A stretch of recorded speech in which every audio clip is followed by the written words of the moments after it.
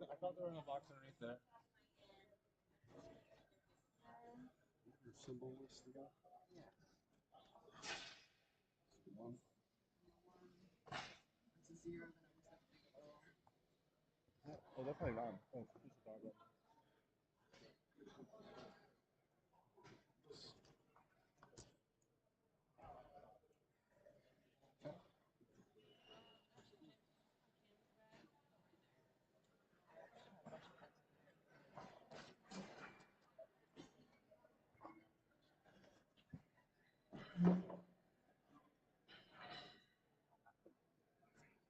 Alright, the light's not on that.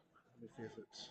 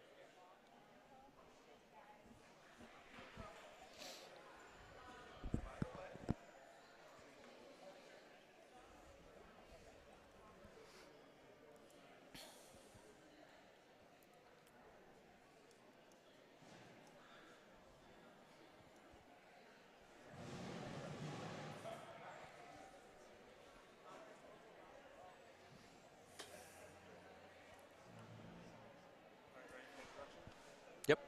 Yep.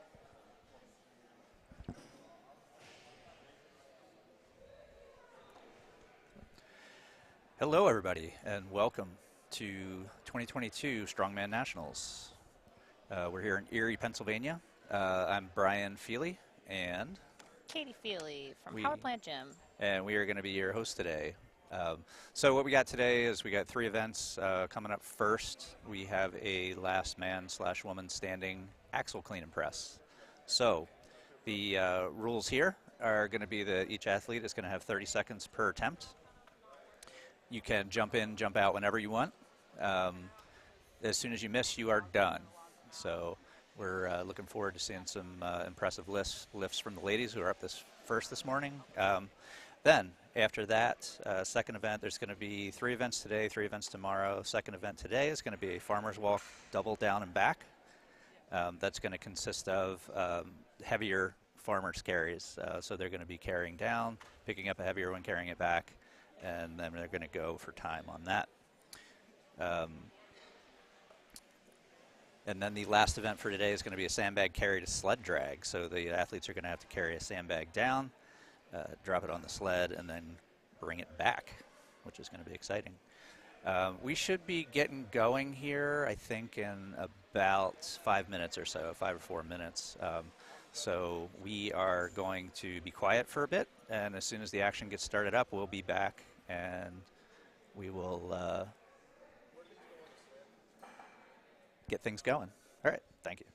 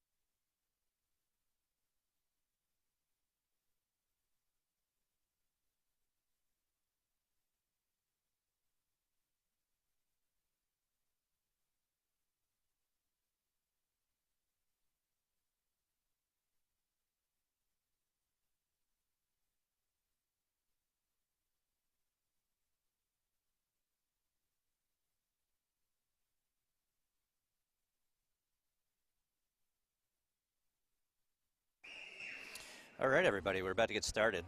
So what we're going to be seeing here in this first event, again, is a last man standing axle clean and press. Athletes have 30 seconds per attempt. Jump in, jump out. As soon as you miss, you are finished. So in lane 1, we're going to have the 125s. In lanes 2 and 3 will be the 140s, and then in lane 4 will be the 160s. Coming up after that, in lane 1 and 2, we'll have the 180 women, and then the open women will be in lanes 3 and 4 after that. So we'll try and keep track of what's going on over here, try and keep track of what weights are coming up on the bar next. We'll do our best. This format doesn't lend itself very well to doing very accurate and precise announcing, but we will do what we can for you. All right, let's get our ladies out here. I need my 125 ladies in lane 1. I need my 140 ladies in lanes 2 and 3, and my 160 ladies in lane 4.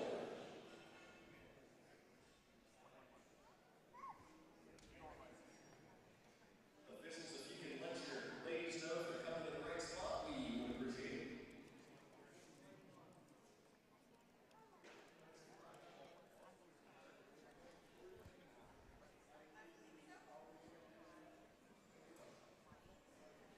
That camera up behind the floor.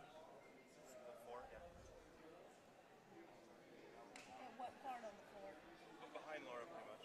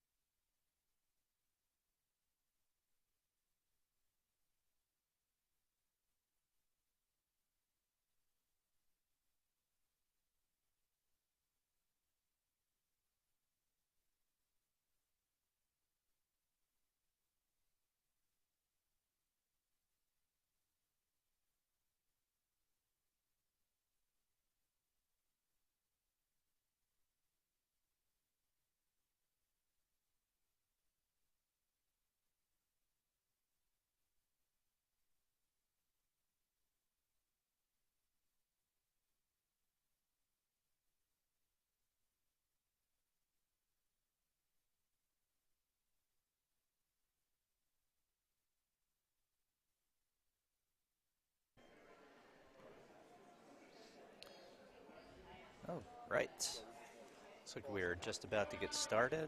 So opening weights that we're going to be seeing here. So the 125 women will be at 115 pounds to start. 140 will be at 132, and 160 will be at 143. It'll be interesting to see how people game it out. People that aren't familiar with Strongman, the clean technique that you're generally going to see is what is called a continental clean, which will involve getting it to the lower sternum area, to the shoulders and then overhead. Getting it overhead, you have your option, press, push press, split jerk, however you want to do it is fine. Athlete has to have their feet side by side locked out overhead to get a good rep.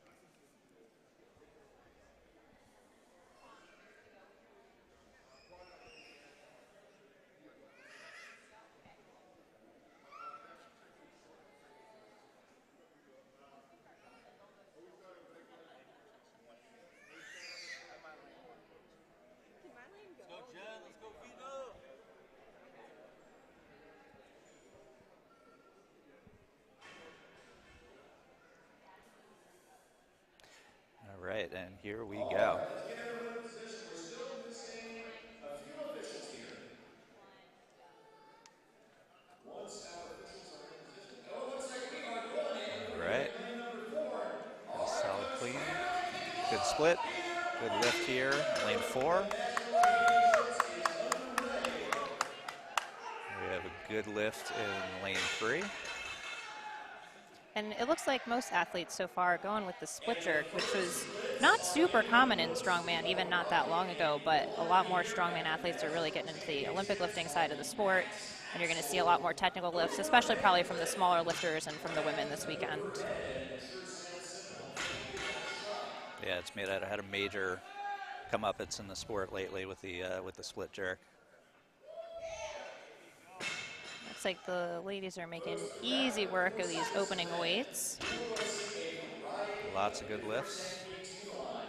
To get that bar, not only from the ground to the shoulders, but from the shoulders to the Nice, extended arm position. nice push jerk in lane 3. Now, in order to receive that precious stand command and receive credit for the lift, Good lift in lane 4. Solid lift so far. the bar must be lifted or off overhead. The arms must be extended. If they split the feet must come back to a square stance. The knees and hips extended, and they must have a vertical posture. Once the bar and the athlete. So if you are watching for a friend or a family member, again, we're looking at 125 women in lane 1, 140 women are split between lanes 2 and 3, and the 160 women are on lane 4. So they're all coming up in order of the roster. If they decide to pass on a weight, they'll come up, let the judges know they're passing, and head to the back of the line, wait for the next weight. Right now they are roughly in their starting order still. It looks like people are mostly taking these attempts. Yeah, and what you'll see happen eventually is as the field starts to narrow a little bit, you'll see the groups get combined because at that point the weight classes don't matter and it's really just about the weight on the bar. We're going to see several different techniques utilized. The push press involves bending the knees one time, which means you dip and you drive it up the arm. Looks like we're seeing a little push pressing going Yeah, on some down push in lane 1. presses and some push jerks. Really the beauty of strongman is that as long as you get that weight over your head, it's kind of up to you, whatever you want to do to get it there.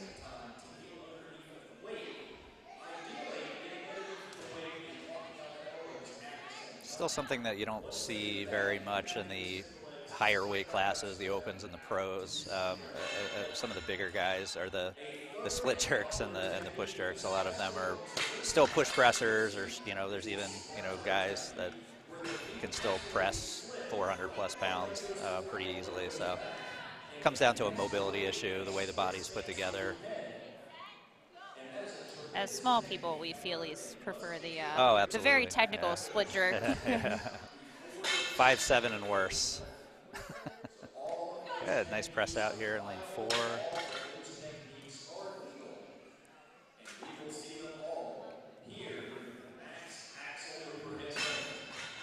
Really not seeing very many, if any, misses at all, I don't think.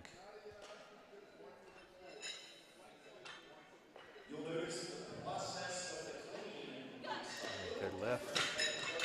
People are definitely choosing to take a lot of lifts. I know personally, coming from an Olympic lifting background, I try to shoot in the 3 to 4 rep range, so I want my first rep to be something manageable. Second should be challenging, and then 3 and 4 should be a pretty much all-out attempt. I think as you get a little bit more comfortable with your abilities and competing, that becomes a little bit easier to kind of game out. As people are kind of newer to the sport, you'll see them take a lot of attempts. Yeah, in this particular event, it's last man standing, which means that you can take as many attempts as you would like as long as you don't miss. Sometimes you'll see where you're limited to 3 attempts, but in this, someone could theoretically take 10 jumps, which would be a lot, not probably recommended by a coach, but sometimes you just get that competition adrenaline going too, and you don't know. That's the nice thing about last man standing is that it's rare that you're going to leave any pounds on the floor. Right, and everybody's got a plan until it's go time. So you can say to yourself, oh, you know, we're going to aim for my 3 to 4, and then end up taking 8 attempts before you know it even happened. So. The weight will continue to go up every round, and the weight never comes back down. So, once they miss at an increment, Beautiful jerk over in lane 2. Excellent jerk here in lane 4. The split jerks are looking really good in this crowd.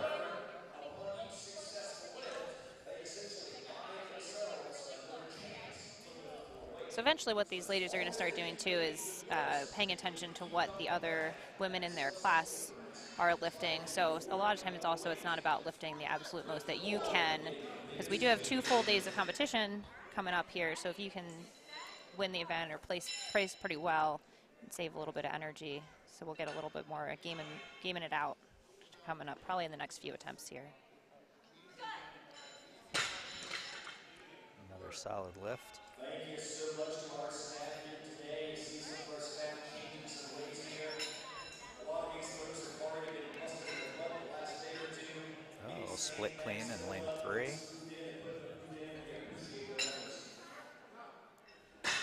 Very nice split jerk too. Very nice split jerk, yeah.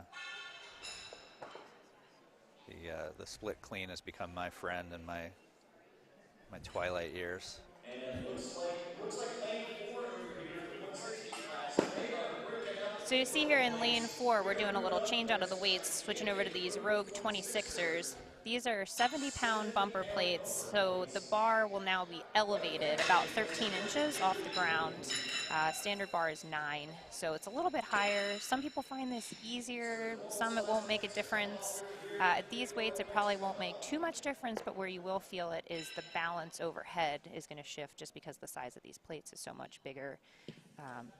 So that's the athletes, I think, will more notice that difference when it sits on the chest, and then also as they're locking out overhead with that balance. Yeah, and huge shout out to Rogue for for making these 26ers. These are easily my favorite plates that we have at Power Plant. They're awesome. I mean, up until just recently, most people were using kind of the classic wagon wheel type setup, and wagon wheels are great. I mean, they were a staple for a long time.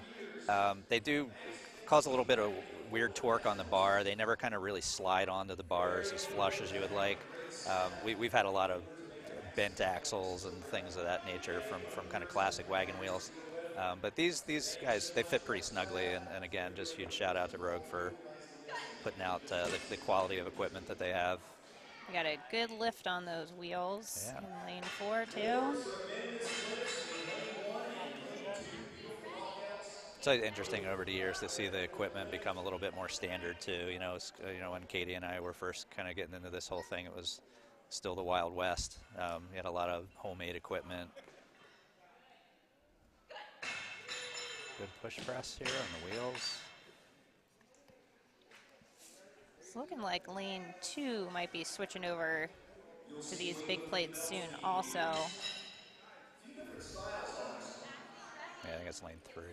The weight belt has been a point of controversy in the accident over the years. Sometimes, especially in the U.S., being contested without it being legal to rest the weight on the belt.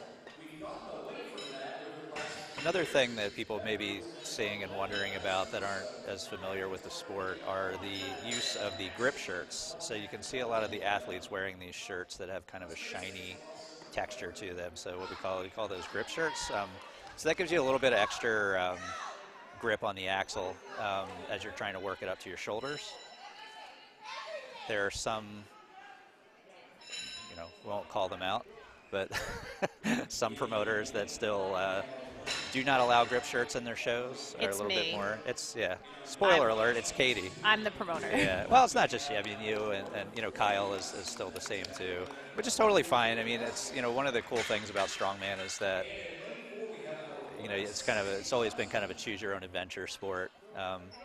So depending on where you're competing, who you're competing for, the rules may vary slightly, which can be awesome and also frustrating sometimes.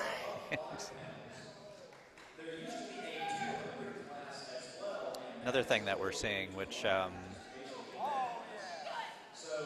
that is kind of relatively new to be allowed in Strongman Corp, is the belt clean, where we're seeing the axle actually rested on the belt for a second before it comes up to the shoulders. That used to not be the case. You used to have to hit above the belt. I personally love the belt clean myself. Everyone hates it until they try it. Everyone hates it until they try it. I think part of that too is just from a judging perspective. It really was pretty sketchy to try and determine whether someone was actually resting it. Yeah, exactly. So it's much easier for the judges and really for the athletes too to just let it happen. Because again, if with you have this sport, if you can get the weight where it needs to go, the in-between part is really up to you. Right. Yeah, like you said, the judging gets tough. You have a neoprene over top or underneath of a lever belt that's hiked up to your sternum. It becomes kind of hard to tell whether you're actually resting it on the belt. So I think everybody at this point is just kind of like, well, let's just let it happen and see how much weight people can get over their heads. Oh. Looks like we still have quite a number of women on the field. Looks like some of the presses in lane 3 are getting a little tough.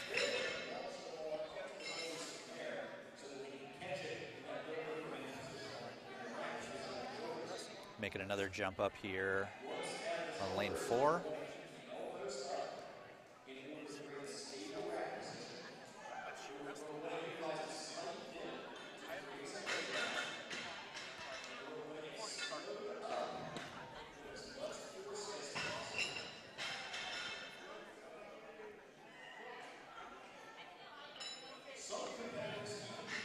Unfortunately, in this event, it's hard for us watching 4 lanes to know exactly who's going at what time, but we will give you a heads up on in the later events. But we do have, across these lanes, some repeat competitors, some people who just missed the Arnold last year or just missed a pro card. So there's at least half a dozen women out here that we're expecting to see some pretty big things from this weekend. Should have a good opportunity for an Arnold qualifier and a pro card. Yeah, and shout out to you guys that are putting names in the comments on the YouTube video. We appreciate it. Like Katie said, it's hard for us to kind of get a grip on what's going on in 4 lanes at a time, which will become easier in some of the events later in the day. So first half of the day today is going to be the ladies, and then later on today we're going to see the guys.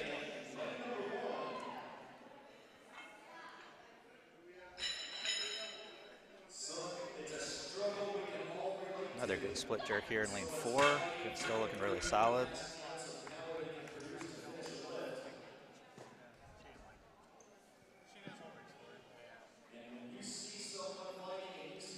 Looks like one lane of the 140 women are now going up to the rogue wheels, which means we're up to about 165 pounds in total on that bar. Nice press in lane 4.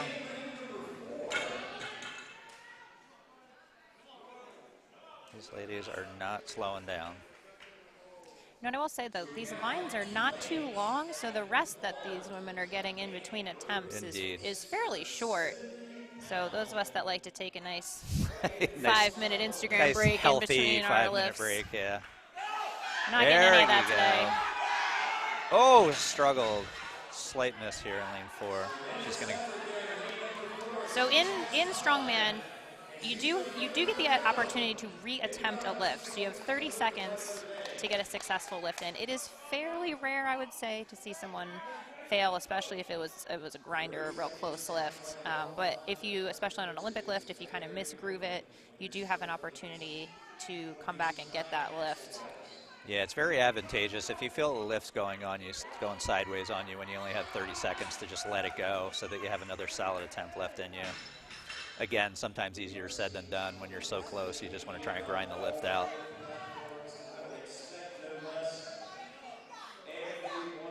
Oh, all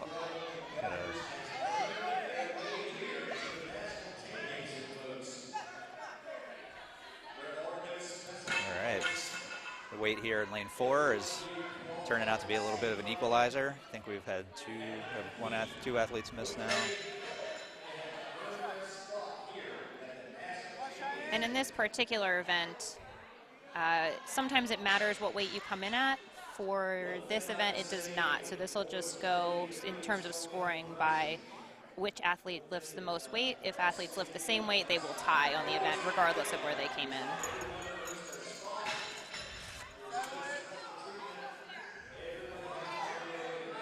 All right. Yeah, we definitely have some struggles going on now.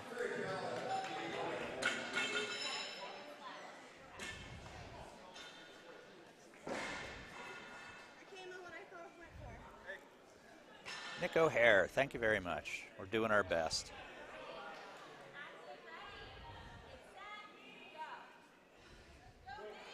So again, just so you guys know, my name is Brian Feeley. This is my lovely, talented wife, Katie, sitting next to me. We own Power Plant Gym in Aston, PA, which is right outside Philadelphia. Katie has been a Strongman Corp state rep for 5-ish years now. She covers Delaware and southeastern PA. She kind of splits that area with Kyle Bixler, who's been a state chair since the dinosaur age. Yeah, so that's who you're listening to now. And we are watching the YouTube comments, so feel free to drop us your questions and comments as long as they're nice. Even if you're not nice, we're from the Philly area, so we can hack it. We can take it. Looks like a good and exciting lift in lane 4 here. Nice job. We're going to be in PR territory for a lot of these women at this point in the game. So some exciting lifts. We'll probably stop talking a little bit here and let you guys just enjoy the show.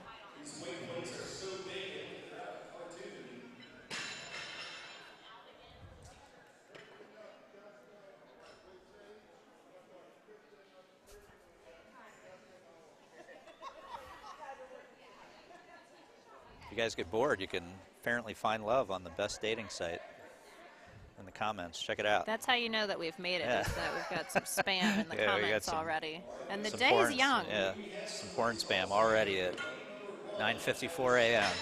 Good times. It's never too early, really. Never too early. Another weight change here in lane 4. Looks like we got four ladies still active in that lane. And the 125s, they have the wagon wheels on there. Can't tell. Possibly they are done, though. Got Dave Waters on the sweeping job there on lane 1.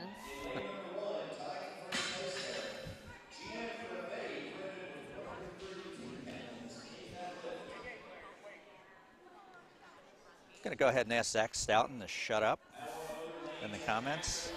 See, we can't give in to the haters on the feeds, though. We'll give you a full and detailed history of the Husafell Stone later, Zach. We know that you are very interested in. In the meantime, a very nice split clean and split jerk in lane 2 over there. We are really whittling down the 140 women. It looks like we've got about 8 or so women left there, and it looks like 4 left in the 160s. After these groups go, we're going to reset everything, and we'll have your 180s and open women coming up. Almost got a good clean there in lane 3.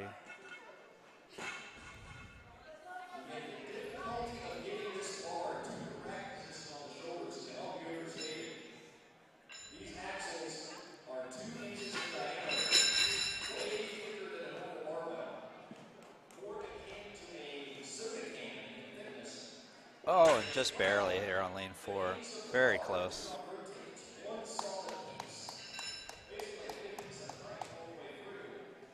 So you have to imagine some of these missed lifts are probably within the reach of these women. They took a lot of attempts. A lot of attempts, yeah.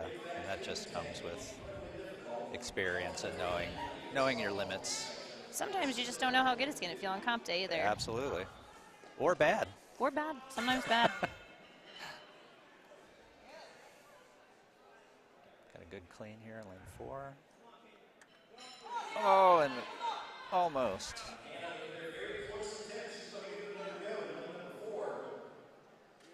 Give it another shot. Oh, and a good lift. Press out. Wow. Way to grind it out. That was awesome. So like we talked about a little bit ago, you do get that opportunity in Strongman. So if this was Olympic lifting, that would have just been over. But we like to see those grinders here. So yeah, absolutely. It's a good lift.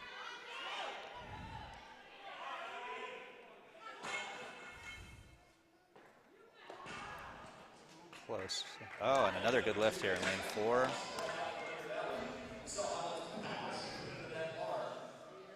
Got 3 women left in the 160s.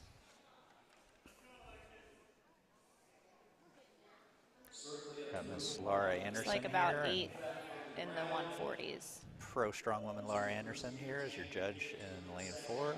Pro judge too. Pro judge too. Also pro matching outfits with Nadia Stowers today. They did some coordination ahead of time and are just really up on another level for the rest of us. Yeah, it's just next level outfit matching today.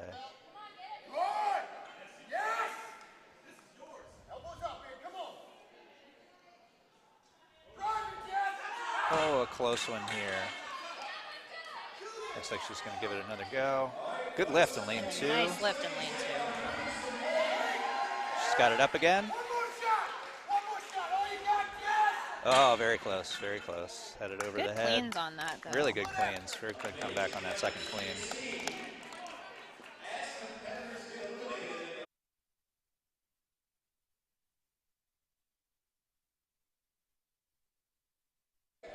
I don't remember.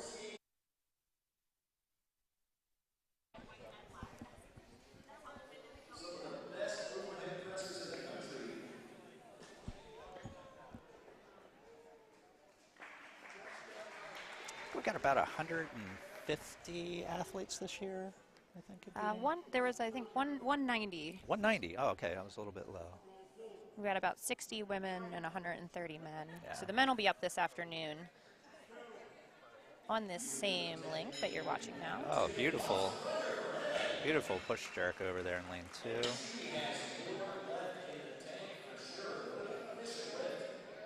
Almost no rebend on that. Almost a push press.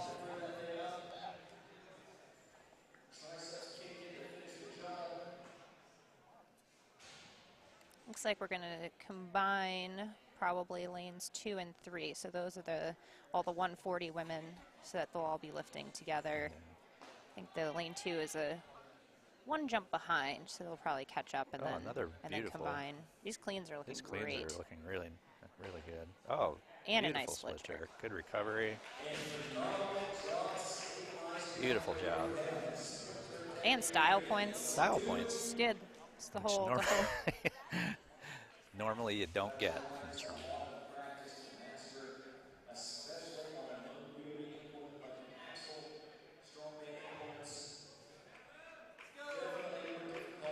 Nice power jerk there.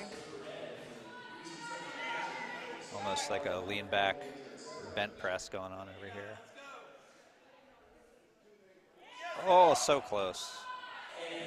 It's a beautiful old school style lift when it goes well.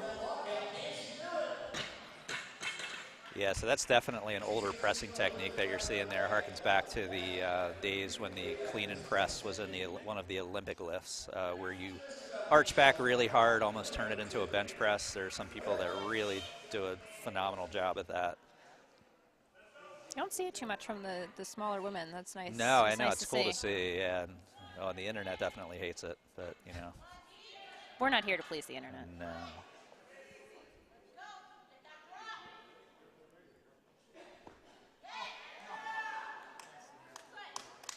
And a good lift here in lane 4.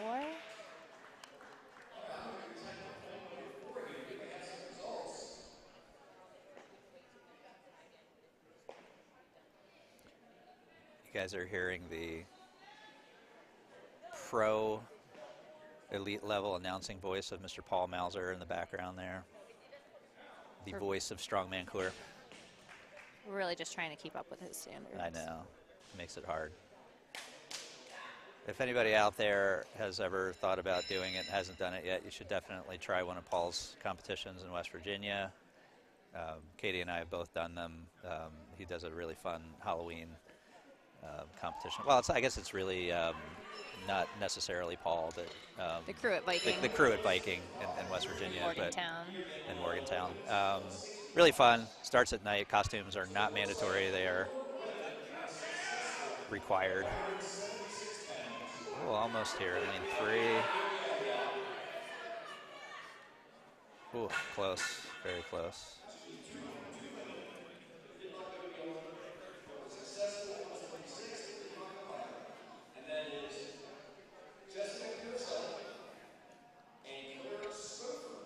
Paul and crew at Viking like to torture people, so they like to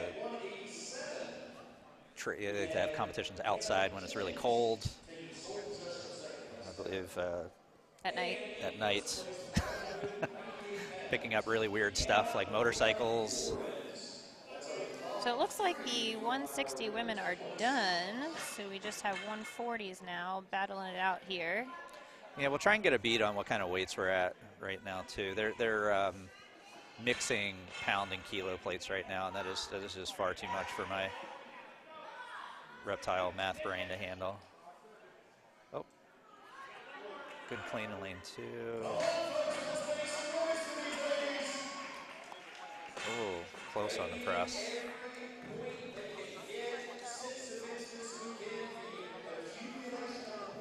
Looks like we're at about 175 maybe on lane 2 and 185 on lane 3, but don't quote me. Yeah, approximation. We're squinting at kilo plates, so. Yeah.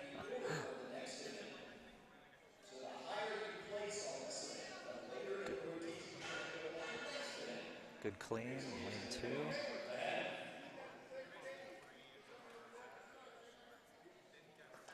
Oh, very close on the jerk there. I feel that pain. That's where my jerks fail too. Yeah, you can't. If you know, you know. That feeling.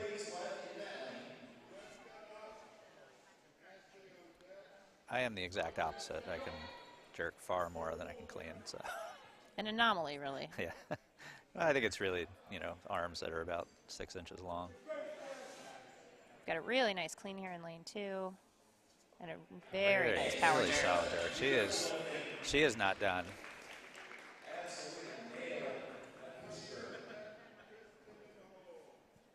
And I wish I could, if I knew how many attempts these women had taken. Yeah, I know. It's a lot. lot. Yeah. We're getting into CrossFit territory up in here. Oh, said the C word. I did.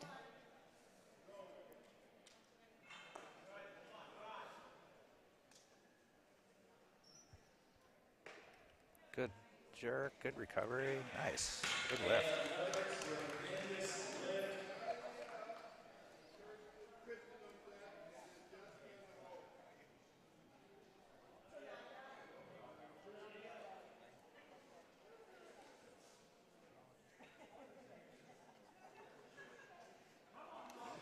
Good clean. Oh my gosh, beautiful.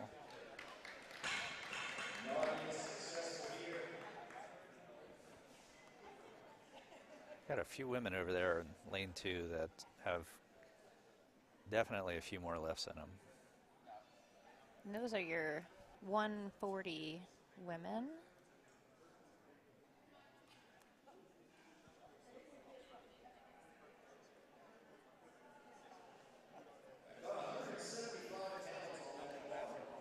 Looks like we've got a little bit of delay from our audio to your video, so we're going to get that squared away, and you can enjoy the 140 lifting that's going on.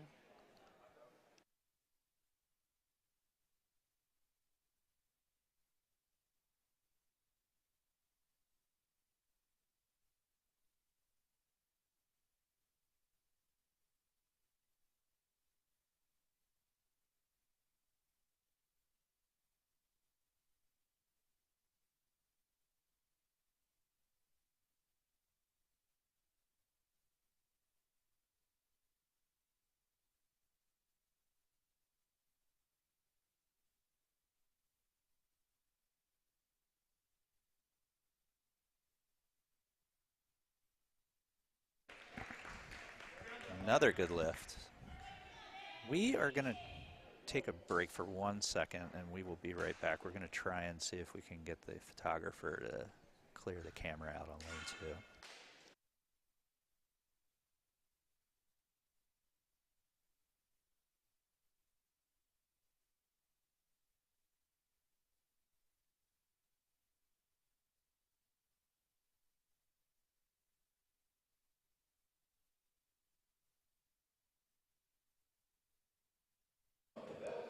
Katie Feeley to the rescue.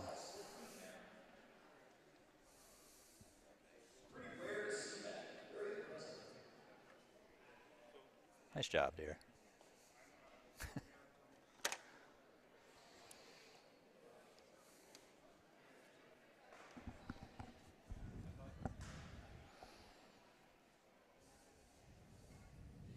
Looks like we have a weight change. We are going up to the next increment here.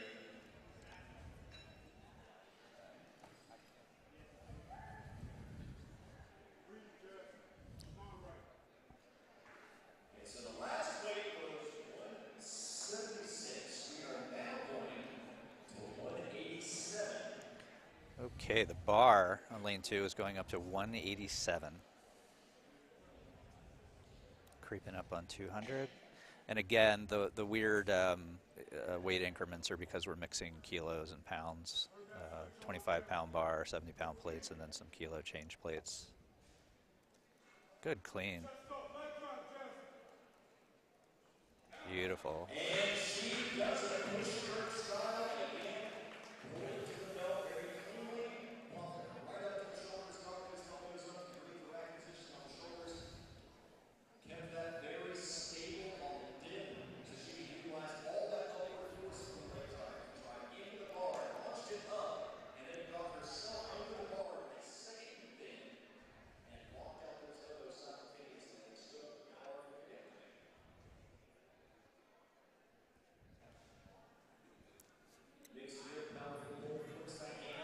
Good clean in lane 2. Oh, very close on the split. She's got that in her. If she could just get a little bit lower. Oh, so close.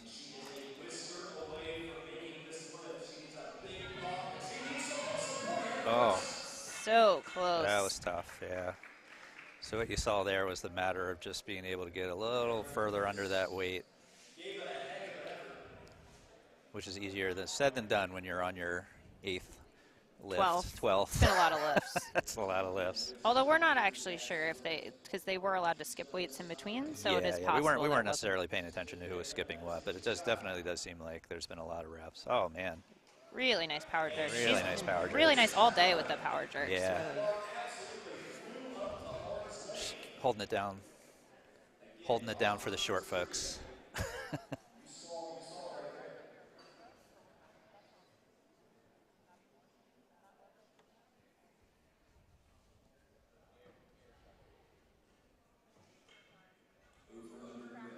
Very easy to the shoulders.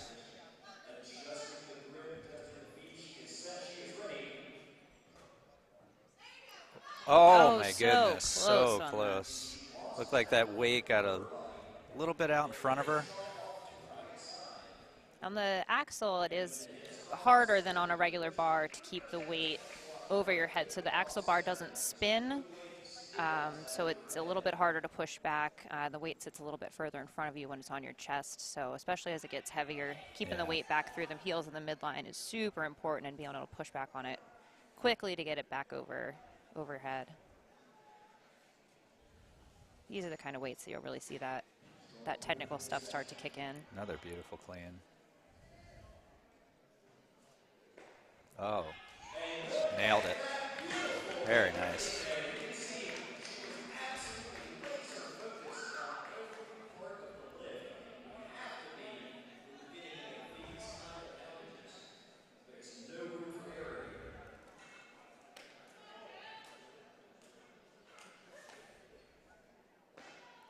Split clean.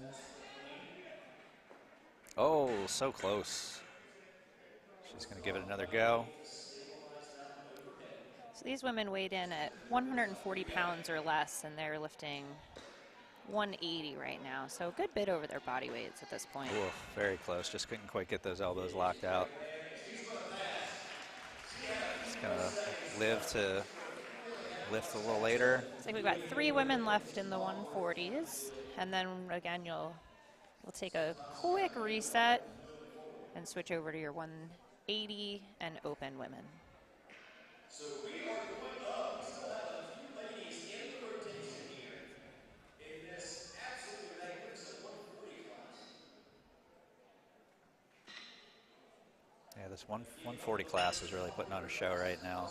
I mean, not only are these, you know, above body weight lifts, but they're being performed with really good technique. And very minimal rest. Very minimal rest, yeah.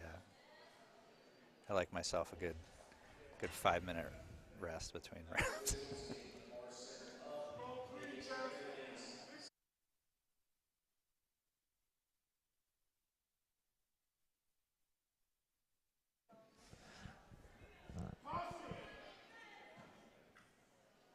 Oh, another good lift.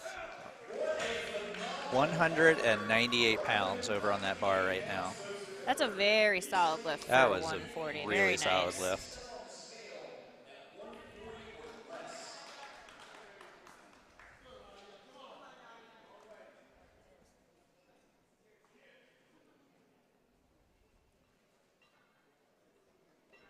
Good clean. Oh, beautiful. My goodness. She's wearing some classic Adidas lifters, too. I'm guessing yeah. there's a little Olympic lifting background there. We recognize old school shoes when we see them.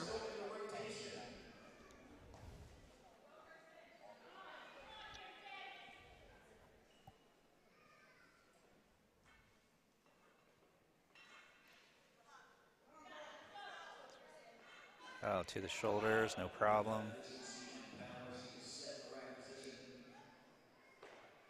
Oh, just lost it behind her. And that drop behind the head is fairly uncommon. Yeah, yeah. I mean, you know, there's definitely a level of commitment that has happened if you're if you're losing the weight behind you.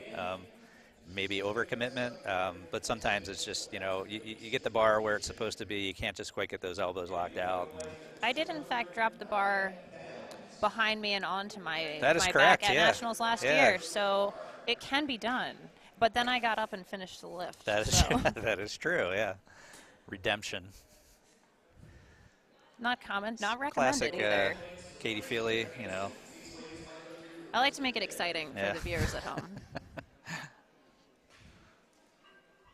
Make sure my mom catches it on the replay and not Yeah, on I mean, live. you know, if it's worth doing, it's worth giving your family a heart attack from far away. And we're doing another weight change.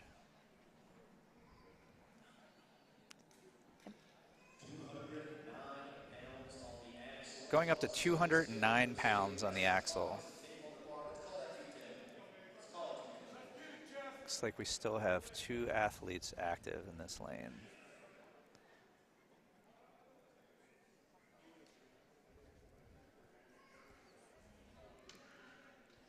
One of them is getting a little shoulder massage there from Nadia Stowers, who is Which herself a phenomenal presser. So you get some if that's what you want, that's some what strength you want. transfer there. Yeah, everybody could use a little of that kind of strength going into yeah. an overhead lift, especially. Again, beautiful clean. Oh my goodness, that was about as close as it gets. Very She's narrow going to miss. call it there. She's going to call it, but Beautiful. amazing performance. We have in lifting what we call good misses. So Yeah. that's when we see a lift that is really beautiful and really close. Doesn't quite meet the standards of a completed lift, but that was a good miss. Absolutely. Another good clean. See if she can finish it. This will be for the win. Oh. Not quite. She's going to call Yeah, it. So, they're going to take the so tie. that should do it for our 140 women. So we're going to take a quick break here and then bring out our 180s and open women.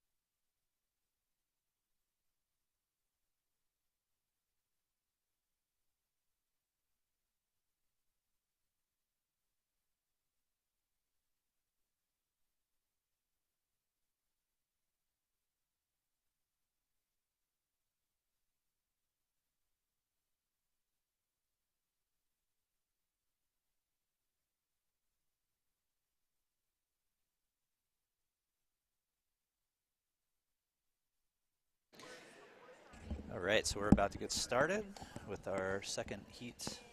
So over in lanes 1 and 2, you're going to have your 180 women, and then lanes 3 and 4 are going to be your open women. It looks like everybody is going to be starting at 165. Already have one good lift down in lane 1. And our first split is in the books. Once again, folks, our Be surprised if these didn't go well over 200.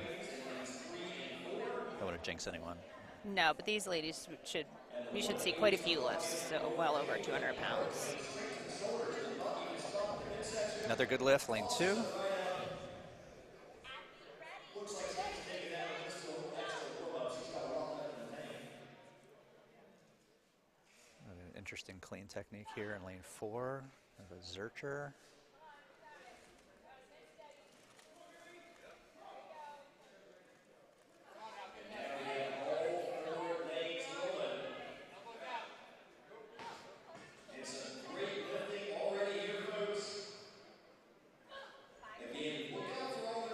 Good lift to lane 3. A little bit of a struggle on lane 4. Looks like she's unfortunately going to go out on her first attempt. And in the 180s here, so the women that you have on lanes 1 and 2, there's going to be a throwdown in this weight class this weekend. So we have women who 3 of them were 4th, 5th, and 6th. Last year's nationals, so they're going to be for sure hunting for the podium. Oh yeah, that should be. They're gonna duke it out all weekend.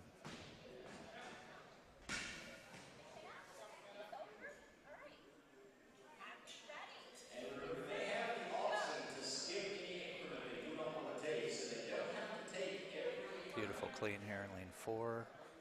Beautiful jerk.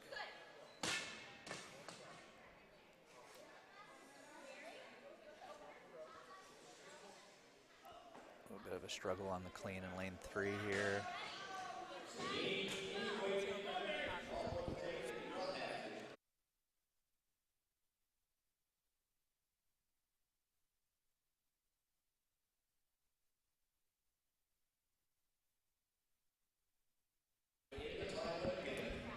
More good lift.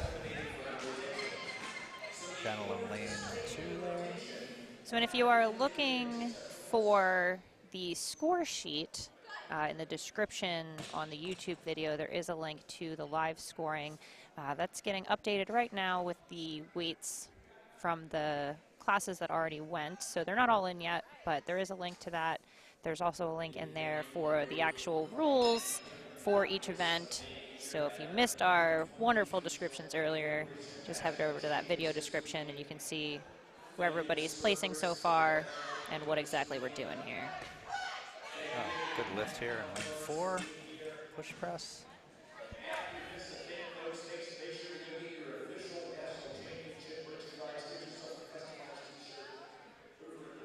Thanks to Strongman Corp for doing the free live stream, and for Mr. James Diffenbaugh for setting everything up,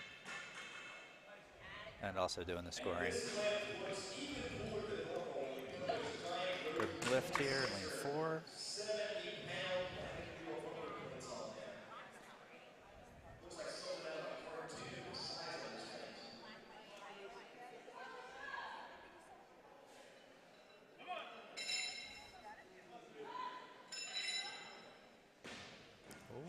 A little off balance in lane 2, but it's still a good lift. Got it steadied.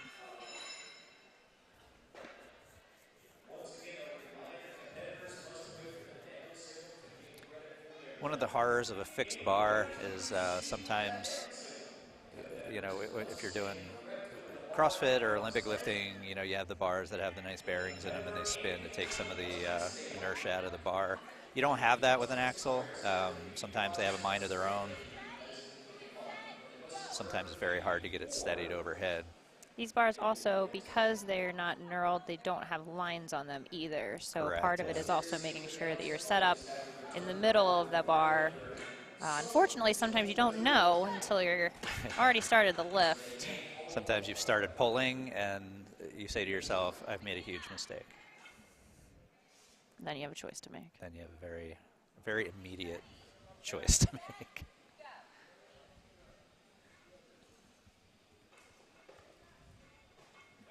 Easy clean here in lane 4. Easy jerk, very nice.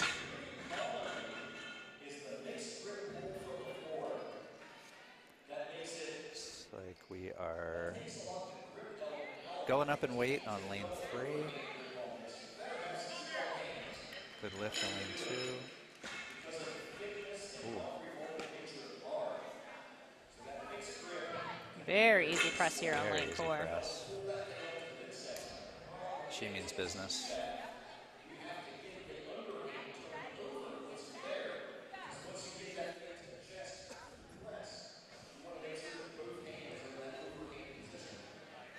Good press in lane 4. We're at 176 pounds in lane 4. Looks like the same in lane 1.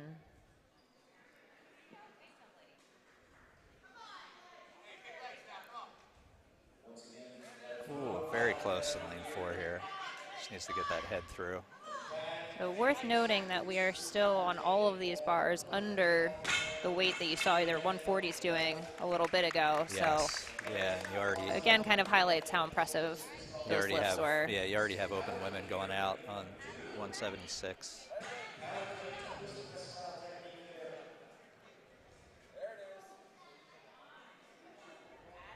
Good press in lane 3. Notice a lot of folks will use a foamless grip as well on this.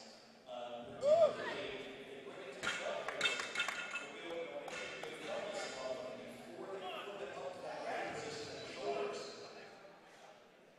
And that's very useful. Ooh, very near miss. Good lift in lane 3, though. So when you flip that thing up into the rack position, if you have your front rack on, for some folks that creates too much torque on the wrist. So that's why you see a lot of folks get that foam off the bar. Seeing a bigger mix of pressing styles in these weight classes.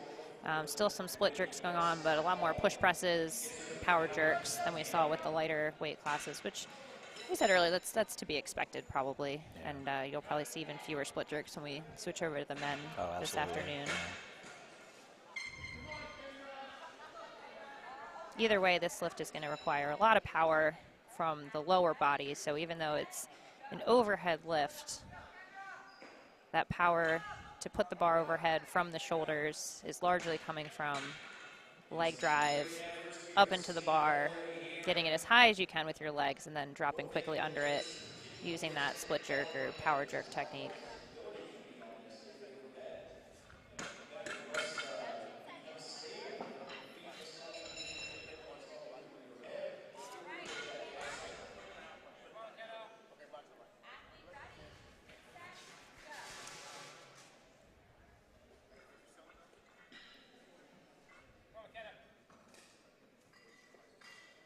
Beautiful lift in lane 4. Yeah, some of these ladies are here to do work, for sure. There's going to be some good lifts here.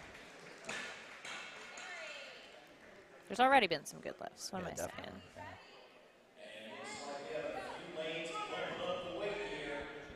The weights just keep coming up every round. The weight gets heavier. As long as you create a successful Easy push press here on lane 4. The thing with the push press, though, is that when it's over, it is over. Yes, sir. to save energy and try to do as few attempts as possible. Oof, wow, that was almost Really a, easy push presses, almost a though. strict press. We're at 187 here in lane 4. It's escalated fairly quickly over here.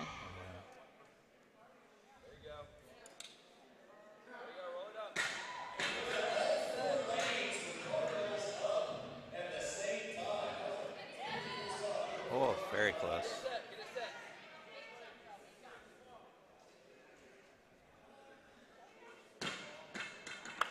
Very close. Good attempts. You'll notice some of the different gear that the competitors are wearing. Some opt for wrist wraps, some do not. Multiple good lifts, lane 1, 2, and 3. Especially on these overhead lifts or flipping into that rack position that can really beat up the wrist. Some like Looks like in 2 and 3 we're probably up, whatever the jump after 187, Should be 193. 190. I think we're making 5 kilo jumps, which is a little over 10 pounds. So the weights are a little 198 wonky. possibly. Wonky meaning kilos.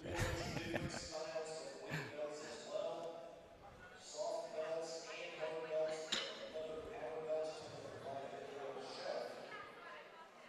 However, they can also get in Beautiful clean in lane 2. Beautiful jerk.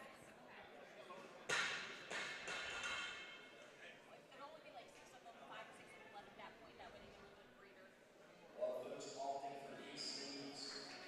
The leg drive is so important on this type of lift. So we see a lot of knee sleeves out there. Beautiful clean. Oh, wasn't quite there on the jerk. Might have rushed it a little bit.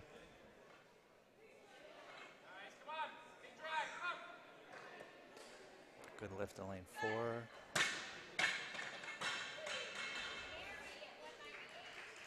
It looks like we're down to just 6 or 7 of the open women already. Yeah, we're down up to 198 here in lane 4. It looks like lane 2 and 3 are going up. Of big one, our max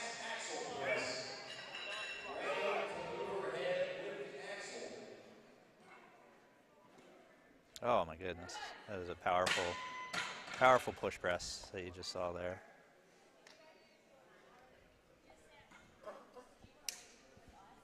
Not only is it important to be the very best on this event for the points that will contribute to your overall score, it is also important to set you up for success on the next event, because each event competitor order is determined by your performance on the previous event. So Another solid push press, lane 4. Looks like our scores have been updated for the lighter women's classes. Our best lift in 140 was at 143. The best lift in oh, sorry, that was in 125. In 140, it looks like the top lift was 176. And in the 160s, the best lift was 165.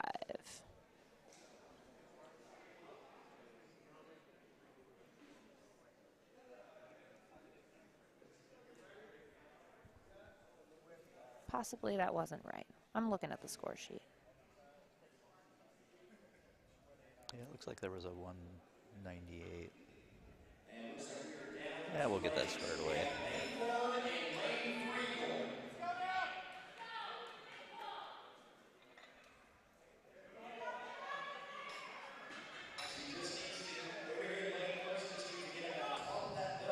Looks like these cleans are getting a little rougher.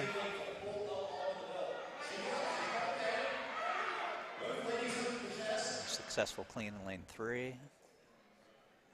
And she got it locked out. Good. Got the down signal. So again, in order to get that down command, what the judges are looking for is going to be hips and knees locked out, elbows locked out overhead, and feet on a straight line. The feet on a straight line is one that often eludes people when the weight gets off balance. And it looks like we're going to combine some lanes here.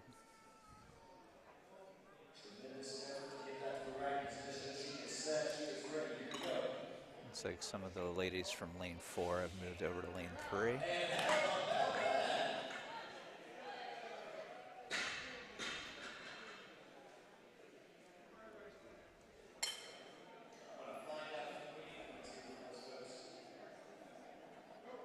And we've combined lanes 1 and 2 as well.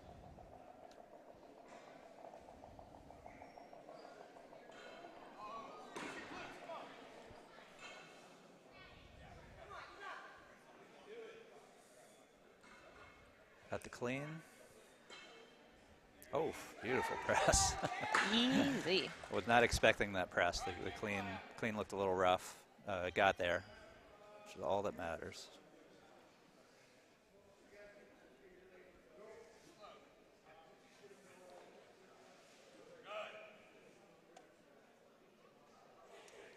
Another, oh.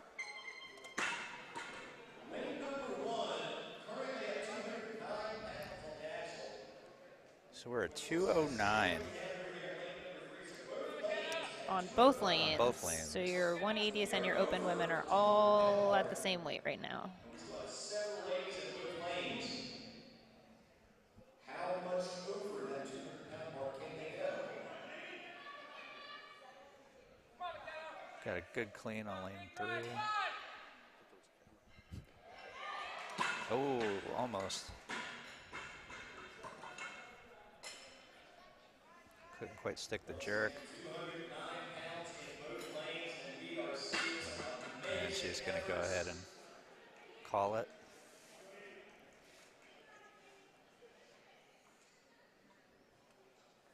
Easy clean in lane 1. Almost there on the.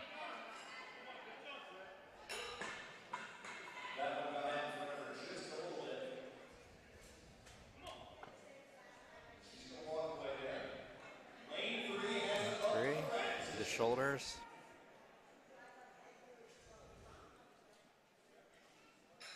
And she's got it. Still making pretty easy work of those presses. Absolutely, yeah. She looks pretty excited. She does. Still like didn't look too hard from here, but the competition adrenaline will really get it done.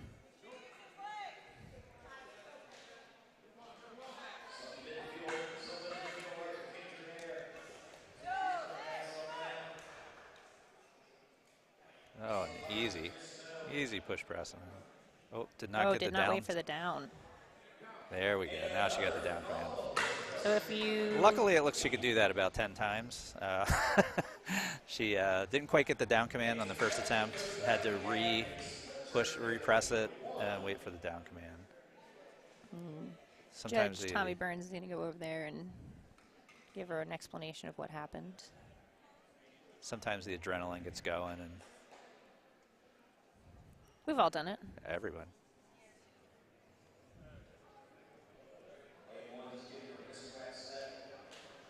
Pulls it to the belt, has the grip set, flips it up to the rack position. The dip, the drive, the lockout, and simply is good. So lane 3, our remaining... I agree with some of our commenters here on YouTube. Laura is the judge of all judges. It's also the only time that you won't see her snacking. Big snacker, big cheer. Big snacker, big cheer, very enthusiastic. Although was it last year, I don't think I saw her one time without a bag of popcorn. Standard. Standard. Looks like we're adding a little bit of weight here for the open women, and they're going to get going on this next weight.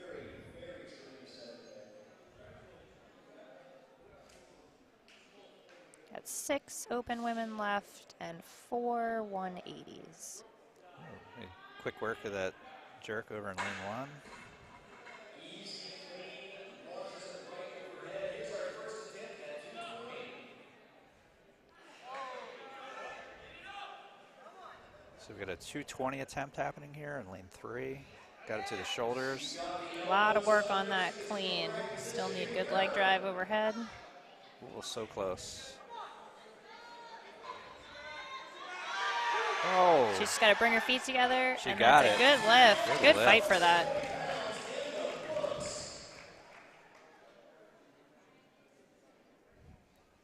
shout out from our man Cody Abel on the YouTube chat. Thanks for tuning in. Thanks for tuning in, Cody.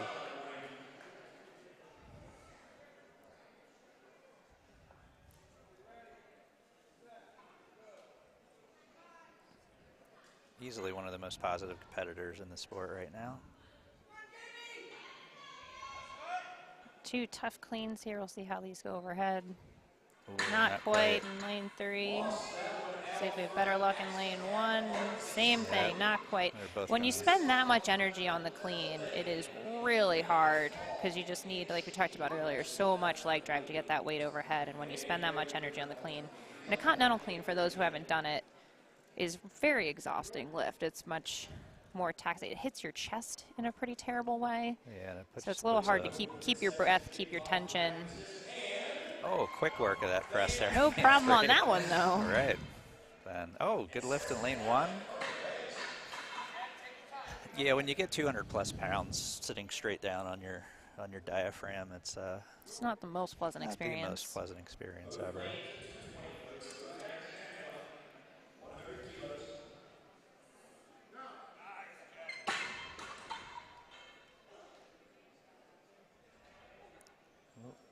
Pushing the weight out a little bit in front of her in lane 1.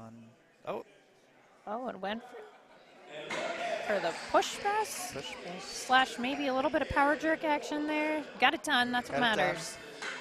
Attempted the split turn, didn't like the way that fell, and then went to a push press. Yeah, Paul's making a really good point right now. She tried the split jerk, wasn't feeling it, recovered, and came back with a push press and got it. It's a game time decision. Game time decision. Worked out for her, though. And it looks like we're going to have an athlete done in lane 3. Oh, and not quite in lane Not quite 1. there in lane 1. Lane 3 here, we'll see if that push press is going to keep working at these heavier weights. It's going to be a big lift.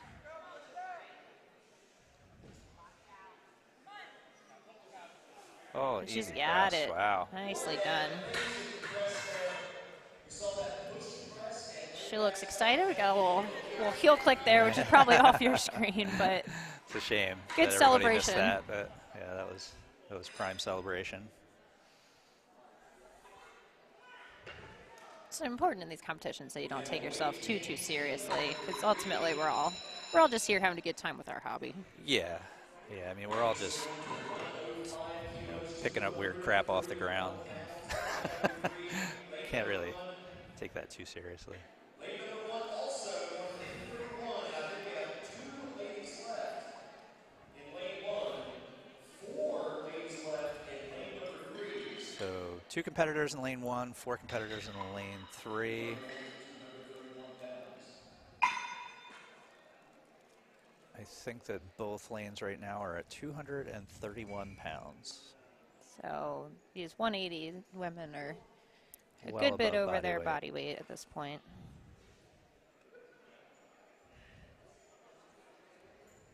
See a multi-stage continental clean here in lane 3.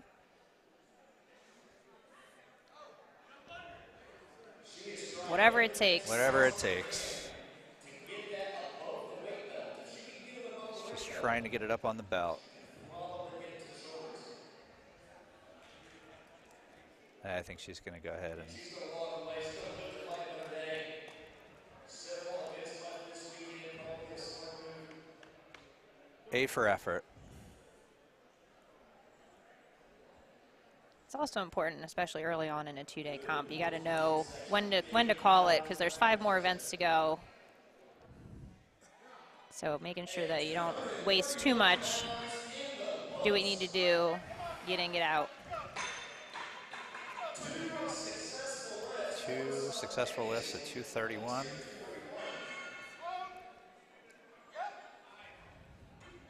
Good clean. Easy push press. And we now have multiple women succeeding at this weight. And that makes you wonder, Coach, what is it going to take to win this thing? Oh, nice. Good. Still Little some very kind of a- solid lifts going on here. Kind of a hybrid split jerk in lane 1 there.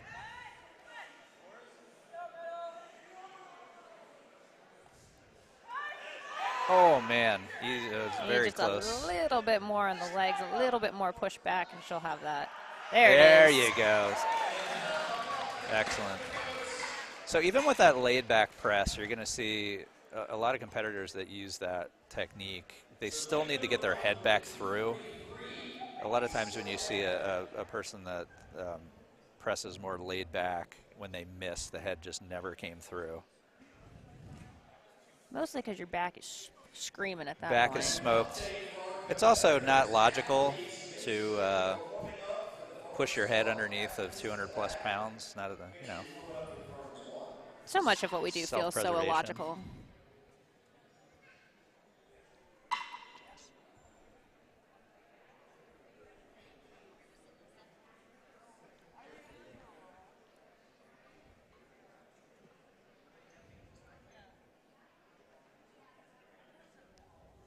Looks like we've added weight in both lanes. Yeah, we'll see if we can get a readout on what the weight is.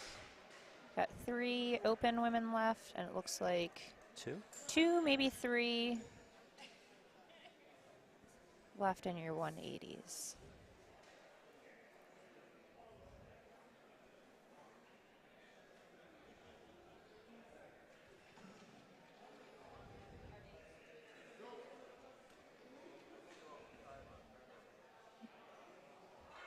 Good clean in lane 3. Oh, powerful. Powerful press. Would like to see them get out of that dip position a little quicker, but you can't argue with the result. Oh, oh my goodness. Little, And she got a that. heck Wow. of a save in lane 1. What a battle in lane 1. Wow. That was all heart. That was all heart, yes. And a lack of self-preservation, Yeah. but here we A are. healthy lack of self-preservation is always good. Judges didn't flinch either. Did not.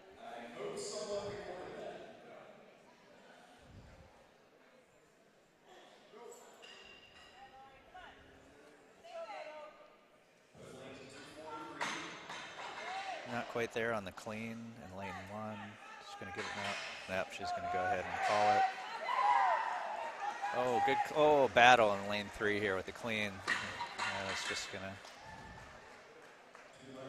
Looks like she's going to call it, but really nicely reset it. Oh, absolutely, yeah. We have completed our max axle overhead event.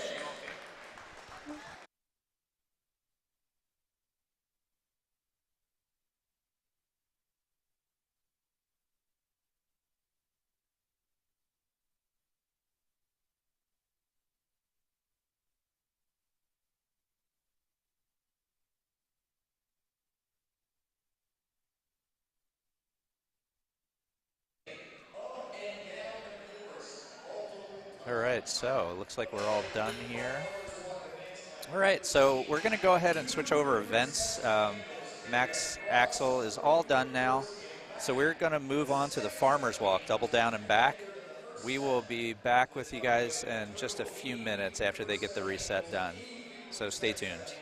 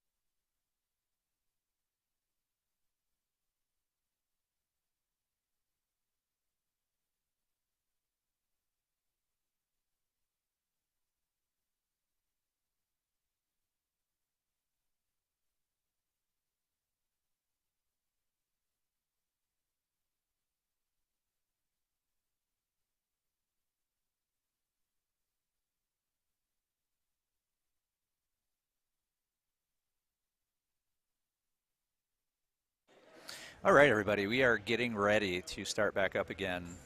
Doing pretty good, keeping on schedule. All right, so what we have coming up next is a farmer's carry down and double down and back. So what the athletes are going to be doing is they are going to be carrying the first weight all the way down, all the way back. The starting weights for the 125 women will be up first. The first weight that they will be carrying is 150. And then what they have to do is once they get back to the start line, they will put that weight down. And then they will pick up the second implement and carry it down and back, which will be 170 pounds for the 125 women. We'll give you the rest of the weights as we go. Yeah, as we let's go, be honest we'll- about how much we're all going to remember here. Yeah, exactly. So 125 women will be up first, 140 women will be up after. So 125, 150 first weight, 170 second weight, 140 women will be 150, 200. So slightly heavier on the way back. And these will be all the same weight class on the Yes. field at the same time. So we'll have some Correct, names yes. for you. But unlike the first event where we had all different weight classes on the floor, right now all you will see is 125 women, and we will let you know when we switch over to 140. Absolutely. I think we're getting ready to go here, getting set up, Yep. and we will be back in a couple minutes.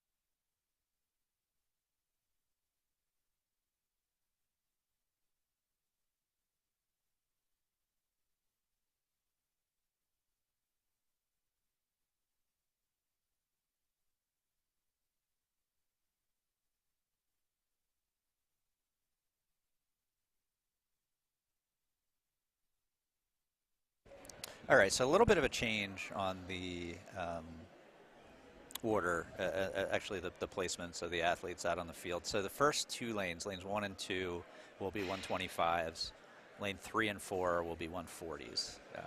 And at first, there's going to be nobody in 3 and 4. Correct, yeah. They're just going to be using there's only the first. 3 125s. Yeah, they're going to be using the first 2 lanes, and then probably what they'll do is turn them all into 140 lanes so that they can get through that group a little bit quicker. And we're going to do our best here to keep everybody's names updated on the screen, as well as let you guys know and announce who we've got in each lane. Yeah.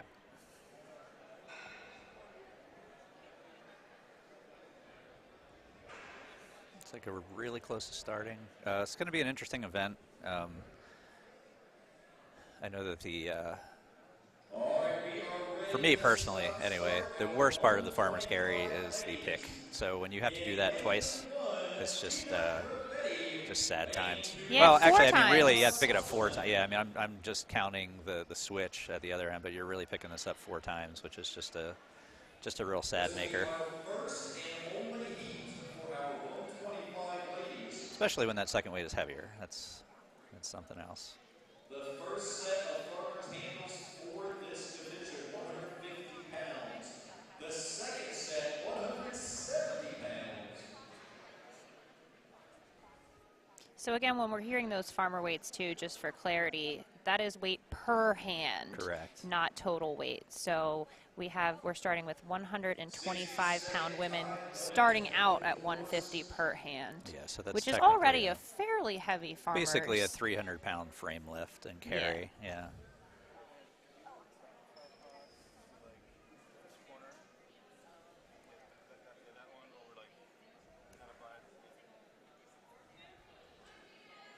All right, looks like we're about to get started here. Here goes our first 2 ladies, 125s. Athletes ready. Judges ready. And we are off to the races literally here. Right, lane 2. So 40 feet down, 40 feet back. And we are looking for the front of that implement to cross the line. Lane 2 is making short work. 170 pounds apiece. That's about 45 or 50 pounds heavier. She's got 40 feet left to go.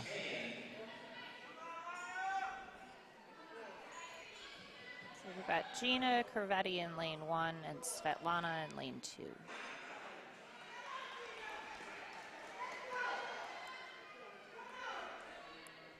Svetlana is finished up. She's taking the opportunity to cheer on her competitor. She's got about another 20 feet to go. Oh, Looks like Gina's going to tap yeah, out she's gonna there. tap out. I know So that when feeling. the athlete, if they don't complete the full run, instead of getting a time, they will get credit for the distance that they carry. So you're going to see Brian come out here and measure the distance.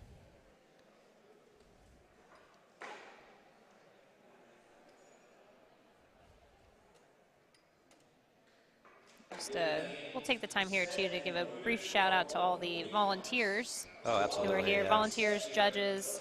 None of this stuff happens without a solid team of volunteers on the floor to fill bags, lift stuff, measure, timing, bringing you this live stream. It takes a village. Yeah, absolutely. I mean, there were people here, including us. I mean, we can't take credit for hardly any of the effort that went on here last night, but we were here for a while last night filling up sandbags, which there are so many of. Thanks to Cerberus for these beautiful sandbags. Beautiful and heavy. Beautiful and heavy, yeah. What's the heaviest sandbags we've filled? The heaviest ones we filled were 360 something? Yeah, it's 350. Like You know what? It was a lot of 353, sandbags. It was a lot of I don't sandbags. remember. Yeah, there was a combination of wet and dry sand. Massive cleanup effort this morning after getting sand all over the floor. So it looks like we're setting up lane here for. Cool. We are going to have.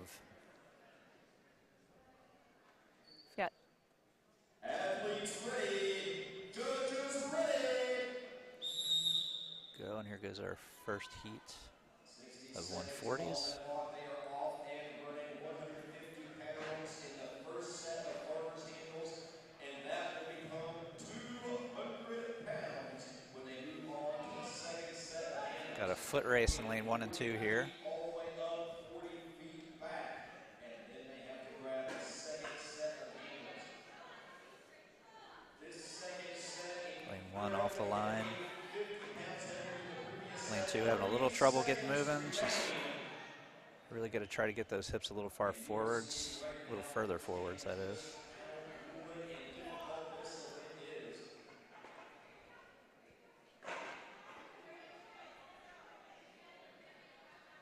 Lane 1 taking a little breather.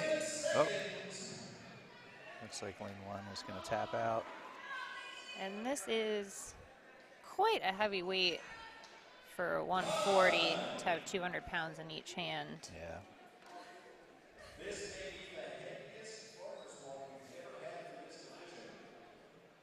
200 per hand in the second set. I think at the beginning here we are going to end up seeing a lot of measurements for distance. Our next heat will bring out 4 lanes. All 4 lanes will be in use. Lane number 1, Allie Hendrickson. All right, so we're going to be using all 4 lanes in this next round. So we're going to have 140s. We've got lane 1, we have Allie Hendrickson. Lane 2, Rebecca.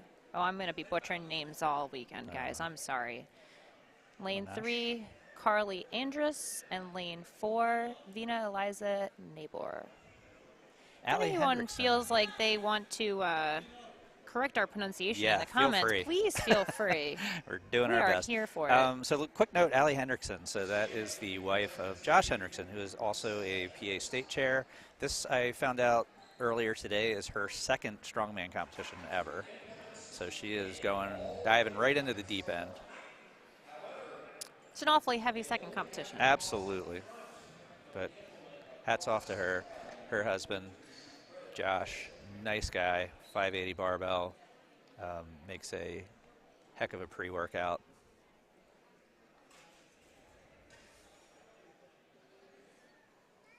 These volunteers are going to be doing a good bit of lifting, I think, resetting these handles on the first couple of heats. Yeah, we actually we kind of lucked out with this duty. Definitely would not want to be out there on the floor when we have to reset those sandbags later.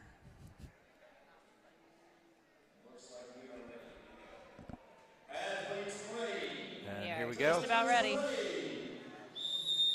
they're off. Oh, all 4, neck and neck. Really fast transitions.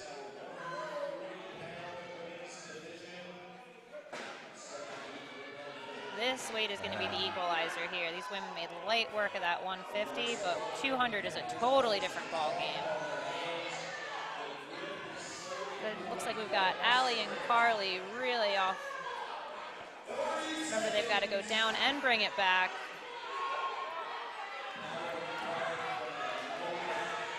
We have about 30 seconds left. Looks like lane Allie 1. in the lead right now. She's going to have to work hard to finish this. Carly right behind her. Looks like she's passed her now, just barely. 10 seconds left. Allie is up again. It looks like she might finish this. She's very so close. Got 2 ladies. The diving finish. Good for her.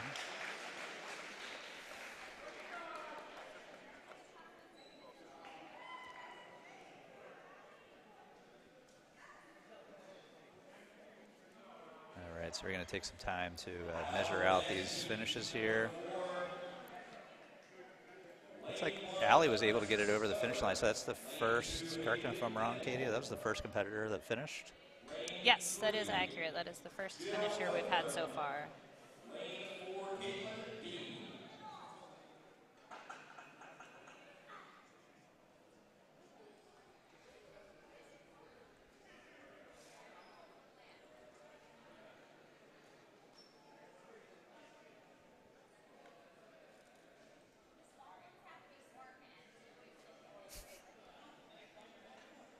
So we're just Color commentary by Laura Anderson.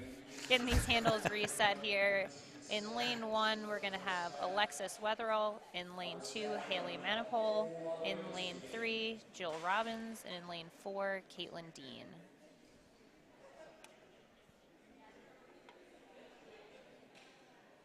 Again, we're still in the 140s. 150 down, 200 back. If you are interested in these implements, talk to my man James after the show.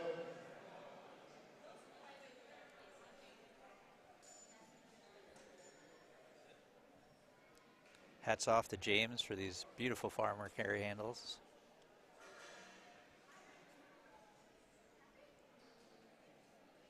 Major bonus on this slippery floor here, having the rubber at the bottom of these. Yeah, that's pretty key. That's going to save some slide penalties. All right, and we're off. Alexis flying in lane 1. Flying in lane 1. Sliding finish in lane 4 there. Oh my goodness. Lane 1 is just cruising. Is Alexis Wetherell. She's off with the 200. Lane 3 also with 200. You can really see the difference, even with how fast these ladies were with 150, but that 200 is just a totally different ball game. Every time these ladies have to set this weight down and repick it, the difficulty goes So up we've got Alexis exponentially. coming in lane 1 here. We have one athlete finished. I think it's safe to say that Alexis has the time to beat right now.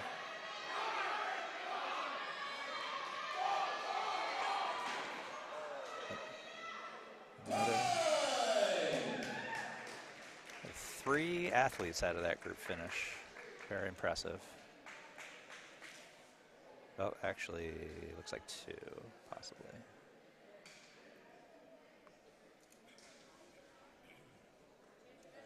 Oh, yeah, so looks like what we had going on here in lane 2 is that one of the handles went over the line, but the other one didn't. So what they're going to do is they're going to take a measurement off of the implement that did not go over the line. So it looks like we actually only had one athlete that finished that. We've got 2 more heats here of 140-pound women.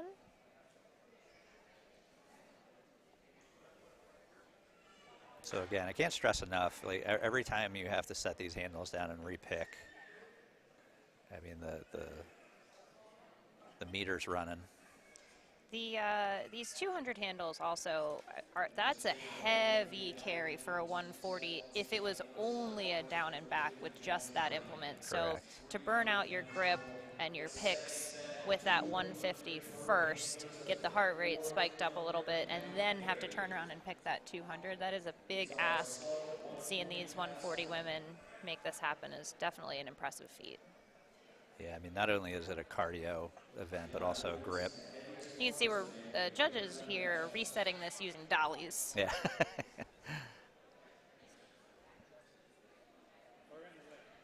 All right, we've got lane 1, we have Ashley Harold. Lane 2, Kristen Ellis. Lane 3, Jessica, Moriki. Jessica Moriki.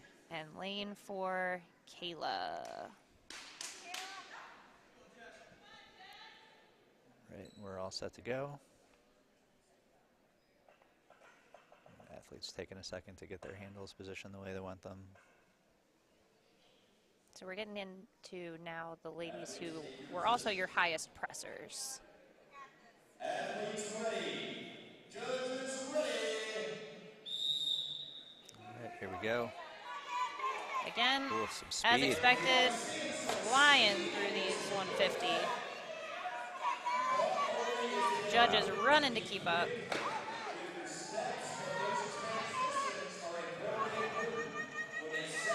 Some speed on the 200 here. Kayla is moving with that 200. It looks like Kristen just overtook her and is making the turn on the way back. Kristen is setting herself up to be the time to beat on this if she can finish this without a drop. Oh, and she got it. Very nice run Nicely by done. Kristen Ellis. Lane 1 got a finish. Ashley not too far behind her. Jessica and Kayla trying to finish this before time runs out. This is capped at 60 seconds. All right, looks like we're going to have. And as we saw, not many people had finished this in the first couple heats, so every single step that they can take is going to count. Absolutely. So we're going to have 2 times and 2 measurements in that round. Our 6th and final heat for our lightweight women.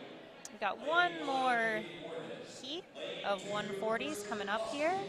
Lane 3, Jessica Garcia. We are reordering the athletes each event based on where they placed in the event prior. So the athletes that you're seeing in this heat are going to be your top 4 from the press event that we saw earlier this morning. So these are, right now, your ladies vying for the podium. But of course, it is a long 2 days. Absolutely. Anything can happen. We just saw a more static event. Now we're mixing in a moving event. So we'll see how this shakes out. So our last 4 ladies in the 140-meter classification. Coming up on this grueling farmer's walk event.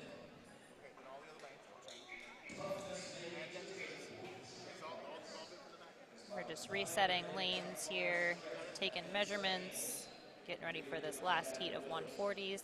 And then we will switch over weights, and you will see your 160 women.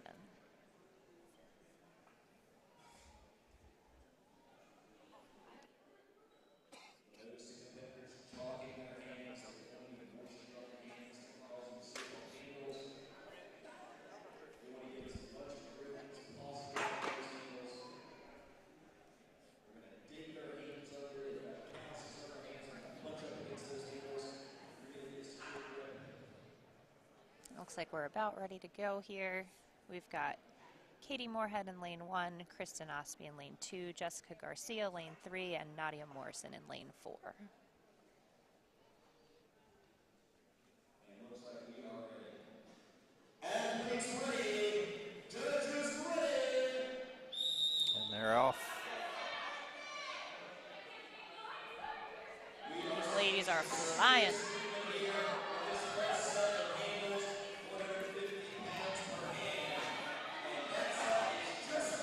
Looks like Kirsten is Kirsten, this is first off the line, but everybody's catching tight up. race. Ooh. Nadia is the first to make the turn here in lane 4. Kirsten is not far behind. Oh, she is just Looks gutting like it out Kirsten in lane is 4. gonna take over Kirsten first over the one line. more pick. And she's so close in lane 4. We've got Jessica finished here in lane 3. And Katie is coming in here for her finish in All lane 4 1. finish. All 4, as expected, right, from your Yeah. top 4 coming Yeah, into the definitely. event. Looks like these ladies are strong and can move. So Absolutely. this should be, you know, this bodes for a good competition for the next 2 days. Absolutely. All right, we are going to change over weights, and we'll have your 160 women coming up in a minute.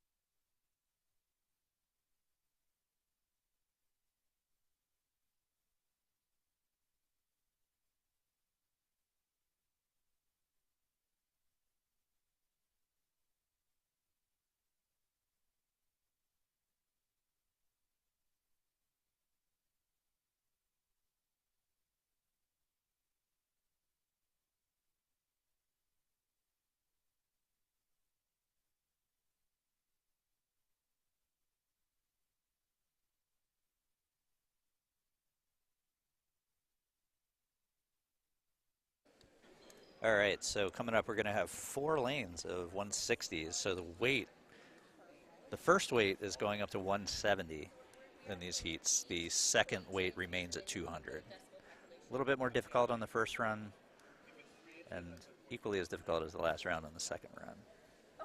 I expect to see these 160s Yeah, I think they're going to bring cruise probably on both of these. They're going to bring some weights. speed on these, I think.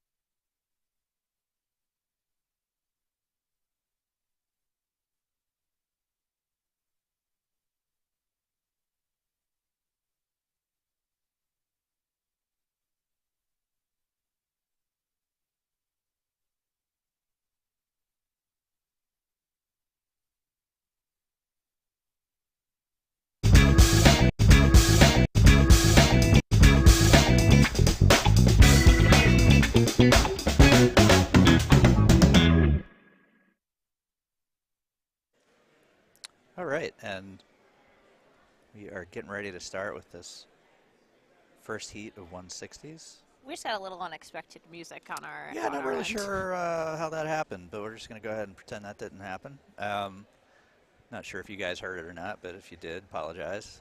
Or you're welcome. All right, here we go. Lane 1, Jen Martinez. Lane 2, Sandra Hager. Lane 3, Amber Klein. Lane 4, Cheyenne Martis. They are flying. Yes, they are moving this first weight.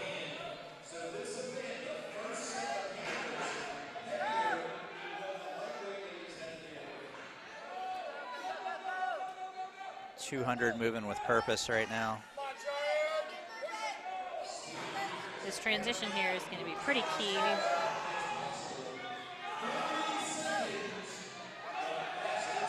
And we have 1 athlete in. 2, 3, and it looks like we just have lane 1 still. Got Jen remembering that every single step here counts. We've seen this weight take people out earlier. So it's almost always worth it to try and get every last inch that you can out of this carry. And she gave it all she could. 160's off to a strong start here. We've got one more heat. Heat number 8, our final heat for our 160 class women. Lane 1, Claire. The athletes walking past us after the event just looking completely drained. They look a little sad. Cannot blame But they them. don't have to train heavy farmers again for a little while probably, so. Yeah, just go ahead and avoid that event. All right, we have heat number 8 coming up here. In lane 1, we have Claire Stauffer. In lane 2, Jessica Paracelli. Lane 3, Hannah Jennings. And lane 4, Deanna Marina Flores.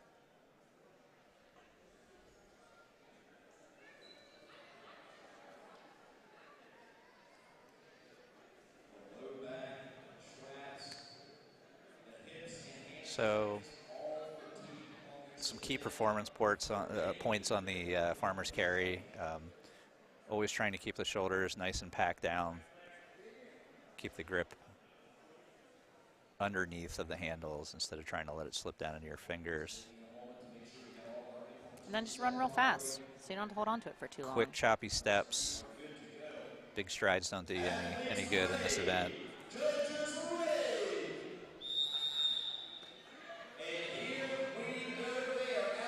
Another fast start here in your 160s.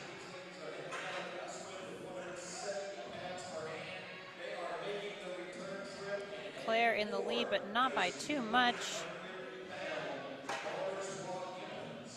Transitions on this 200-pound handle is going to be key. Claire still in the lead. Jessica right on her heels.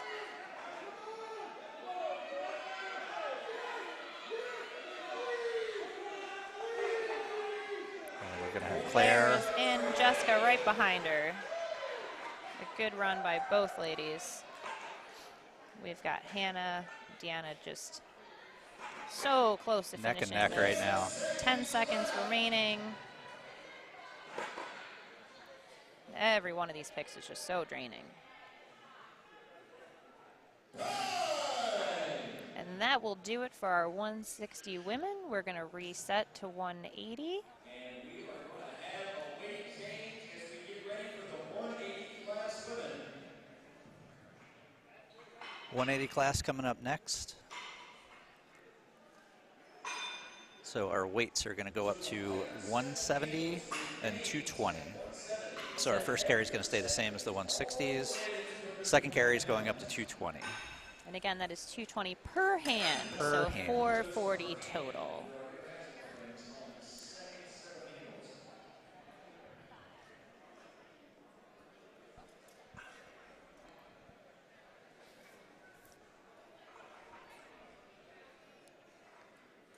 Nadia Stowers out here saying, I don't need a hand truck. I don't need your dolly. I don't need your I dolly. got these delts. I got all these muscles.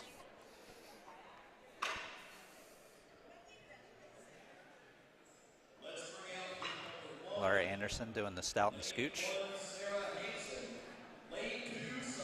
Y'all don't know anything about that?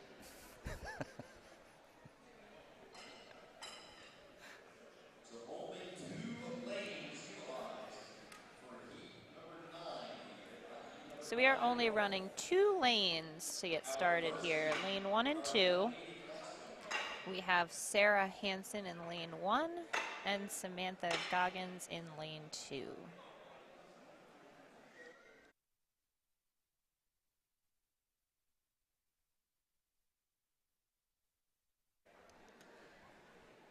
We had the pleasure last night of loading sandbags with Samantha's husband, Charlie. Lovely guy from here in Erie, PA. Local Erie athlete. Did our beer muscles competition a few years ago. And Samantha is moving.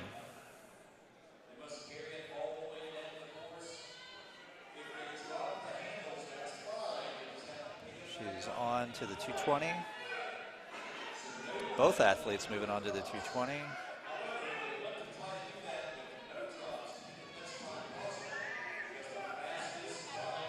Samantha is fighting.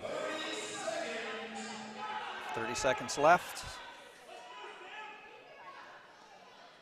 Sarah's going to call it with call it. those 220s. Samantha is going for it, trying to make her way back to the start line.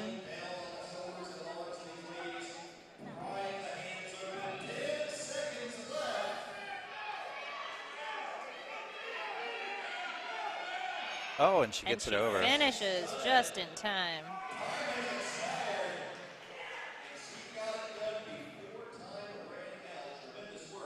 Amazing fight.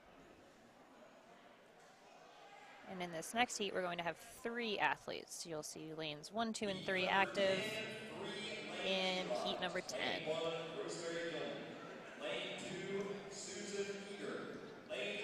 We are going to bring out, we have Rosemary Dillman in lane 1, Susan Eager in lane 2, and Jessica Patterson in lane 3.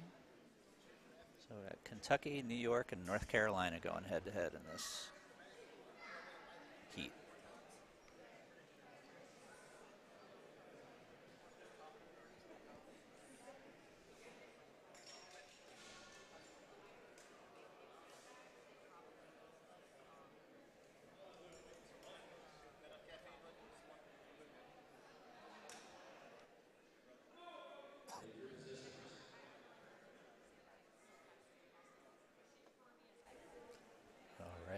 This heat is getting ready to go. Last minute adjustments, little chalk. Athletes ready. Judges ready. And here we go.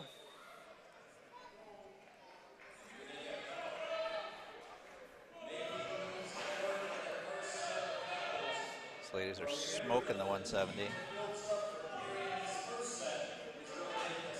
All three athletes moving on to the 220 handles. Still a very tight race. This 220 is going to separate it, though. Lane 1 and 3, neck and neck right now. Oh, lane 1. Jessica in lane 3 here, making her turn.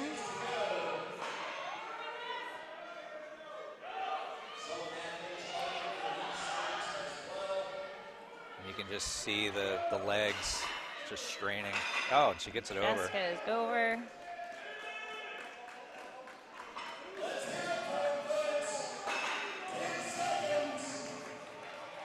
Susan also over. It looks like Rosemary's going to call it. 2 times and 1 measurement on this one. We've got 2 more heats of 180 women. Your next 2 heats will be all 4 lanes.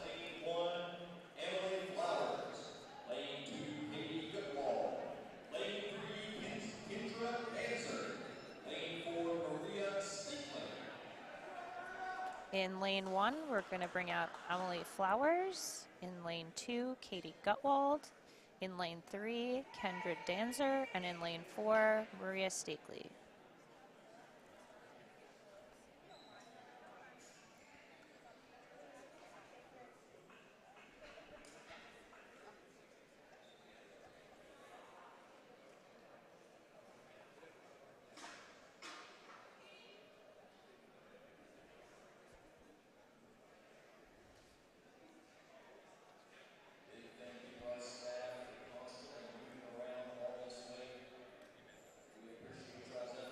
So you'll see some of these ladies chalking up before they grab the handles. I was expecting to see some more re-chalking on the repicks, but it looks like they're choosing that quick transition time over the chalk and grip. We are ready to go.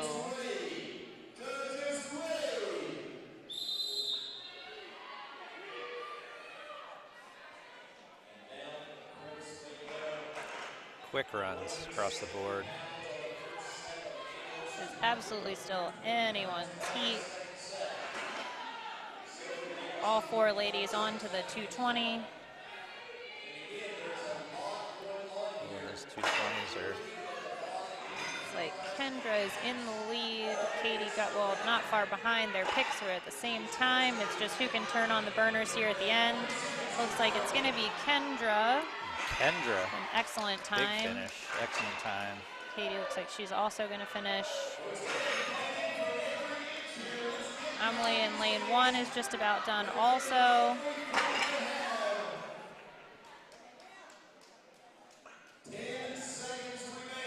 Maria trying to make the most of these last 10 seconds here. One more pick and she will finish this.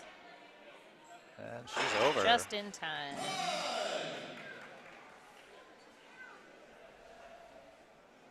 Four ladies, 4 finishes. It's good.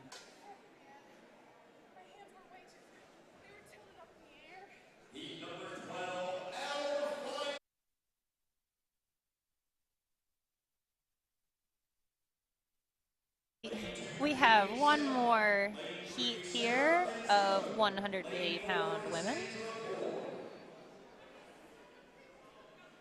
Just in case we didn't mention it earlier or you're new to the sport of strongman, when we say these weight classes, this is the top end. So when the ladies weighed in yesterday, they would need to weigh in at 180 pounds or less.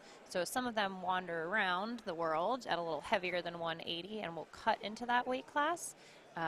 Some will come in a little bit light, but as of yesterday at weigh-in time, they were all 180 or less. So yeah, and that weight cut can definitely play into your performance as well. The more weight you cut, the harder it is to recomp, the more it'll affect your performance. The method and application of the weight cut is going to play a role too. all right, we have Alicia Oden in lane 1, Jamie Scama in lane 2, Sarah Lanzillo lane 3, and Cassandra Moore in lane 4. They're off. Oh, wow. Got some heat in this round here. Our judges are running to keep up. Alicia is on fire in lane 1. She is cruising She is running with that that 220. 220. Running.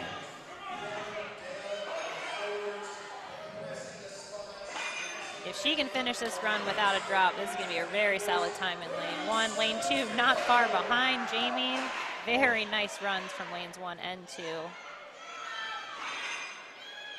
Lane 4, Cassandra coming in for her last couple steps there. Very solid times. And Sarah in lane 3 is going to call it there. That is the end of our 180 women. We're going to reset weights, and we'll be back momentarily with your open women's class. We have 4 heats. And our open women will be carrying 200 on the way down and then 220 on the way back. Heavy and heavier. It's interesting, you go from a press event to a carry event, and you can see how the points start to kind of shake out as the weekend goes on.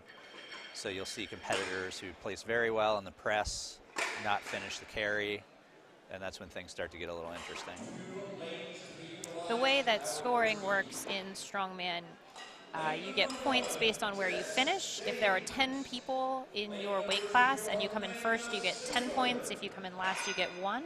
So we're looking for a high score of total points by the end of the weekend. So really what you want to see for an athlete that's looking to podium or win is to be consistently in that top 3 to 5. You don't have to win every single event, but staying in that top 3 to 5 across them. So if you do awesome in 1 or 2, but then you bomb 1, that can really cost you the podium. So it's these athletes that you're going to be looking for that are going to be consistent day to day over 2 days of competition is really going to be the game changer when it comes down to it. Yeah, and you get to see really interesting shifts in the points as the weekend goes on. You'll have athletes that haven't necessarily done terribly well in a lot of events and then come in big on one event, and then that really shifts things around. So you have to keep an eye on your scoring, or you or your coach, you really got to keep an eye on the scoring as the day and the weekend goes on. All right, and we are getting set for our first heat of open women.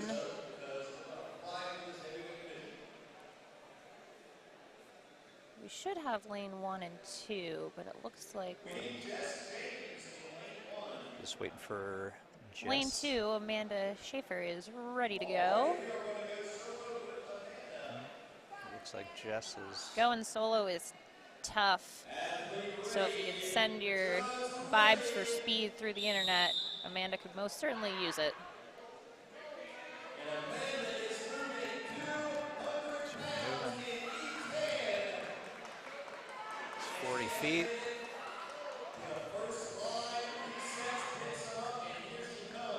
I just feel every bit of that pain that she's screaming through there. Still good, steady carry. Solid. She's Gonna going to physically and mentally regroup for this second pick here. Looks like she might need to scoot her feet a little further forward to get that pick. Yeah, it looks like she's a little far behind the weight. Really like to kind of see the foot right across the middle of the handle. Yeah, ankle and hands lined up is generally I usually what want we're to looking see a little bit more of a squat than a deadlift, so you can really kind of get the legs into the lift. And Amanda is going to call it there. She successfully completed the first, so she will get credit for the distance carried on that first weight. And we are going to bring out 3 more ladies for heat 14.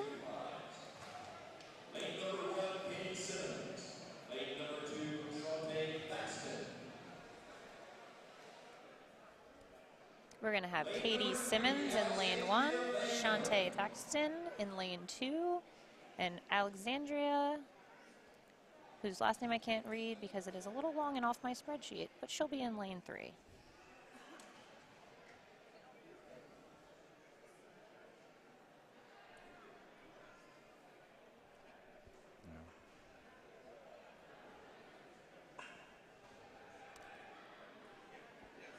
Alexandria Van Hoekelen.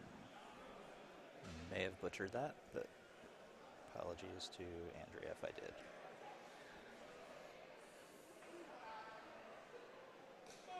Athletes ready. Judges ready. Right, and they're off. Got a fast carry in lane 3 here. She is making her turn already. Alexandria, unbothered by our lack of ability to pronounce her name, is dusting this first carry.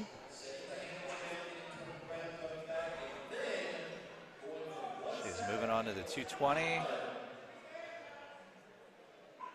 She is moving it pretty well. Oh,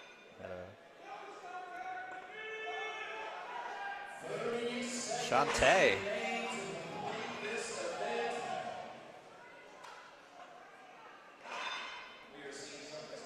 The thing with these heavy carries too is that your grip, once it goes, it is so hard to get that grip back. So it feels fine, and then suddenly it's over, and it makes every one of those picks hard. But when grip is gone, it is just gone.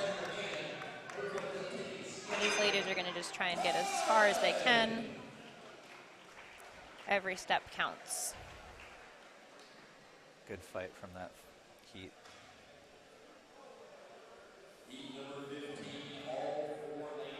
We have 2 more heats of farmer carry. Lane 2, McKenna Neeb. Lane 3, Elizabeth Ellis. Lane 4, Mary Forrest.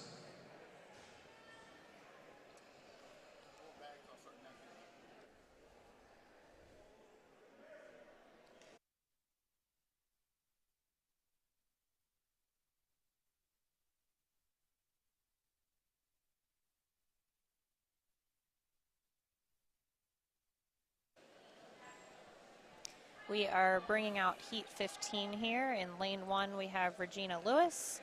Lane 2, McKenna Neeb. Lane 3, Elizabeth Ellis. And lane 4, Mary Forrest.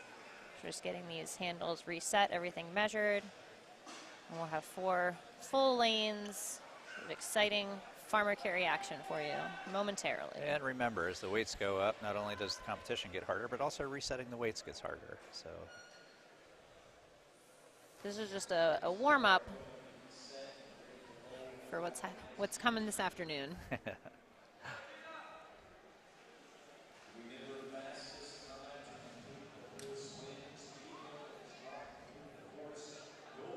Again, these ladies are carrying 200 pounds per hand on their first run and 220 per hand on the second.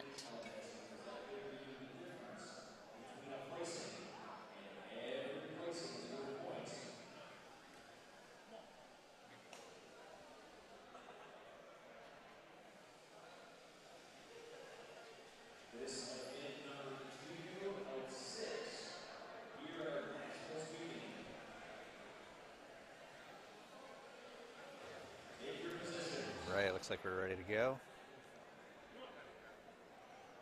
Athletes ready. Judges ready.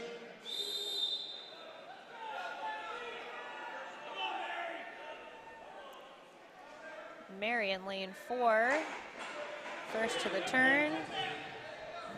But Regina is actually now ahead. Not a whole lot separating. Lanes 1, 2, and 4.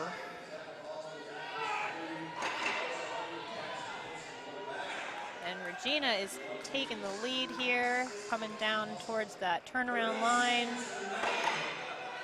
She will make what is hopefully her last pick.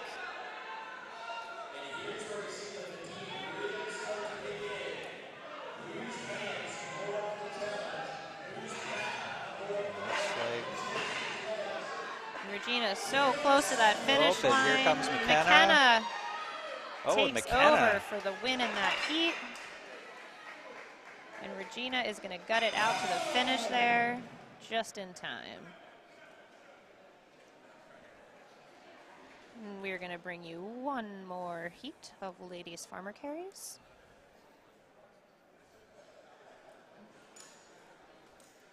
After farmers, we will be moving on to our third event for the women for today, which will be a sandbag carry and sled drag. After the women's third event, we are going to reset everything, and it'll be deja vu, but with the boys. So we have one more ladies heat of farmers, one more ladies event, and then we'll be back this afternoon with the men doing the same 3 events.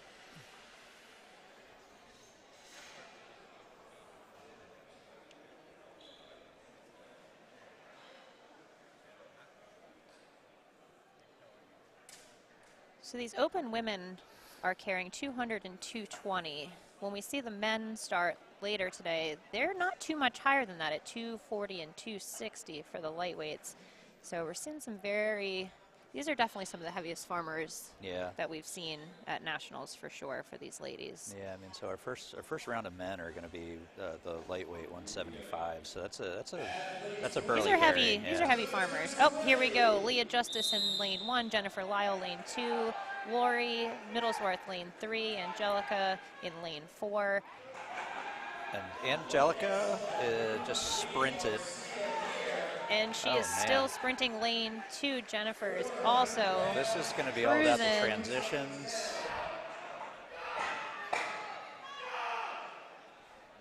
Jennifer is handling that 220. Angelica not far behind. If she can get this pick quickly, she's got a chance to catch up. Jennifer is across the line. Angelica almost there. She's going to need one more pick to finish this. Got Lori on her way. Oh, we had a weight mishap. Lori came in for the finish there, and Leah is going to get as far as she can on this. A couple seconds remaining.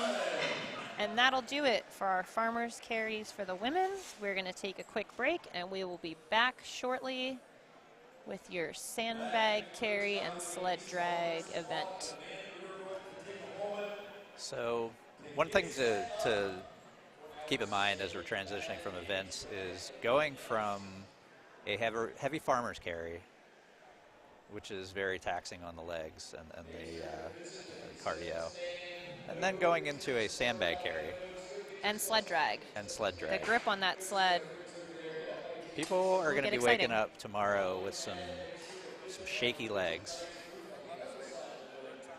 And we're just have our volunteers getting set up for that third event now. And we'll take a little break. We'll be back with all of your weights, all your information. Remember that the link to live scoring is in the description of this YouTube live stream, as well as the link to all of the rules and descriptions of all the events.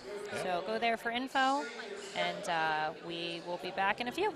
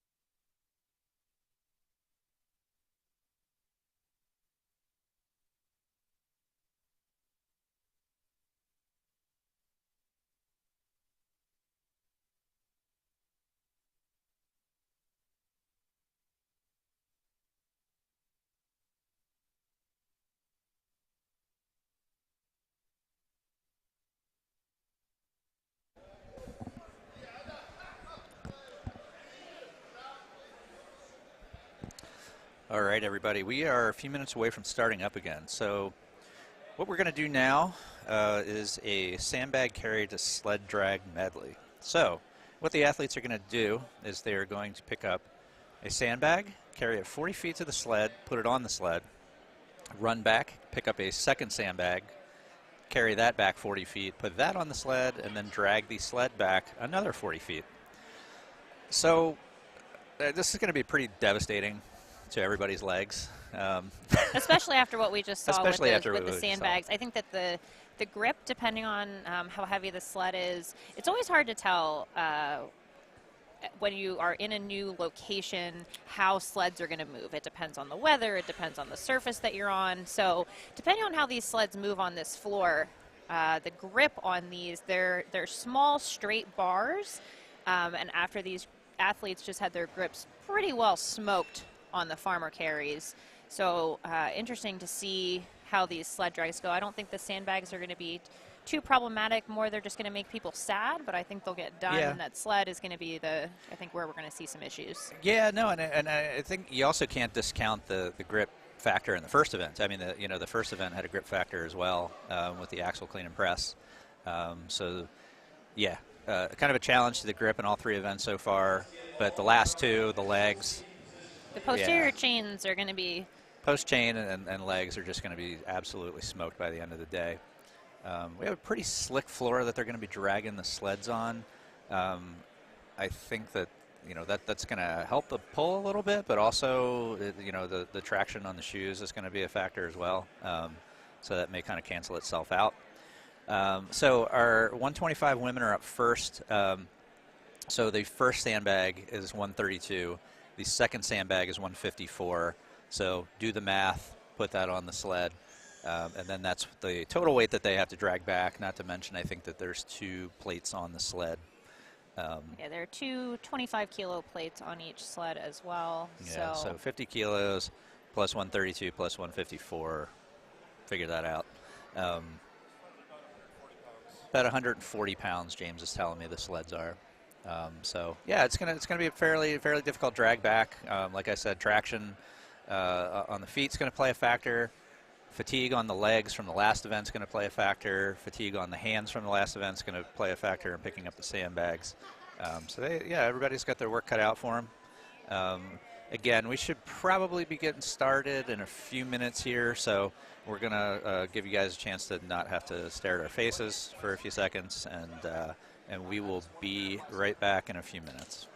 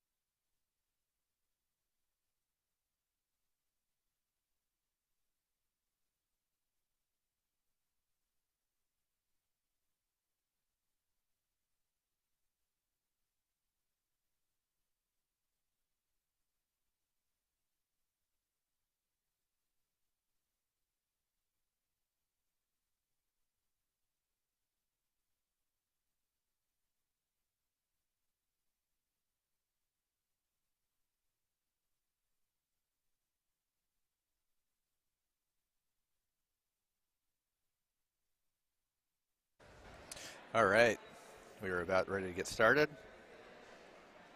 Our 125s are coming up, so we have 2 remaining 125s. Unfortunately, one of the ladies had to drop after the first event. And again, they are carrying 2 sandbags. The first is 132, the second is 154. We have Gina Corvetti in lane 1 and Svetlana Bosselman in lane 2.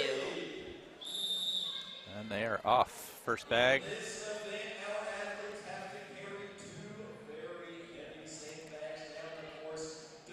Part of this, too, is going to be accuracy, Yeah. right? These sleds are barely wider than the sandbag, so it's going to be important for them to slow down just a little bit to make the bags situated where they need them to be on the sled, because you don't want to have to re-pick that. And you can see this slippery floor is really already playing a factor here for Svetlana. Her shoes are sliding all over the place. Oh, man. Yeah, this is going to be rough. That sled, so we're remembering here that Svetlana weighs under 125 pounds, and that sled that she is pulling is 400 pounds, roughly. So she doesn't have a ton of leverage on that sled. Are we reconsidering any of our weights? Or we have lots of more, like you're seeing? And that is time for these 125 ladies. That is a rough weight on this floor. So we'll see what happens. We're going to bring up the 140 women. 140s are going to be going up in sandbag weight. They are carrying a 154 and a 176 pound bag. I got to tell you, I don't condone this kind of thing, but I'm afraid I would almost take my shoes off. There's a couple things you can do. Hairspray, actually, on the bottom of the shoes is a good trick for slippery floors. But it will be interesting to see how the ladies handle this. There are no split times on this event either. So this is just how far can you get this sled to move.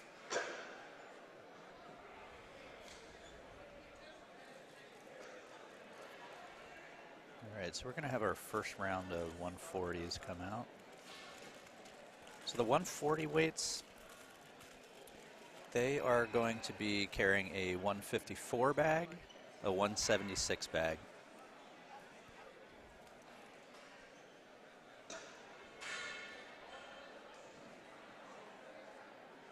And the sleds themselves weigh about 140 pounds. Yeah. So we're looking at a good amount of weight here. About 450.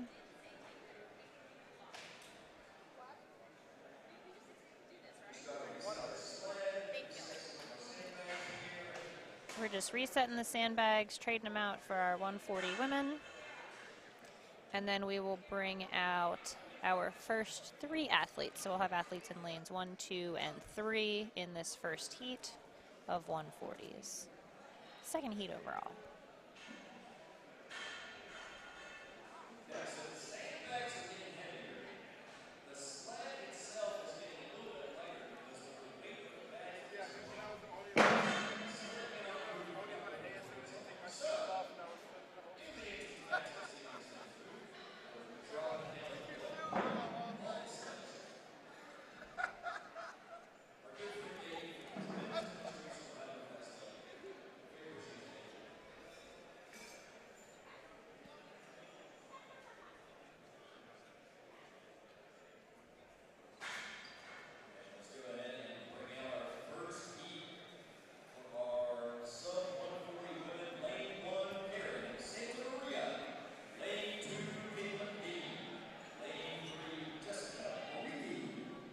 All right, we are bringing out our first group of 140 ladies. Lane 1 is Karen Santamaria, lane 2, Caitlin Dean, and lane 3, Jessica Moriki.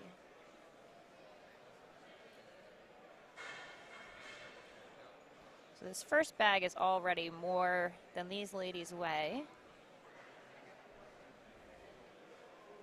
They're going to carry it 40 feet, load to a sled, come back, heavier bag 40 feet to the sled, and ideally pull the sled back to the start line.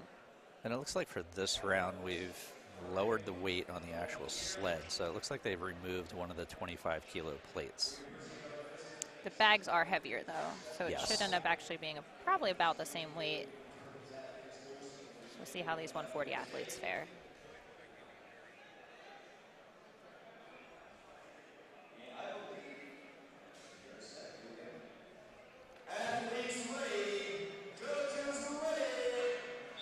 All right, here we go. 140 ladies. The first bags are up and moving, 154 pounds. The first bag positive on the sled. So interesting move by Caitlin Dean in lane 2 here, putting her first sandbag on the front of the sled. So her heavier bag will then be in the back. So it'll be hard to get that sandbag on there, but it's a good strategy in terms of putting the heavier weight. It'll be in the back as she starts pulling. Looks like Jessica is off and pulling here, really digging in. She's picking up some speed. And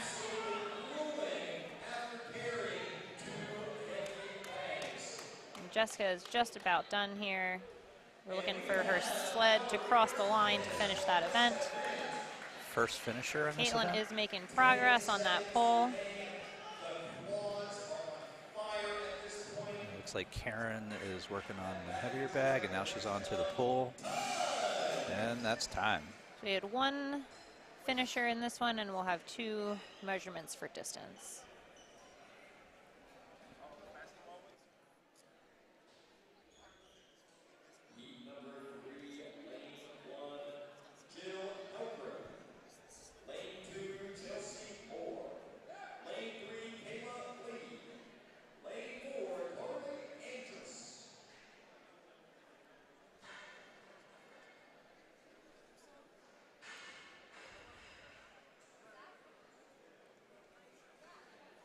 So we're just resetting bags here, and then we are going to be bringing out our next heat. This will be 4 full lanes. Lane 1, Jill Robbins. Lane 2, Chelsea Moore. Lane 3, Kayla Fleeg. And lane 4, Carly Andrus.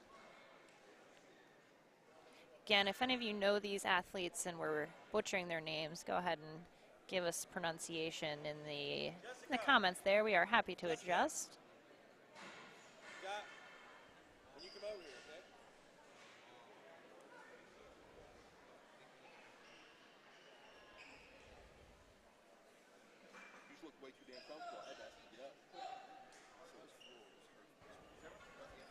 Got Mr. Bobby Thompson in the house over here. Chatting with the boss lady.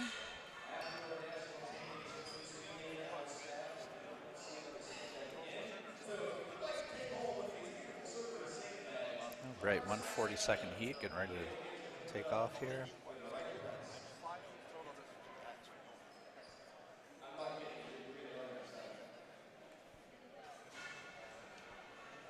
Let's go.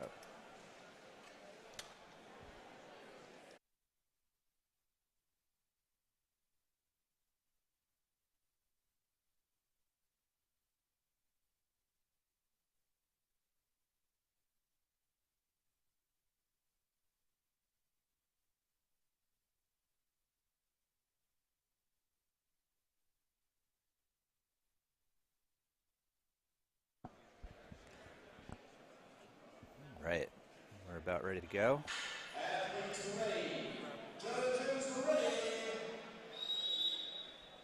We're off. All 4 ladies got the first bag moving.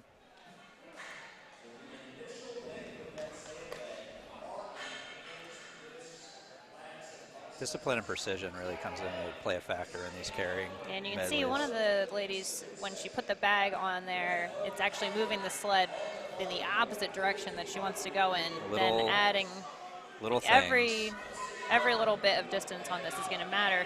It's like we've got Kayla and Carly coming in hot to the finish line here. Both very close. Looks like Carly's going to take it. Lane 1, Jill is almost done.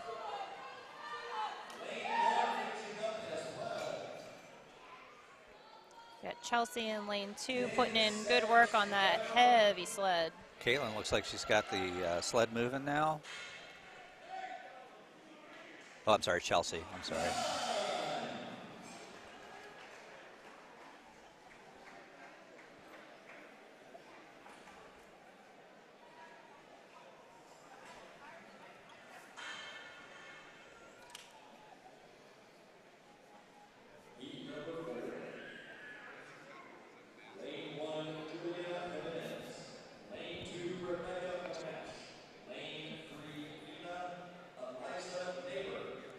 going to do a reset.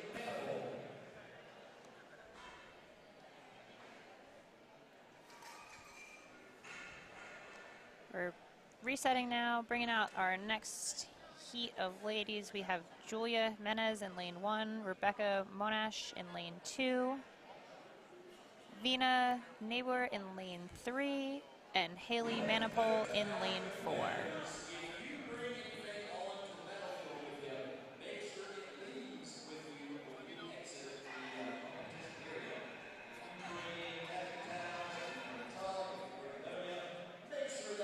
So it looks like a couple ladies out here are now bringing out tacky towels that they're using on the bottom of their feet.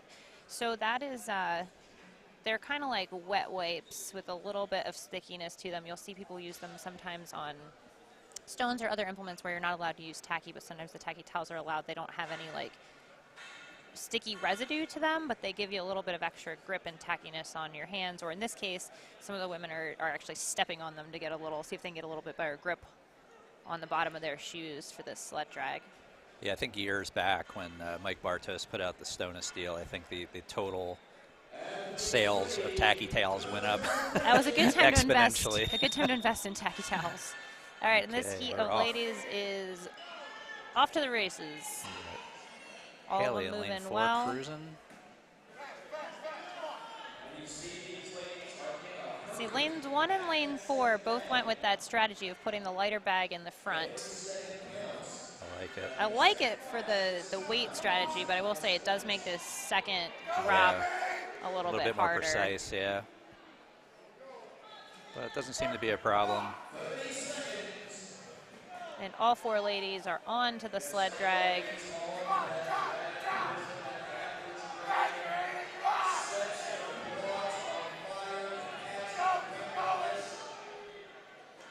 In lane 2, Rebecca is almost done. Julia in lane 1 is not too far behind her. Haley in lane 4, creeping up on that finish line. And Vina in lane 3, just slow and steady, making that drag happen. Very close for both ladies. Still a good distance, though, on that. Yeah. In an event where we're not going to see every athlete finish, remembering that every single step that they can take with these implements is definitely going to matter.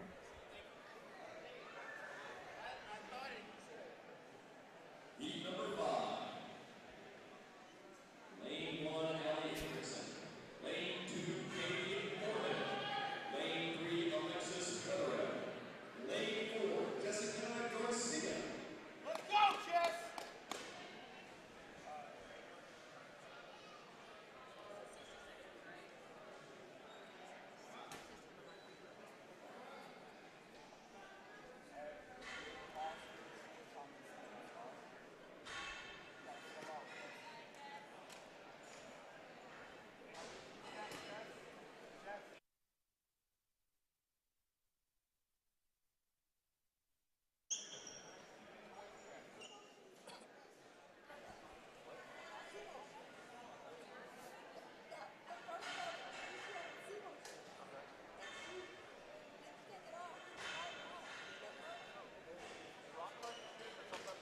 All right, we have heat number 5 coming out here, all 4 lanes. Lane number 1, Allie Hendrickson. Lane 2, Katie Moorhead. Lane 3, Alexis Wetherall. And lane 4, Jessica Garcia. Looks like everything's about reset. Should be good to go in a couple seconds here.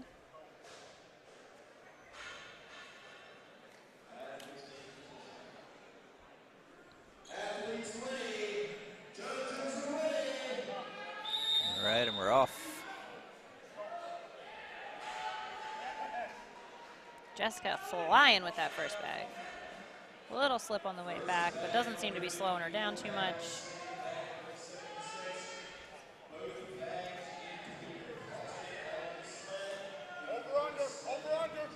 Jessica's on her drag.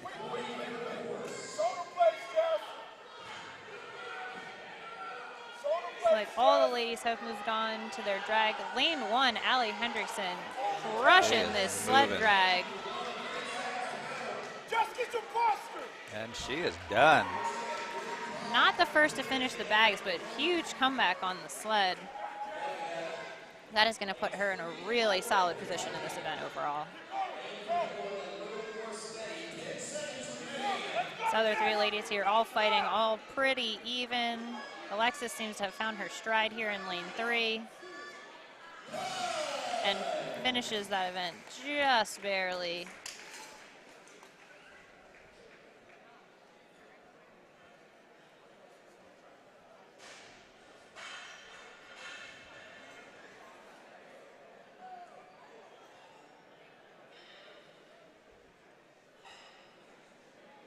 Our sixth and final heat for our lightweight women. Lane 1, Nadia Morrison. Lane 2, Ashley Harold. Lane 3, Kirsten Osby. Lane 4, Kristen Ellis. Looks like we got our last group of 140s coming in. We have another 4 full lanes. Lane 1, Nadia Morrison. Lane 2, Ashley Harold. Lane 3, Kirsten Osby. And lane 4, Kristen Ellis. Again, these are ordered in reverse order of how these ladies finished in the prior event. So these were your top 4 in the farmer carry event.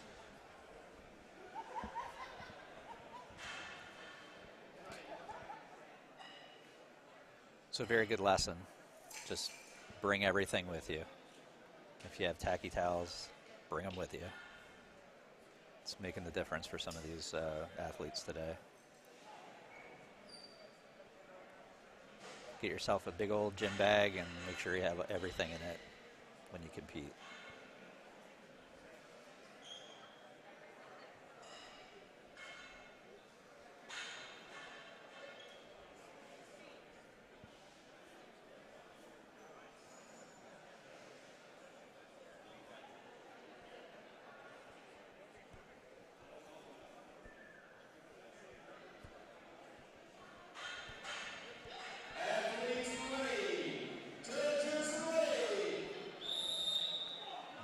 Last heat, 140 women. Yeah, Sandbag drop in lane 2. See if she can recover. All 3 of these women are very close. Kirsten in lane 3 is hustling right now. Lane 1, though, Nadia Morrison. Nadia's using super small choppy steps, beautiful sled drag technique. Kirsten doing the same thing. Ashley right behind. This is going to be a very close finish. Lane 1 takes it. Lane 3 really close behind. Lane We'll have 2. to see the photo finish final scores on those from the judges. Lane 4, Kristen Ellis, putting all 140 pounds behind this on every single pole.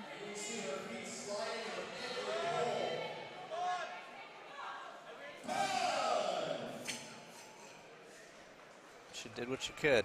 This is a tough event for sure. It was definitely tough.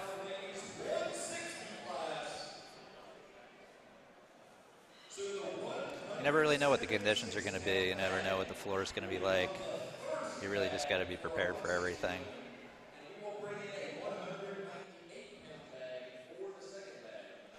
So we're going to do a weight change for the next group. So next up, we have the 160 women. 160 women will be moving a 176 sandbag and then a 198 sandbag.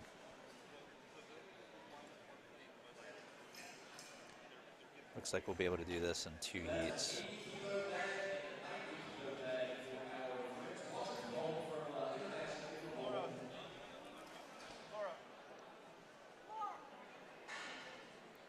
We did talk some yesterday about the floor situation in general in these convention centers, which is typically where you'll see these bigger events happen.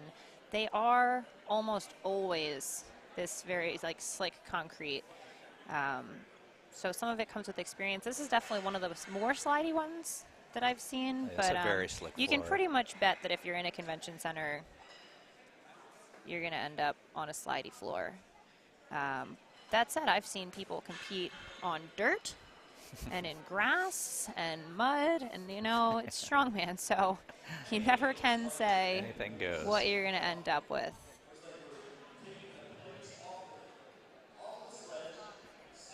Yeah, the other thing you got to remember too is that all of these bags, I mean, there's, I lost count of how many bags got filled yesterday, but there's a lot of them. They're all filled with sand, so that sand is also going to leak out onto the floor. That's going to add a little bit of slick to the floor as well. But I think we did a pretty good job. No, I mean, you know, you do the best you can to get everything cleaned up and safe, but you know, you just never really can tell. Yeah, we've been out here sweeping, leaf blower, doing the best to keep everything clean and safe. Safety, obviously, is the most important thing. It's a bit of a crazy sport, but yeah, we do what we can to keep it safe within the bounds of still being strongman. Fond memory of doing stone over bar with a horse stall mat over top of a literal pothole. Good times had by all. Good times. All right, we are bringing out our first group of 160-pound ladies. In lane 1, we have Deanna Marina Flores, 2, Hannah Jennings, lane 3, Jen Martinez, and lane 4, Cheyenne Martis.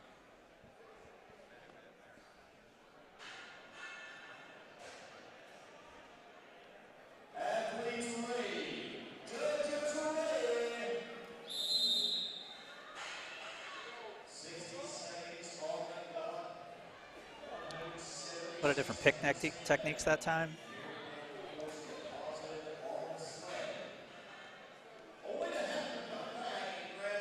Cheyenne moving really well.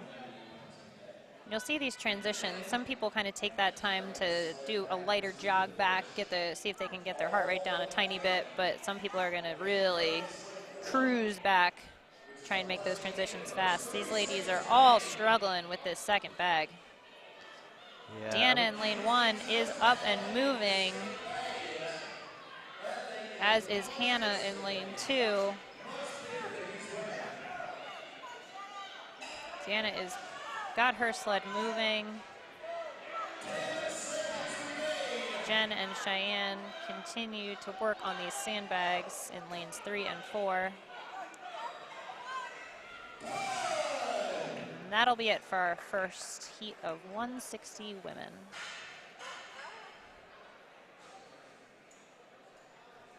Yeah, saw a lot of different pick techniques that time. I'm afraid, you know, I think I would have liked to have seen people use the seams on the bag a little bit more. A lot of times when you go with that flat forwards pick, you know, the bag, depending on how full the bag is and whether the sand is wet or dry, and it can get kind of floppy, makes it really hard to pick up. If you kind of turn it sideways, get your hands underneath of the seams, seems to kind of work out a little bit better. The other thing you can do too is leave it standing. That way you can get your hands under the seams at the bottom. Yeah, just when you kind of roll it forwards like that, it gets a little tough, especially when the bag gets heavier. And I think you'll see a little bit more of that tomorrow with the sandbag over shoulder, though. Yeah. So for this event, we're trying to carry it. So you have to factor in what happens next after the pick, right? So this is a pick into a carry versus tomorrow is going to be a pick and then over the shoulder. Also, shorter athletes have to factor in the height of the bag. So there's a lot of variables, and the pick that works for one person is not necessarily the pick that works for someone else. very true. Lots of variation from athlete to athlete. I come from a place of being 5'7" and being mostly torso. Picking up a bag, laying down forwards, long ways away from me like that doesn't really tend to work out very well for me. I have to get under the bag and get it into my lap pretty quickly, and then I can kind of adjust from there. I try and just turn everything into Atlas stones as much as possible. So, but again, it depends on what I'm trying to do with the bag and how heavy it is. Yeah, whatever job you're trying to do. What the bag is filled with. There's just so many different variables. I think for a few of those ladies in that last heat, I think a little bit of a different pick technique might have helped them out a little bit. We will see what this next group of ladies will choose. We have our last 4 160s. In lane 1, Jessica Purcelli. Lane 2, Amber Klein. Lane 3, Claire Stoffer. And lane 4, Sandra Heeger.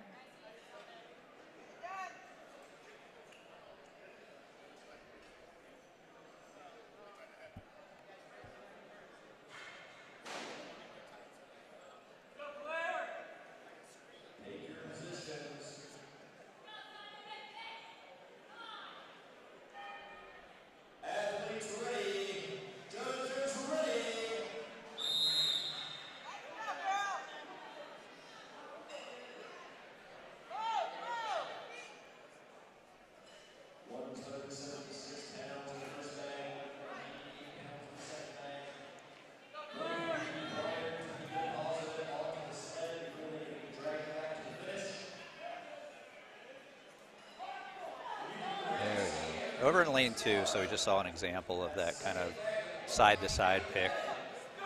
She was able to get her hands under the seams a little bit more.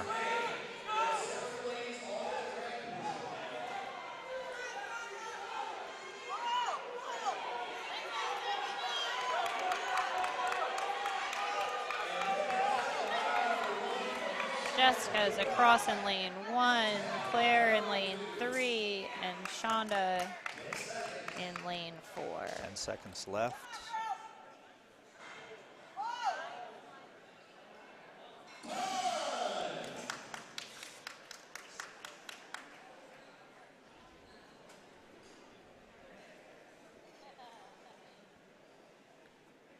Jennifer Bates, thanks for the pronunciation help. Sonda, appreciate it. Yeah, again, if you have pronunciation help for us, send it our way.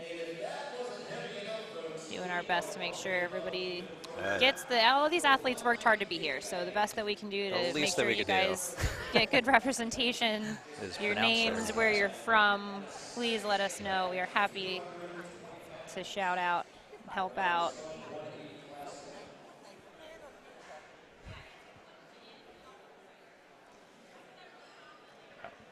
All right, so that was the end of our 160 class. We have a few heats coming up of our 180.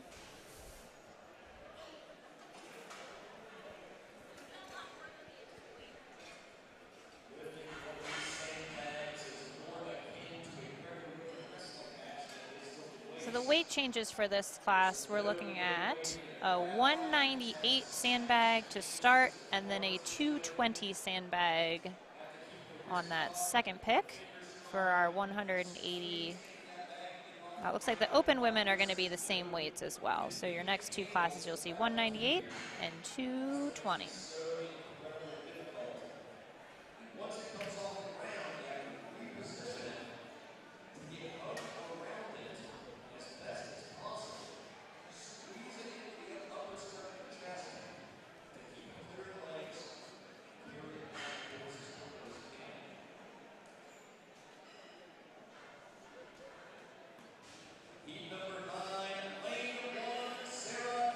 So we will be running two athletes in this first heat. Lane 1, we have Sarah Hansen. Lane 2, we have Sarah Lanzillo.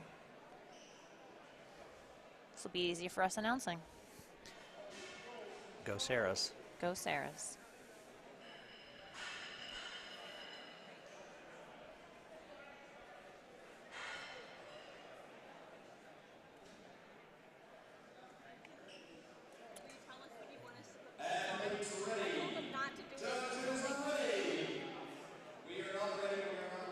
False start.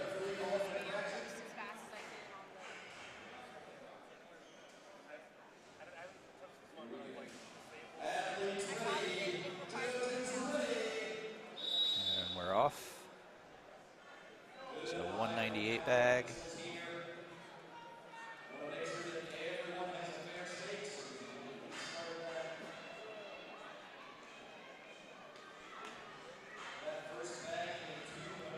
Lane 2 onto the second bag. It's a 220 bag that she's carrying right now. She has got it loaded. It's going to move on to the pole. Very nice pull. It's got some good speed on it. Sarah is making steady work of that. Very nice. Awesome. Very nice run.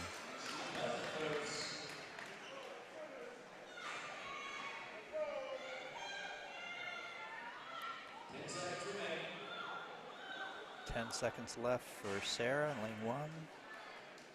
And it looks like she's going to tap out.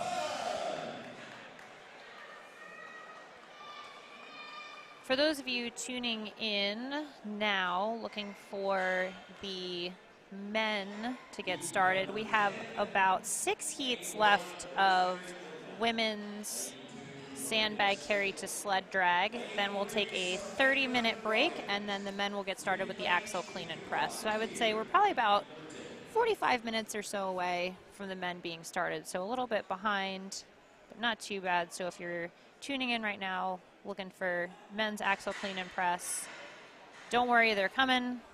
Yeah, I would say like 130 to 145 maybe. I would start checking back around 130. But don't quote us. We're just Don't the quote announcers. us. We're just here. That would be my guess. I think the men's axle press was originally slated to start at like We can 1. hear. I can hear axles being dropped in the back too. So there's definitely warm-ups going on. I think they'll understand a shorter time. I don't think All right, we have our.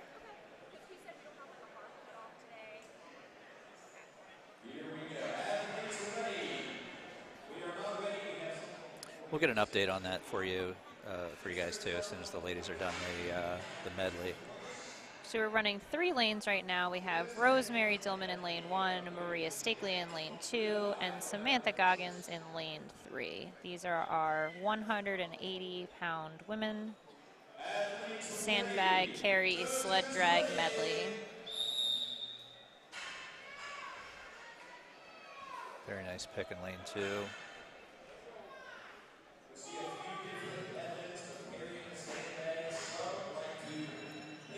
I like to see that bag on that sled a little bit more. Yeah, lane 2 there's not a whole lot of wiggle room for getting that second bag on the sled, but Again, that's a heavy bag, so we do what we can. And again, you know, these are nitpicky little things, but nitpicky things are the difference sometimes between first and second place.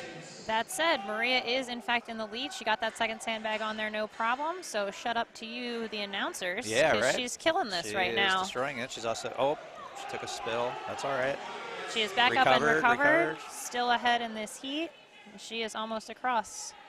Yeah, it looks like the tacky Her towel tacky towel stuck got to the back of underneath her. of the sled, which is not where you want it. In lane 1, Rosemary is also across. Did not seem to slow her down, so. We're willing to admit when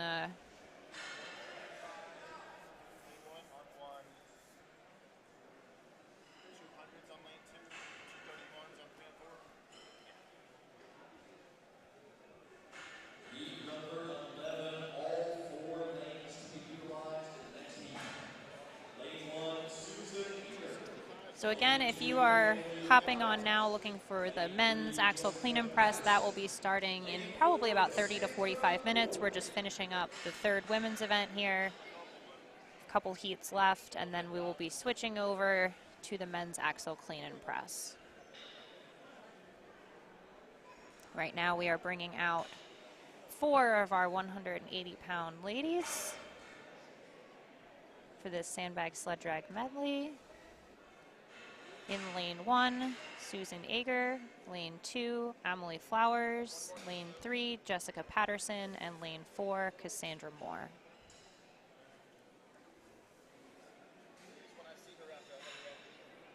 Again, if you want to keep up with the scores, there is a link in the description of this YouTube video for the live score sheet, as well as all the event rules and weights.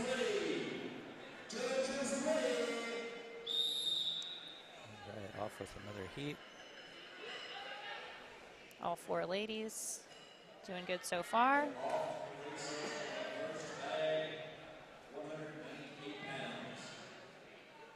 right, everybody onto the 220 bag.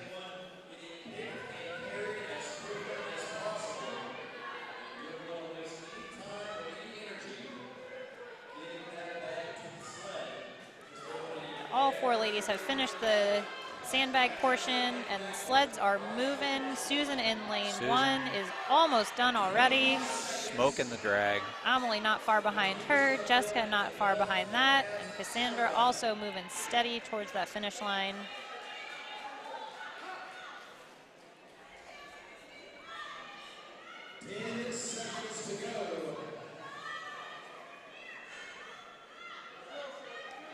Yeah, for Cody, Cody just commented on Laura's outfit.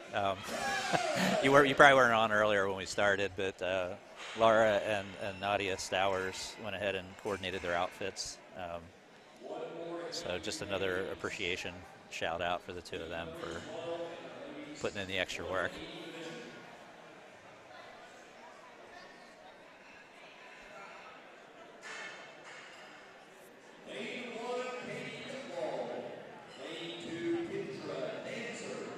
So this week we got our last 4 180s. So these are your top 4 finishers in that farmer event that we saw earlier. Lane 1, we have Katie Gutwald. Lane 2, Kendra Danzer. Lane 3, Jamie Shama. And lane 4, Alicia Oden.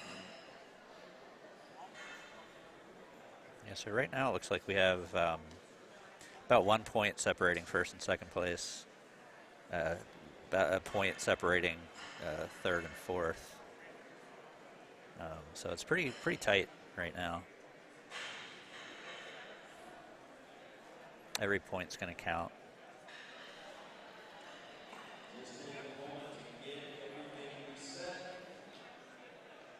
Once again, big thank you to our staff, making sure that everything is set properly for every single competitor. We have Christine Evers. Athletes ready. Judges ready. They are off. So our last heat of 180s.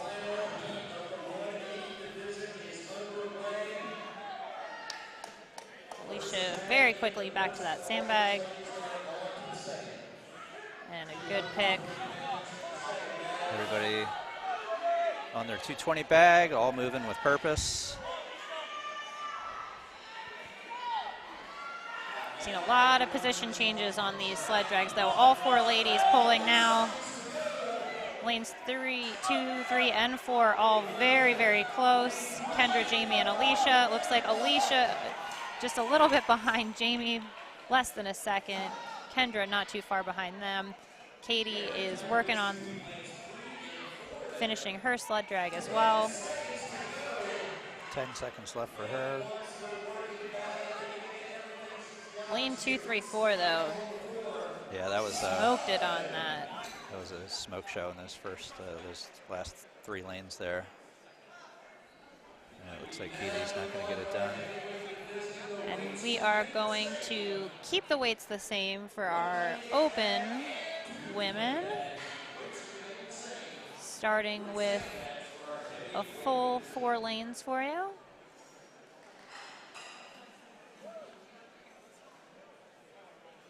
Gonna reset these sleds.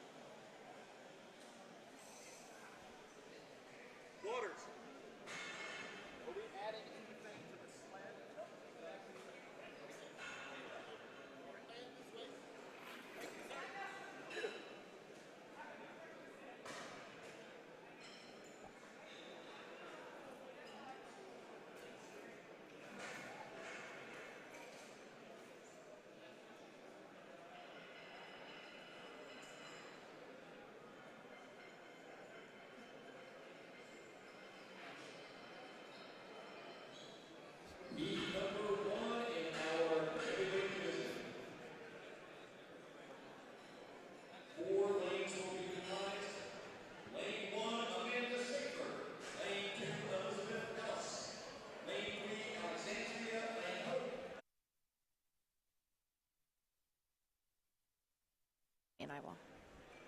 All right, we are bringing out our first heat of open women. In lane 1, we have Amanda Schaefer. In lane 2, Elizabeth Ellis. Lane 3, Alexandria. And lane 4, Mary Forrest. Looks like we've got 3 ladies out. Here comes the 4th.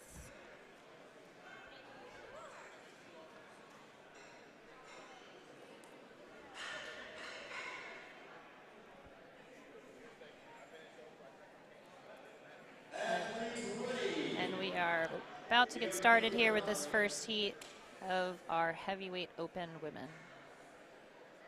Paul Mauser jumping the gun again. Okay, now we're ready to go. Here we go.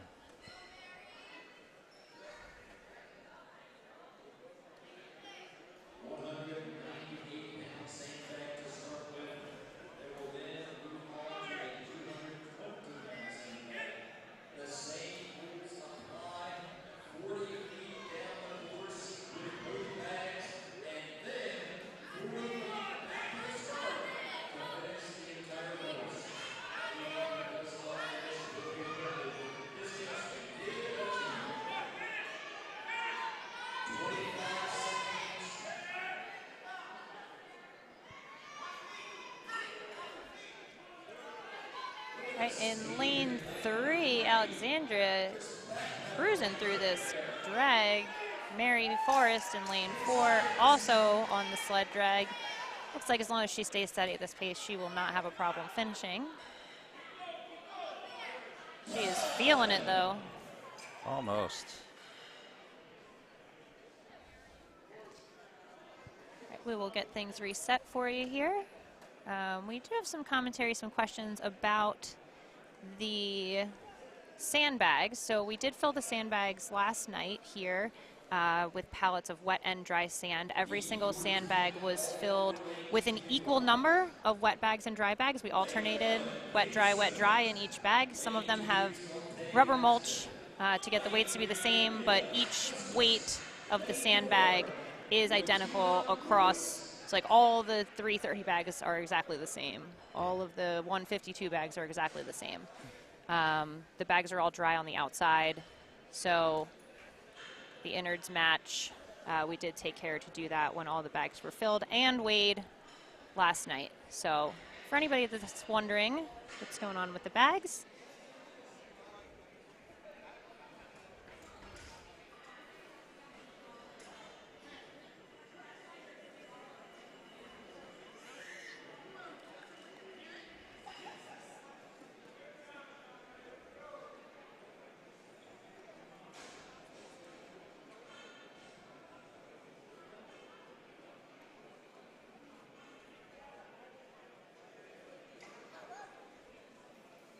yeah, so the sandbags themselves are all completely dry on the outside. If anything, it seems like the athletes are doing pretty great on the sandbags. Yeah, it doesn't really seem to be sled drags that factoring are into it at all. I mean, if you're strong enough to pick up a bag, you're strong enough to pick up a bag, you know. We have Katie Simmons in lane 1, Shantae in lane 2, Leah Justice in lane 3, and Regina Lewis in lane 4. All 4 ladies have their bags up and moving.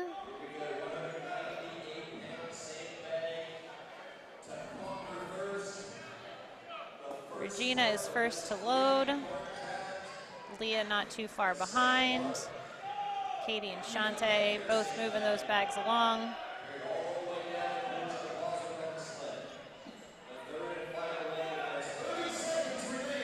Leah and Regina both almost identical positions on this second sandbag. And that second sandbag weight is 220 pounds. On some already pretty smoked hamstrings, I would have to say.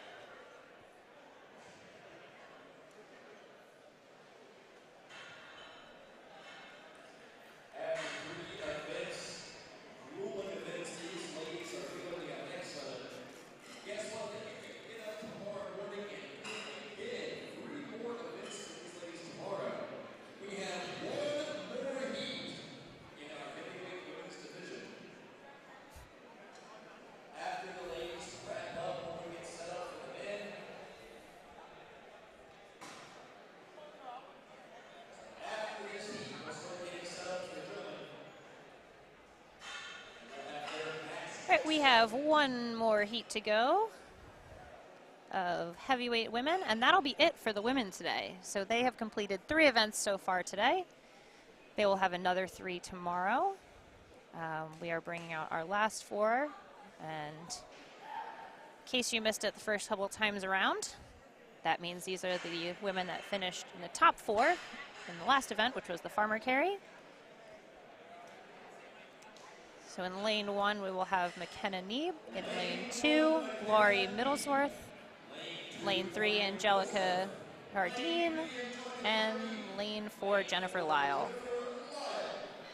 If I sounded weird on that one, it's because our friend Paul Mauser was announcing here in person at the same time as me, but like half a second behind. Sabotage.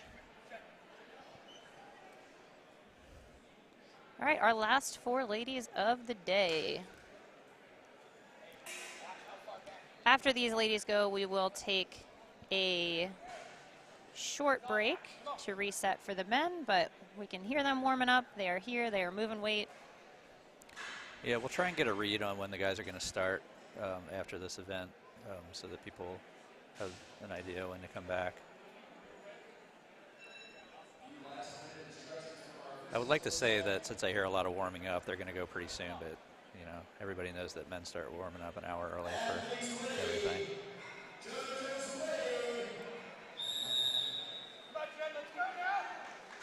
All right, the last heat of women for the day is moving. Jennifer Lyle.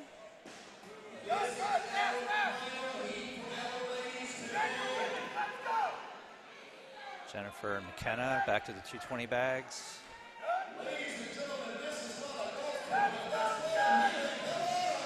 Jennifer's still making good time. Again, these sled drags were really an equalizer for all the ladies so far. So with 3 women all pulling the sled right now, it's anyone's race until just this second when Angelica is flying with that sled. And she is done. Yeah. Jennifer not far behind, super steady. Massive come from behind for Angelica there. And Jennifer will finish. Lori is going to get awful close. But time is ticking, and that'll be it for our women. We are going to take a short break here. We will reset to the axle clean and press for the men. So if you're joining us now looking for men's axle, we are just finishing up with the ladies. We'll be starting with the men's axle shortly. Yeah, so I just checked. It sounds like they're going to try and go around 1:30, so it'll probably be about 15 minutes or so before the guys get going. So I don't think it's going to be much longer than that. But yeah, so we'll be back, obviously starting out with our lightweight men, 175s, axle clean and press. And we will be back with you guys in about We're going to do this whole thing again. Yeah, we're going to do this all again, about 15 minutes or so. All right, talk to you guys soon.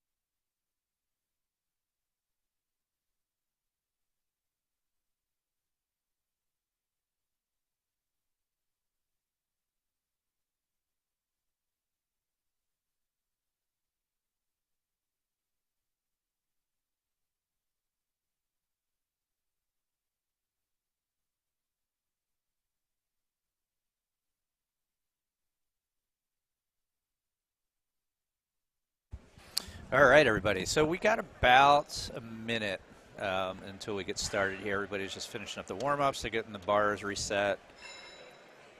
So coming up, just in case you missed the first half of the day, you are back with me, Brian Feeley, and it's me, Katie Feeley. it's Katie Feeley.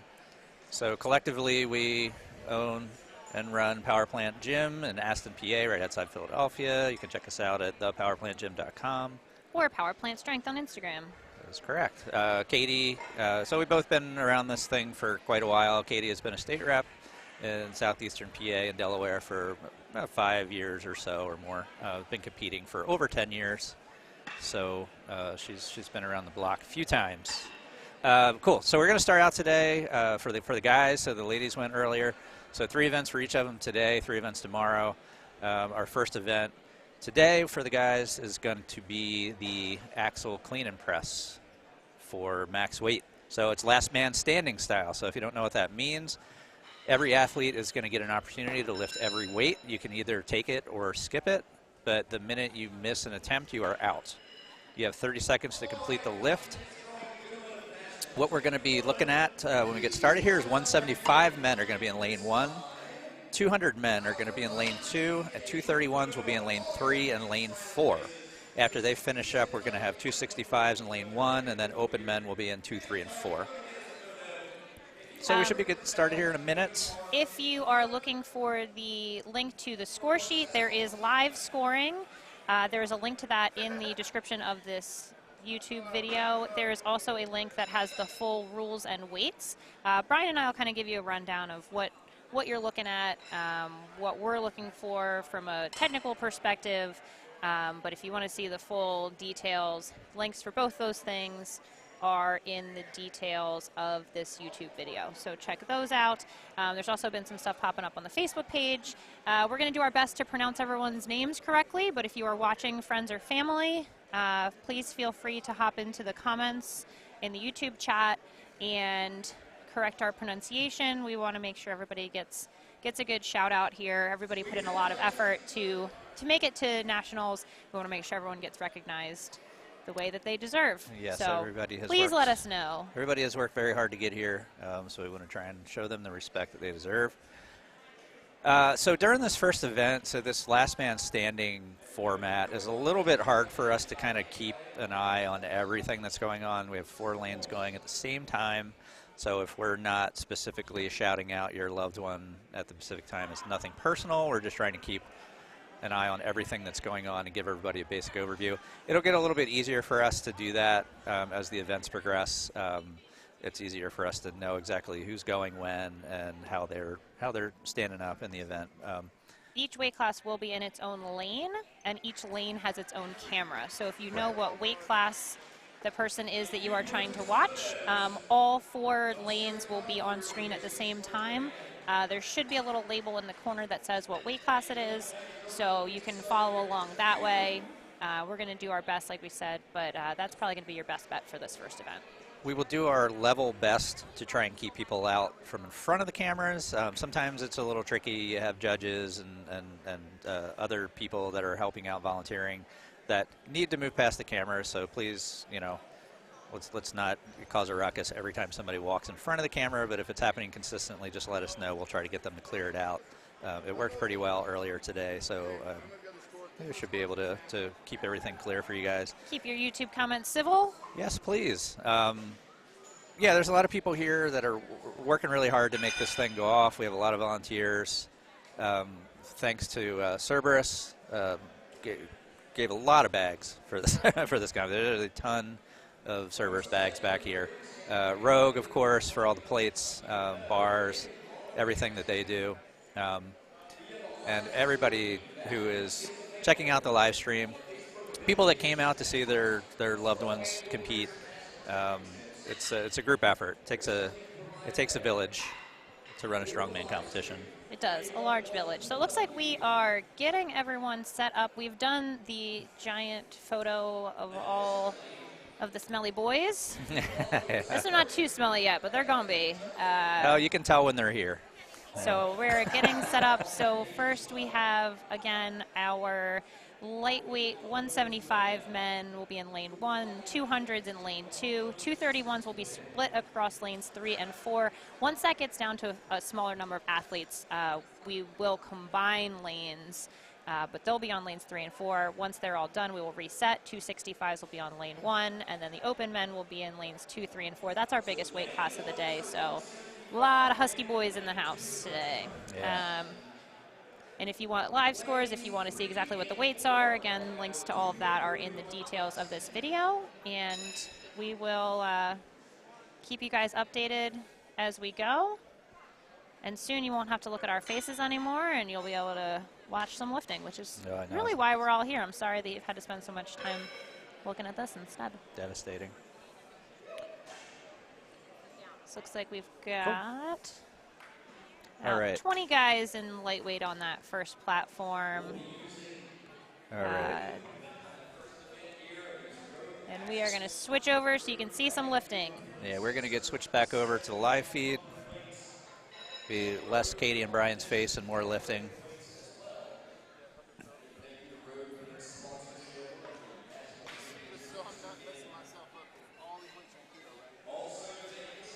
Right.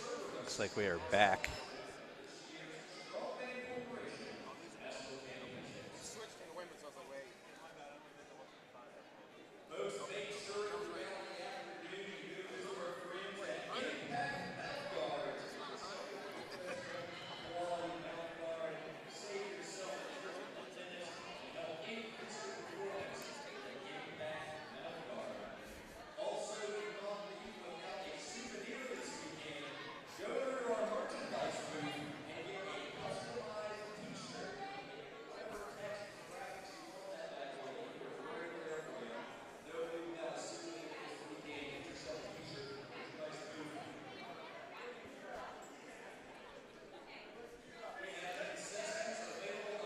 All right, so we got our judges out here wrangling men, which, as we all know, can be tough, challenging.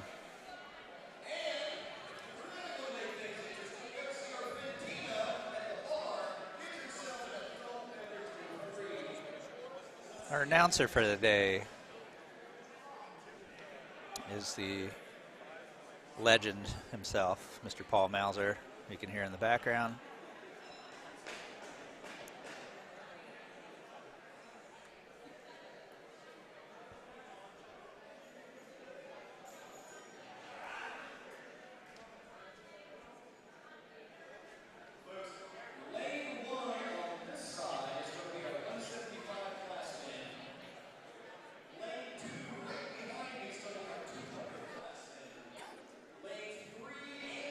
Our opening weights for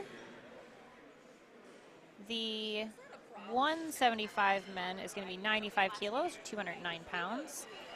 200s are starting at 100 kilos / 220 pounds. And 231s are starting at 110, which is 242 pounds. From there, they will make the lightweight 175 men will be making 7.5 kilo jumps.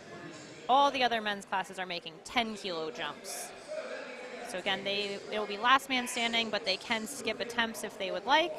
These guys are all lined up and ready to go. What we're going to be looking for in this event for judging standards is going to be the axle is loaded up here with the Rogue wagon wheels, which we will praise later. Yes. But for the time being, what you need to know is that the weight is going to start on the floor, needs to end up overhead. Most guys are going to go with a continental clean, which we'll talk about as well. Bar will go to the shoulders, and then overhead they can use a push press, strict press, split jerk, power jerk, some combination of those things, whatever they want. Judges will be looking for bar locked out overhead, elbows locked out, knees and hips open, feet on a straight line. We're going to see all kinds of different exciting techniques here. We'll try and break them down for you guys. But ultimately what we're looking for is getting some weight overhead. It looks like our first lightweight in lane 1 is off to the races. Good lift. So we are going. Good lift to start the competition. Athletes have to wait for a judge's down command, which is both verbal and physical visible cue. If they don't wait for the down command, they will have to repeat the lift. they also do get multiple attempts. They have 30 seconds to complete the lift. So if for some reason they fail the first one, they do have an opportunity to try again. Cool. Looks like we have 2 good lifts so far in the 175s. It's like the 200s and 231s are also going.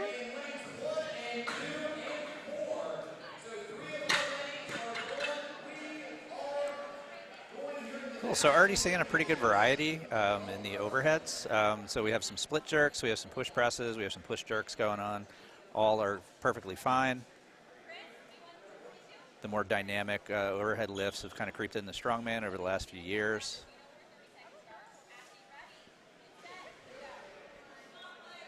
So watching the screen here, your 175s are in the top left, 200s top right, and your 231s are split across 2 different lanes on the bottom of your screen.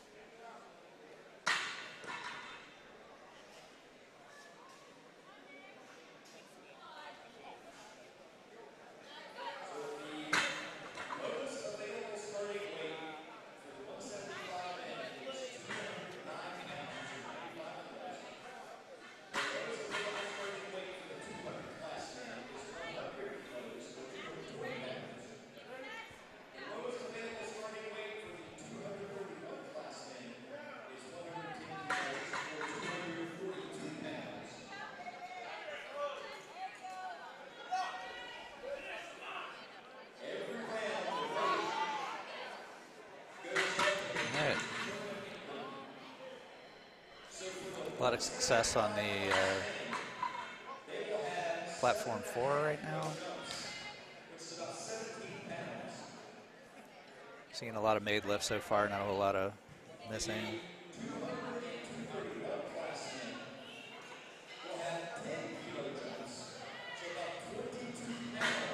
And we are already seeing a good variety in pressing techniques. So some of these guys are going to be using a push press, some a power jerk, some a split jerk.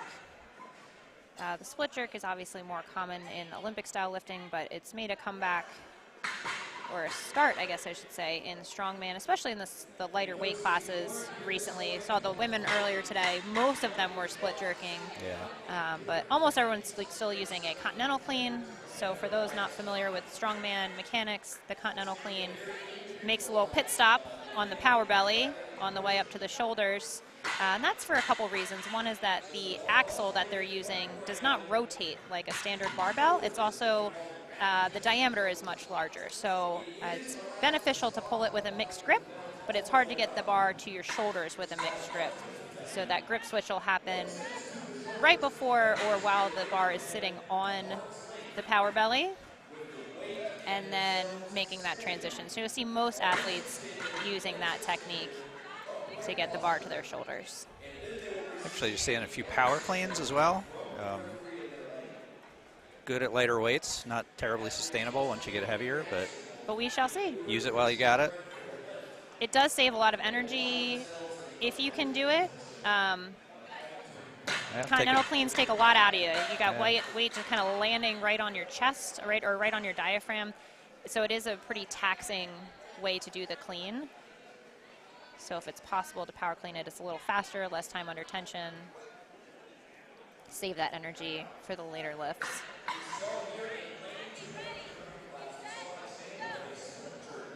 Still a lot of successful attempts going up here. Still a lot of guys on the floor. So we talked about it earlier during the women's clean and jerk this morning about strategy. The smartest thing, that you want to do is try to do as few attempts as possible. So you do see a few people skipping these starting weights and coming in a little bit heavier. In this format, it doesn't matter when you come in. It's not like if you do just random weight, but 200 pounds on your first attempt and somebody else had done a lighter weight before that, you're not going to get any extra points for that in this format. You either complete the lift or you don't, so that's not going to benefit you either way. But that being said, you really want to try to do as few lifts as possible. My target is usually around 4 lifts. But then you also have to factor in what you have to keep an eye on what your competition is doing as well. That's going to play a role. First event too, we're looking to shake some rust off, get some nerves out. These guys have probably been awake for a while, just trying to keep nerves and adrenaline under control till it's their turn to lift. And that this first lift of any competition is always a little bit nerve-wracking. Once that first one goes, then things get a little calmer. Yeah, and if you did a weight cut and a recomp, this is when you're really starting to figure out how that went for you. This is going to tell the tale of how your weight cut and recomp went.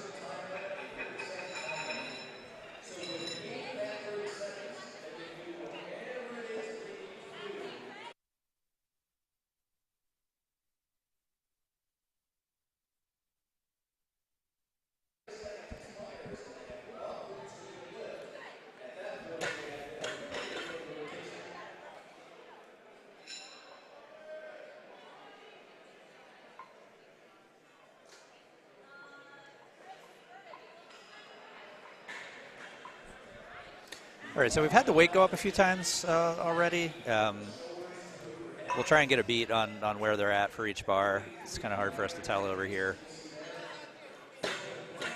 They're also using a mixture of pounds and kilos, which is just mean.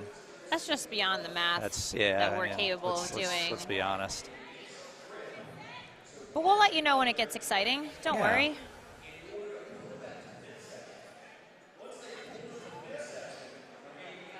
Very nice power jerk here on lane 4.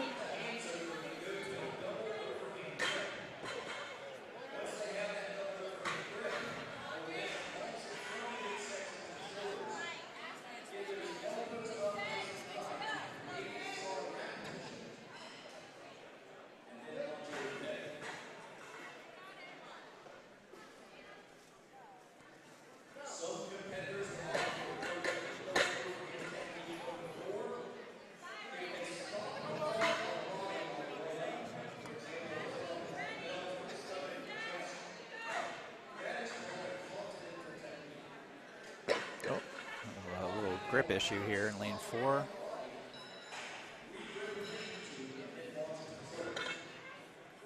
Going for kind of a non-conventional clean here, where he's lapping the weight. Zercher, it looks like. Yeah, it doesn't look like it's going to happen.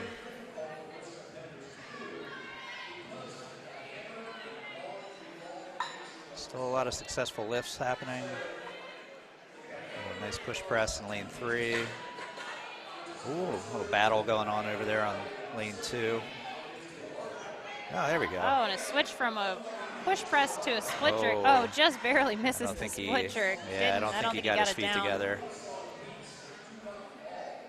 We saw that once or twice in the morning session, too. People started with one technique and then switched over, which is a bold move, but it can pay off. Yeah. We saw it at Shaw. We saw Taylor Woods on her max log put a crazy amount of weight overhead. She switched technique mid-lift, worked out for her. So the pros are doing it. It's good enough for them. It's good enough for us, yeah? Yeah.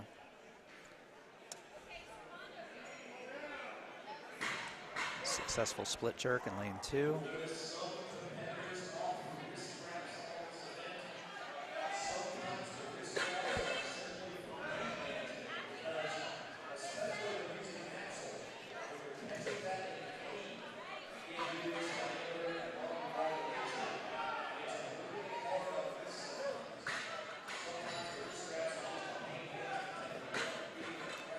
We're starting to see some struggles.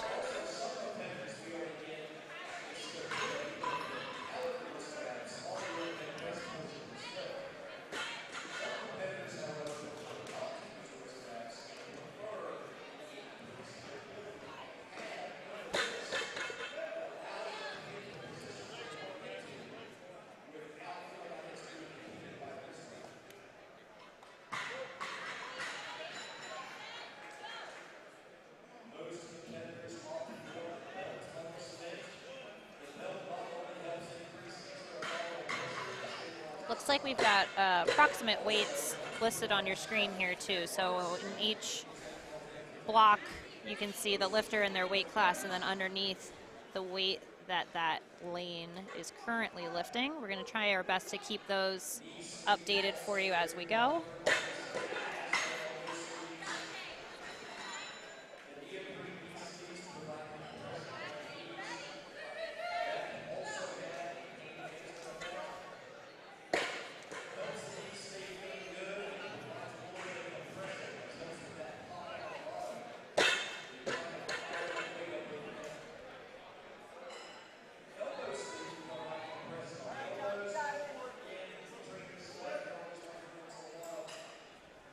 Like we probably still have about at least 2/3 of the men's field still on the floor here. So as they miss attempts, they're going to leave the floor, and you'll start to see as stuff gets heavier. But right now we still got a lot of guys on the floor.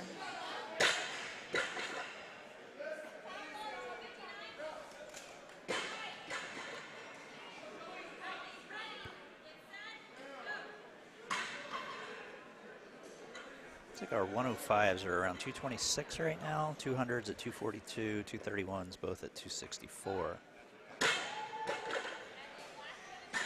Still seeing plenty of successful lifts. I think we'll see the 231s go over 300 for sure. Very nice split jerk in lane 2. So one of the other things with the axle as well is that because it doesn't spin and because of the wider diameter, part of the challenge isn't just in the clean, but is in getting it overhead, where with a bar that has bearings that's going to spin for you, you can really push back on it a lot easier. So the weight is going to sit a little further forward when it's on your chest, and then you really got to punch the head through, especially if you're doing split jerk, power jerk.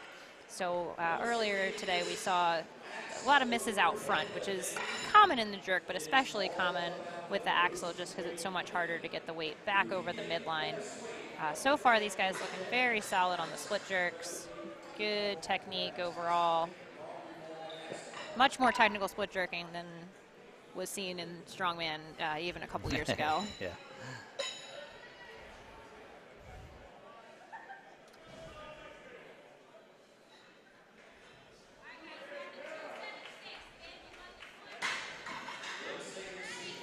Nice push jerk down in the 175.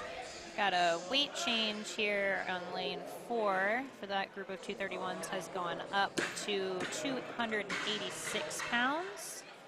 Lane 3, it looks like, is getting ready for a weight change for that group of 231s, probably up to the same thing.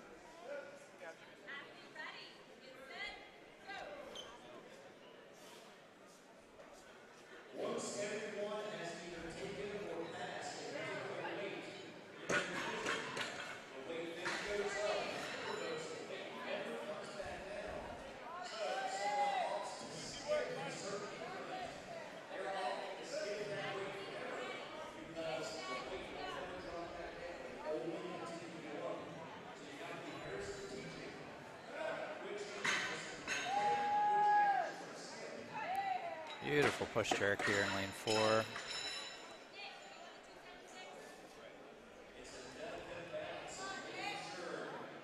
I have a sneaky suspicion we're going to see some more strict press and push press action when the Hussey boys come up later. Yeah. But for right now, these lighter classes are showing us some good technical lifting. I hope to be pleasantly surprised, though. Yeah. You never know. One of these days, a super heavyweight is just going to bust out just a beautiful, perfect split jerk. Maybe today. Maybe today.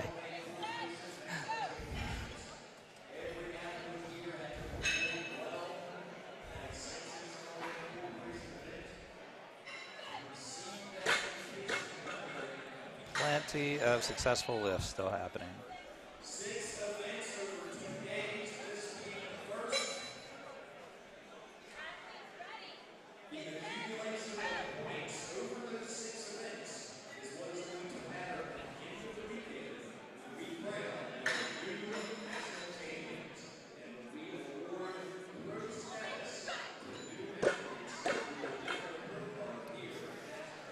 Good lift.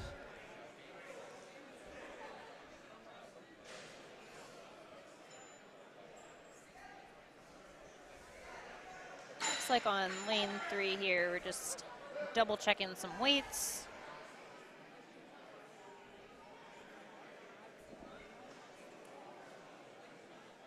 Make sure all the athletes, nice level playing field, of course. Make sure the jumps are the same for everyone.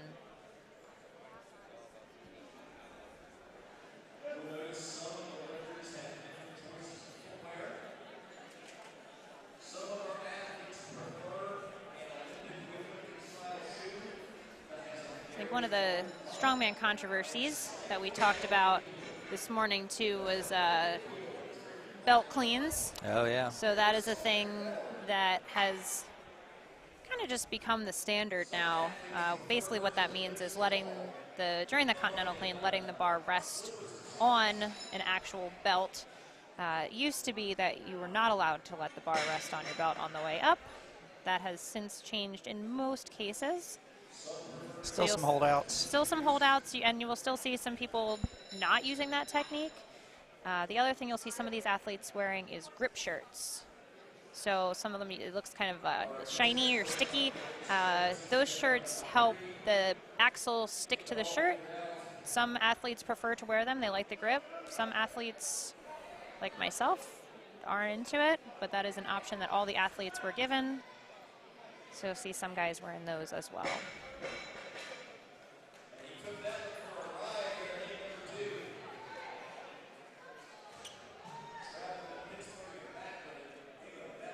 Entirely sure what's going on lane 3, but we'll try and figure out what's going on when James comes back over.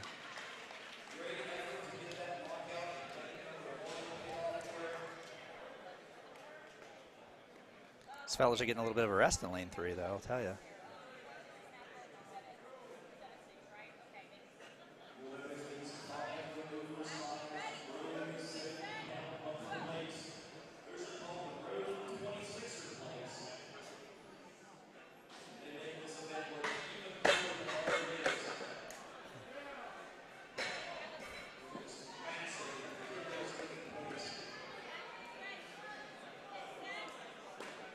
Our 175s are at 226 down lane 1. Oh.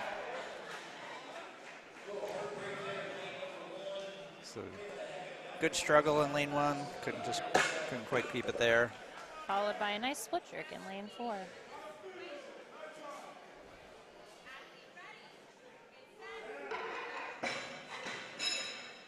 Beautiful lift in lane 2.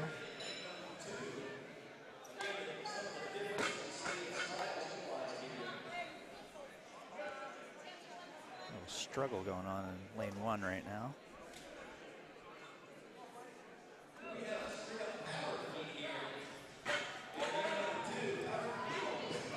Oh, not sure if lane 1 got that.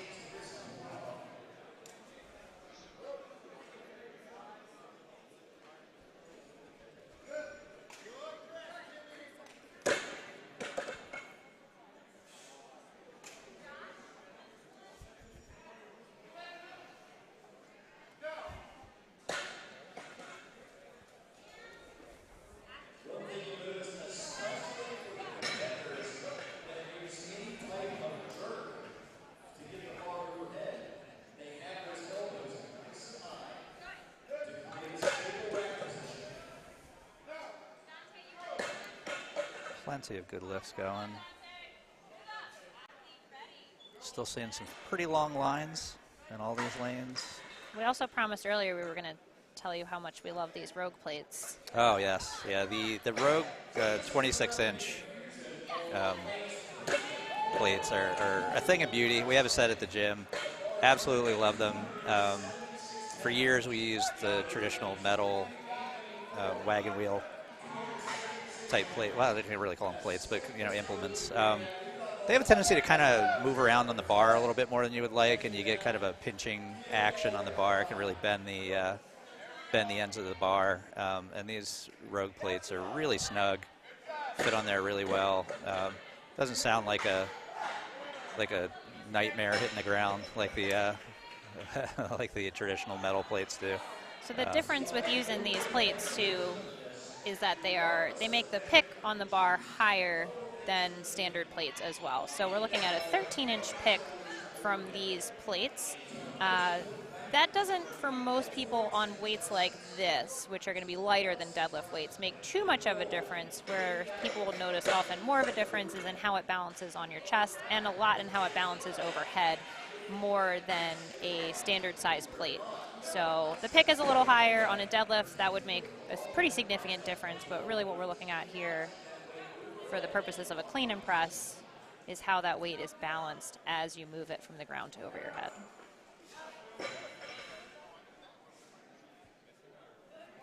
A good lift in lane 4.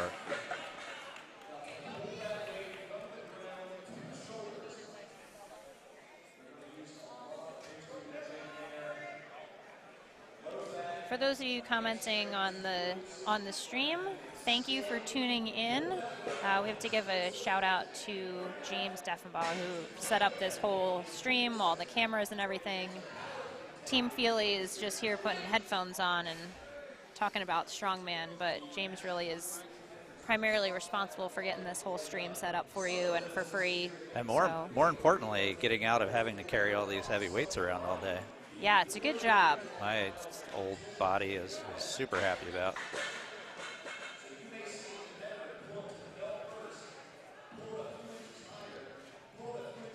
We have some fairly capable volunteers today. We have Miss Nadia Stowers out there. Pro strong woman. Pro strong woman Nadia Stowers. Pro strong woman Laura Anderson. Laura Anderson. Crowd favorite. Crowd favorite. Athlete favorite, Athlete really. favorite. California State Rep Tommy Burns. Strongman Corp legend. Brian B., head judge. He's down on lane 1. Got lane 3 back up and running again here. Nice power jerk there.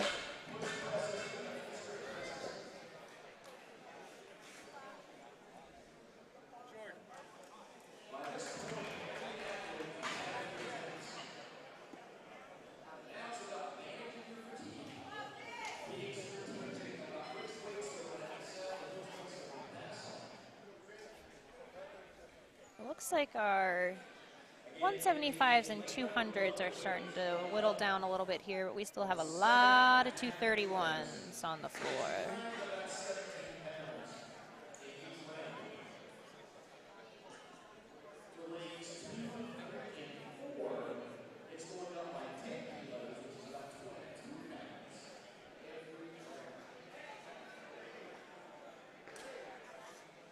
Beautiful split jerk in lane 1.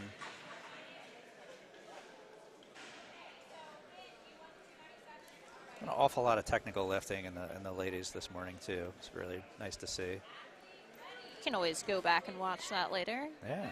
When you're sad that Strongman is over for the day.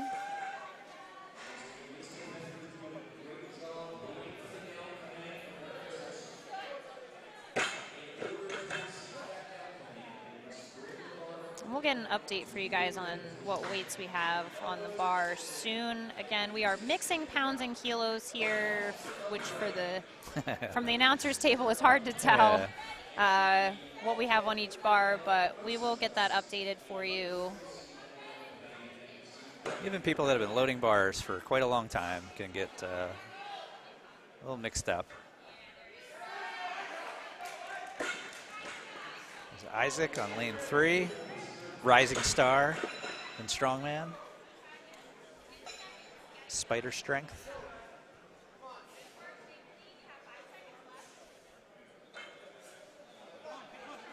So it's possible that we mentioned this already, but as we get heavier, good to mention it again, these guys can make multiple attempts at the weight. They have 30 seconds from the start of their attempt. So if for some reason they miss their attempt, they can try it again in that 30 seconds. It's fairly rare if you see someone really get close on a jerk, grind it out, that they're going to come back and get it. But if they just misgrooved or the clean didn't feel right, they are well within their rights to go ahead and give that another shot.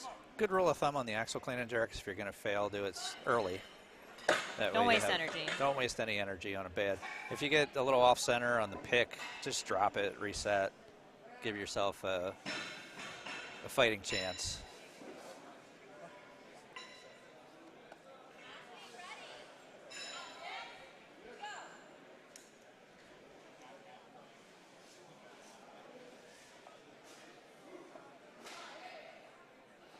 Good clean.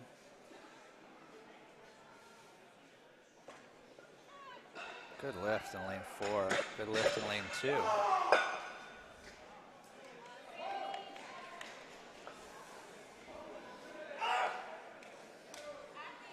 So while this is an overhead lift, there's a lot of lower body involved here. So a lot of posterior chain in getting that clean completed.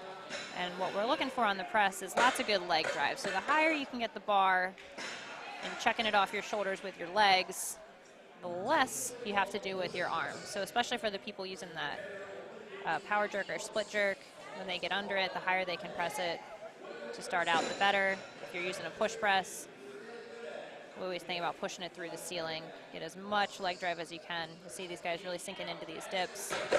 Keeping weight through the midline, weight in their heel. And getting that head back under the bar. A lot of times when you see failed lifts in the axle press, the head just never makes it through.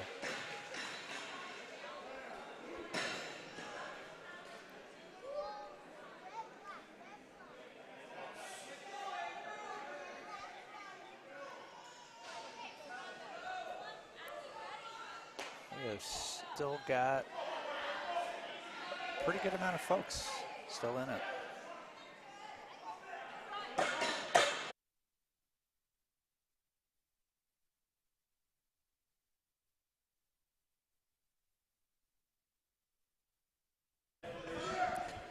So it looks like we're at 297 in lanes 3 and 4 right now.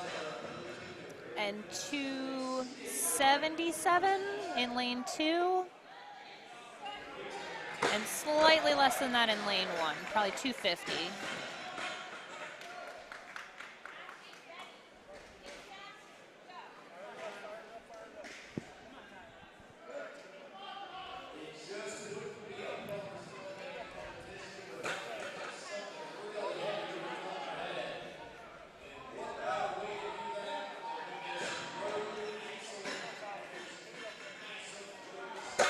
Can't quite get it done in lane 4. Very close though.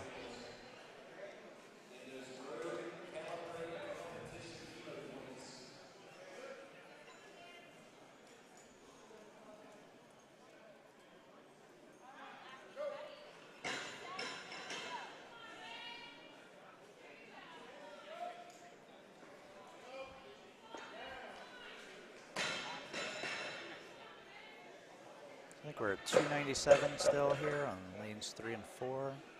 These are the heaviest lifts going down right now. Plenty of competitors still in it right now.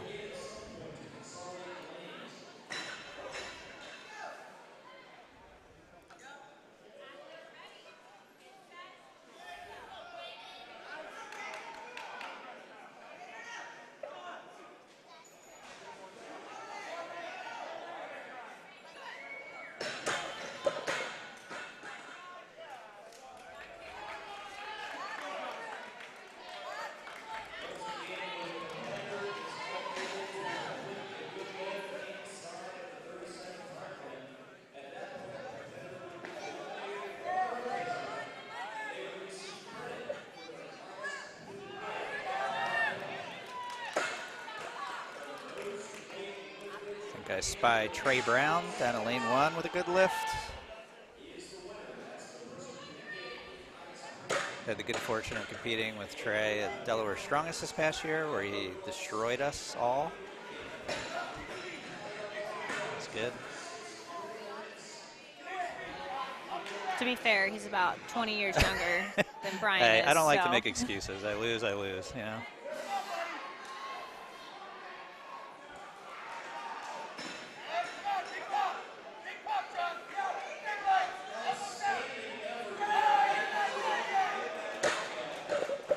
Still a finish lifts going here. We saw a little split clean there. Yeah. On lane 2, getting Split clean. creative.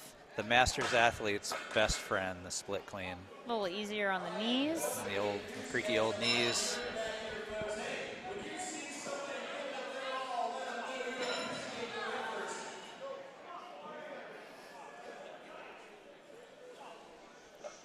Looks like we've got about 6 or so guys left in the 175s. Oh, that was our first. Maybe 6 or 8 in lane 2 on the 200s, and about 2 dozen on the 231s. At our first dive here in lane 4. It's not a max press event unless somebody hits the ground.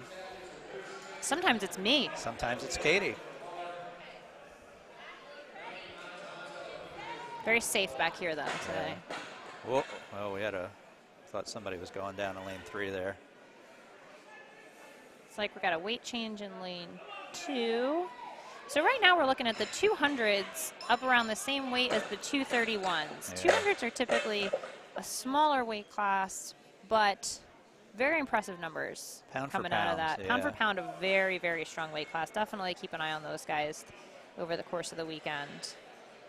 Looks like our 175s are up around like 2. Also around this, actually, we're looking at almost the same weights Yeah. across all these bars right now. So we've got guys who weighed in yesterday at under 175 pounds, lifting the same weight as guys that weighed in at 231, which is impressive stuff. Not that the 231s aren't doing a great job. Everyone's doing great. Pound for pound, though, worth pointing out. Seeing some really good stuff down here in lanes 1 and 2.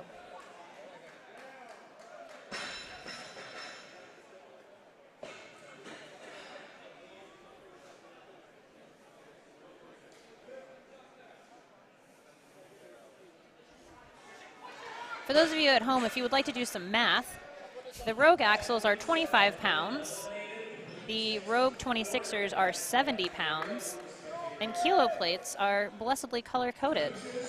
A red is 25 kilos, blue is 20, green is 10, white is 5, black is 2.5. So if you're playing along at home and want to do some math, use our cheat code.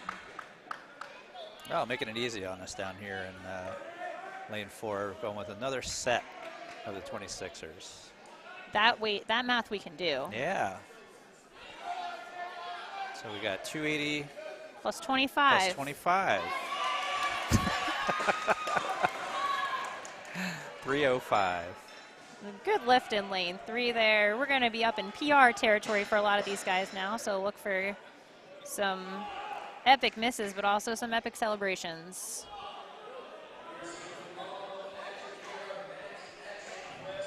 Yeah, I think though there's a question on the thing. I think the 175s are up around one. I think it's like 176 right now. Kilos. Pounds. I'm sorry, I said 176. You meant 276. 276. Sorry.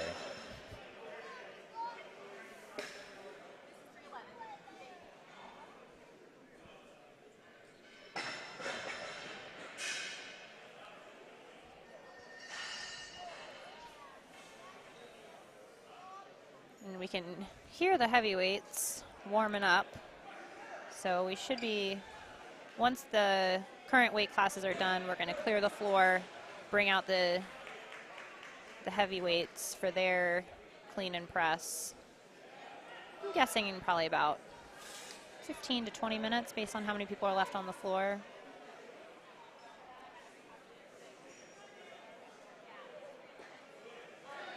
Very solid split jerk in lane 2 and in lane 1. Good recovery.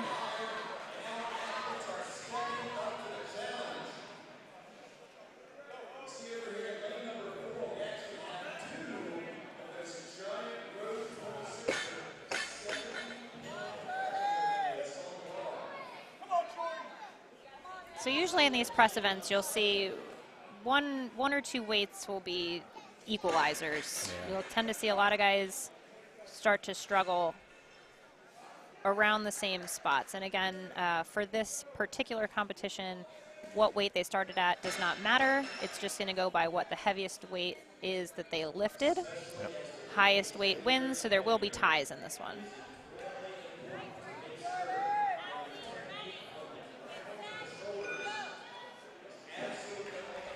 Little bail behind the back in lane 1 there. Classic. Going up over 300 pounds in lane 3. Successful lift in lane 4.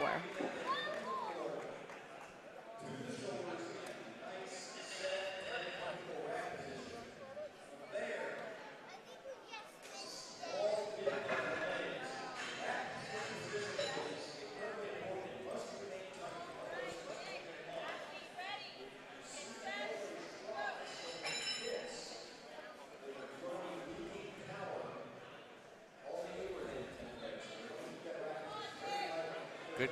Oh, close. Spoke too soon. Couldn't quite Jinxed get it. there. Jinxed him.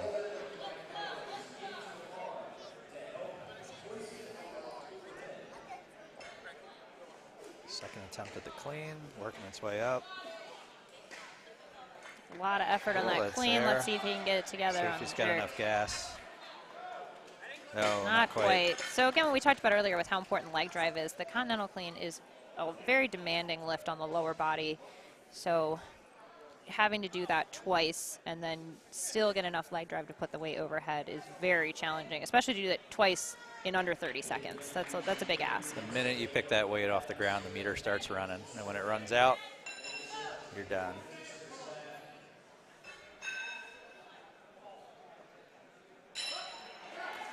Good lift.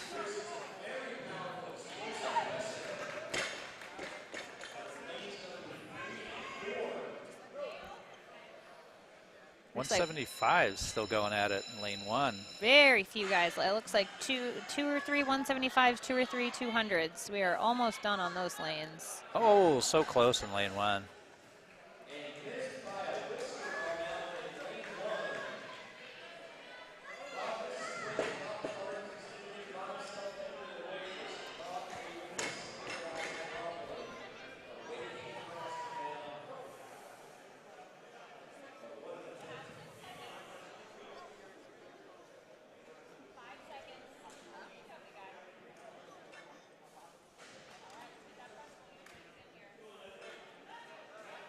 And this weight at just over 300 for the 231s has really proved to be a sticking spot.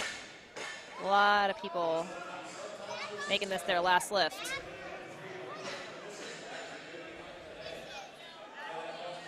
And we got Phil in lane 3, also from the Spider Strength crew.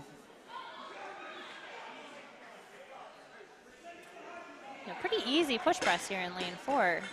So when it gets down to this smaller number of guys and with a weight where so many people get knocked out at the same time, it makes it extra valuable because of the way that the point splits work to get that next lift. So with so many guys exiting on the same weight, just hitting this weight is going to give you a huge point advantage. Yeah. Very nice very switcher nicely in done. lane 4. Made that look super easy. And we had a successful lift down on lane 1. Looks like that was Trey. Coached by Will Hall, who I believe also coaches Cody Abel. You can fact check us on that, though, if you Fact want. check us on that, I'm pretty sure. It's part of the Virginia crew from Tyson's Playground. Fact check anything we say, actually. We're happy to. Please, I'm wrong all the time.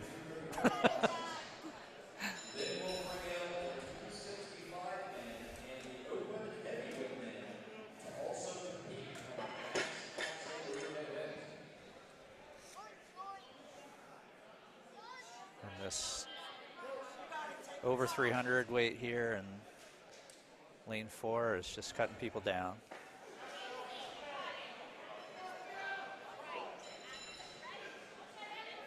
Good lift from Phil in lane 3.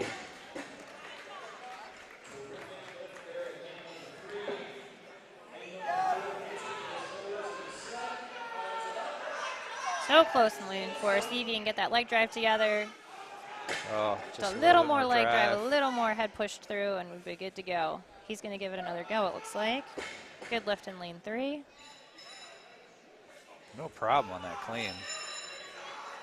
Oh, press just is not quite there. Just going to take off those tiny little 1 kilo plates on the side. I think he would have been fine. We have been corrected. Trey Brown Ah. trains out of the shop. Shop gym. Thanks, Thank you, Jared. Sorry about that. But we got his coach right, so. We got halfway there. Yeah, 50%. I'll take that.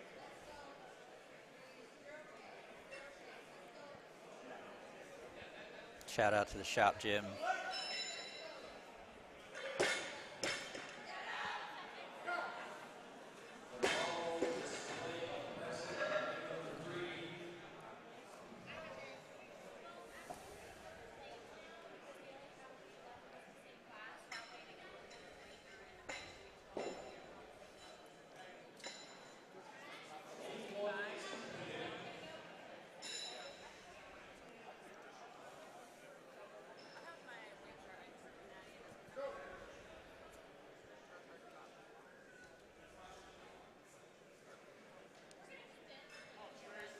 Looks like we're going to condense lanes 3 and 4. So that's both your lanes of heavy, or of 231s are at the same weight, and there's not too many guys left. So we're going to condense those guys down into one lane so they know who they're competing against. Got about 12 guys left, it looks like. About 2 or 3 200s, and it looks like the 175s might be done. Oh. Gutsy lift, lane 3. Nope, we're over 300 pounds there in lane 2. Oh. But good lift. Good lift. So you're going to see your feed switch over here to just 2 lanes. Got lanes 2 and 3. Your 200s are on lane 2. Your 231s are on lane 3. Isaac making a go of this weight here. Just missed that first attempt. He's going to call it. It's important to know, especially event 1 of a 6th event, 2-day competition. You got to know when to be smart and save it. Yeah. It's a long couple of days. It's a smart call. He just missed that first one, though.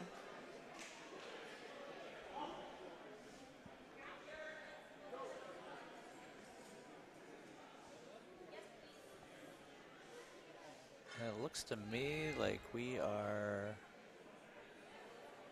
down to 1 lane now. Or there's still some. Oh, no, looks like we got an attempt coming on lane 2.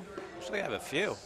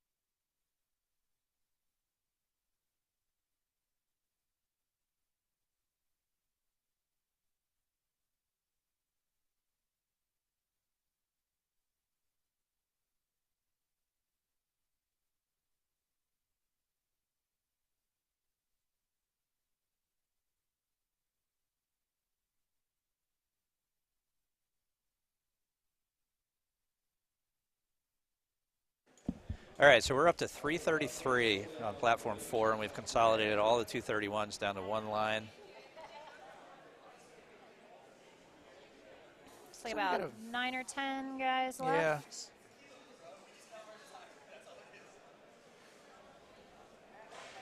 Again, big points up for grabs here with how many guys did not make the last attempt.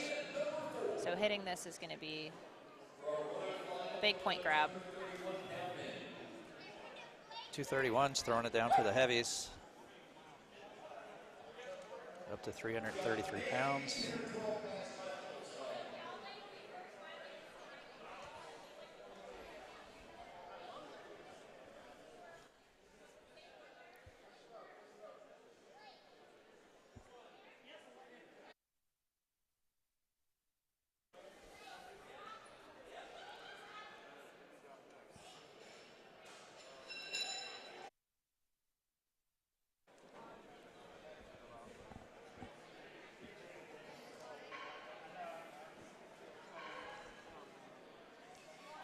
looks like we're just putting everybody in order here. So they were in order on their original lanes. Now we're just reordering for the combined lane. Keeping track of this many athletes in a rising bar situation is definitely like herding cats. So kudos to the wonderful volunteers who are making that happen.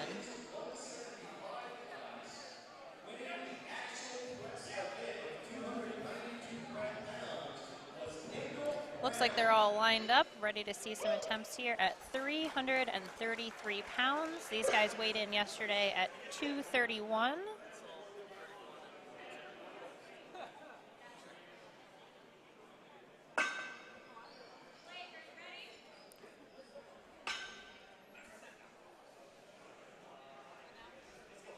All right, here we go. Got our first attempt at 333. Just gonna rip some ammonia real quick. It's the only way. Good clean. Oh, very nicely done. I could be wrong because there was a million people on the floor, but I believe he opened a good bit higher Yeah. than most of the other guys did. So it looks like he's got some more in the tank there.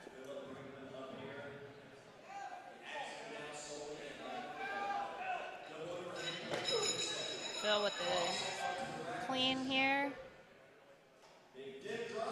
Oh, Very close. He's going to go ahead and call it. Save it for the next event, which based on this morning, yeah. it's going to be a rough one. Yeah. So a wise move to save a little energy. He's going to concede the balance of his time.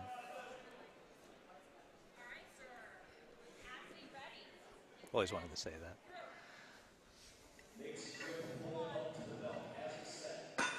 All right, up to the shoulders. Oh, that could have. That could have ended poorly. He's going to go for it again. Does he have the leg drive in him? Oh, Not quite, but very gutsy lift. wowie. That was something else. Wowie, says Brian. Just know it's a Just good one. watching the replay. Oh my God, that almost just took his entire left side of his body off. Shout out for the anger attempts at the end there too. Got just as close on both of them.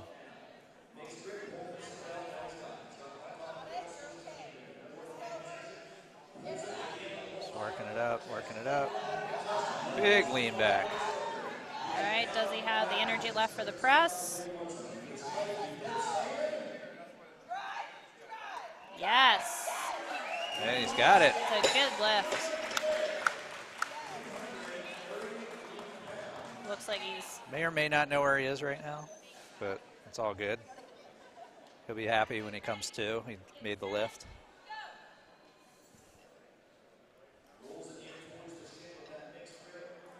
very smooth clean and a very smooth split. A lot more in the tank there. Reach with those feet, Billy. Reach with those feet.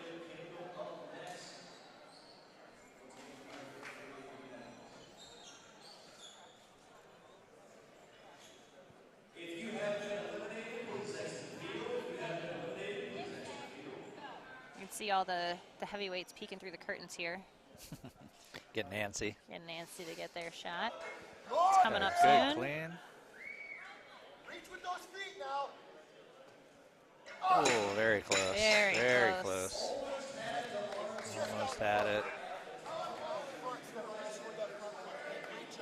Couldn't quite lock the arms out on that.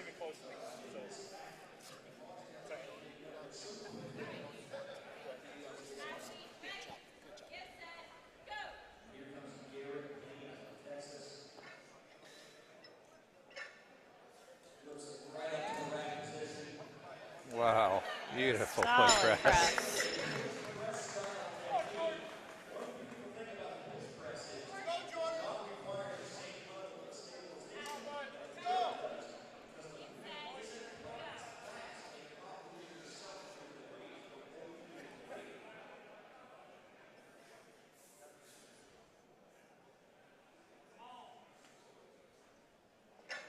Good clean. Oh, just a little bit forward. A little bit forward. Looks like he's going That to is try it again. certainly within his capability. Making 2 attempts in that short amount of time, though, we shall see. Yeah, not quite there. So close, Understandable. It's a heavy clean.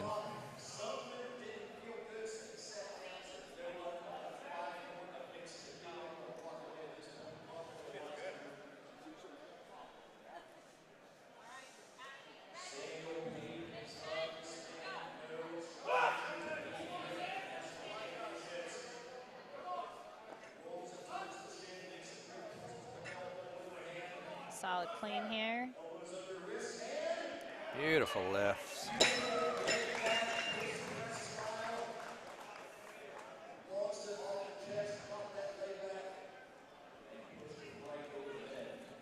Looks like we've got about 5 guys, 6 guys total left in this class. 2 more attempts at this weight.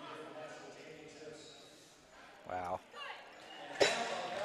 I think it's safe to say he's got a little bit more in the tank.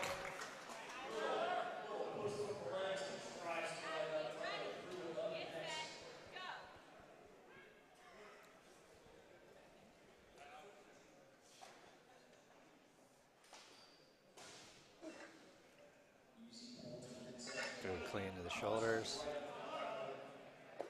Beautiful Really split nice. jerk. Really nice. You'll love to see it. You'll love to see it.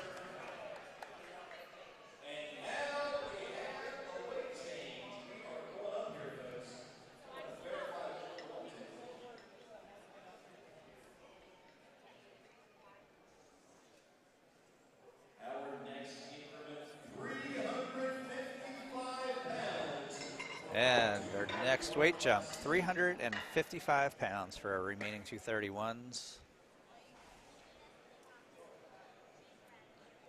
Look like we got about 5 or so guys that are still in it right now. They're all just wandering around. It's That's hard to very say. hard to tell. Boys just wander around. After these last 4 or 5 competitors get done, then we'll be resetting, and the heavies and the supers will be coming out. We get to do this again. And we get to do this again. It's going to be lovely. This is going to be our most time-consuming event of the day. The Yeah, next definitely. 2 are for time, so they're going to run significantly faster. Max events typically take a little while.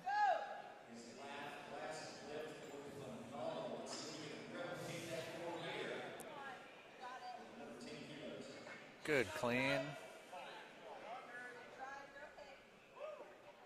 Oh my gosh, that's so close.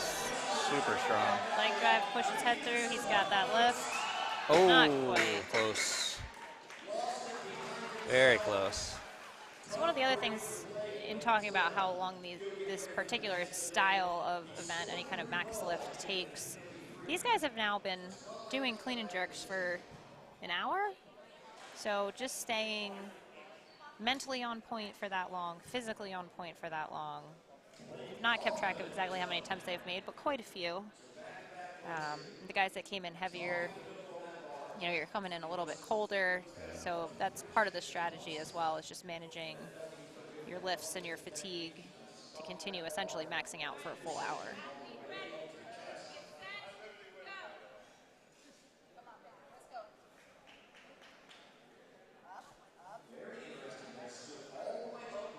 Thanks to ADL Live.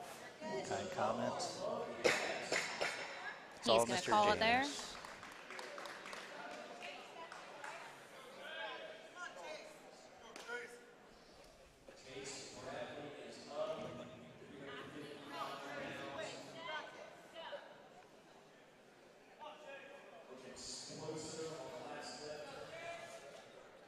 Excellent clean.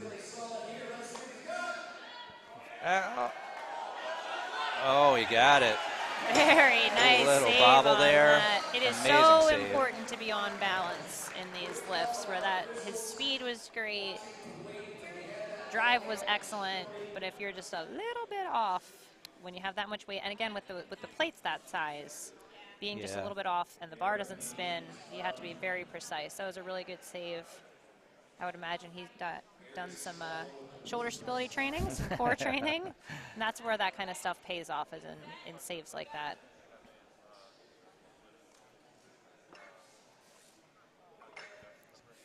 Nice clean.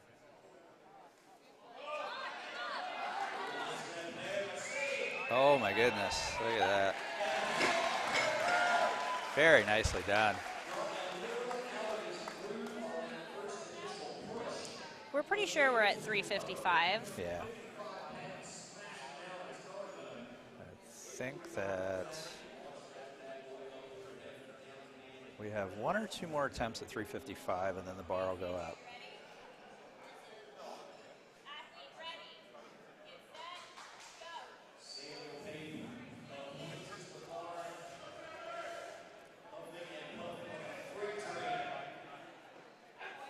He's got it to the belt.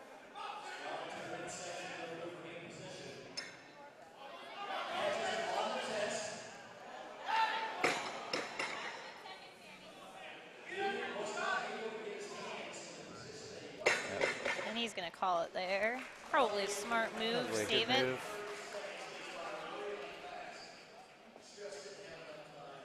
Save some for later.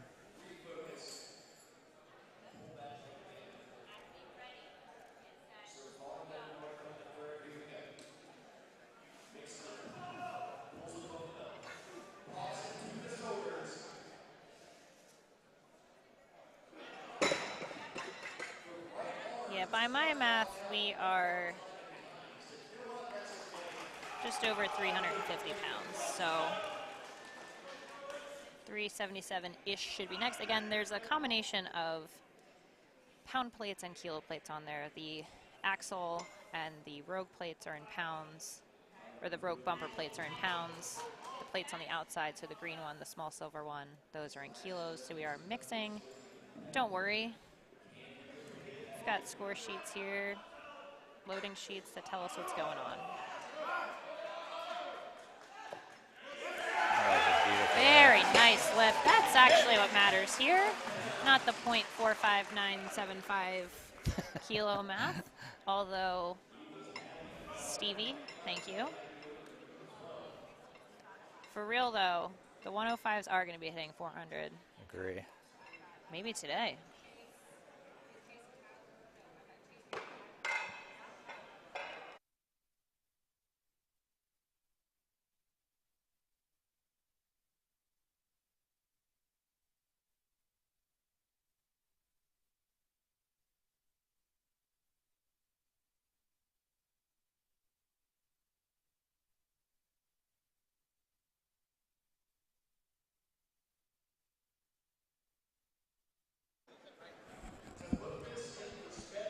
So we just got word that the bar has been taken up to 377 pounds.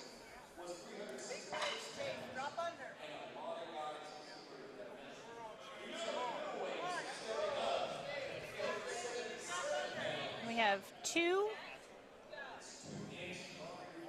left, it looks like.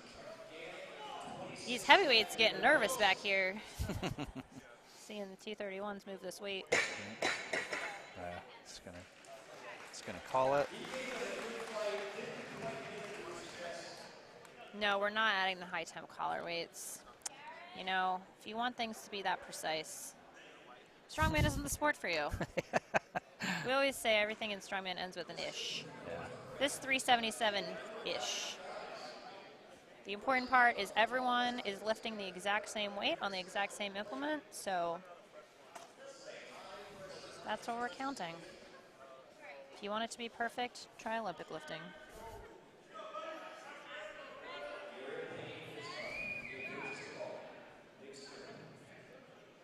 All right, this is our last 231 here.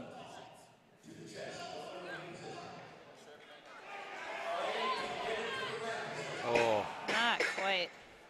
He's going to call it. he's gonna call it. Oh. Oh, where is he? Just kidding. And he thought better of it.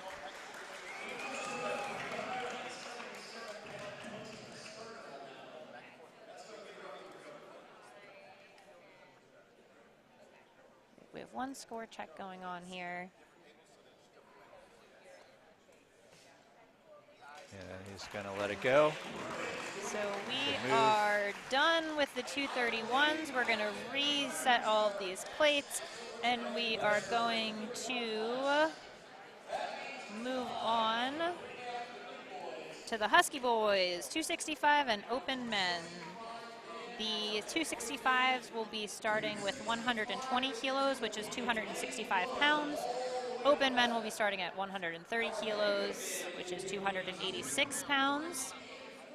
And the breakdown that you'll be looking at on the platforms, the 265s will be in lane 1. Open men will be in lanes 2, 3, and 4. We'll do the same thing that we did with the 231s, where as guys drop out, we'll condense it down. But for right now, you're going to be seeing 265s on lane 1 and open men on lanes 2, 3, and 4. Looks like everything's pretty well loaded up, so it should only be a minute or two till these guys get going.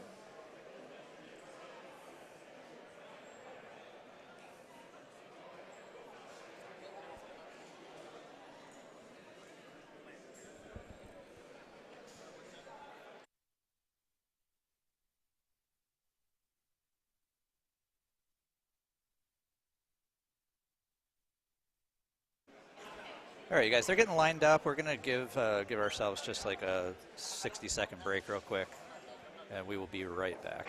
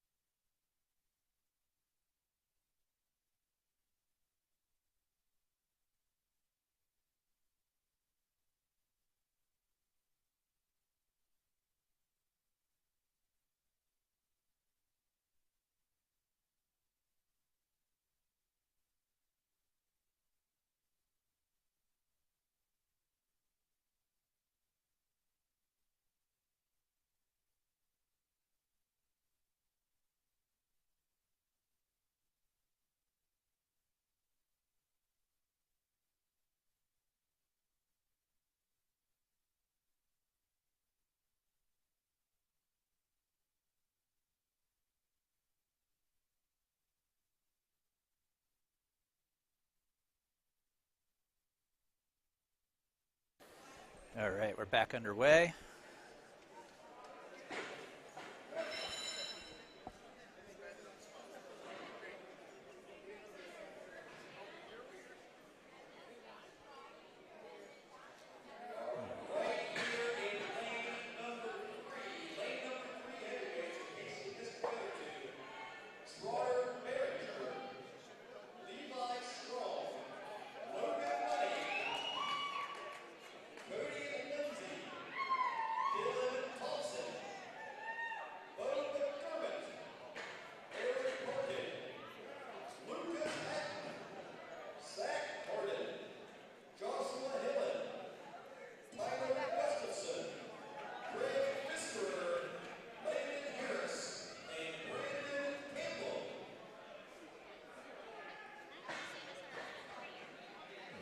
Got some successful lifts going down here.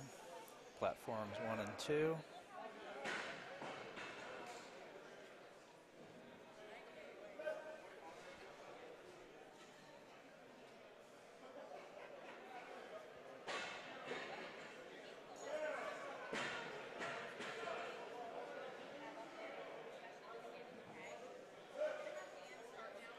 All right, folks, the action is underway here. Our heavyweight. All right, so remember we got 265s down on lane 1. Lane 265s, our other lanes are your open heavyweights. So anyone who weighs in heavier than 265 pounds will be in lanes 2, 3, and 4. So lane 1, 265s, lanes 2, 3, and 4 for our open men.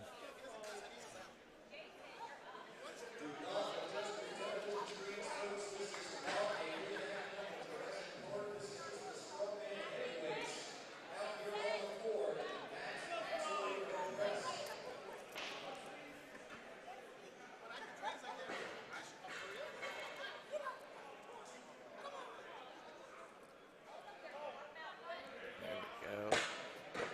Good lift in lane 4.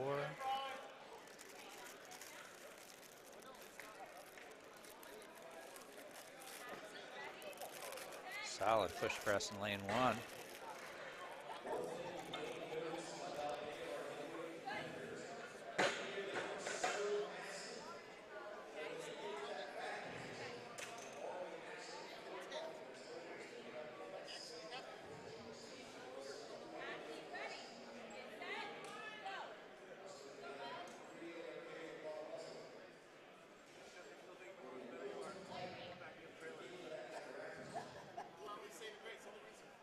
Strict press, lane 4, very solid.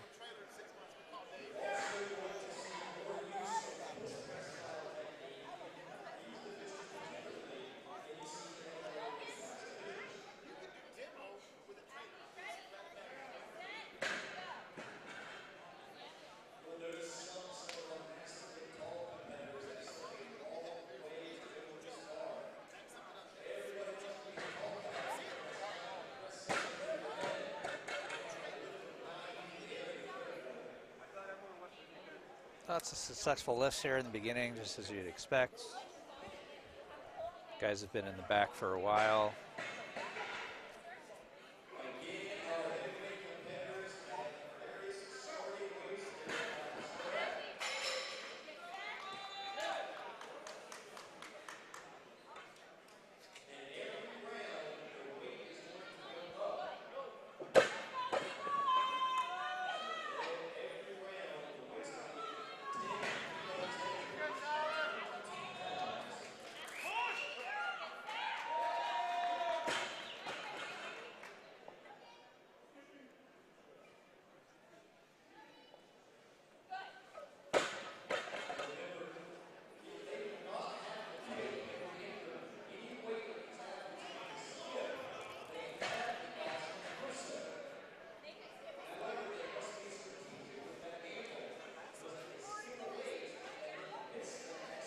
Folks skipping these early weights.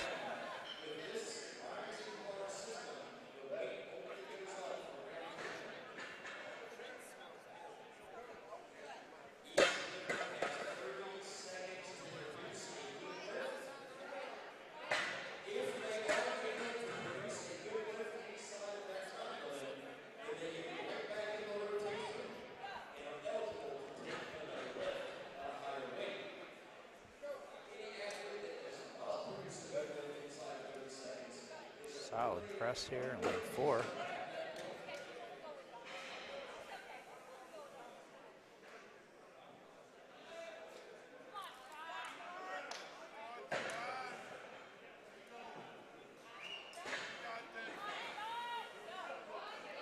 A battle going on here in lane 3. Get this first lift done.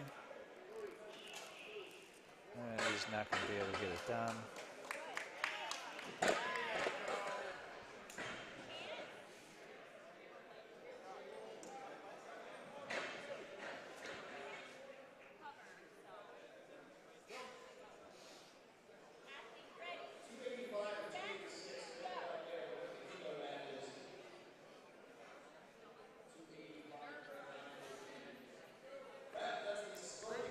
And there it was.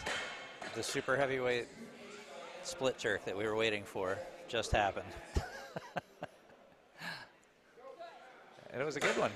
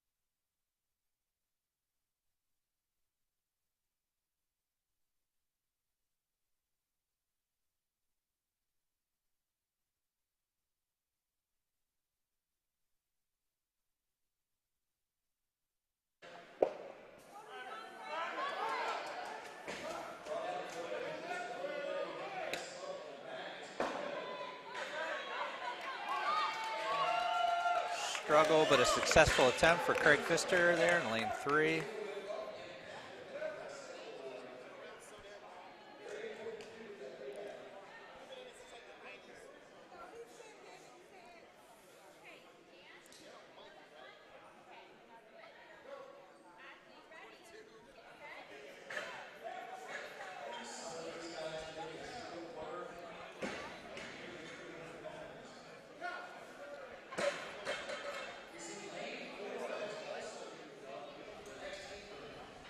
Good press, lane 4.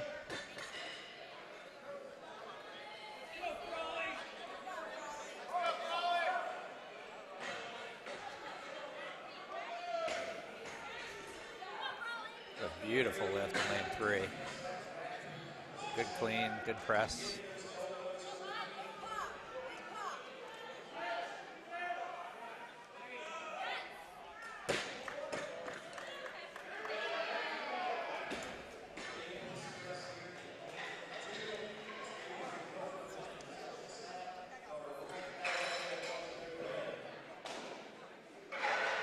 So we're back in a position here where we've got about A million. 1,000 to a million large guys on the floor. So we're going to do our best to keep up with what weights we have on each lane and who's doing what.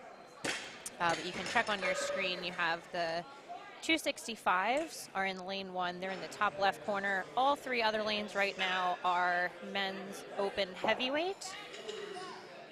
When they all get to similar weights and we narrow down the field a little bit, those will be combined into 2 and then 1 lane.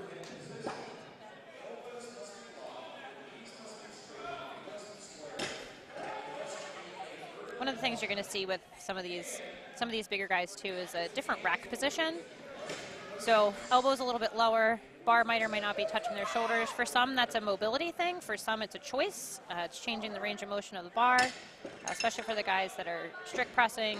That can be actually a little bit beneficial. For those of us that aren't that broad, we need to rest the bar on our shoulders, but some of these heavyweight guys just don't need to or can't. Or can't. Depends on the guy. But you'll see that it's going to look a little bit different. I saw it in a few of the lighter weight classes. One thing you'll generally see with a lot of the open fellows that are bigger chest, bigger shoulders, you'll see a little bit more of that scooping underneath of the bar to get it into the rack position. A la Eddie Hall. A la Eddie Hall, yeah. That's something that Bibby, I know, is another one who scoops under the bar. These guys are really just one step away from that. Yeah, just real close. But yeah, just definitely a lot easier to do when you have a much larger chest, much larger delts to set that bar up on the scoop underneath of it. Not when you're a 137-pound lady. Nah. Or a 175-pound old fart.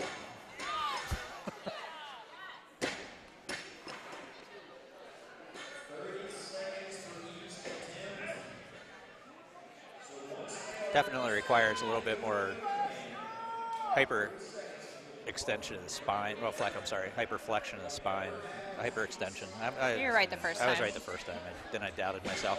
Hyper extension of the spine to get back into that laid back position. We're going on 6 hours of announcing, so Yeah. some of the words. Just wait till the end of the day tomorrow. Caffeine's starting to peter out now. It's good. Still a lot of good lifts happening right now. Very easy push press there in Really lane easy. 3.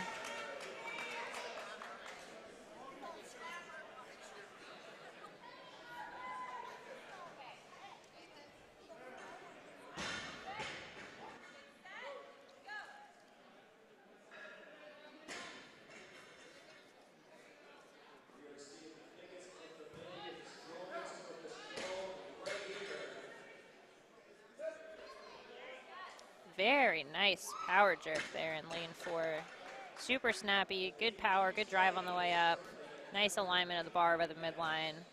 That's what you like to see. Snazzy shorts. Really the whole package there.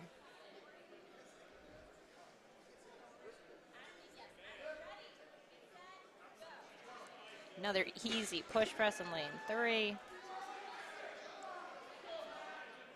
I don't know what he's yelling about, but he's happy. And another heavyweight split jerk. Love it.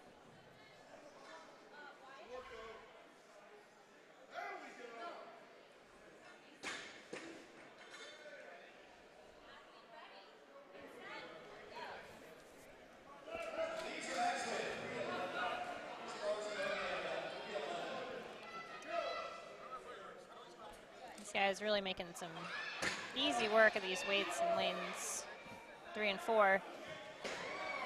The all heart press out there in lane 1, which is your 265 lane.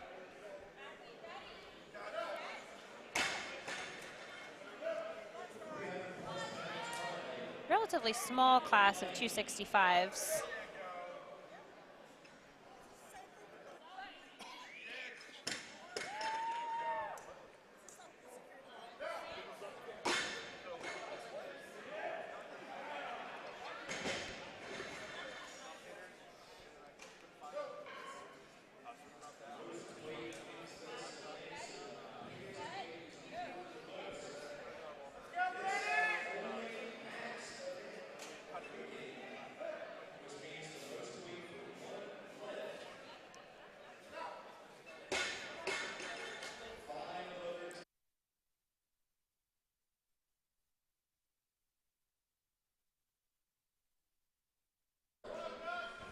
I think we just saw Nick Curl over there in lane 2.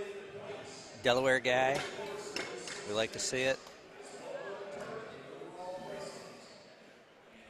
TBH, a lot of these heavyweight guys, especially without my glasses on. You can only be relatively sure that it's who you actually think it is. But we're going to do a great job with yeah, names in the next couple. Oh, yeah. Because everybody's going to be in order. Speaking of order, the way that's going to work is that whoever scores the highest in this event will go last in the next event. So we'll be in reverse order, and that's going to happen for every event throughout the whole competition. So you kind of have a sense of who you're competing with along the way. And just for anybody who may be watching who is not exactly sure how strongman scoring works, so just as an example, if there are 10 people in your category, if you get first place, you get 10 points. Ninth place, you get 9 points, and so on and so forth.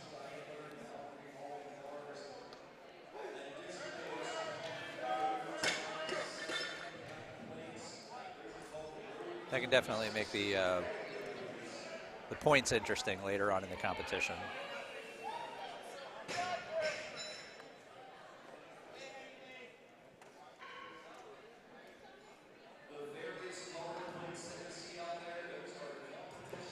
A lot of time it behooves you to stay consistent towards the top the whole time, whereas if you get a first place and then just totally bomb an event, it can still really hurt you.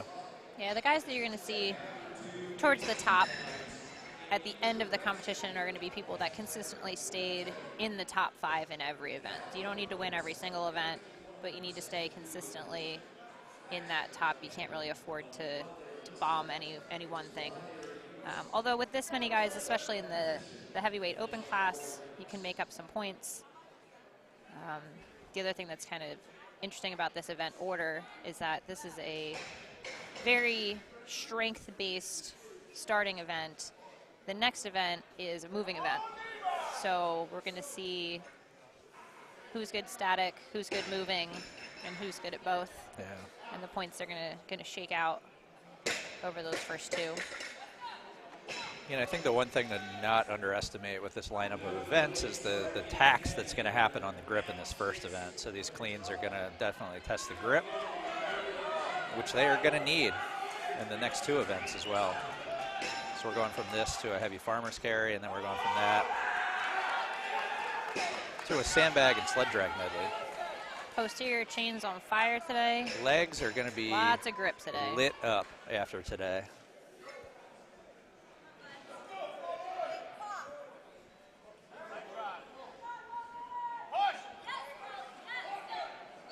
It's a good lift. Love all the support in the comments here. You guys, thanks for tuning in, cheering on your friends and family. So we got some Lucas Hatton fans in the crowd there. Lucas from Dungeon Strength, I believe, out in Seattle, who we've seen compete a few times this past year. Also things that we might be making up. No, I don't think so. I that think one seems accurate. Yeah, this one seems actually, accurate. yeah. We saw him at Nationals last year. I think we saw him at possibly Rainier. At Rainier. Very strong guy.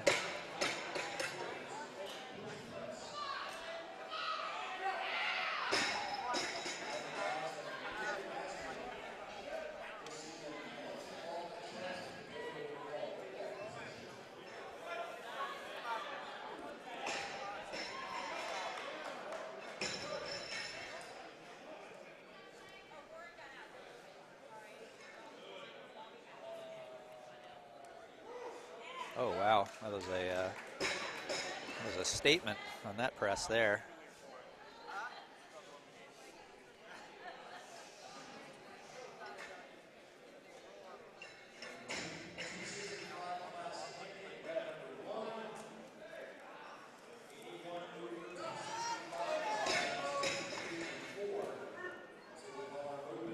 Oh, way to regroup. That was a really nice example of you have 30 seconds. So that first press, just a little forward, but he was able to catch that on his shoulders, which is also not the easiest thing to do. That much weight coming down, weight that doesn't spin, that's a tough catch. But then tighten everything back up again, regroup, get back in position. That's a great example of using that full 30 seconds to your advantage.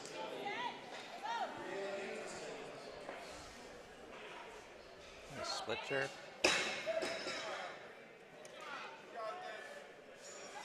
Oh, very close on that. Just couldn't quite get the arms locked out.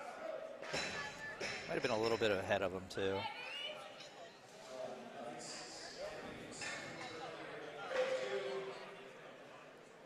Oh, and a good push press in lane 3.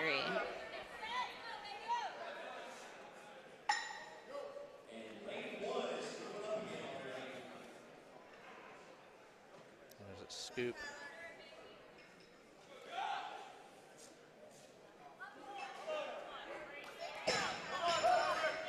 Try and readjust. Oh, that one side just, one arm did not want to cooperate on that one. Really close though.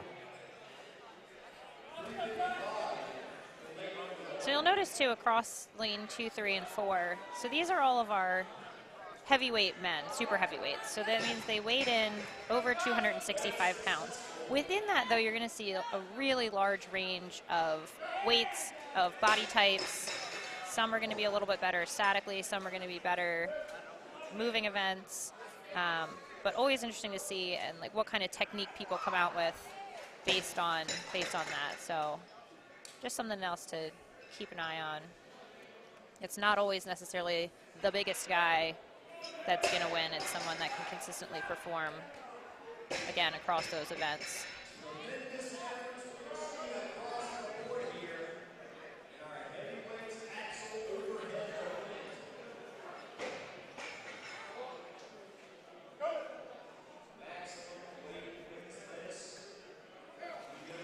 Oh, there. Oh, he got it together. Ooh, Got and the down a command. Yeah, just Good save on that. barely squeaked it in there. Good lift over on lane 2. Looks like things are getting pretty heavy down on lane 1.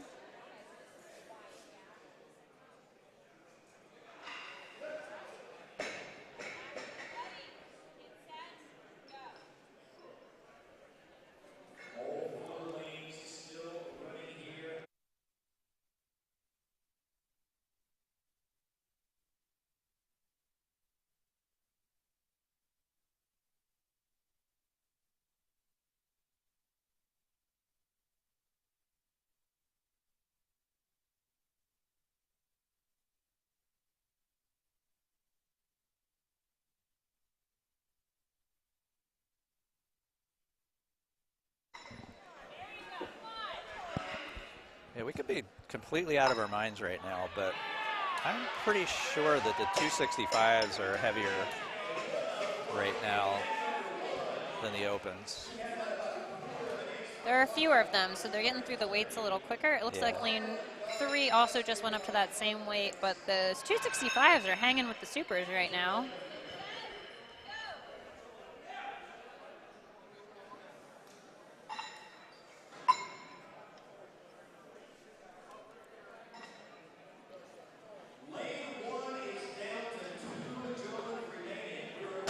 All right, we have two competitors left in lane 1.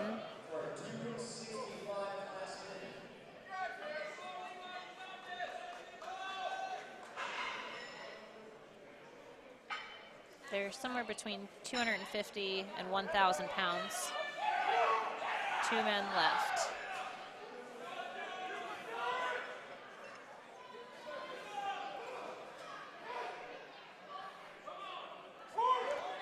Oh, did not get the down command.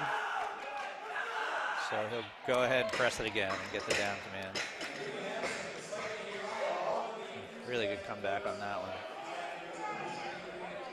Almost not a worse feeling in the world when you jump the gun on the down command. Especially at a max or near max weight, because trying to do that again, trying to do it the first time is hard enough. Trying to do it again is soul crushing. A big ask.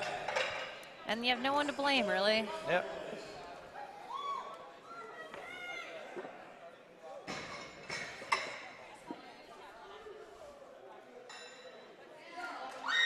They're still handling weights down here.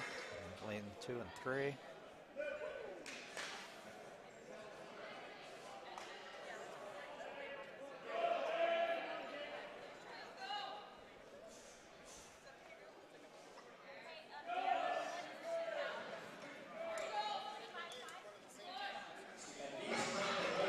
Solid press.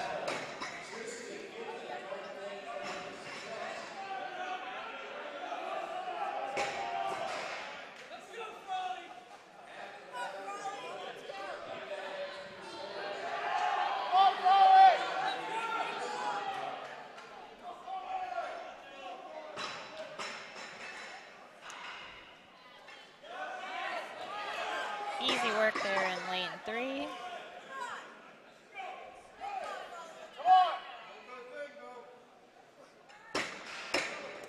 Can't quite get there, lane 4.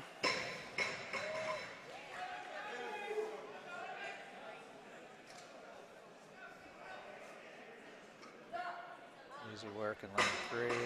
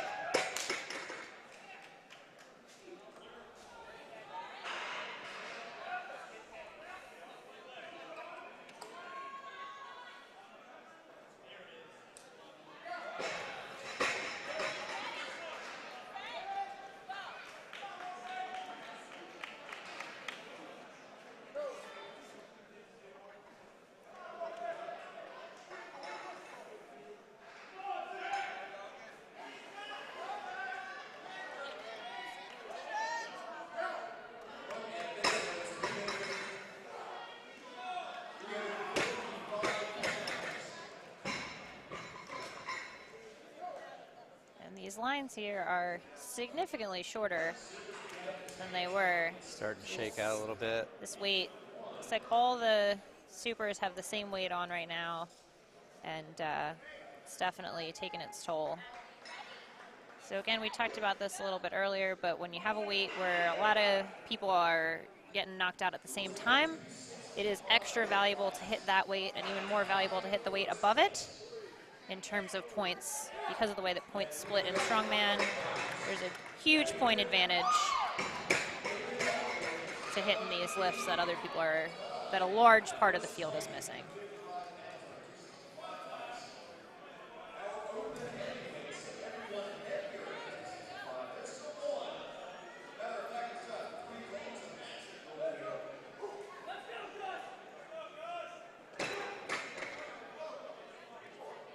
A little off balance there. See if he can come back and get it. Close.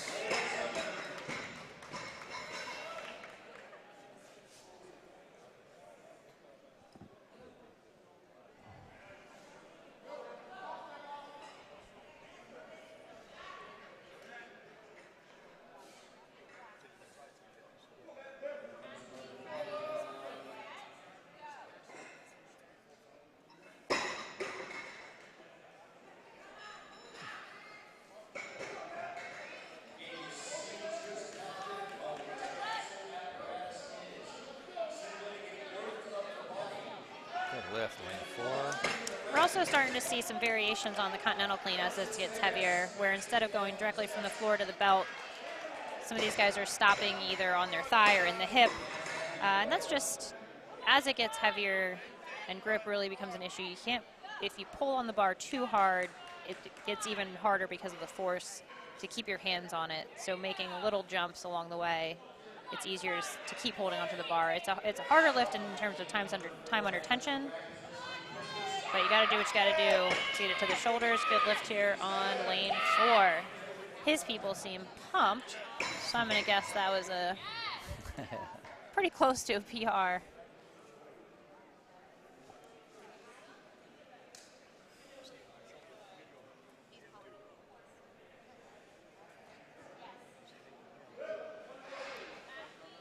So it looks like our 265s are all done. Have to check and see where they ended up. Got 3 lanes of open supers running right now, but probably going to condense somewhat soon. Oh my goodness. Oof, got it. That was a struggle.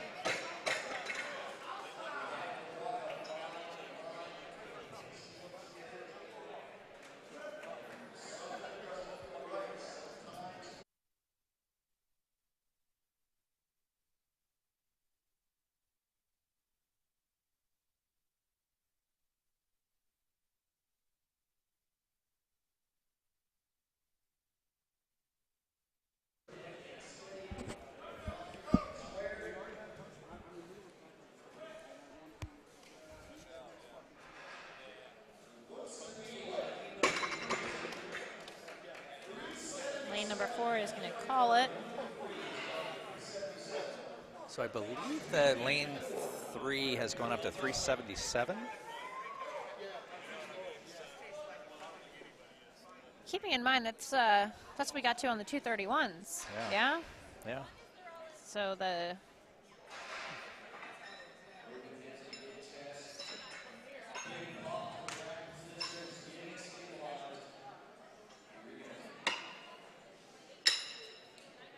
Good lift.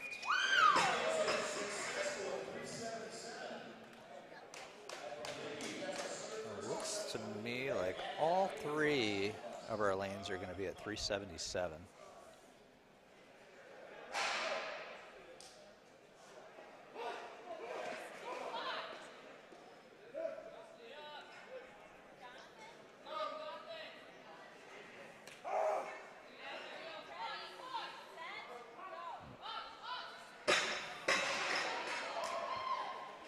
Good lift. Lane 2, 377.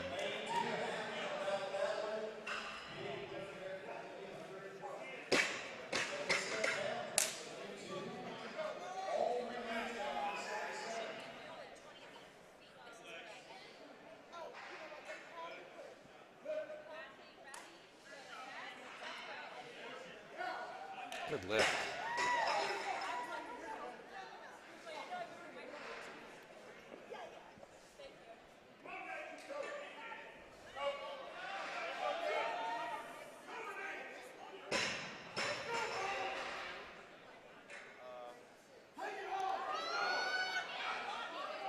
Good battle in lane 4.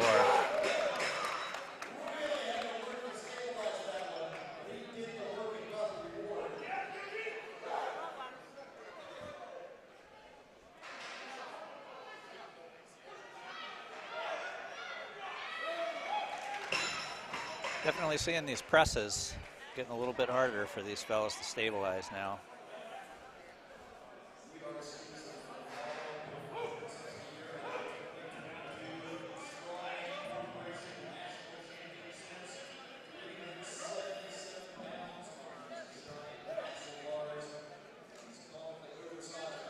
Good press in lane 4.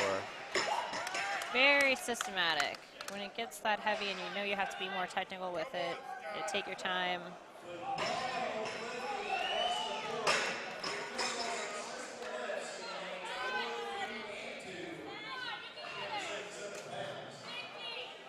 Looks like we have about 15 or so total open men still in the running here. Already had 3 good attempts, or several good attempts at this weight. So we're definitely going to go up from here.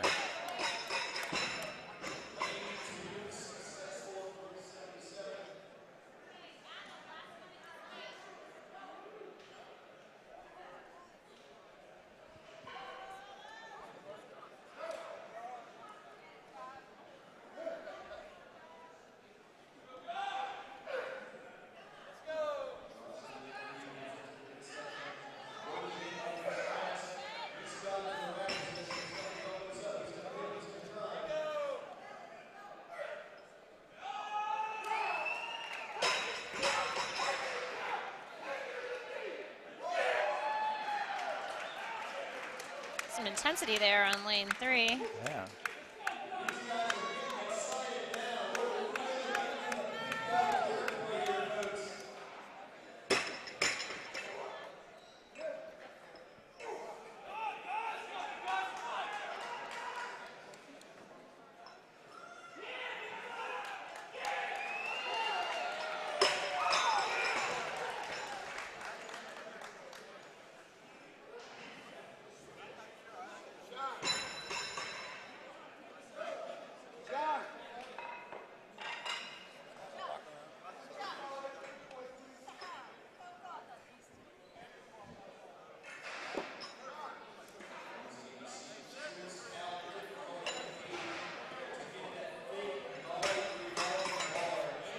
Lane 3 is going to go ahead and call it after that attempt.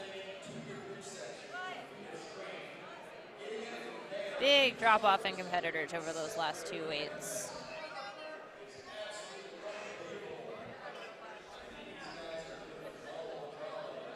Looks like we're going to condense down to a single lane. So everybody's going to come down to lane 4.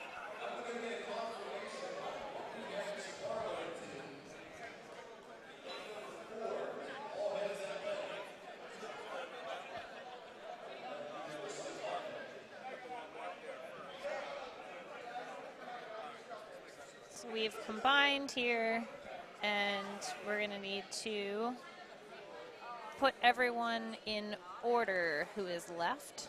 Looks like about 8 guys, 10 guys. They're all doing that thing that they do and wandering around, but Laura is herding them together now, and we're going to condense them all down, get them all lined up, and get going here on this next weight, which we will add up. Yeah, I think we'll probably condense the view down to 1. I think James is working on that right now. We're going to take that weight to 399. Oh, why not 4? Why not 4? This math, honestly, has been hard enough.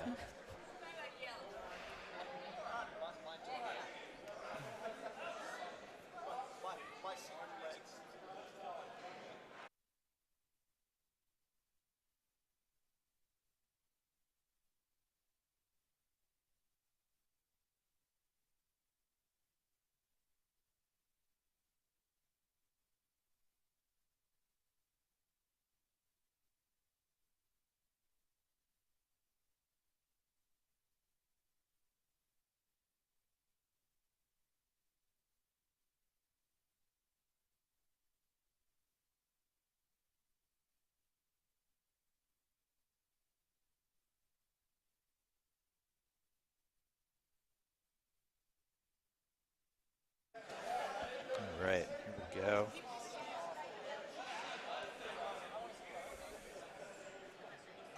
Got ourselves condensed down to one platform, so everybody's going to be on platform 4 now. Going to start at $3.99. There we go. Shift the view for you a little bit.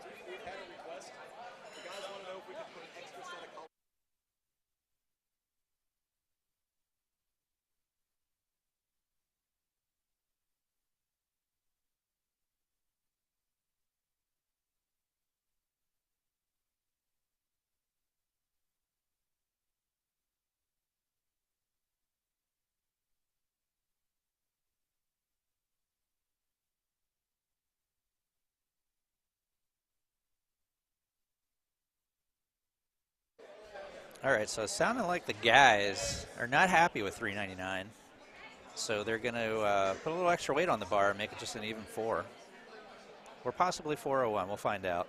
They want it though. Yeah. No one wants to lift $3.99. I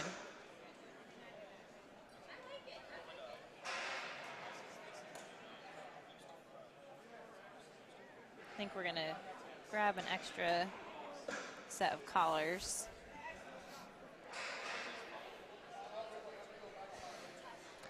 Yeah, there's talk of collars, there's talk of plates, so we'll see, we'll see what we end up with here. Man of the people, Paul Mauser, has gone to give the guys what they want. Although I gotta say, giving into the demands of these heavyweights, it's a slippery slope. That's how you end up with power plant gym. I kid. We love our heavyweights.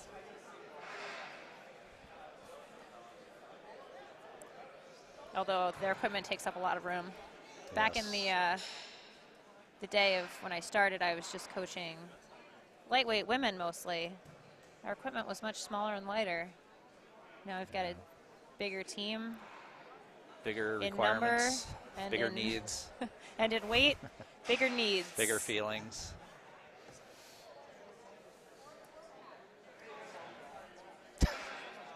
You should feel attacked, Zach. You should. So it looks like we're finding those extra weights and also cleaning up the floor. Our next event after this is going to be a farmer carry.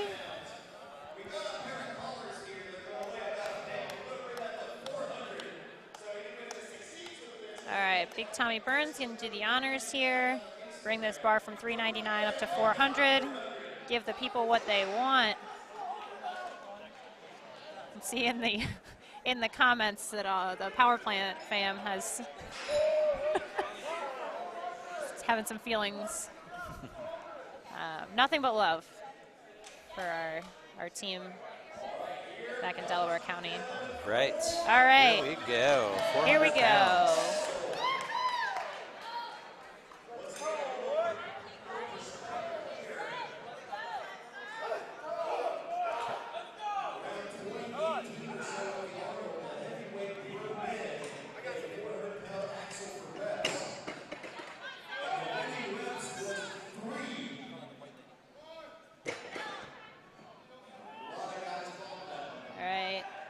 There's that clean. There's the clean. Not quite on close. the press. Very a lot close, of energy on that clean.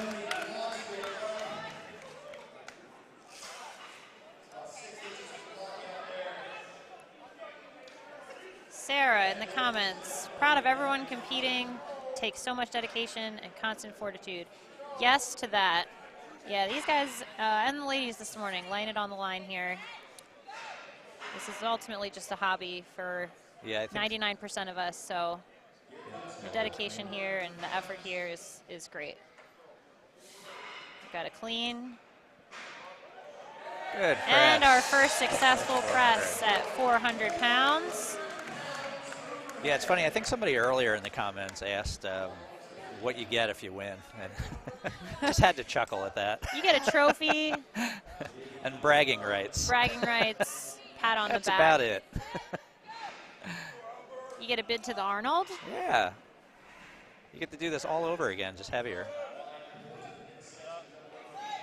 Easy clean. Oh. And the heavyweight split jerk. He's excited. We're excited. Everyone's excited.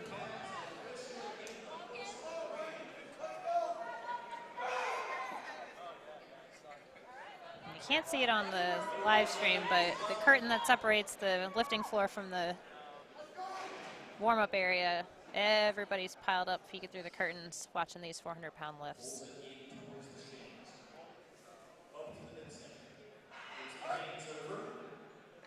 Good clean. And an unconventional split technique, but did not look The like a old problem. step out. Whatever. It went up. Strongman.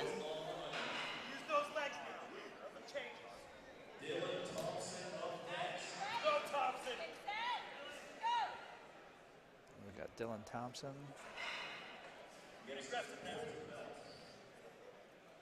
Good clean. Very nice clean. Oh my goodness. Look at that. Unbelievably easy on the press. Unreal. For sure, some more in the tank on that one. We'll see if he needs it.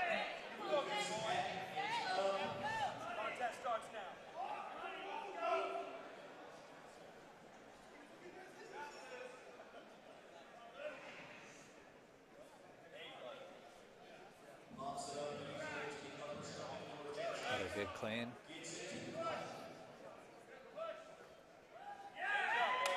Beautiful. Well done. Yeah, we're going to have Very impressive. a couple more jumps out of these guys, it looks like. Let's go! Come on, guys.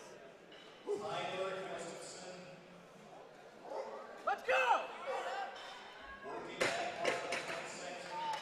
And he's going to pass on that.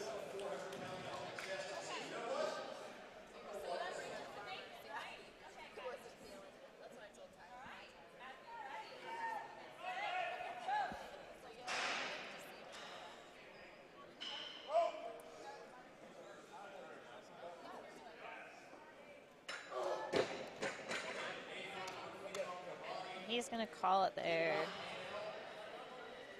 Beautiful lifts all the way up, but Yeah. man, when it is done, it is done.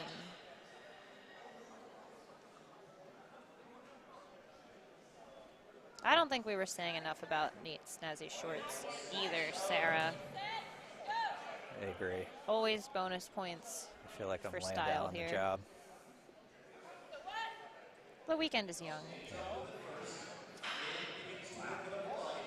Good clean. Oh my gosh, so close. Looks like we lost about half the field on that jump. We are going to go up again to something in the neighborhood of 422.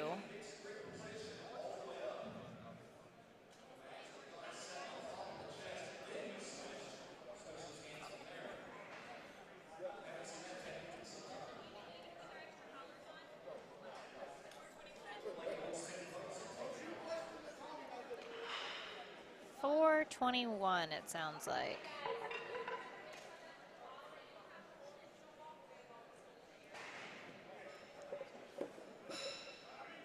Judge, pro strongwoman, boss lady, competitor favorite Laura Anderson over here, laying down the law for the heavyweights, telling them they got to control the bar to the ground, even though it's over 400 pounds. They don't need to bring it to their shoulders and then down, but they do need to keep their hands on or near the bar, make sure they guide it down for their own safety, for the safety of Laura, who's standing right in front of them, and for the safety of the equipment. So, Yeah, not a good policy to let go of a overhead lift and start walking away before the bars even hit the ground. not a good So look. we're up at 421 right now.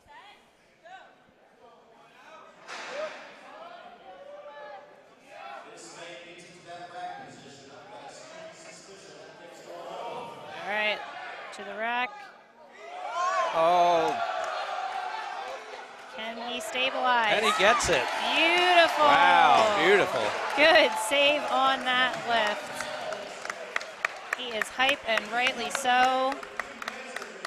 Very well-deserved lift.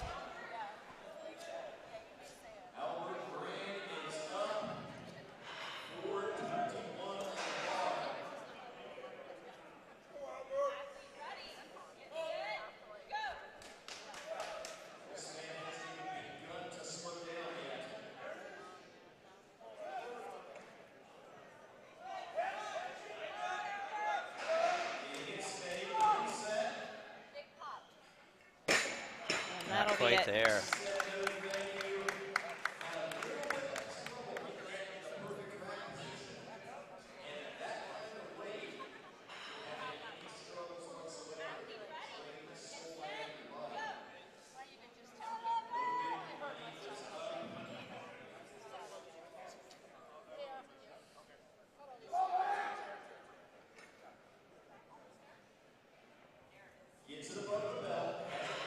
Bumping up the clean. Oh, almost got it to the shoulders. He's going to pass.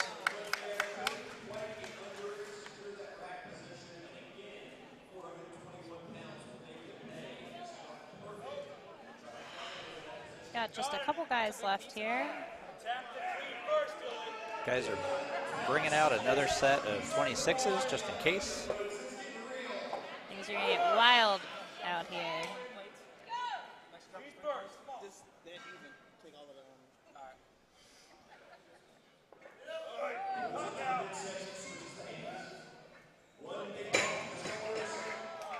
He's going to let that one go.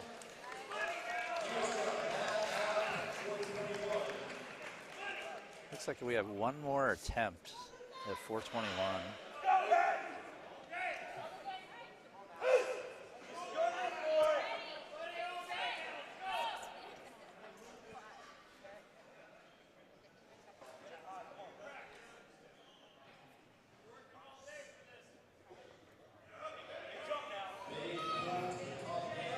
Good, clean. Nice clean. Oh my God. Oh. Very And nice. got lift. it. Very nice. And he followed directions. A win overall. So we have two competitors who are both signaling to go up.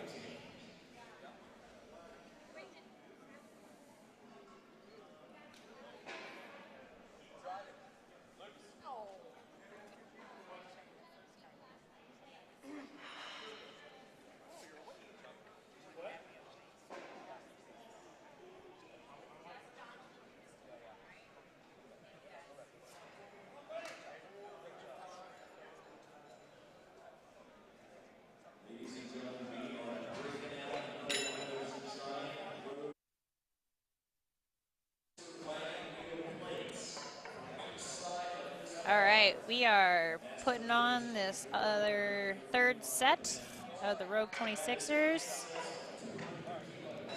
If nothing else, it looks cool.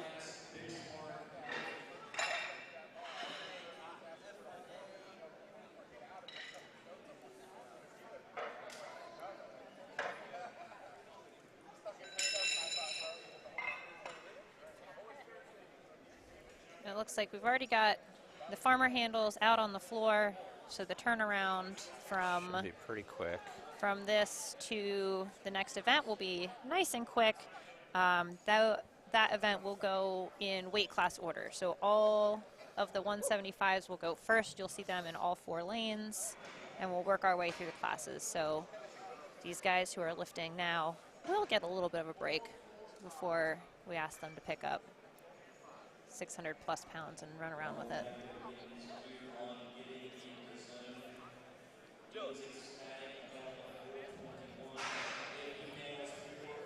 And we are getting set up here.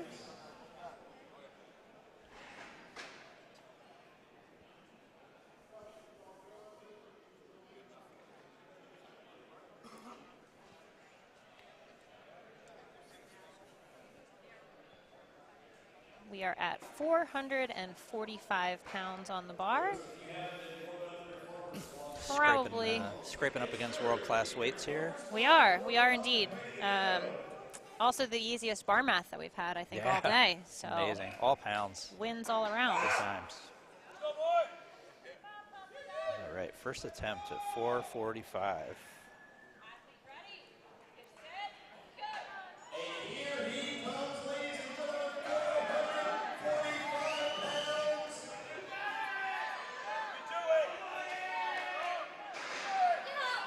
See if he can get this onto his shoulders. Oh my gosh, what a battle. He lost his glasses. Lost the glasses. He almost lost his consciousness, a little bit of his soul. May or may not be awake right now. Let's see. Everybody's checking on him, make sure he's good. Looks like he's good. All right. Good Nothing effort. like 445 pounds just chilling on your general midsection to make you feel alive. And we have one athlete remaining. If he hits this weight, that will give him the event win. If not, that looks like they'll split.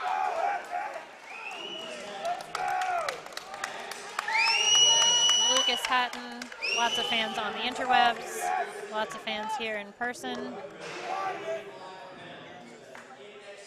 Where we would all very much love to see a 4:45 press today. So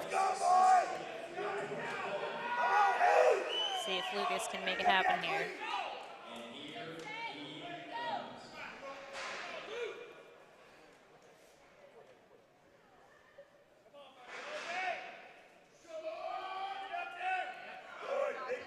Good clean. And he gets it to the shoulders.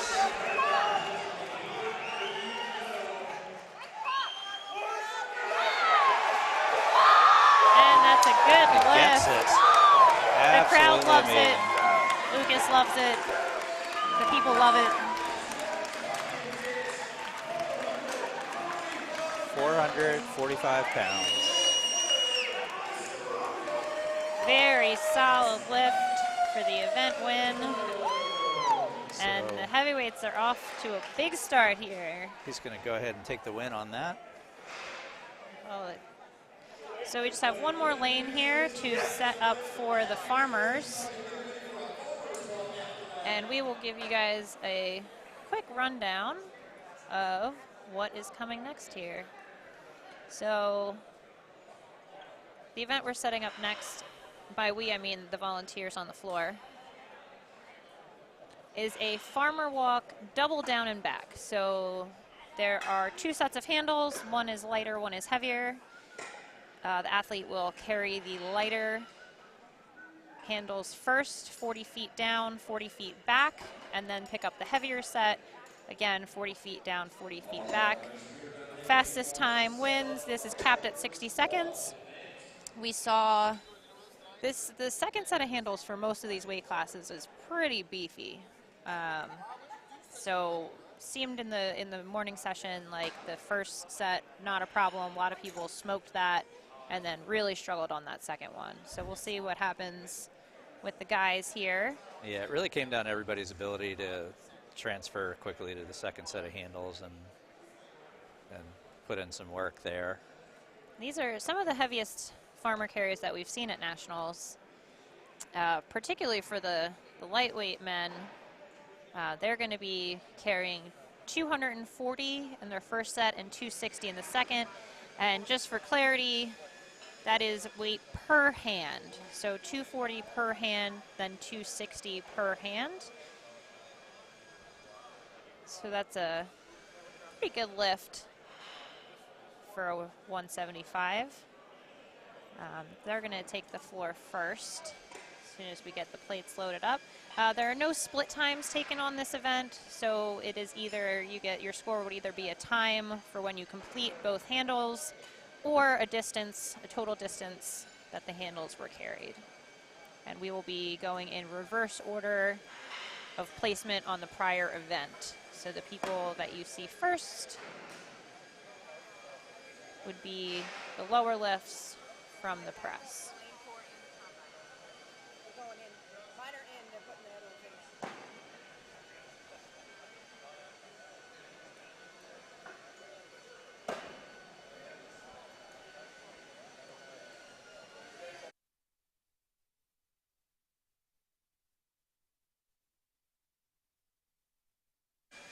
And we're just going to take a short break here while we move around the cameras, make sure you guys get a good angle so you can see the full range of the farmer carries, and we'll be back in probably looks like less than 5 minutes.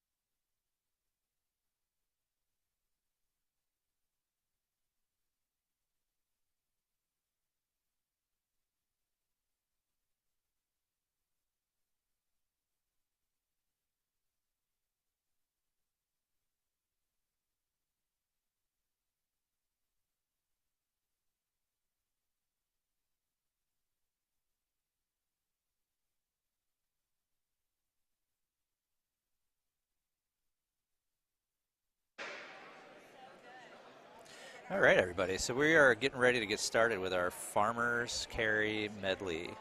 So again, what we're going to be seeing, we're going to start out with our 175 men. They are going to be carrying a 240-pound per hand farmer's carry down 40 feet and back. Then they are going to pick up a 260-pound per hand farmer's carry that 40 feet and back 4 times. And then after that, yeah, so the way we're going to work here is all of the lanes are going to be 175s. When they're finished, then all of the lanes will be 200s and so on and so forth.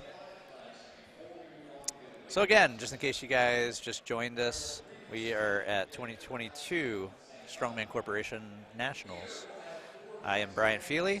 I'm Katie Feeley. And we are coming to you from the Philadelphia area where we own and operate Power Plant Gym in Aston, PA.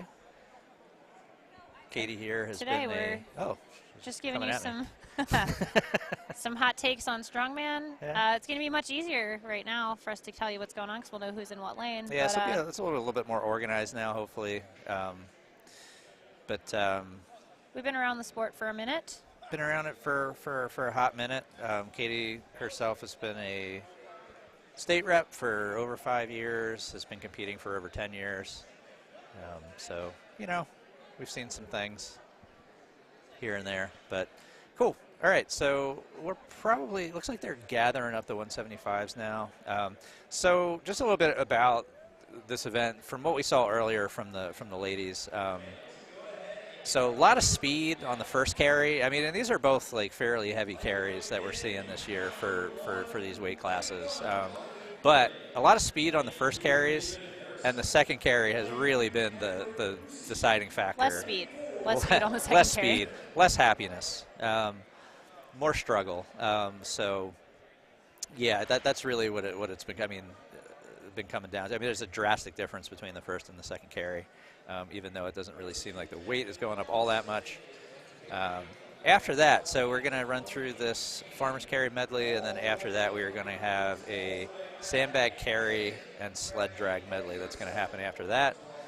So we are going to destroy everyone's legs with these farmer's carries, and then we are going to completely finish them off with the sandbag carry and drag medley. And we're going to do our best here to get everyone's names on the screen. The video should pan so you can see the full carry, and we'll be announcing names as they come up. Feel free as we do that, if you have a friend or family member and you would like to correct our pronunciation, go ahead and do that in the comments. We want to make sure everybody gets the recognition that they deserve. So we are getting started with Heat 1 here. We have in Lane 1, John Gray. In Lane 2, David Harrison. In Lane 3, Edward Mussey, and in Lane 4, Brian Hill. And they are off. Some good movement in Lane 2 and Lane 3. Lane 4, keeping up. Cruising at these weights. Got our turns.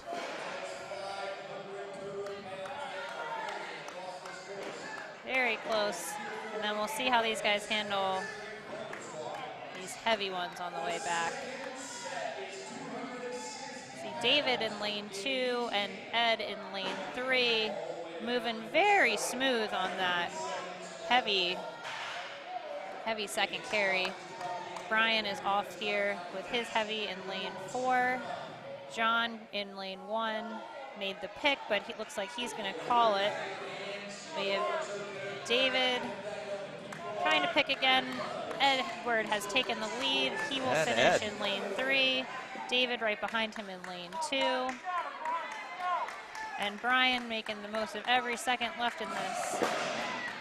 So again, no split times taken on this, but they are going to measure distance. So every step that these guys take is going to be worth it, especially on these heavier handles. Expect to see more than one person probably not finish this.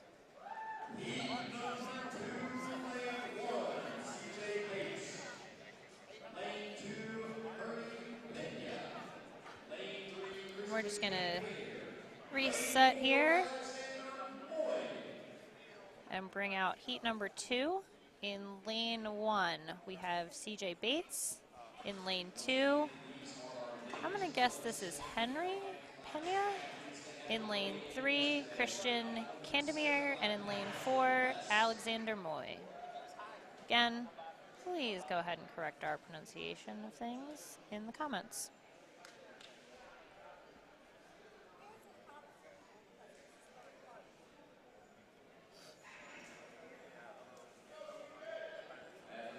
All right, heat 2 getting ready to go.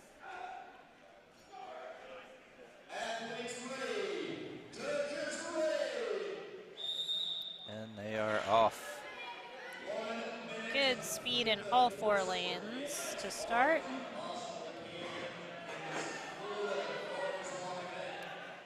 Lane 2 and lane 3 moving with purpose. Lane 1 not far behind.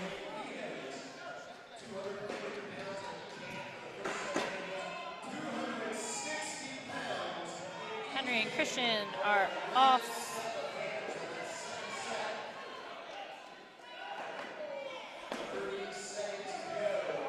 And just the front of that implement has to cross the line. They are going to get it as close as possible to not have to take these one extra step. That is Christian coming across the line first in lane 3. Lane 1, CJ making a major comeback there, coming across. 10 seconds left, lane 2, lane 4 still going. See if they can finish.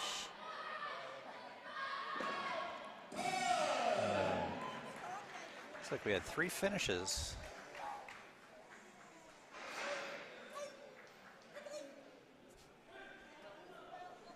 Heat number 3.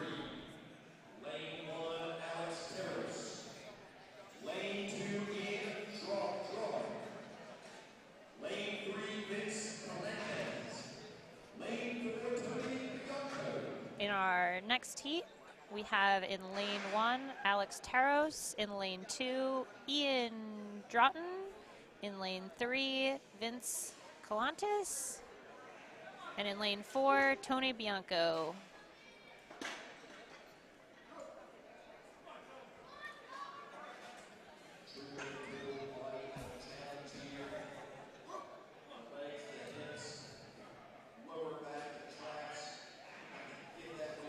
Ah, Brandon, thank you. Pronunciation on Herney. Got it.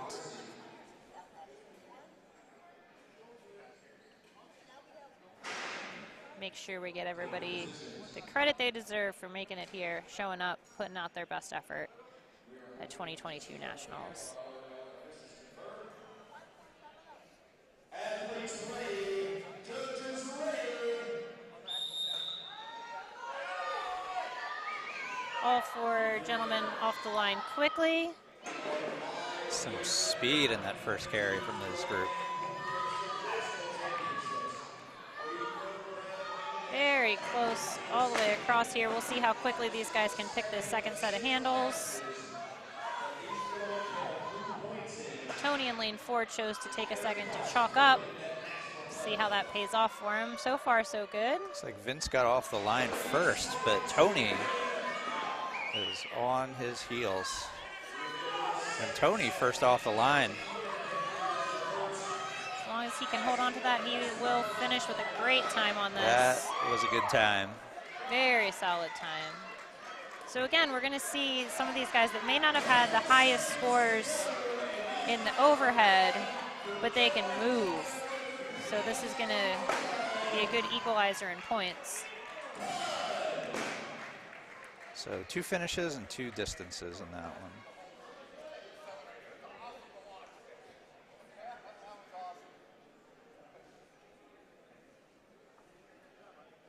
We have 2 more heats of 175 men. Lane 1, Julio Barrera.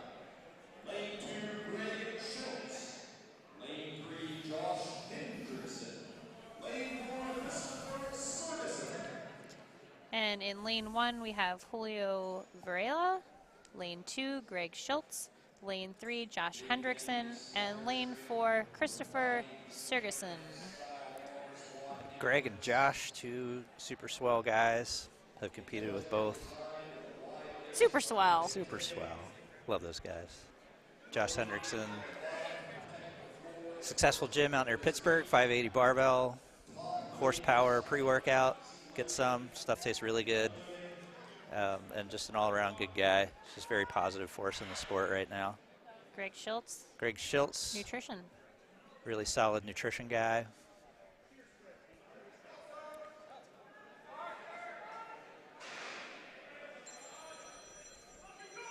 Guys are all set. Looks like we're about ready to go. Let's go, Josh! Athletes ready. Judges ready.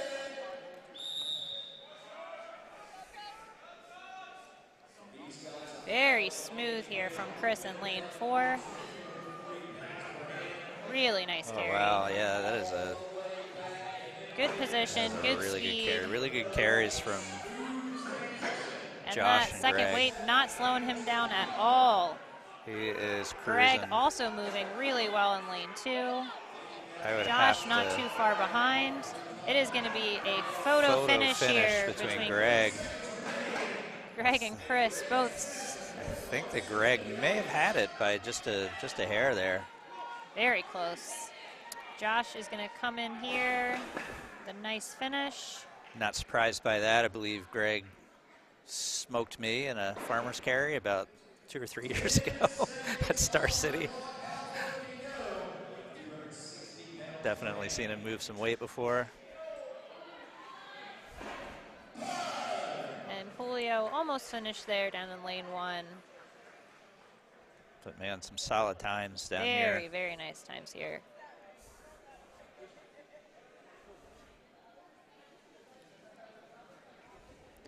We have one remaining heat of 175 men, then we will up the weights for the 200s.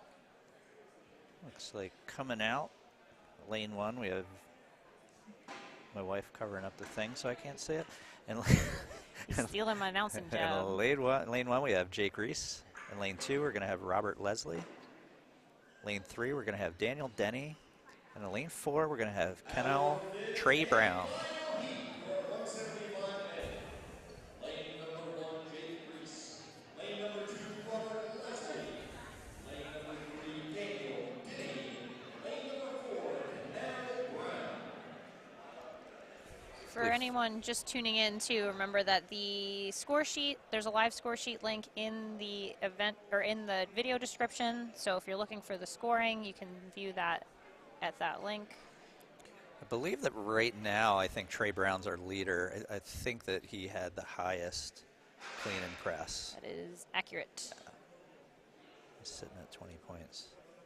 Once again, not surprised. Kicked my ass last year at Delaware Strongest. Brian's greatest That's what I'm here experience is for. having his ass Just kicked losing to people. by other lightweights. Yeah. Getting old, man. Can't hang anymore. All right. Athletes ready. Judges ready.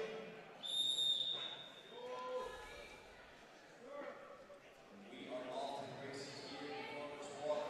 We've got a 4-way race right now in this heat. Good speed, Trey, good repicks. Trey a little slow off the line coming back. See if he can recover.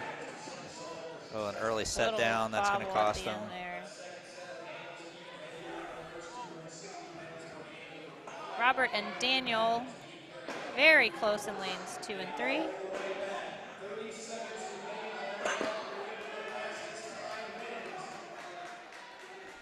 Trey struggling a little bit. We have 2 athletes finished in lanes 2 and 3.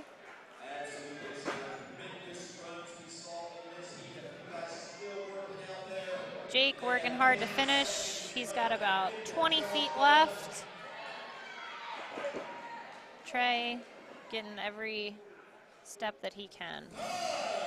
And that'll do it for our 175s. We're going to switch out the weights to the men's 200. Weights for the 200 class will be 260 on the first handle and 290 on the second. 260 and 290. Goes up to 290 pounds per hand. Once again, for a 200 class men, and we weighed yesterday at 200 or less pounds.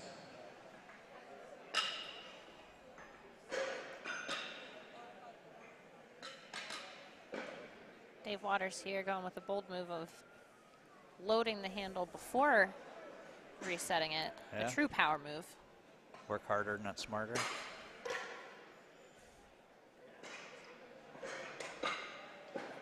But really all our judges and volunteers here. It's a very experienced group. Many of them run their own large-scale competitions, volunteer at all the things, compete at a high level. Definitely an A group of helpers loading and resetting everything. I mean, the exciting thing is really going to be see whether Waters actually moves this himself now that he's put all the plates on.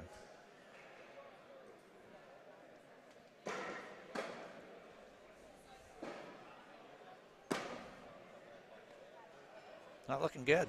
I'm just going to leave it there. Solid move. Yeah, let Laura do it. Pro strong woman, Laura Anderson with the save. Look at her go like the champion that she is.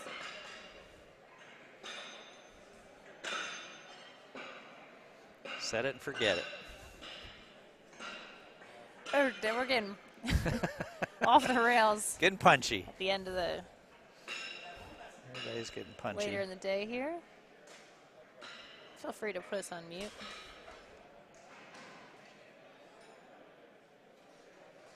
It looks like we are about ready to bring out our 200 men.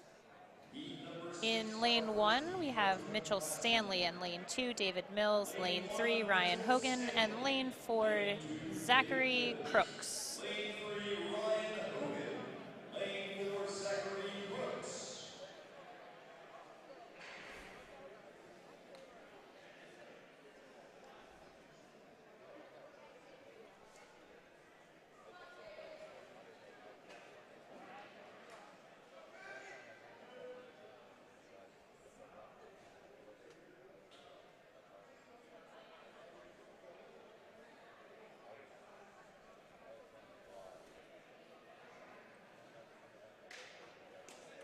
All right.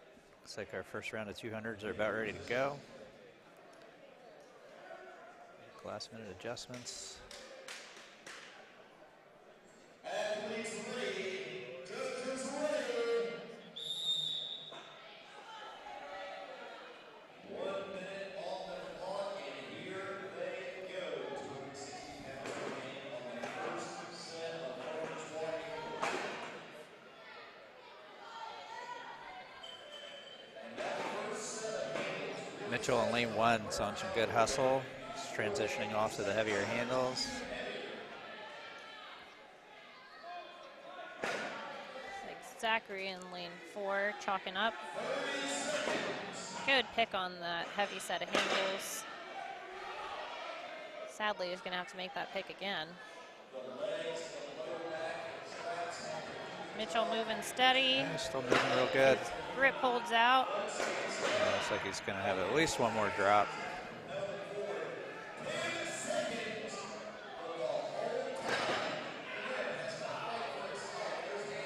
There he is. And it looks like Mitchell's in.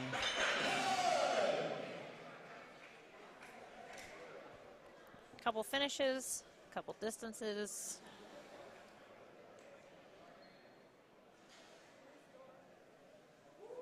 Heat number 7, lane 1, Tyler Harris. Lane 2, RJ Ortiz. Lane 3, Corey. So it looks like this round we're going to have in lane 1, Tyler Harris. Lane 2, RJ Ortiz. Lane 3, Corey DeQuain Roberts. And in lane 4, Keith Watson.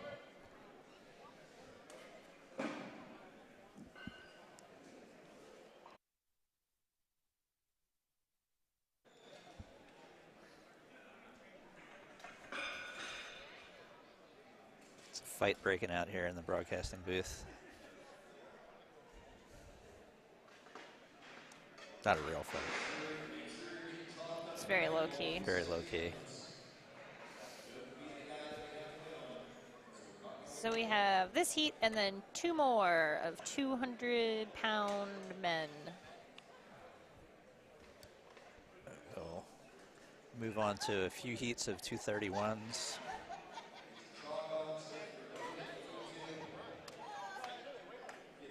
To be honest, this whole scoring table is losing their minds right now. It's a lot of Guys can, silliness. hear the boss lady having a good laugh over here.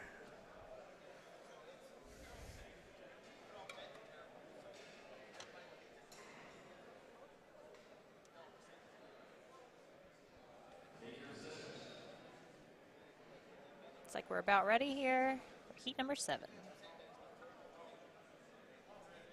Athletes ready, judges ready.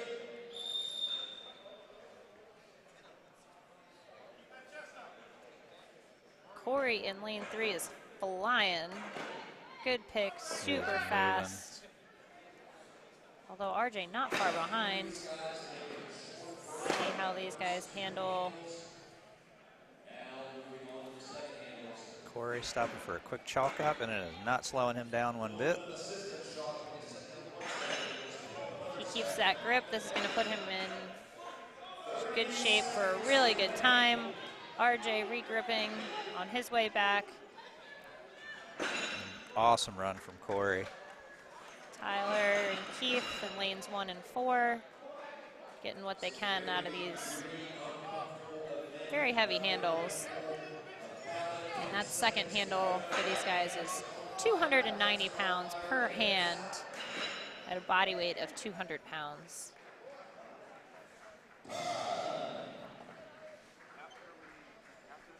So on the farmer handles, the weights of these second set of handles are pretty solid in the best of circumstances. After you've already spiked your heart rate and your grip has already been a little smoked from that first set, going into that second set is pretty rough. And grip, as any of you guys who have trained anything grip related, you know that when your grip is gone, it is not a matter of just gutting it out. When it is gone, it is gone. So a lot of this event is really speed, obviously, because that's what you get scored on, but also speed because your grip just, this is It's very 160 taxing, feet yeah. of farmers is a long way to That's go. a long way to go.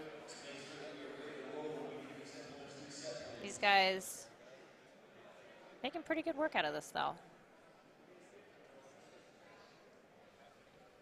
We are all set for heat number 8, it looks like.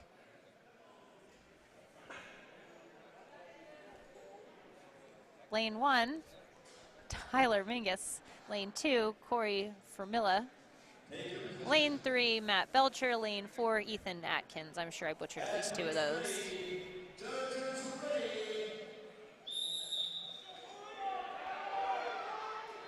We got a foot Matt and race going on Ethan. here. Hey, Matt and Ethan. Ethan may end up with a slide penalty on that one, so it is against the rules to slide the handles. At the judge's discretion, they can issue a time-based slide penalty. We haven't seen too much sliding, despite the fact that the floor is fairly slick. The handles are pretty heavy, and they have rubber on the bottom, but I would say that last move from Ethan is definitely a borderline on the slide. We shall see on the final score. Other than that, he's moving great. Matt also gearing up to bring those 290 handles back to the start line.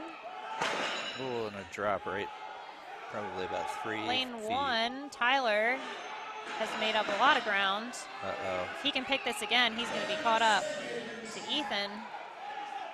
He is almost there. When it's gone, Looks it's like gone. Ethan is done.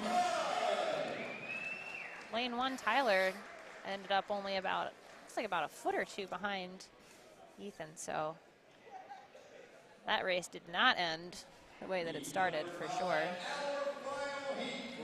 One last heat of under 200 men. Lane 2, Sid Untu. Lane 3, Dan Zimmer. Lane 4, Erie. So, for our last heat, it looks like we're going to have Joey Stamke in lane 1, Sid Huntoon in lane 2, Dan Zimmer in lane 3, and Eric King in lane 4.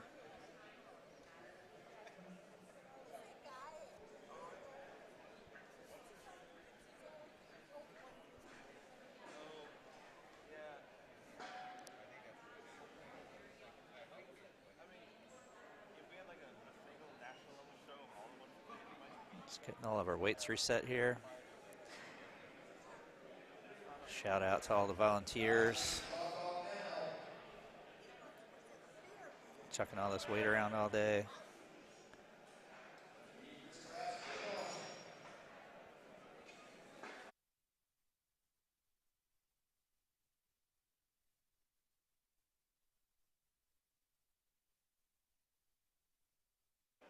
quite a collection of pro strong women out here today on the volunteering side. We have Erin Walcott. We have Nadia Stowers.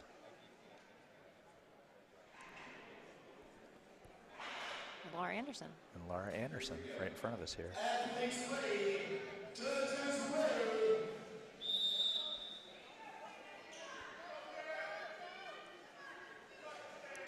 These guys are moving. A little slide there for Sid in lane 2. He is cruising, though, on the way back, making up for that.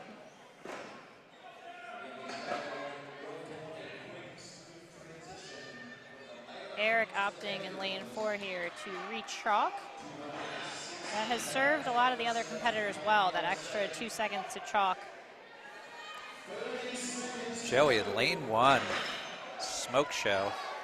Took out literally all of the banisters on his way, but Oh, yeah, he did. Look at that. Yeah, he really took out the whole lane guardrail there. 3, Dan putting in a good time. Eric so close to the finish line. One more pick and he is 2.5, there. 3 feet.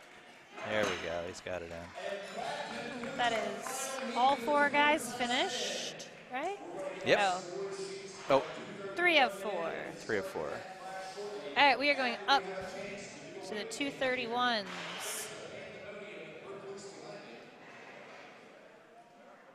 They will be carrying 260 on their first handle, same as the 200s, and 310 Yuck. on their second. Yuck is all I indeed. had to say Worth to that. noting that the heavier handle is the same for the 231s and the 265s. Yeah, the 265s will be carrying, their first handle will be 290 instead of 260. And then for our Husky boys, we'll be doing 290 and 330.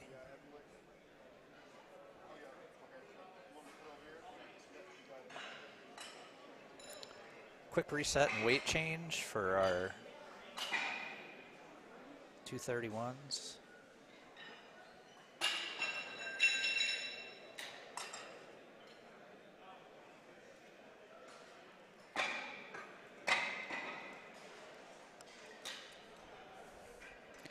Nadia Stowers just out here out angling everyone all day in the cutoff shirt, just making us all look just less than. But we're all out here having a good time. Yes. Good for her.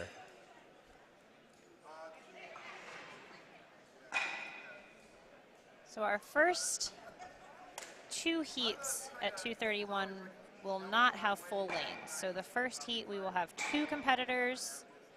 The second heat we will have 3, and then we'll go back to the full 4 lanes of athletes. Volunteers just finishing up these weight changes.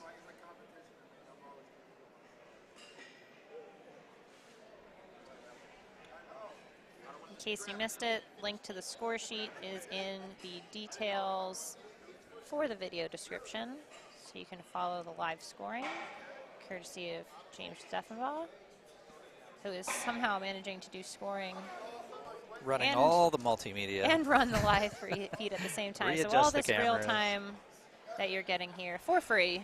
Yep. Courtesy of James. James is the guy that makes a lot of this work.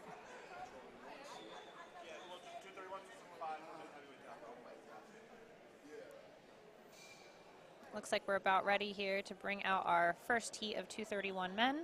In lane 1, we'll have Nicholas Morris, and in lane 2, Michael B. It looks like Michael Battaglino. I just don't know where the accents go, Michael. I'm sorry to you and your family. Could be a silent G too. I don't know. I'm sure that. Michael B., we wish you all the best. In lane 2 there.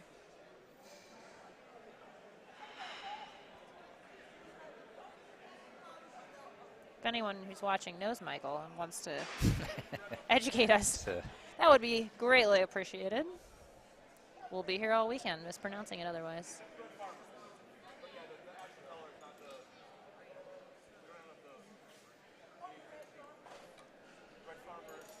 Every once in a while we will get corrected and still happen to screw it up, but we try.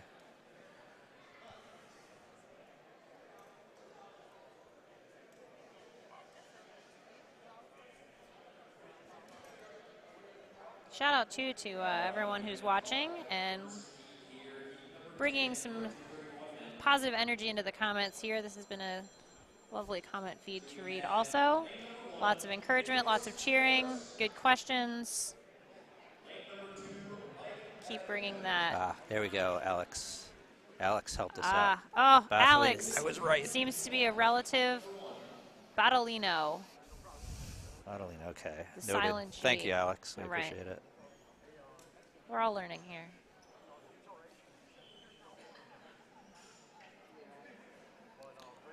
The gym puppy's okay. Don't worry about the gym puppy. The gym puppy is actually a service animal, so it's perfectly fine. Perfectly chill. Just having a good day. Good day.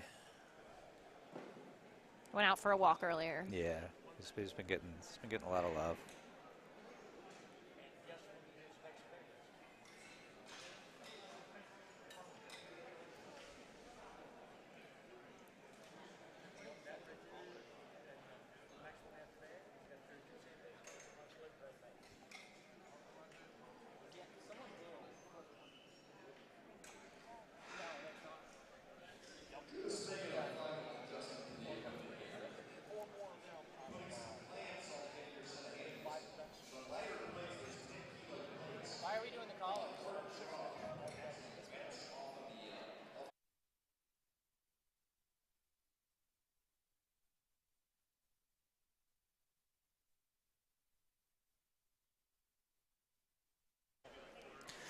So just making a quick adjustment since they have a lighter plate on top, so they're going to go ahead and put a set of collars on the farmer's handles that have the lighter plate.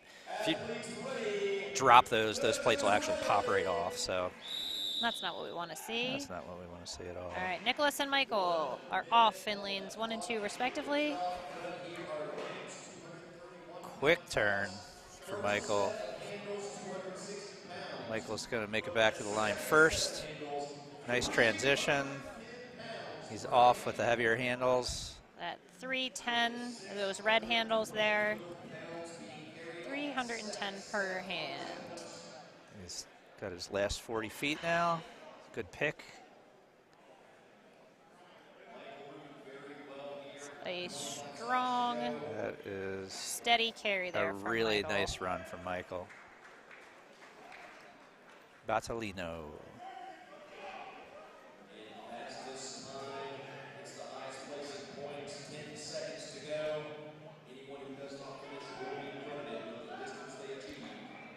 Nicholas is trying to, and he's going to have to tap out.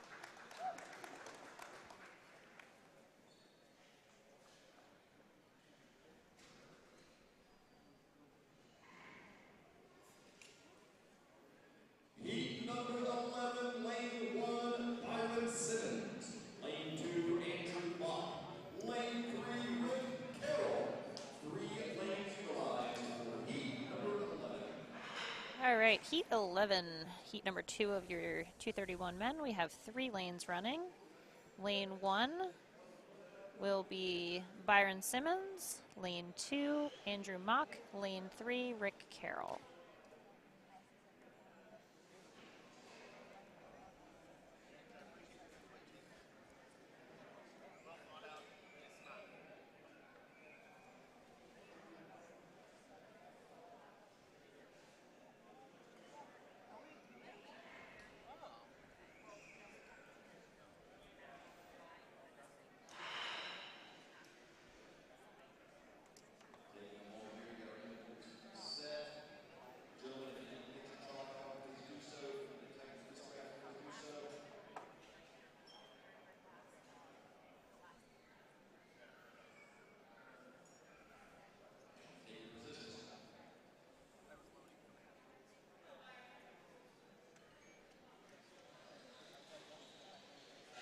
Looks like our 231s are ready to go. They are off. Quick pick and take off. Lane 3 from Rick. And Rick is Moving. Moving with purpose. Andrew not far behind. That heavier set of handles did not seem to slow Rick down at all. See how he does on the repick in the last 40. If he holds on to these, this is going to be a very good time. And he Very does. solid run. Really good finish there from Rick. He'll be happy with that, I think. That's going to bump him up in the standings for sure. Andrew chipping away at this last 40 feet. He is dug in.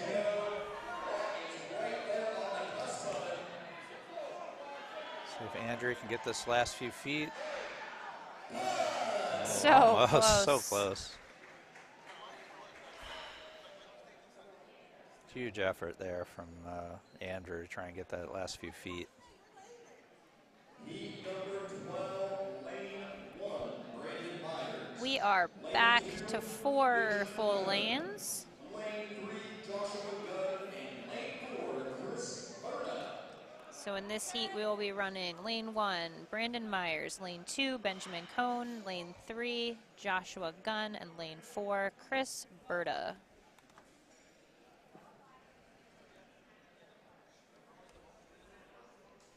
There are quite a few 231 men, so about 6 more heats of this to go.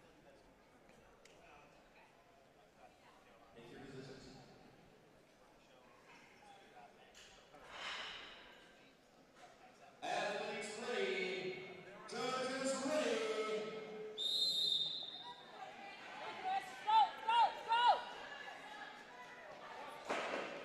Fast feet, let's go. Come on, Chris, pick it up.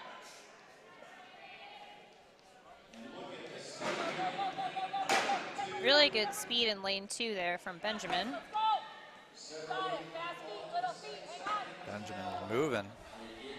Come on, Chris, you got it. Brandon in lane 1 and Chris in lane 4. Joshua in lane 3 has now. Got it, let's go. Keep going. Benjamin in lane 2 finished that second handle, no problem. Brandon's got about 20 more feet to go. This guy is really feeling the effects of the accumulated grip fatigue. Every one of those picks is also just absolutely shattering on, just on the back, soul-sucking, on the yeah. hands. When you have to repick that heavier handle multiple times, I mean, it's just, Next, they get to pick up sandbags. oh, it's going to be great. They're going to love it. Yeah. Everybody's going to be in great shape tomorrow. For the deadlift medley. For the deadlift medley. Your post chain is up for that tomorrow morning. But any strongman competition, really, you're looking at a lot of post chain work. Yeah.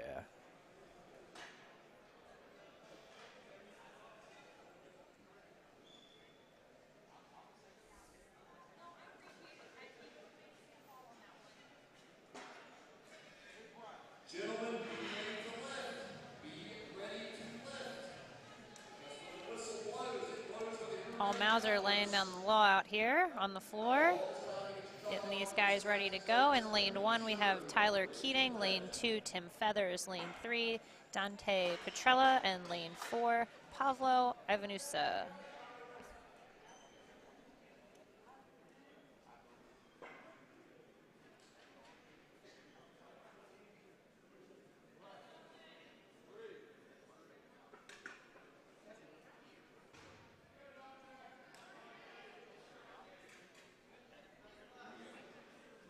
athletes ready. Judges ready. Go.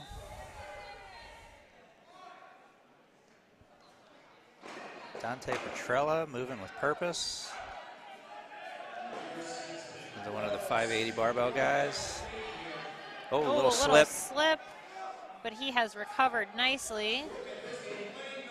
Still setting up a good time. Tim Feathers right on his heels there in lane 2.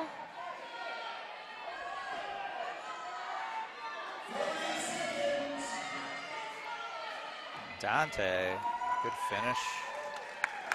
Strong carry for Dante. Tim and Tyler also coming in here in lanes 2 and 1. And Pablo here in lane 4, working to finish this event. 10 seconds to go. 10 more seconds for Pablo. Come on, lane 4, have anyone?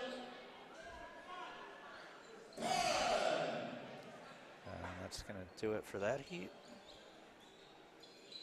Moving on to heat 14 out of 600. Just kidding. Number 14. Lane 1, Samuel. 231s will take us through 18 heats. We are currently on 14. Lane 3, Isaac Smith. Lane 4, Benjamin Eisenbinger. Lane 1, we have Samuel Parrow. Lane 2, Andrew Wasson. Lane 3, Isaac Smith. And lane 4, Benjamin Eisenbinger. Got Ike Smith in lane 3.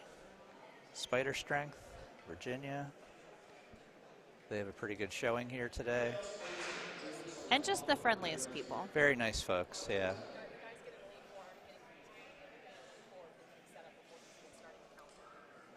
Uh-oh.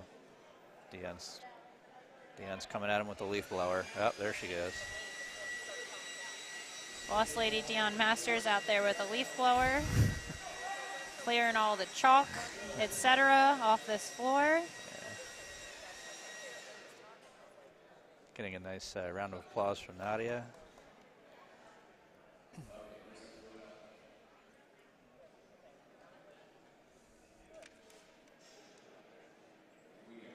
Athletes ready. Judges ready.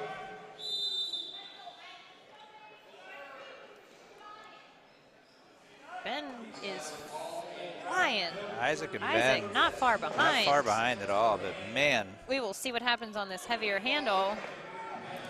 right This now. is setting up to be a race. Benjamin crushing here. Isaac still looking very strong. Both these guys putting in a really This good is- time. Benjamin's certainly looking at one of the best times of the day. Oh, absolutely. And Isaac not too far behind him. Isaac still with a very solid Really run. solid run, yeah. There are competitors in lane 1 and lane 2 on the heavier handles right now. 10 seconds left. Like Samuel in lane 1 is going to call it. Yeah, I think Andrew is done too.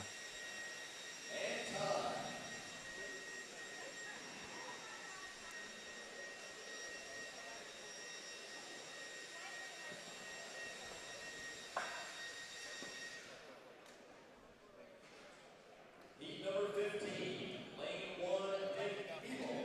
Heat number 15 coming up. In lane 1, we're going to have Nick Beeble. Lane 2, Dale Keller. Lane 3, Joshua Swisher. And lane 4, John Hager.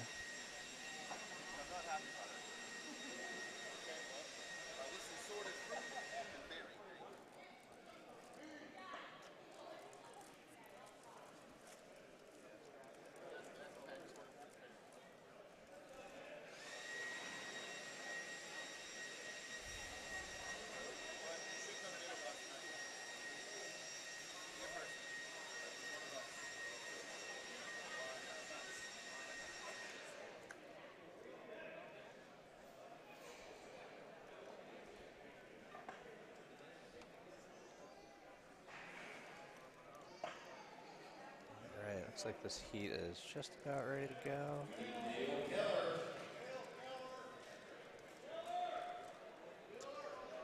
Dale Keller seems to be missing. That may be by... Oh, here he comes. Found him.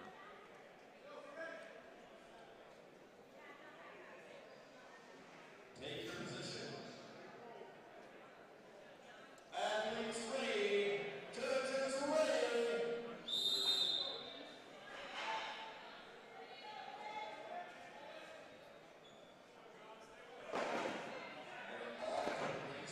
Everybody done their first 40, coming back for the second. Pretty close across all 4 lanes here. Looks like Josh might be slightly ahead. Everybody moving on to those heavier handles.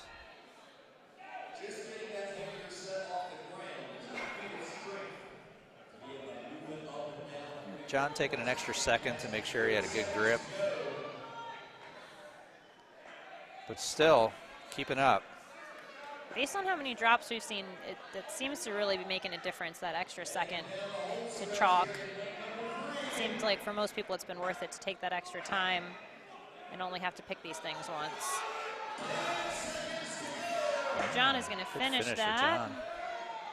So it looks like we had 2 finishes in that.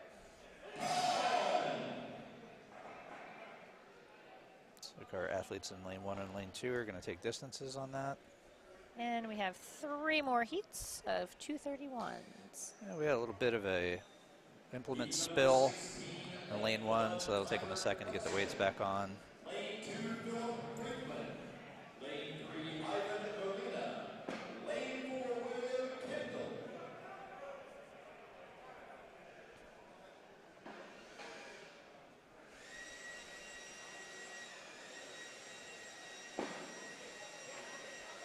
Bringing out heat number 16 here. Lane 1, Tyler Buxton. Lane 2, Philip Brinkman. Lane 3, Ivan Molina. Lane 4, William Kendall.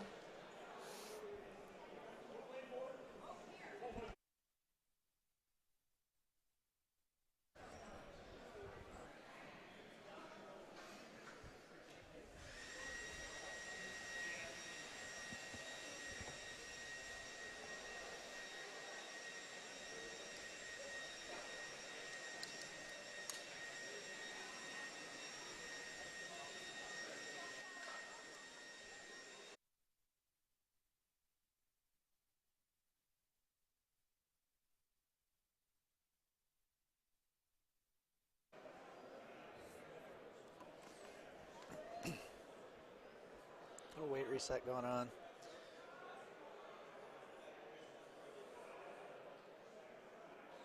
Looks like this group is about ready to go. All right, looks like we're all set.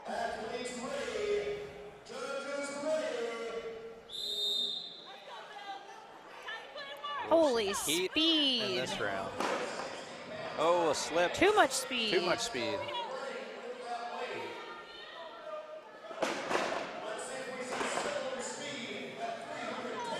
Phil, first one off the line there.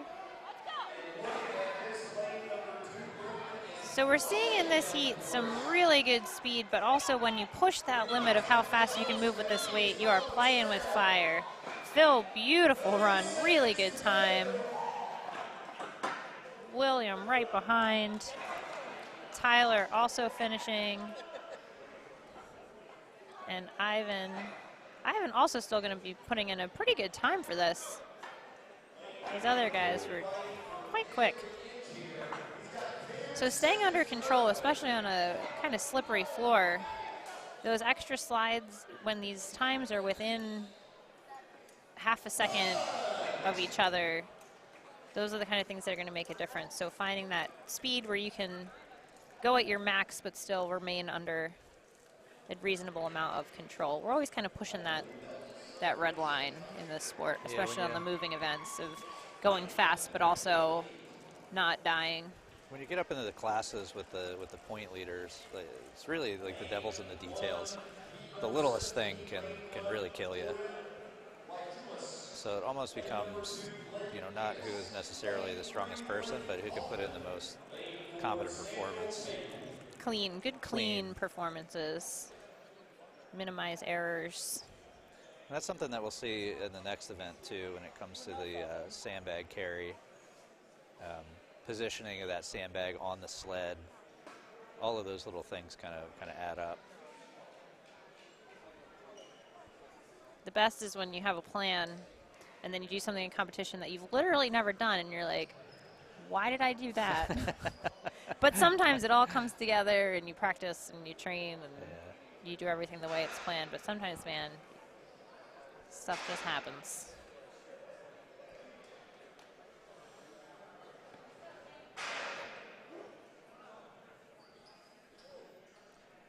So in this heat, lane 1, we're going to have Jordan Wykolis, Blake Didas. In lane 3, Blake Hoffman. And lane 4, Samuel Pape. That was a rough one. Pretty sure that we messed up Pretty some sure of that I those. messed up maybe all 4 of those, but we'll see.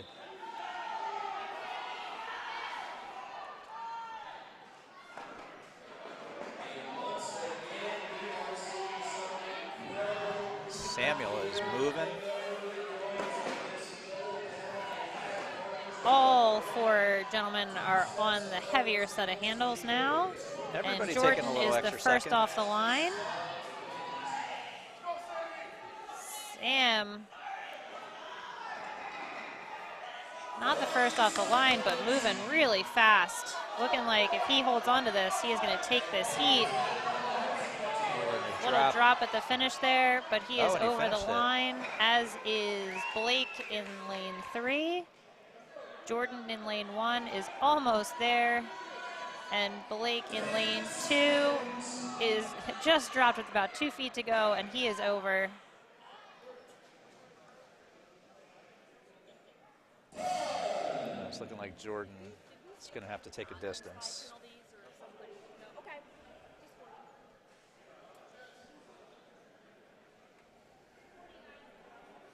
Samuel putting in a good performance, getting a little bit close to a side penalty there, but they're, due to the floor in here, they're being a little bit more lenient on that. Lane 1, Servando Barton III. Lane 2, Chase Bradley. Lane 3, Garrett Payne. Lane 4, Tyler Pruitt.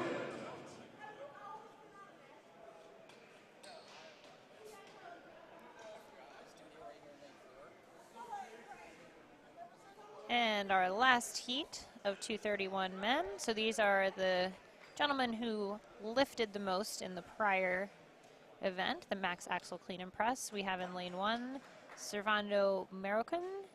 Lane 2, Chase Bradley. Lane 3, Garrett Payne. And lane 4, Tyler Pruitt. We are resetting lane 1. Looks like we have a 3-way tie for first place in 231 between Chase, Garrett, and Tyler. Who all lifted the same weight. So it looks like this is going to He's going to split them up. push somebody ahead. And I am sure that they know that right now. This is part of why we reorder as well. So these guys are in a dead heat right now in terms of score, so they know exactly who they need to beat in this head-to-head.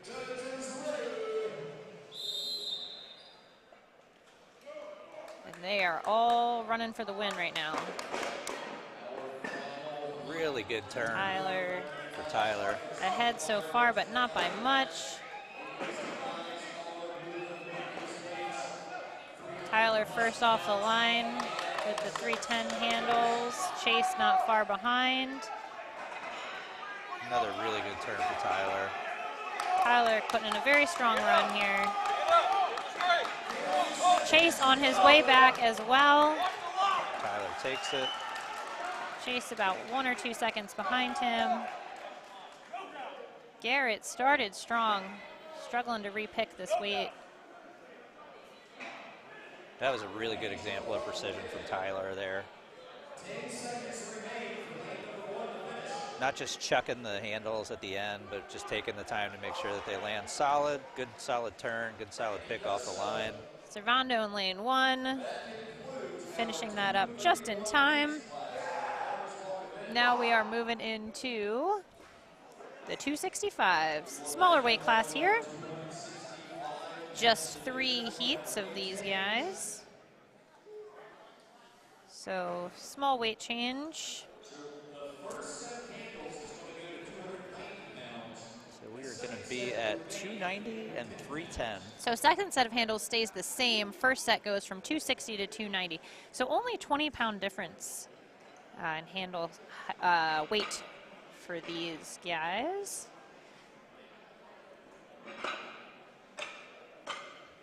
We will see how they handle that.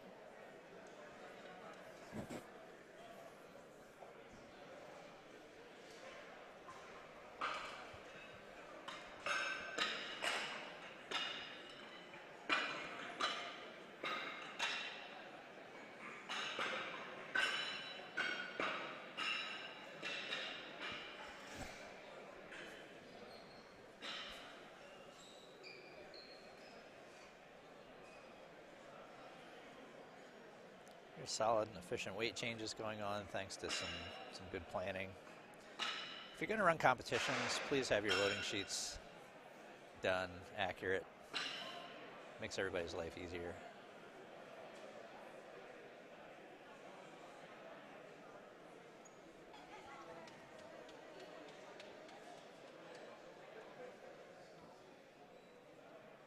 Very well run so far. Everything is moving along very well. No equipment falling apart. Lane 2, Josh Reed. Lane 3, Troy Spinninger. Lane 4, Adam Conti. In our first heat of 265s, we have lane 1, Ryan Wilk, lane 2, Josh Reed, lane 3, Troy Stininger, and lane 4, Adam Conti. We have 3 heats of 265s.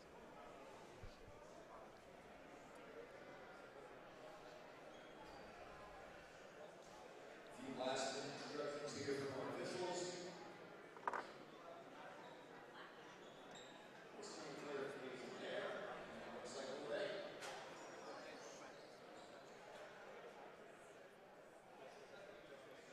Athletes ready. Judges ready. We are off for our first heat, the 265s.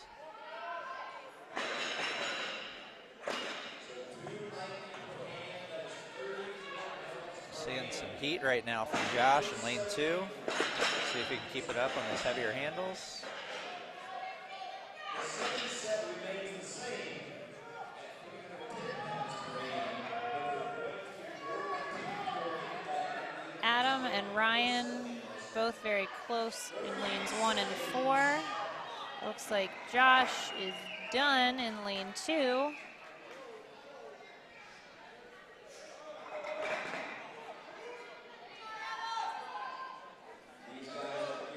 Troy is almost done there in lane 3. Looks like his grip might be done.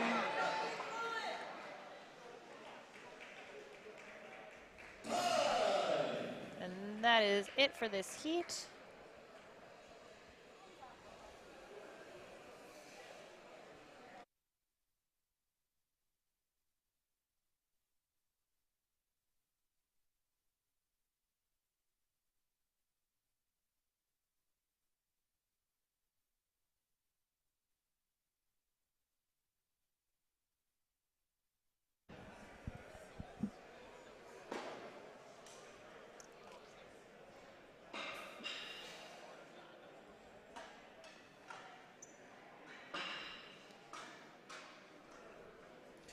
All right, so we got our second heat of 265s coming up. Lane 1, Michael Smith. Lane 2, James Brady. Lane 3, Christopher Pinson. And lane 4, Matt Gary.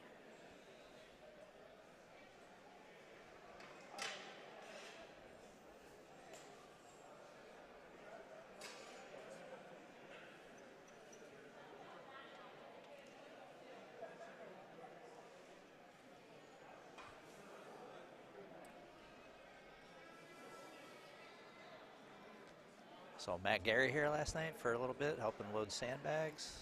Okay, looks like we might be set here. Still making a few adjustments. Lane 4. Still a few adjustments. Lane 4. And athletes ready. Judges ready. All right, here we go. We're off. Looks like it's anybody's race right now.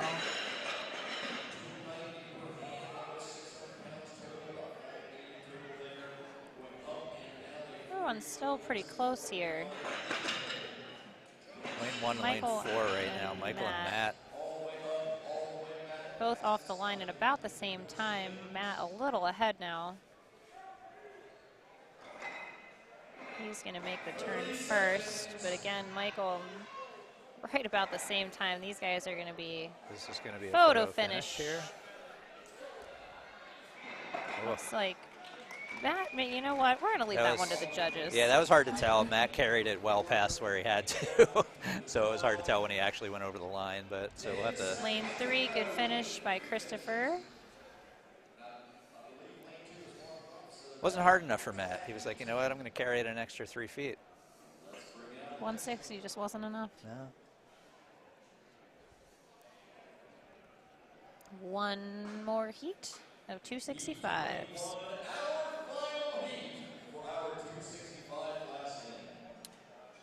Last 265 heat coming up. Lane 2, Eliza Yoder. Lane 3, David Elmore. Lane 4, Sean D. So this last heat we're going to have in lane 1, Alex Bolin. Lane 2, Elijah Yoder. Lane 3, David Elmore. And lane 4, Sean Dean. And that will wrap up the 265s.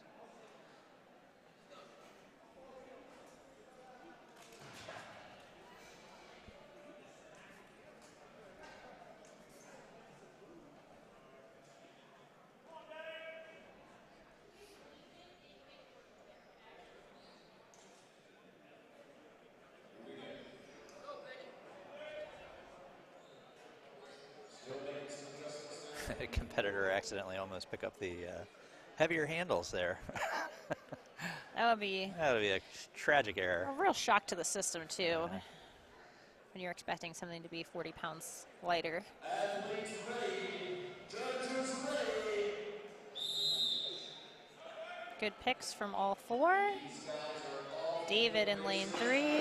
Quick little slip at the end there. Does not seem to have affected him too much. Same for Sean.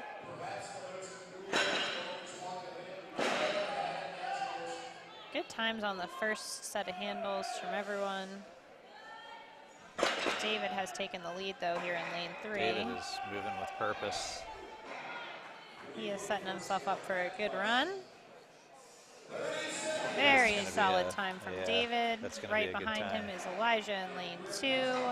And Alex just finished in lane 1.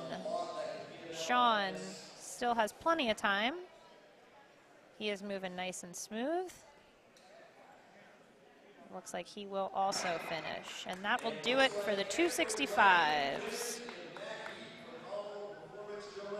We are going to take a short break to load up for our heavyweight men, who will go 290 on the first set of handles and 330 off the second.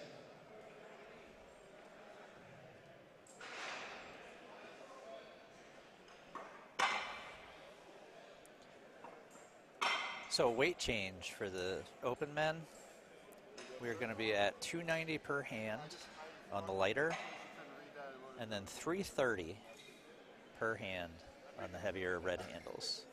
Just for pound, to again highlight what the 175s and 200s were doing earlier. The 175s were carrying 240 and 260, so well over their body weight.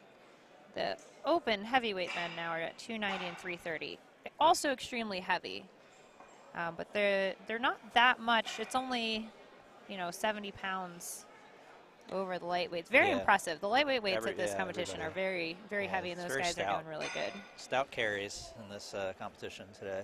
Tell you what, though, a 330 Farmers is no joke. For anyone. For anyone. Especially after a 290 Farmers. Yeah.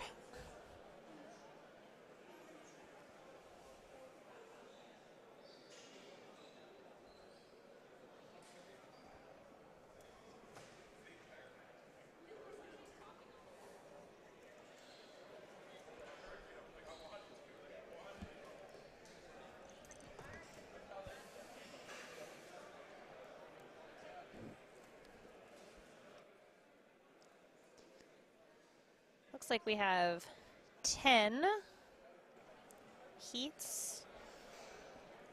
Your first heat will have 3 competitors.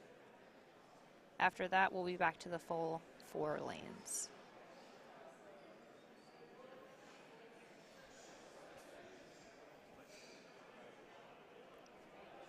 Looks like we are just about ready to go. As soon as we can wrangle up our first three competitors here. It looks like in lane 1 we're going to have Eric Parkin. Lane 2 is going to be Tyler Bjorklund. Lane 3 is going to be Trotter Behringer. There's some more leaf blowing that needs to go on.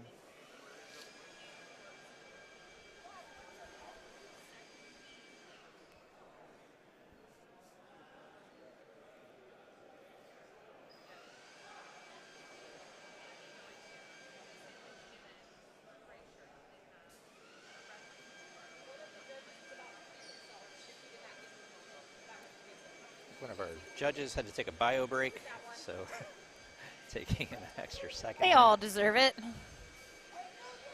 Not a lot of time in between here, so what seems like a break for the competitors is quite the opposite for the judges and volunteers here. So we're keeping everything reset, getting things ready to go.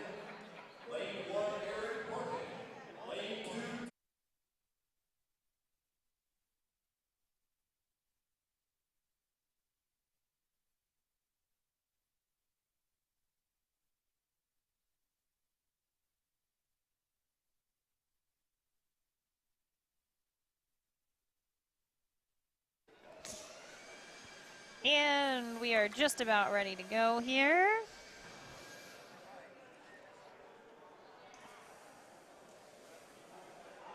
Looks like we've got 2 out of 3 competitors on the floor ready to go. Our third is walking out right now. We'll get this heavyweight class started.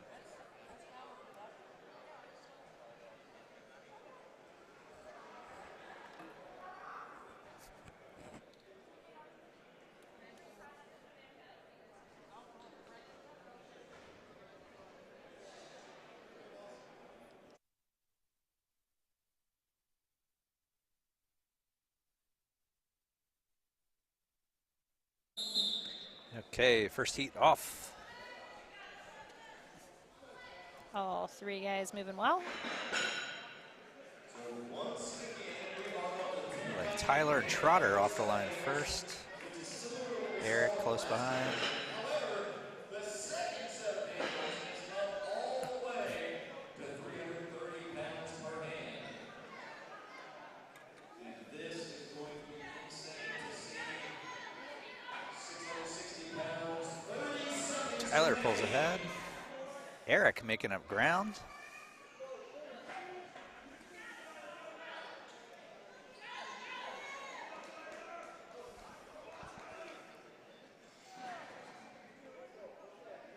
Tyler ahead, but Eric quickly about to pass him.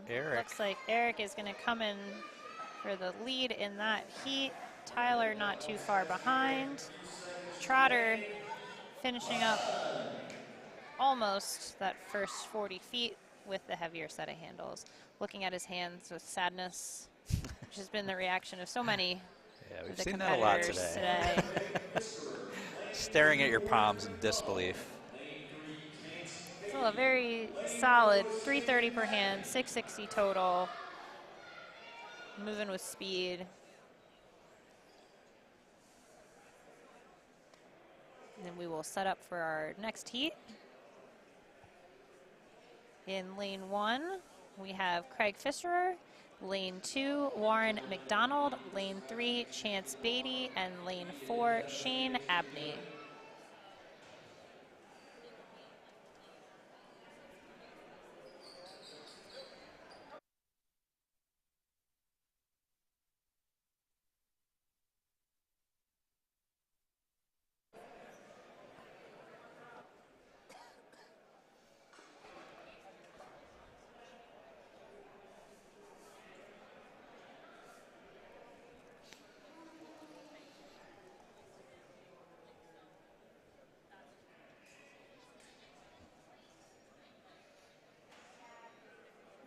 Just about in position.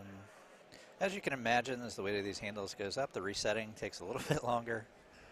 And we are ready to go.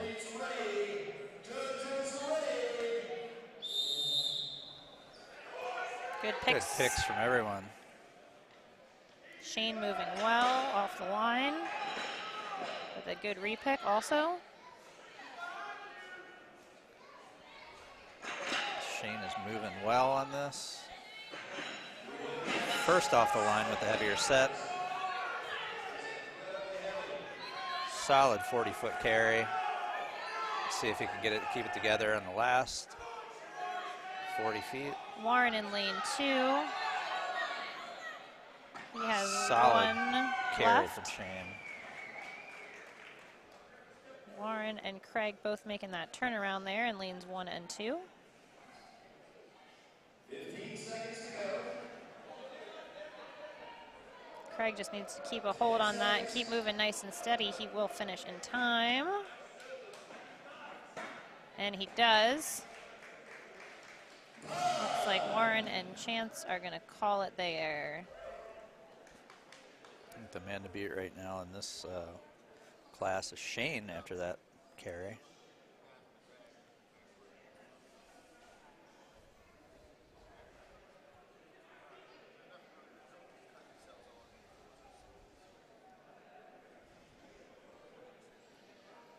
Heat 24, lane 1, Rudian Sutton.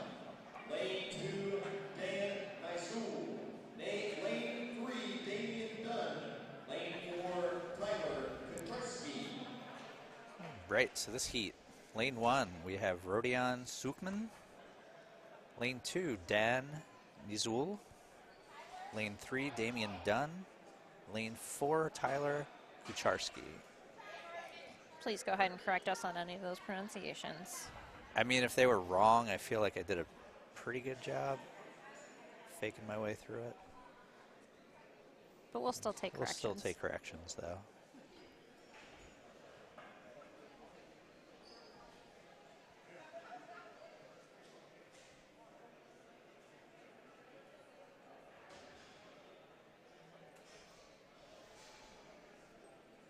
I haven't said it in a minute, so I will say it now. The link to the live scoring is in the description of this live video feed. So if you want to see where everyone is placing, those are being updated for the 265s. Looks like they're mostly in for the 231s at this point. We're off and running. Tyler and Rodion hauling. Both onto the second handle already. Looks like Rodion got off the line a little quicker. He is turning to come back for his last 40 feet. Damian making up ground. He's coming in for his last 40 feet.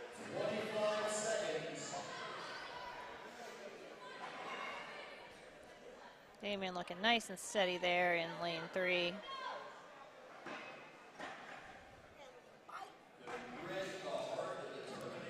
Solid finish from Damian. The leg wobble at the end of this. Just wait till the next one. And that's going to be time.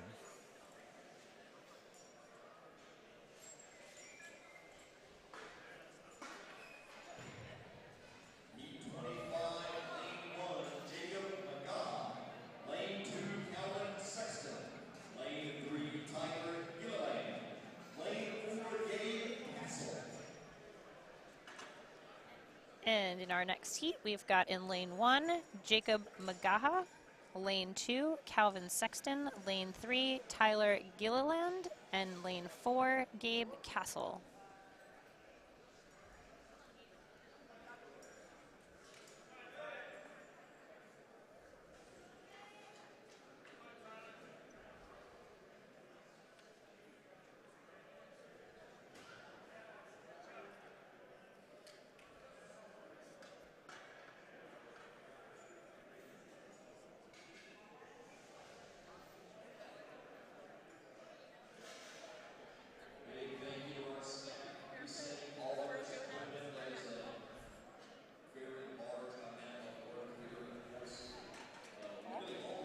Looks like Gabe's going to go barefoot on this one.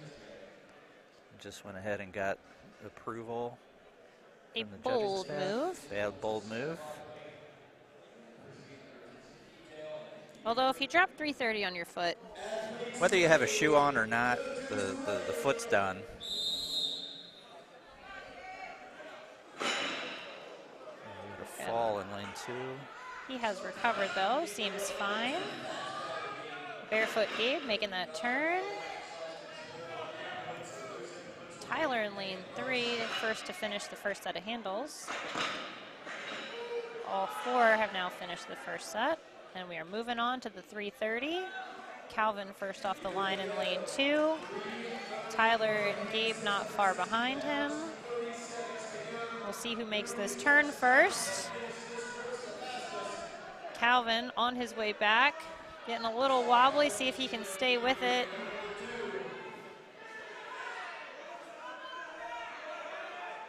Gabe and Tyler both very close here in lanes 3 and 4. Looks like Calvin did finish in lane 2. Gabe across the line. Tyler dropped about 2 feet from the line. He'll be thinking about that later. Sometimes that is the way the cookie crumbles. Indeed. No one likes crumbly cookies. That might not be true. All right, we got Heat 26 coming up. Lane 1, Joshua Bonsworth. Lane 2, Levi Strong. Lane 3, Landon Harris. Lane 4, Jason Frawley.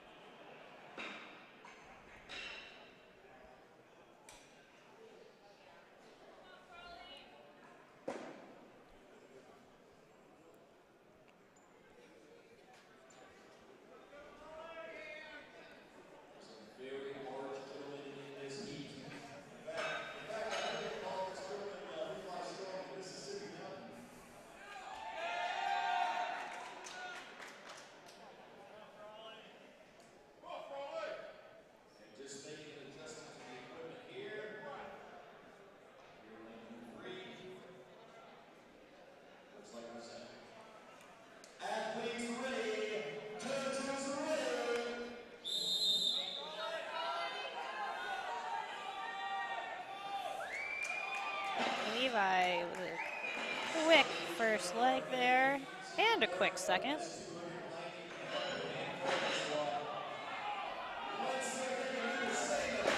He's moving very well with those 330s.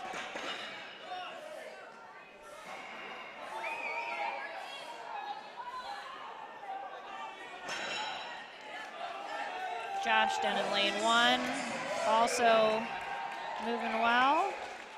Looks like Levi is done. Levi handled that. Josh second looking carry. to finish his last 40 feet here. Grip seems to be going.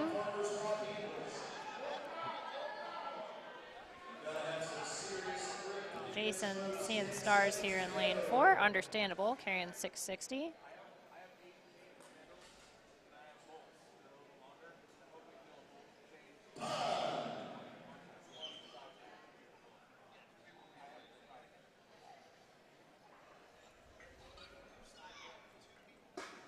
And that will bring up Heat 27. Lane 1, Heat 27. In lane 1, Logan Cleary. Lane 2, Corey Loper. Lane 3, Anthony Balsano. Lane 4, Justin Laguerre. So in Heat 27, we have in lane 1, Logan Cleary. In lane 2, Corey Loper. In lane 3, Anthony Balzano. And in lane 4, Justin Laguerre.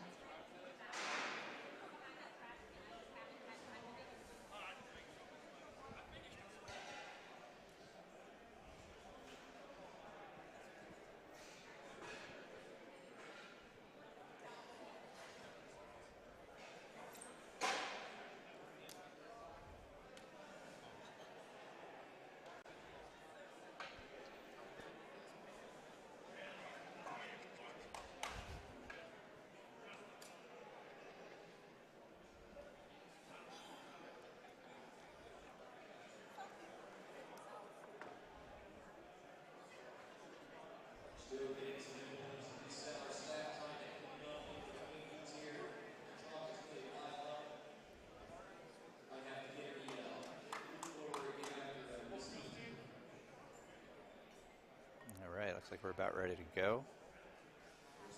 27.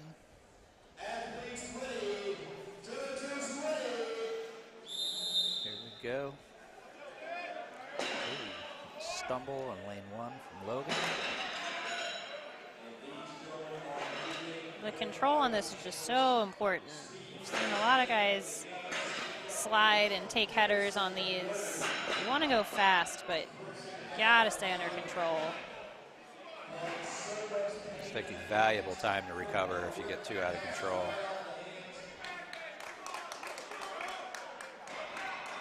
Looks like Corey's gonna finish. Gonna have Justin is done here in lane 4.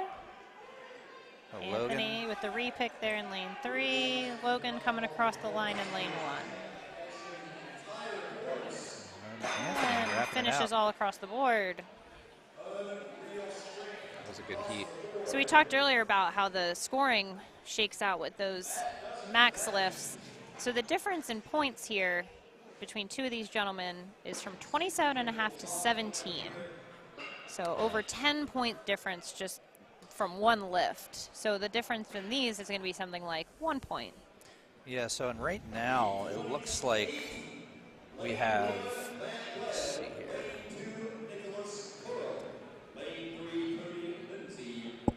We have 10 guys right now that are sharing 27.5 points. And another 10 sharing 17. So the difference in that is pretty huge. Yeah. And for the couple guys that hit higher than that, they went from 27.5 to 35.5.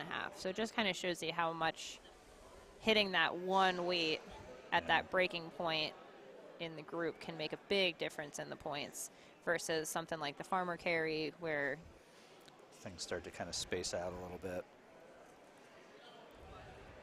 still the same number of points up for grabs either way, just the way that points are split ends up being different. If you want to get into the nitty-gritty of strongman scoring, check out the score sheet link, which is in the detail description of this video. And we are getting started here with Heat 28.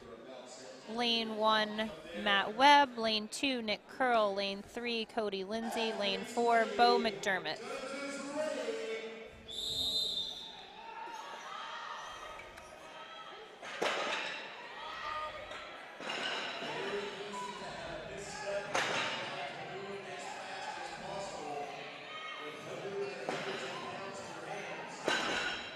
All these guys moving very Matt well. Webb first off the line with the heavier set. He's moving well. See if his grip holds out for this. He is already making his turn. Cody Lindsay making his turn as well. Matt Webb on his way back. Oh, he had a drop. And that is going to allow Cody to get the win in that heat. Matt struggling a little bit to try and finish. Bo trying to repick. Looks like he is going to call it with 10 seconds left. 160 feet. It's a long way. It is. The sport as a whole really has gotten, the requirements have become a lot more athletic over the last couple of years with more moving events, more events that take longer. So where you would used to see a carry for just one distance or just down and back, there's been a lot more medleys, a lot more down and backs like this with multiple handles, just requiring a different kind of athleticism and strength than we had seen probably in like the last 5 to 10 years prior. A little bit more work capacity. So coming up, Heat 29, lane 1, we have Zach Harden. Lane 2, we have Brandon Campbell. Lane 3, we have Donovan Cecil. And then in lane 4, we have Scott Dees.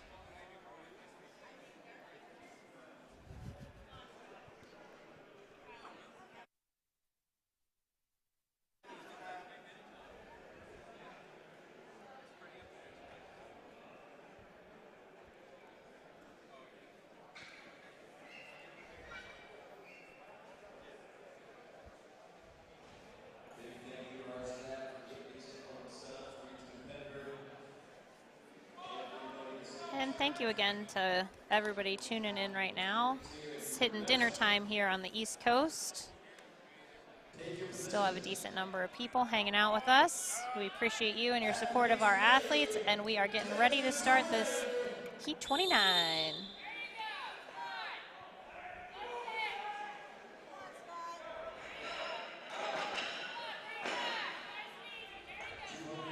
Looks like we're going to have Zach in first with the first set.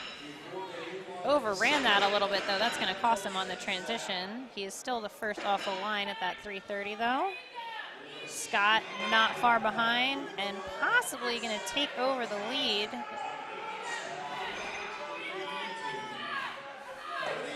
Zach and Scott are going to be very close here in lanes 1 and 4. Zach is done. Scott is also done. Lane 2 and 3, Brandon and Donovan are still working on these 330 handles. Trying to shake the hands out a little bit. Remember that every step counts on these, since they are measuring for distance. And that'll do it. We have 3 more heats of farmers.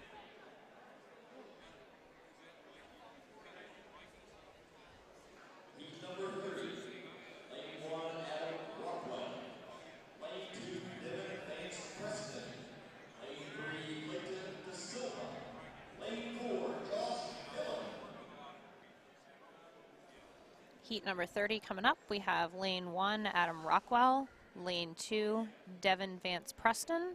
Lane 3, Clayton De Silva. And lane 4, Joshua Hillen.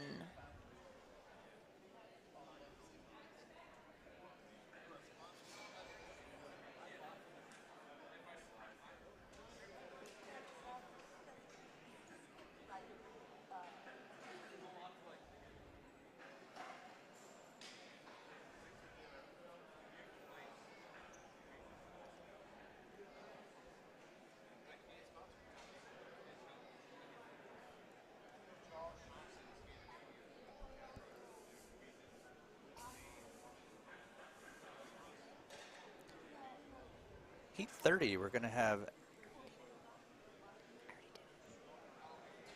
going to have 4 guys. 4 guys that carrying whose handles. names have already been read. It's getting rough out here, people. We are on it. These guys are on it. Clayton sped off the line. He is already making the turn here in lane 3. Good control on the turn. Love it. Love this carry. He is a little slip. Really pushing that fine line of speed and control. Very nice carry. Solid pick off the line. Oh, and one taking drop. Big steps here. It's not going to hurt him. Still with a very solid finish.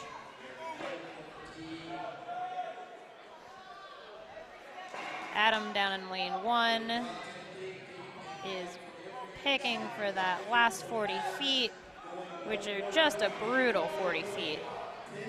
Hands are screaming, back is screaming, really everything. Yeah. Soul is screaming, questioning why you chose Strongman as your sport. But we love it. So we've got 2 heats left. This one coming up in lane 1, we're going to have Tyler Gustafson. In lane 2, we're going to have Nathan Mikhalik. Lane 3, Wyatt Dawson. Lane 4, Albert Brand.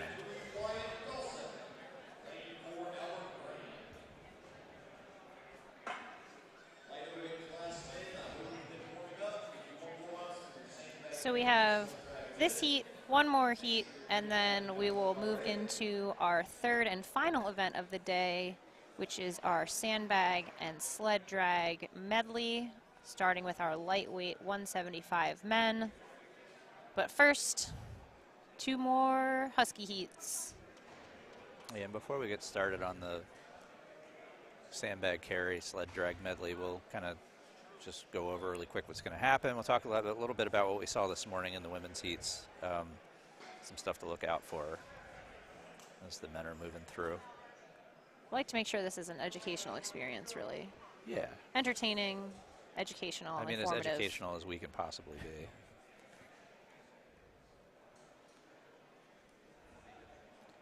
It looks like we are almost ready to go. Somebody's sweeping up a little bit extra chalk out of the way here. Erie, Pennsylvania, thank you for having us. We have 2 days of action here, 6 matches total. 3 events today, 3 tomorrow. Inshallah. Nathan, inshallah. Nathan Michaluk Thanks for the correction on that. is in lane 2.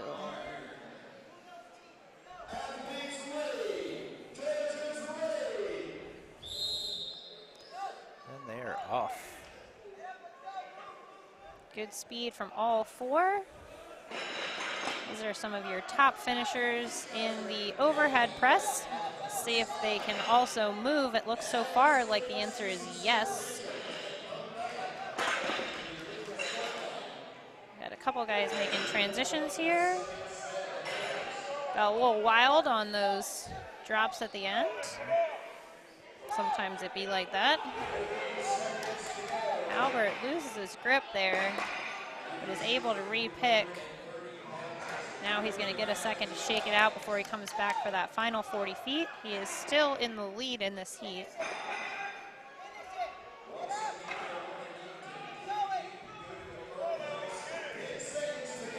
Every step there is going to count.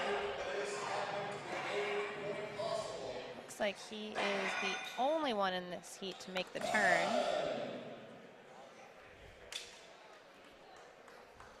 So definitely we're going to see some shakeups and standings after this. For sure. Last heat of super heavyweights.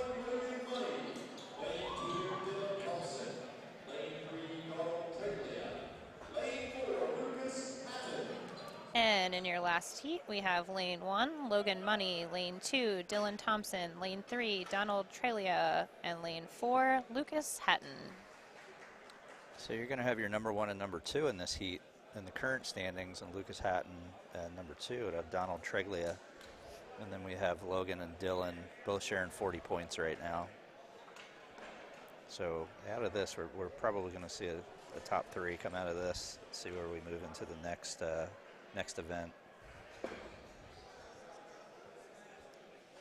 And scores already being populated here, so if you're curious to see the scores that we're looking at, check out that link in the video description. You can follow along with us. Worth noting that the points will not be finalized until the entire weight class scores have been submitted. So they're going to look a little funky if they're not all in yet. Yeah. So be patient, breathe. Yeah. Don't get excited. Make sure everything is in, then you can freak out.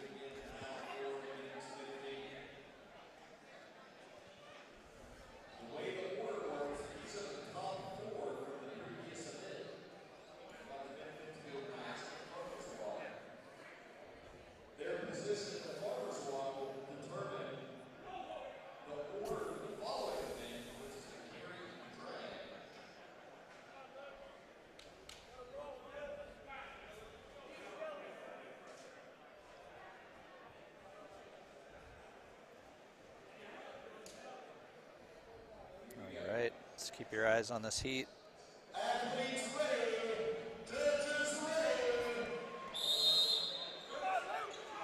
Good fast starts for everyone. Everybody.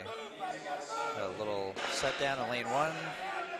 Lucas making good time. Lucas and Dylan both making excellent time. Donald Transition. not too far behind. Lucas first off with the heavier set. Let's see if he can get a good turn. Really solid carry so far from Lucas. Solid transition. Tyler has also made the turn. And Lucas is Sorry, going to pull out a win. Dylan has also made the turn. I am 1 heat behind. Donald getting ready to make his turn going into these last 40 feet.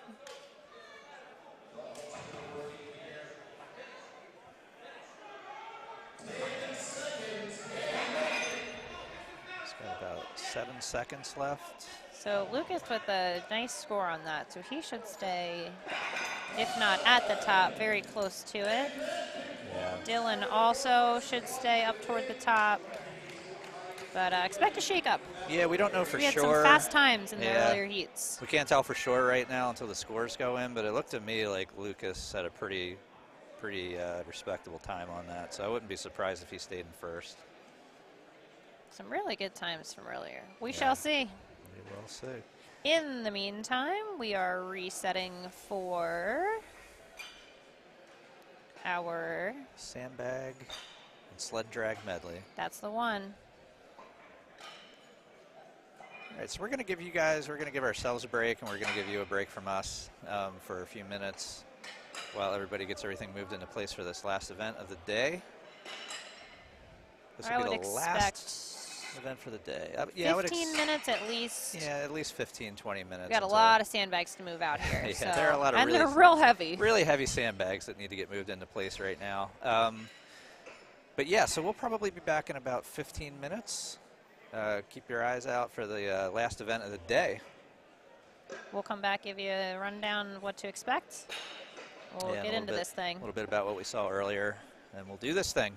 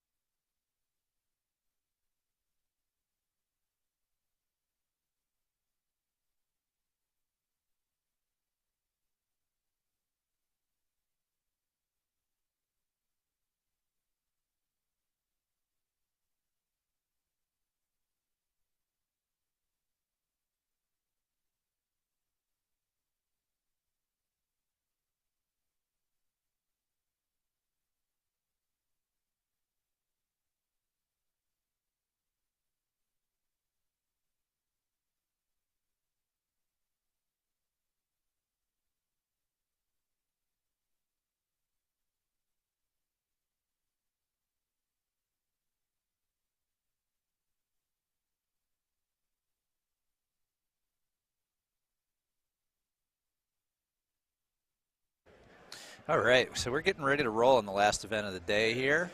So we have our 175 men about ready to start their final event. This event is a carry into drag. So they're going to be carrying 2 sandbags, a lighter one and a heavier one, loading those sandbags onto the sled and then pulling the sled backwards back to where they started. So we're starting heat 1 here. We have lane 1, John Gray, lane 2, Trey Brown, lane 3, Ian Drotton, and lane 4, Alexander Moy. Again, these are in reverse order of the prior event. All these guys making easy work of that first sandbag.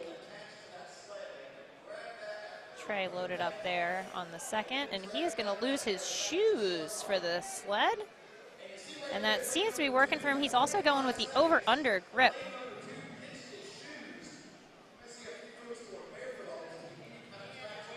Got John Gray trying to get Trey that last is bag. done, and Alex is also done. John Gray so close on that bag, just can't quite get it over his knees. Ian Is looking like he is got a little bit of time, Oh, and he almost doesn't got it. finish, but so close. the effort was there. So just to give you a better idea what's going on here, our 175 men are carrying sandbags weighing 242 pounds and 265 pounds. The sleds weigh about 140 empty. Of course, sled weights are always, you know, Ish. It's very dependent on the surface, on the weather, on Yeah. where mercury is. There's a lot of Yeah. variables on the sled. These floors are particularly slippery. That was one of the big equalizers that we saw this morning was people's ability to keep a grip on the floor. We had a lot of athletes that thought ahead, have competed on convention center floors before that are very slippery in general. This is on the slipperier side of floors that I've seen. We had some people that thought ahead and brought tacky towels with them, so they were able to kind of rub those on the bottom of their shoes. Hairspray Hairspray also works. And a lot of the guys, it looks like we were just wandering around in the warm-up area, chatting with some of the competitors. A lot of them are choosing to go barefoot, which you see a bunch in this heat. In this heat, we have Julio Varela in lane 1, Brian Hill in lane 2, Jake Reese lane 3, and Alex Taros in lane 4. So we got 3 of our 4 competitors. Brian looking like maybe he is hurt. He's going to walk off. See one of our medics here. Julio in lane 1. Looks like he is almost there. And his sandbags are loaded onto the sled. So one of the things we talked about this morning also was accuracy. So how these sandbags are being placed onto the sled matters. Looks like Jake's got a shoe caught in the front of his sled.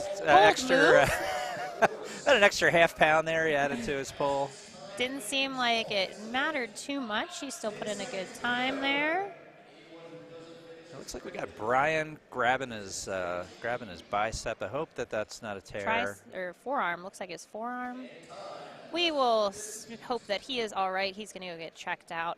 So if this is not completed, we are getting distances on this, same as we did on the farmer handles. There are no split times, so athletes will either get a time if they complete the event or a distance for whatever work they did complete. So we're going to go into our 3rd heat of 175s. In lane 1, we have Hernie Pena, Vince Calantes, and lane 2, lane 3, David Harrison, lane 4, Edward Moosey. Really have to be careful picking up a bag. Kind of same concept of picking up a stone. You want to try and keep those arms nice and straight until you get the bag up into your lap. If not, you can put your tendons in a lot of distress. Especially with how many heavy picks are involved in this competition. Yeah. So reasonably heavy on the axles, but we just did super heavy farmers. Now we're doing heavy sandbags. There's a deadlift medley tomorrow. There's more sandbags tomorrow. So being careful and smart about how we're making picks off the ground here. And we have some volunteers struggling to reset a sandbag. And seeing the volunteer efforts going into the resets, you can just get an idea of what exactly these guys are doing, carrying these bags and putting in these times. They are not light.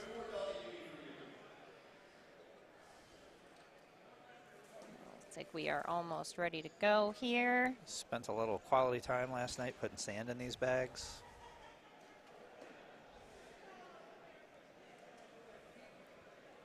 All right, it looks like we are about ready to go. Athletes ready, judges ready. You will see different techniques on these picks. You'll see in lane 4 here, Ed's doing more of that long ways carry. The other 3 guys have done more of a bear hug. It's got to be Both really work. careful when he gets the second bag into the sled, because he's kind of put the first bag in the middle. And you'll see some of this is going to be practice, some's going to be experience, some's going to be, oh my God, this is heavy. Like this setup that we've got here looks well balanced, and he's making great time on that pole, so it is working out for him. We saw a lot of people this morning putting the lighter bag in the front, heavier bag to the back. Lots of strategies here, but ultimately it's whatever gets you from one line to the other the fastest.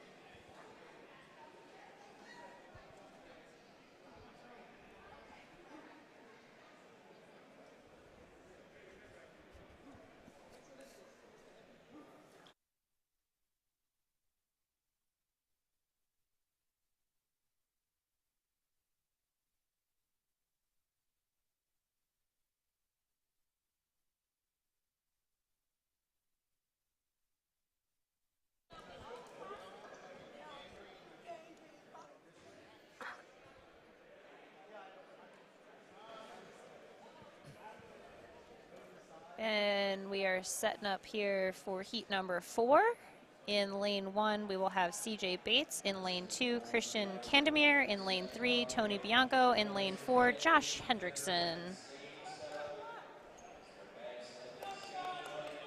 Like lane 1 still getting set here.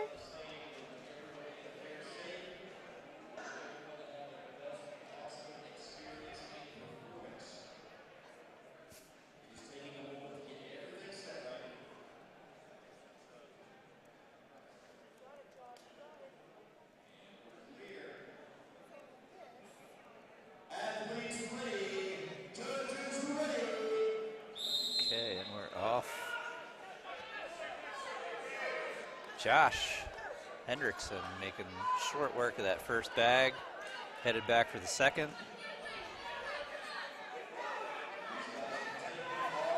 And a good run so far by Hendrickson. Really solid run for Josh. And he's on to his pull. He's going to do a switch grip on the handle. Looking very steady. Picking up speed as he goes along. It's looking good. Christian in lane 2 is also moving very well with that sled. Tony kicked his shoes off in lane 3. He is moving. Going with the bent arm technique. And he is done. See if CJ can get across the line. He is going to be real close on time, and he does. Oh, just made it. Good on him.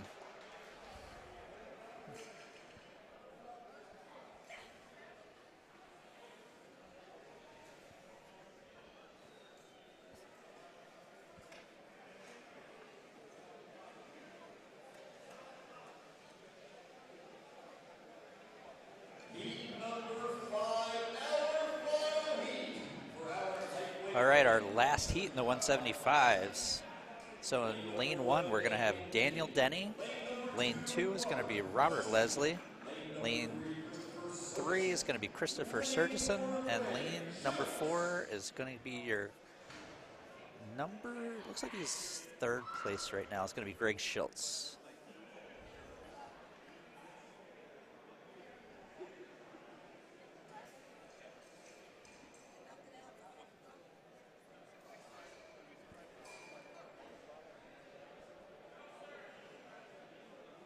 So it's the top of the class right now that we're seeing.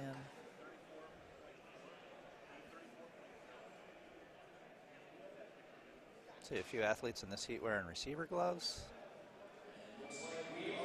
Also an interesting choice on Sandbag. Yeah. Typically you'll see that on like a Husafel or a keg, but not super common on Sandbags.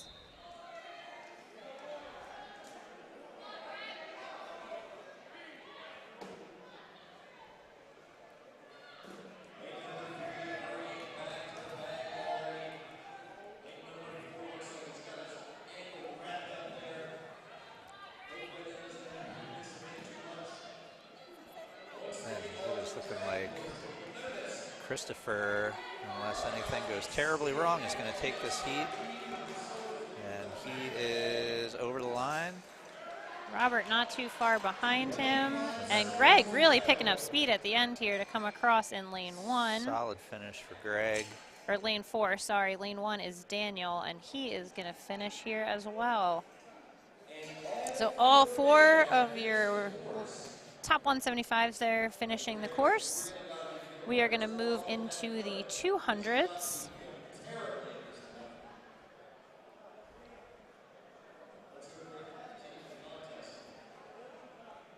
Bag weights for the 200s are going to be 265 and 287.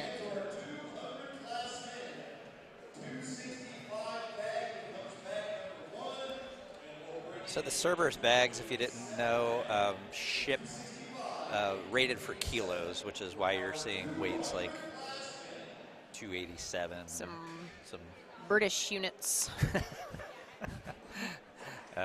So we have everything translated to freedom units for you here, 265 and 287.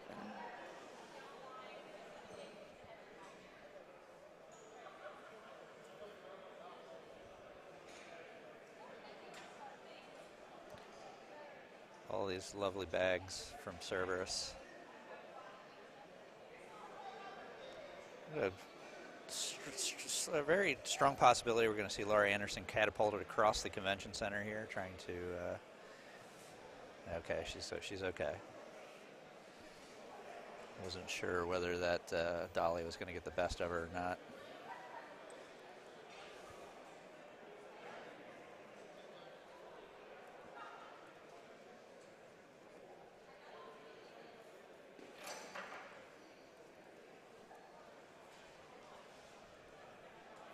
And we're moving our bags into place for 200s.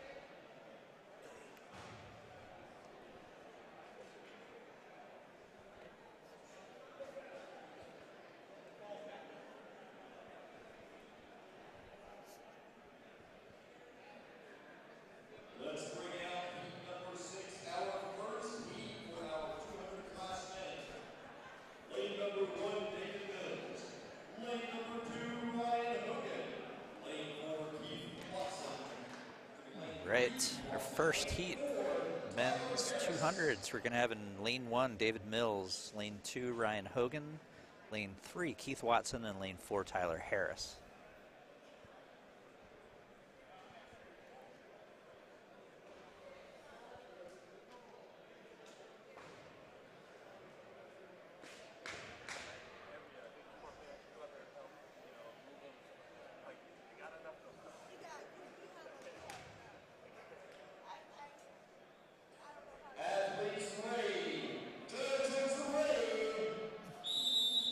Okay, here we go.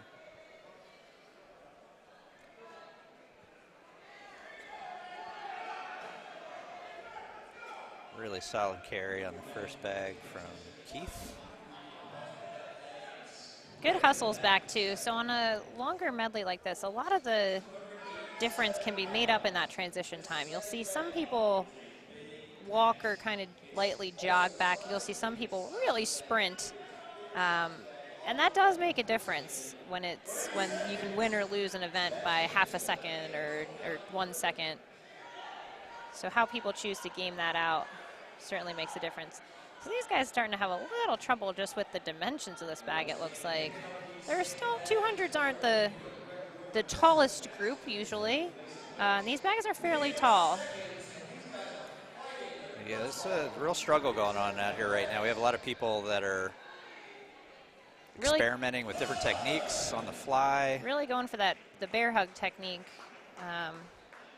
Possibly the laying it down horizontally and picking it up like a stone would be better, but Yeah. it also depends on the person and how long your arms are and Yeah, it's where your also- strengths and yeah. weaknesses are and a personal preference. And it's so. easy to say from here, too.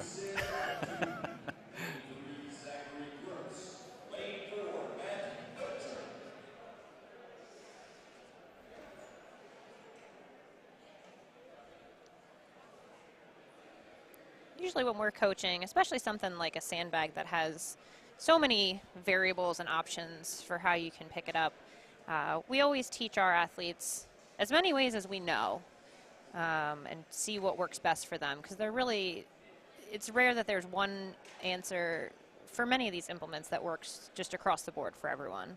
Everybody's technique is going to be a little bit different depending on their comfort and where their strengths and weaknesses are. So it's always good to have a pile of cues handy and watch a whole lot of videos and try a whole bunch of different things. We're going to see all kinds of exciting things today. Yeah, like we were saying earlier, it's only in the past, handful of years where you really start to see the equipment be a little bit more standardized.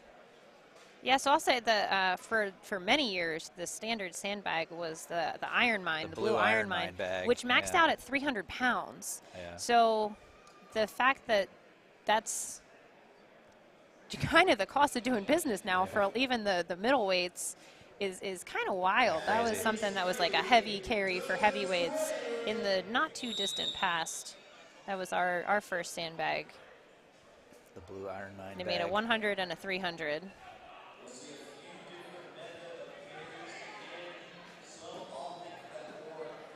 We got some success on the first carries here. So, and again, we're seeing some decision making about where the bags are being placed on the sled. And also we talked about being precise with this stuff, that precision and accuracy is going to matter. Where if you're throwing the sandbag onto the sled and it's sliding back another foot, that's another foot that you now have to pull it. So getting the work done, but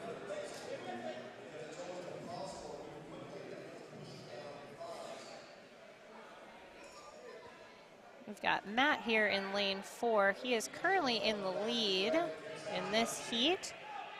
He is moving nice and steady toward the line. Looks like he will most likely finish. Oh, I spoke very too close. soon. You jinxed poor Matt. Solid effort from Matt, though. Heat number 8, lane 1, Ethan Atkins. Lane 2, Tyler Mingus. Lane 3, Mitchell Stanley. Lane 4, Eric Payne. We are bringing out our second to last heat of the 200s. In lane 1, Ethan Atkins. In lane 2, Tyler Mingus. In lane 3, Mitchell Stanley. In lane 4, Eric King. So just this and one more heat to go in the 200s.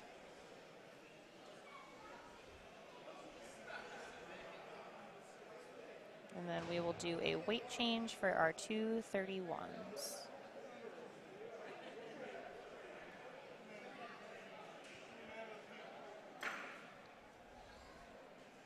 And we've been saying this all day, of course, but shout out to all the amazing volunteers on the floor. Honestly, volunteering at a strongman show is at least 50 to 100 times harder than competing in it physically.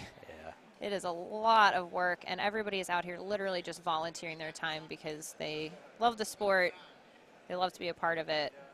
A lot of times this is, you know, we only get to see each other a couple times a year, and we get a little strongman reunion out of it.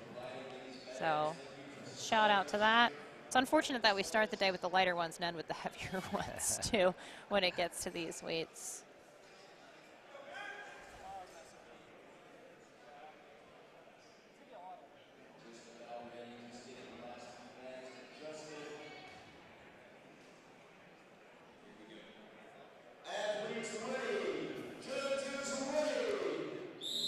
Okay, next heat's off and going.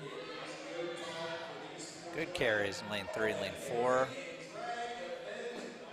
See if they can translate that into this heavier bag. Really good sprints back. These guys mean business. See, I love the side pick, lane 4. I love it. Though we said there are many things that work for many people, Brian has a clear preference. I do. I mean, it just, when you get a bag that tall, it's just so hard to get it in your lap. It is working well for Eric. We can say that for certain. He has his method figured out. That was a great time. Mitchell Stanley in lane 3 also putting in a very solid time. Ethan coming across in lane 1, and Tyler is also across in lane 2. Strong finish for all 4 gentlemen in that heat. We have 1 remaining heat for the 200s. Very impressive heat.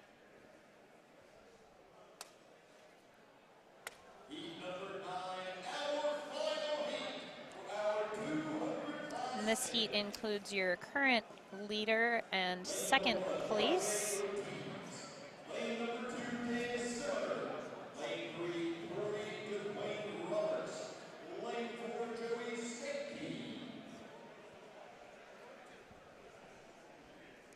Lane 1, we have RJ Ortiz. Lane 2, Dan Zimmer. Lane 3, Corey Roberts. And lane 4, Joey Stamke.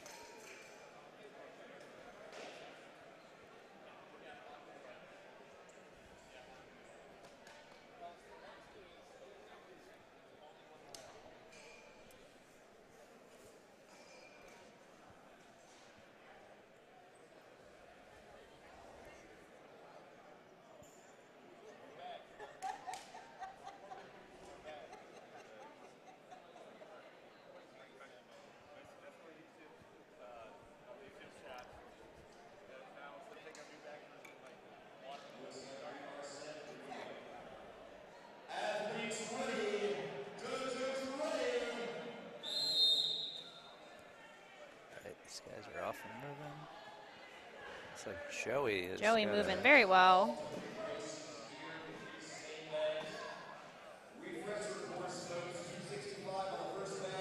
Corey also hustling.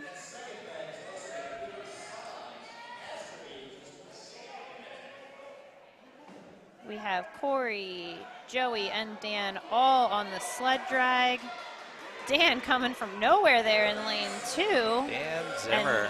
Flying on that Man, sled oh man. carry. Really nice finish on that. Corey also with a very strong finish. And Joey, not quite as fast as the other two, but still a very solid placement on that.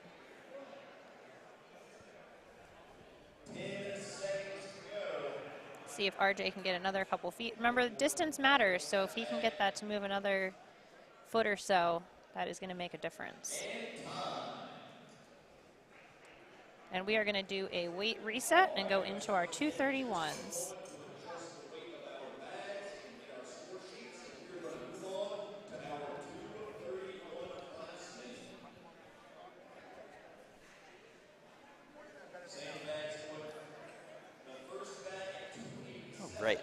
So we are going up in weight.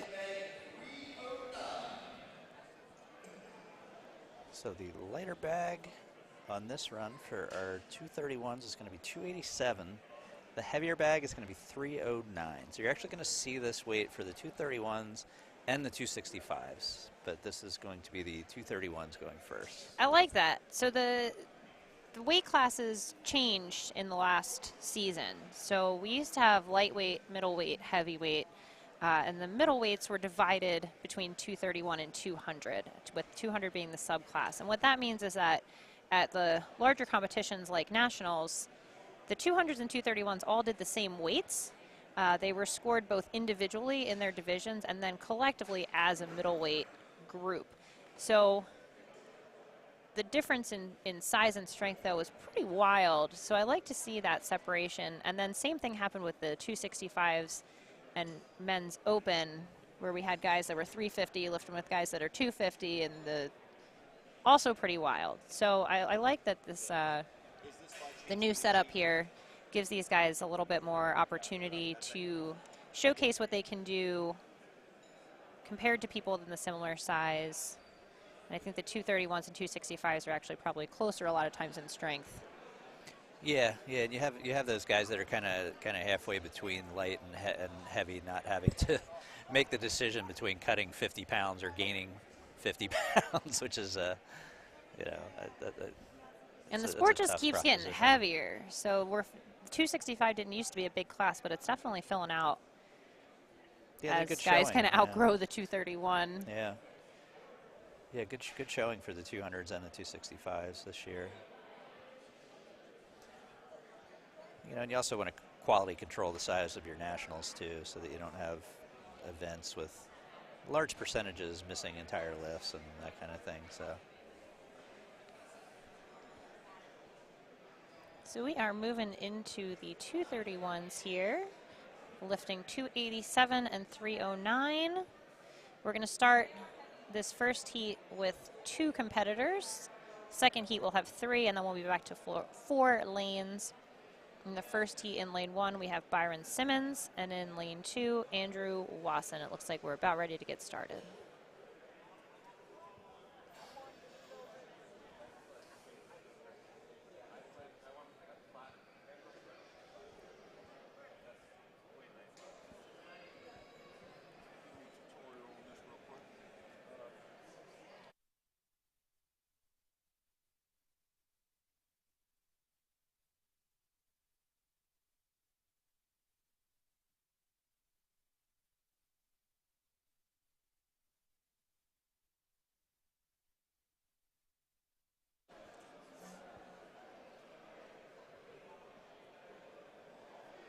The floor is indeed a little shiny. And we mentioned earlier, these convention center floors are often nice and shiny. So when you're prepping for a bigger show, and you know it's going to be in a convention center, or even like a ballroom, sometimes it's slippery. Being prepared with the right shoes, with things like hairspray to spray on the bottom of your shoes, tactiles. So a lot of these athletes did come prepared. And the more you see these events, that's going to come with some experience too. When you start to just throw that kind of stuff in your bag. Yeah, you get to see some less experienced athletes learn a valuable lesson once in a while, and I think that was one of them for this year.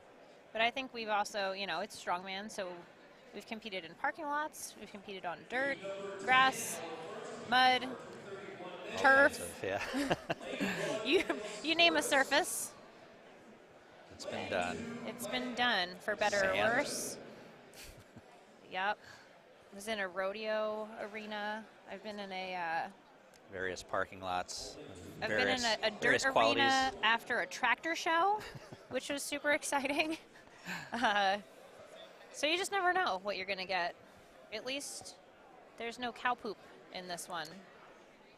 One of my favorites was literal freezing rain, deadlifting a shed.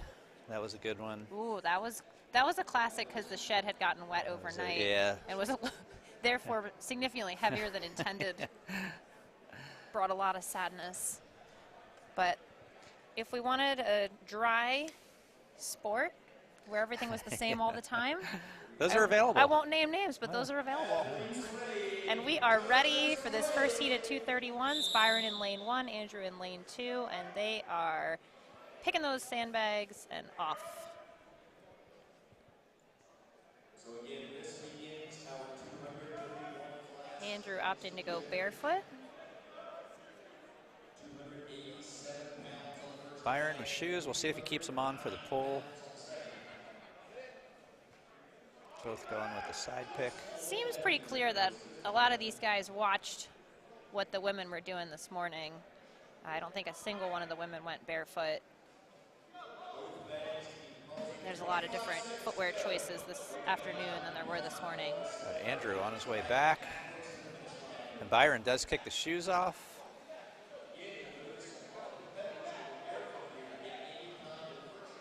Andrew is done.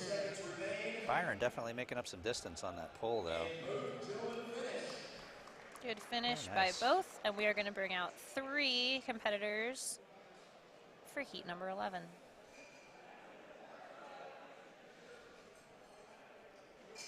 Heat number 11, lane 1, Byron Simmons. Lane 2, Andrew Long. Lane 3, Rick Carroll. So 3 lanes utilized in heat number 11. Another classic setup, I think, was the cobblestone streets of Philadelphia. I've done the A cobblestone streets perfect of surface for of farmers Baltimore, carries. of Baltimore also. Cobblestone not recommended Not recommended. for strongman surface.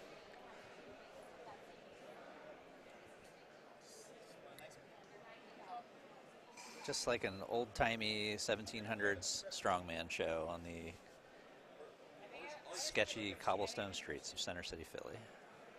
Not the sketchiest thing in Center City, Philly. No, definitely not.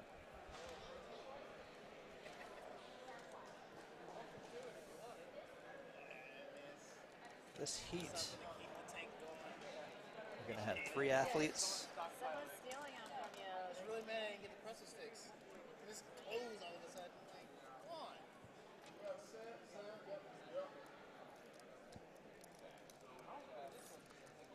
So in lane 1, we're going to have Nick Beeble. Sorry, Beeble, if I messed that up. Lane 2, Nicholas Morris, and lane 3, Samuel Paro. It was? Yep, that's who I called out. Well, I photographed the wrong people because we had the wrong name. Look, we gotta confer with our judges. Looks like we are almost ready to go. Some judge chatter going on here. Looks like we're checking the athlete order.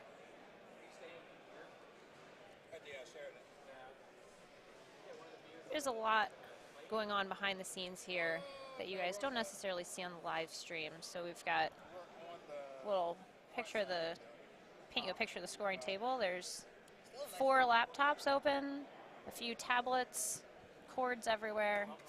5 laptops, I stand corrected. A printer. So these score sheets, because we're reordering athletes after every event, the score sheets are printed every time. They need to go to the judges. They need to go to the photographer. They're going to the announcers. It's all updated live for free for you guys. So 95% of the time, Yeah. we're running like clockwork. You always shoot 5% for of the 100. time, the judges have to confer. So that is what they are doing These now. are all pretty minor issues. I think it's easy to talk about. Oh, it's easy to critique from afar, you know. But y'all on the live stream have been great, to be honest. Everybody has been very nice today. I am We loving appreciate that. all of the chatter, all of the support. See, our evening crowd is on and hanging out.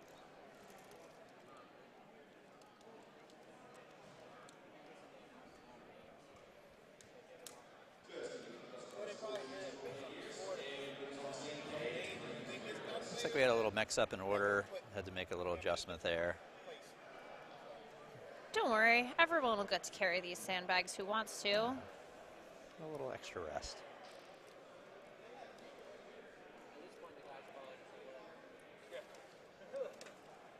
Like, if there's a big And we say it all the time, but you can see it in the comments now. The strongman community is strong and wide. People from all over the country here checking in with each other, chatting, talking training.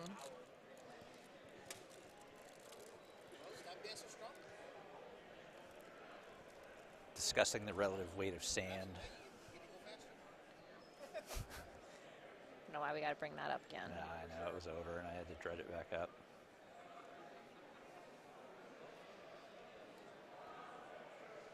But as soon as we have some clarification here from our judges, we'll make sure we've got the right order, the right guys on the screen for you, our lovely viewers at home. I'll And we will just wait for an adjustment from our announcer, Paul Mauser.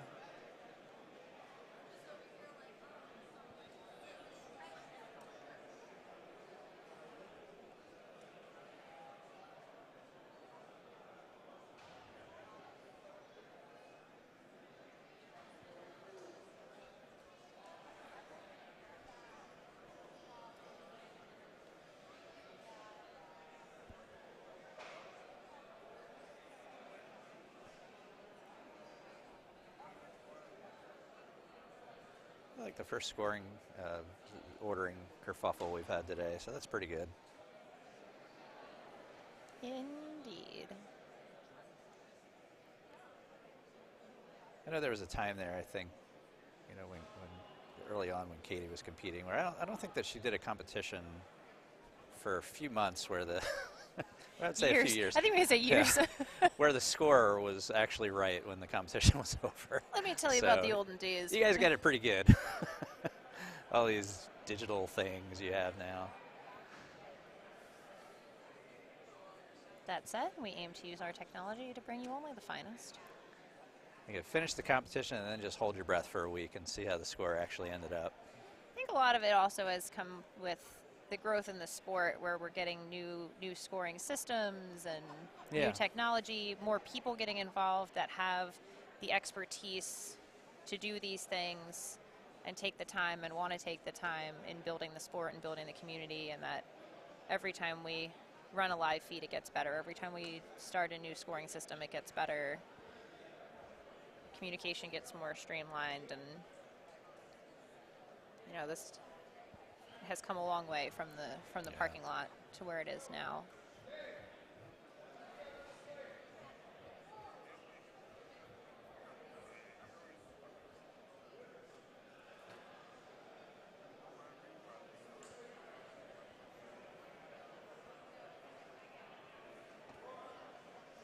We're just going to take a short time out here while everybody gets adjusted.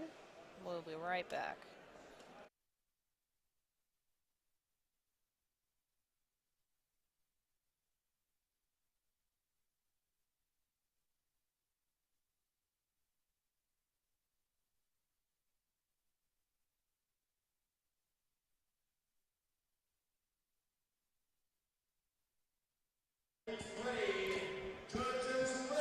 Right, we're back at it. And we're back. Here we go. Looks like we still do have Nick in lane 1, Nick also in lane 2, and Samuel in lane. No, Just kidding, there's no one in just lane two lanes 3. going right now. So your guess is as good as ours right now. But we'll figure it out. We'll figure it out.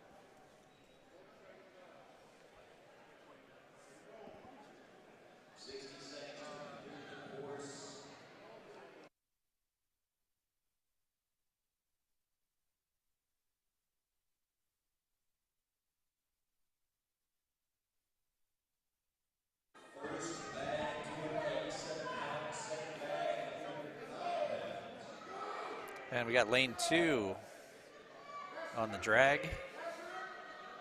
Sounds like possibly Andrew and Byron. We shall see. We'll find out. We'll find out. Oh, almost made it.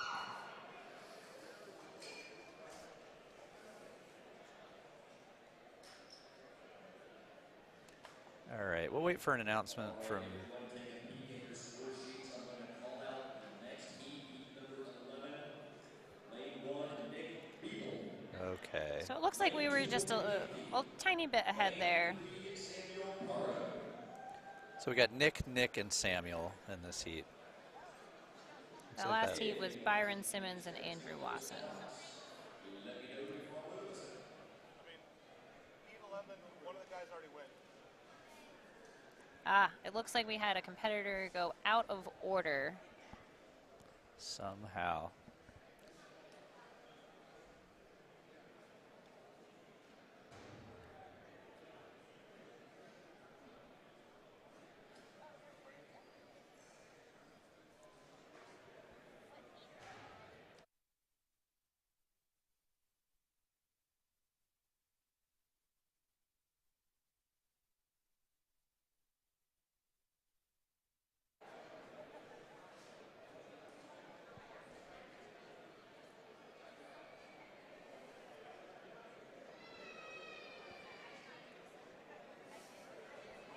Monica Johnson, if you could hightail it up here from Virginia to do some expediting, we'd appreciate it.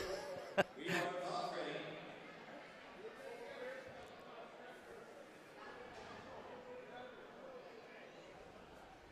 Athletes ready. Judges ready.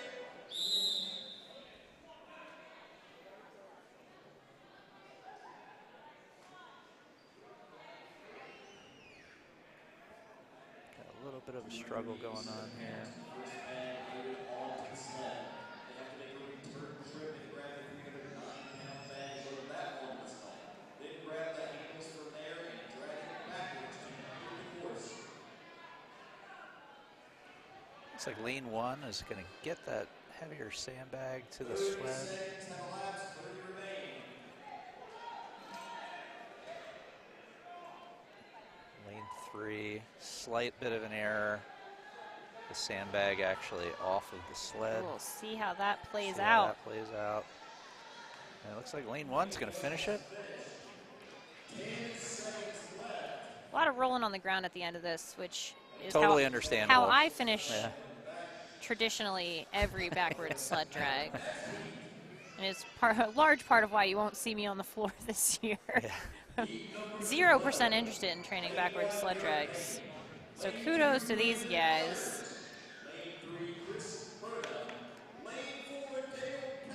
And we are back on track here with heat number 12.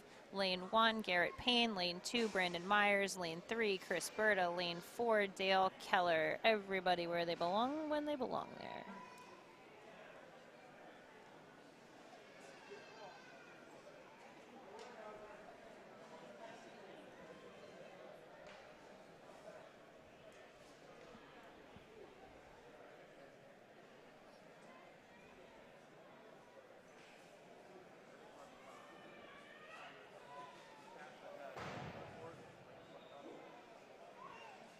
Brandon Myers, lane 2.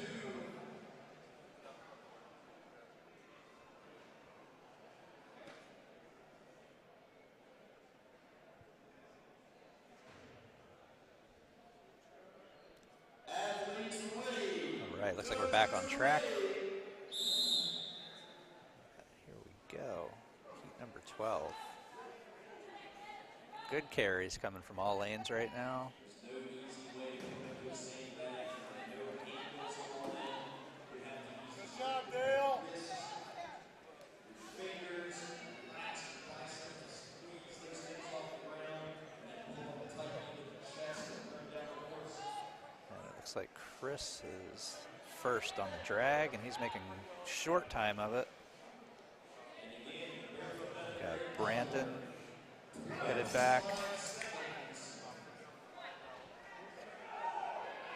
We have Dale on his way back, and our last competitor, Garrett, on his way back as well.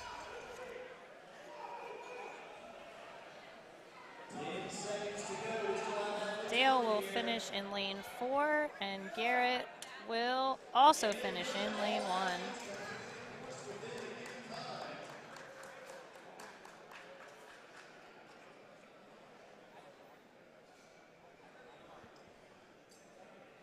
Heat number 13, Heat number 13 coming up. Lane 1, we're going to have Pavlo Ivanusa. Lane 2, Josh Gunn. Lane 3, Jordan Waihulis. I think somebody corrected me on that earlier, and I'm sorry if I just butchered it again. And then in lane 4, we're going to have Ivan Molina.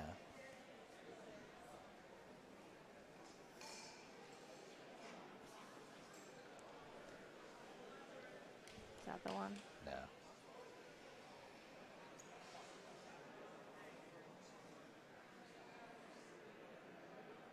Yeah.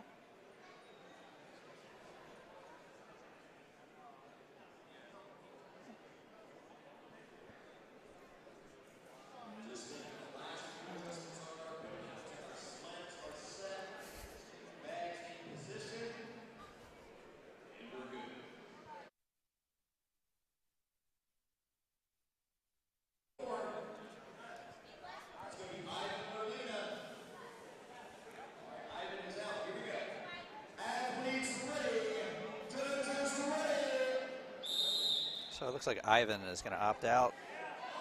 So we're going to have 3 competitors, Pablo, Josh, and Jordan.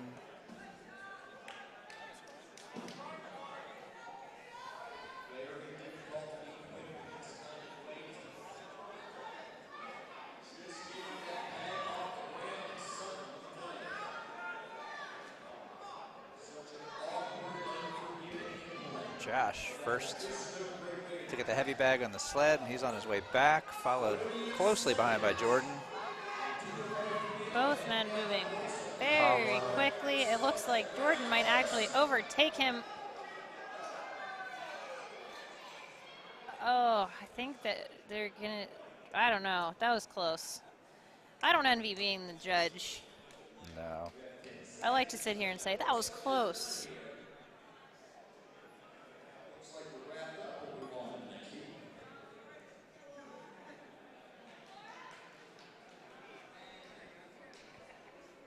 Heat number 14, lane 1, Andrew Mock.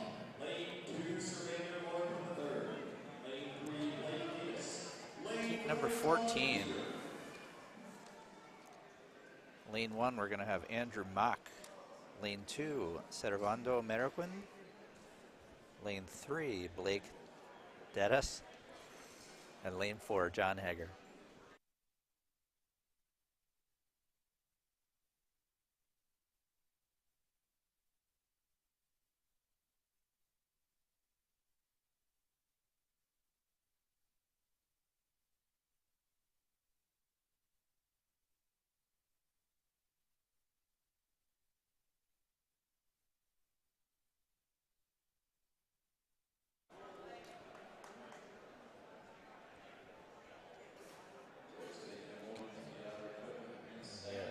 Ready to go with heat number 14.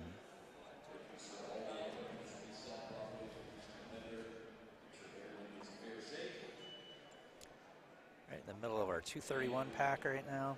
Athletes ready. Judges ready.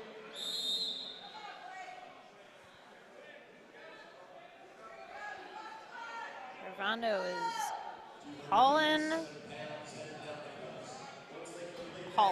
Exactly. Trying to keep it clean here for the kids. Keeping it family. And Servando is going to have. If he can get a good purchase on that, which there it is, he Just gonna get it does. moving. Now he's in his rhythm. If he can keep that, he should finish pretty strong here. Andrew also coming in hot. Dead and heat. John in lane 4 comes across. Blake in lane 3 is also going to finish. Good heat. Very solid heat. All 4 competitors make it across.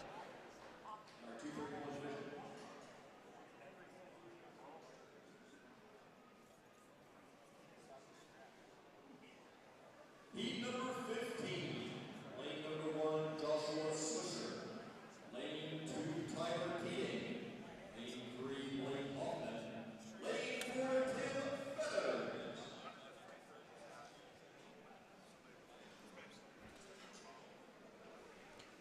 All right, heat 15, lane 1, Josh Swisher.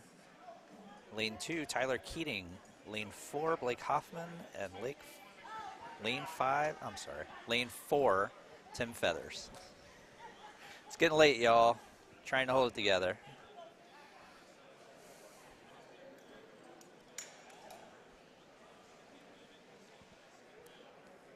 I'm an old man, and my bedtime is quickly approaching.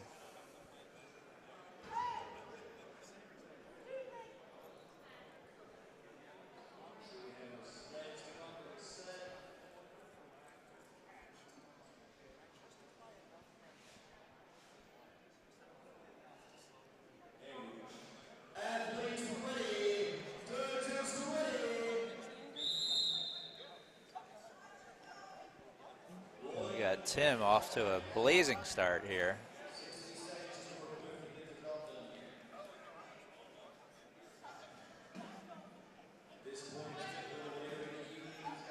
Tim also making quick work of this heavier bag. Oh, face plant. Good recovery, though. Good recovery. He's got more feet to carry the sled, but he is still in the lead and still setting himself up for a very nice time on this. Still Hats a off. good time. Hats off to Tim Feathers for eating a sandbag and recovering and still taking the win. In lane 2, Tyler is also done. Lane 1, looks like Josh could finish. And in lane 3, Blake turning on the burners here, and he comes across as well. All 4 competitors finishing.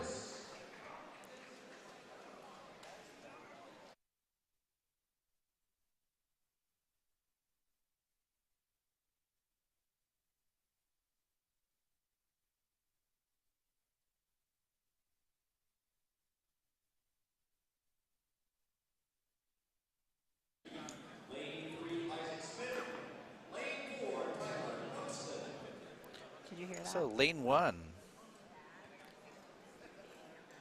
Samuel Pape.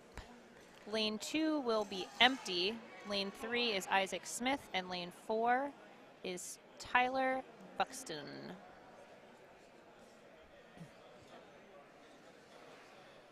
Possibly Michael, who's supposed to be in lane 2, got upset about how we pronounced his name. Yeah. We hope that he is not injured and that we will see him tomorrow. Right now we are running lanes 1, 3, and 4.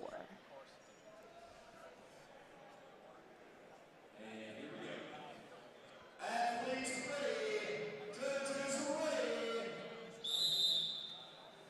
heat 16 is off.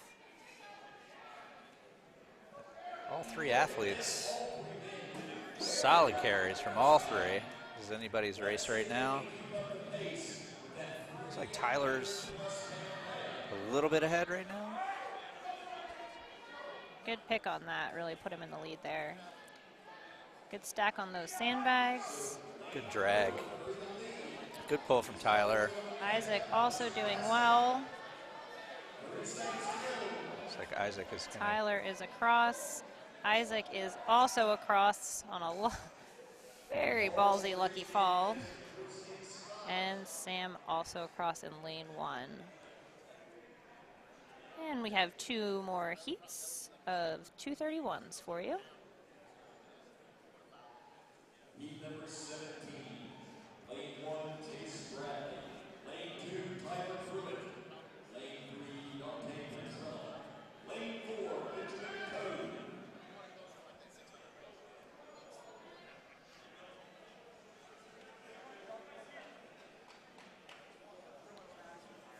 Quick reset. And then heat 17, lane 1, Chase Bradley. Lane 2, Tyler Pruitt. Lane 3, Dante Petrella. Lane 4, Benjamin Cone.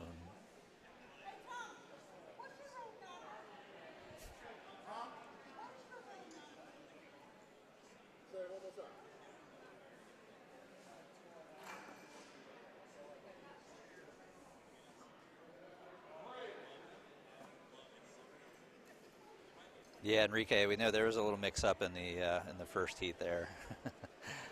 These things happen. We're all squared away now.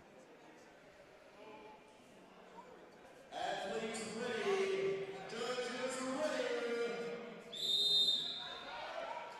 All right, these guys are up and moving.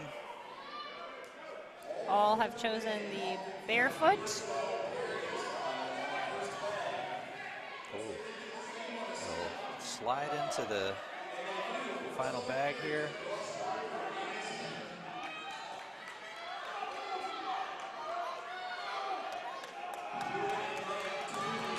Tyler is cruising in lane 2.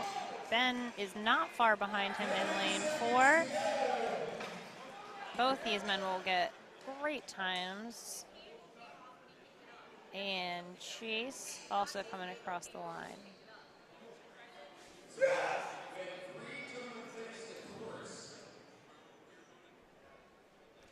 Coming up, we're going to have our last 231 heat.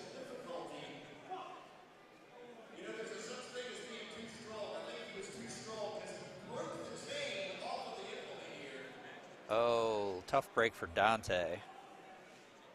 So I thought that Dante had just called it, but actually it appears what happened was he pulled the sled and the chain actually popped off the sled.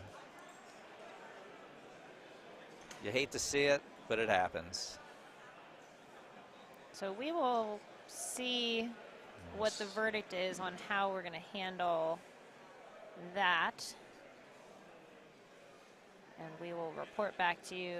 Dante is talking now to one of our lead judges, and they will figure out what happens next. In the meantime, we are going to reset. Looks like possibly we're going to have to run one fewer lane.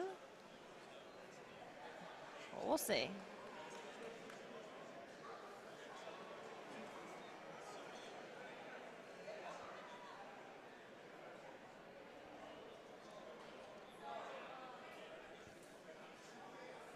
Wouldn't be nationals if one piece of equipment didn't break, I feel like.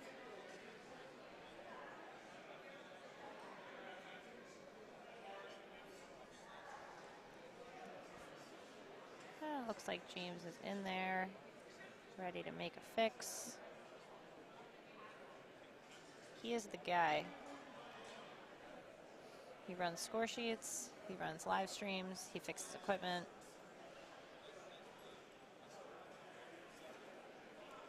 Looks like they got everything fixed.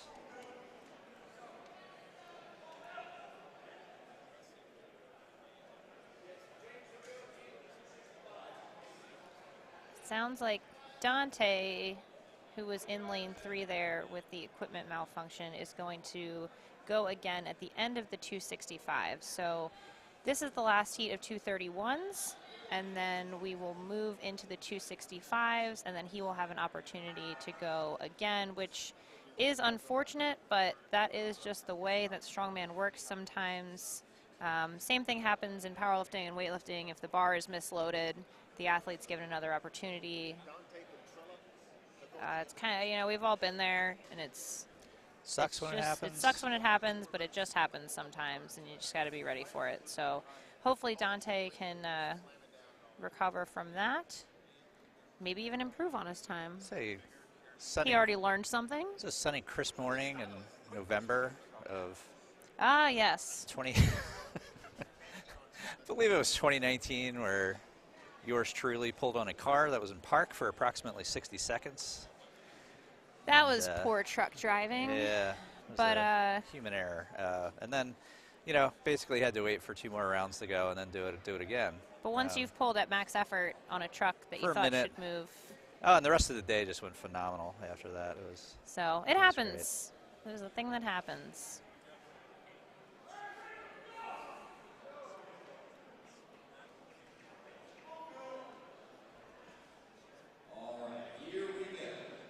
All right, we are going to get started here with our last heat of 231s.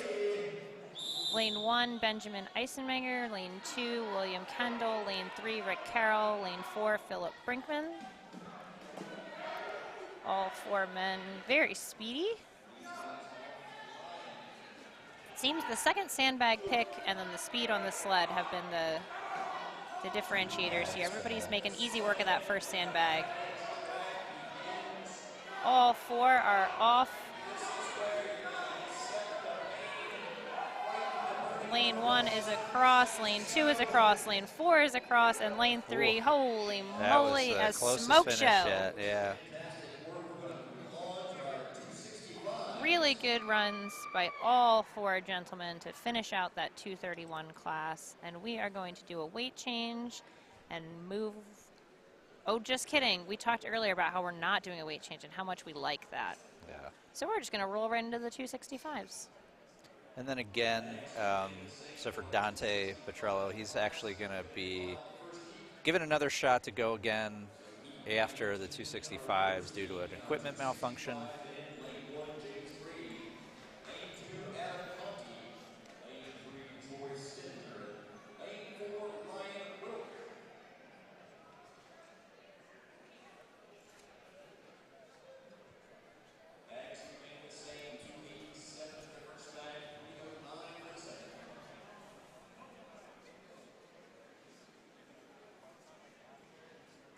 Our man Phil Brinkman walking by after that performance. One of the lovely group of folks from Spider Strength in Virginia.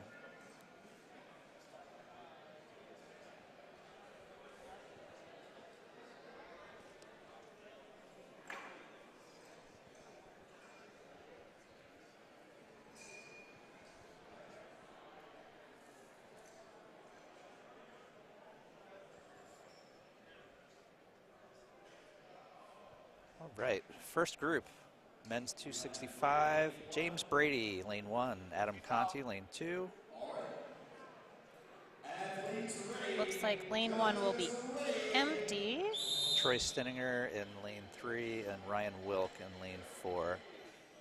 Yeah, it looks like James Brady is sitting this one out. There's a couple of guys that had some trouble on the farmers that had to either take this one off and hopefully come back to fight again tomorrow, or they may be out completely. We will have more information on that. Hopefully nothing serious. Sometimes you got to listen to your body. Sleep on it, see what happens. And we have Adam and Troy are both on the sled drag. Ryan, nice and steady on that heavier sandbag there, the 309. Super effort on that last bag for Ryan. And Troy is across in lane 3. Ryan making up some time here on this sled drag.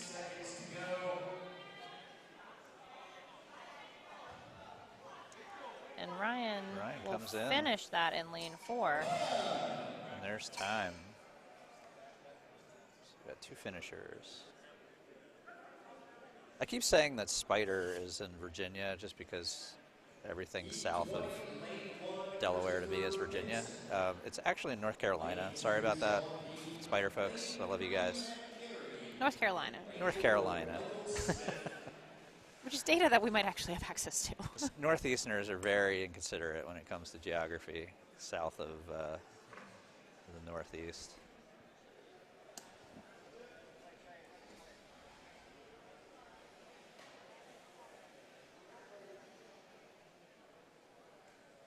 But we always try and correct our mistakes. So keep coming at us. Let us know. Monica, call me out publicly. Thank you. No, I appreciate it. I don't want to keep messing that up. They're a good group of folks. We love seeing them. I think it's because when we always see them, we're in Virginia. I think that that's legitimate. Also, I'm going to go ahead and make that. Yeah, I'm going to make that as a very convenient excuse. All right, we have Christopher Pinson, Sean Deem, Matt Gary, and Michael Smith.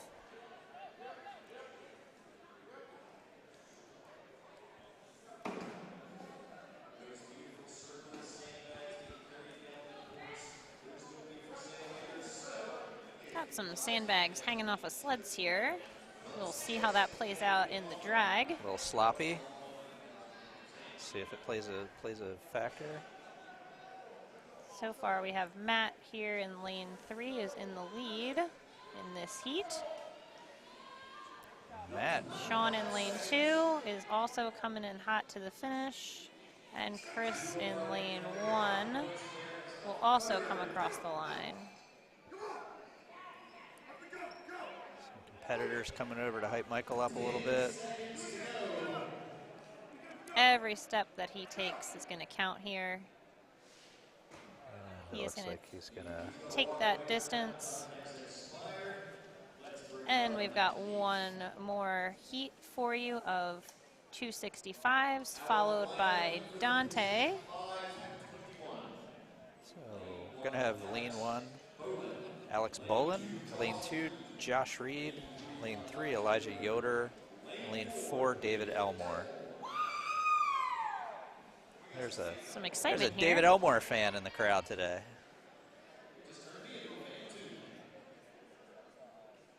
Actually, are we going to have 4? Oh, yeah, okay, they're just not done resetting. These guys are chalking up, resetting bags.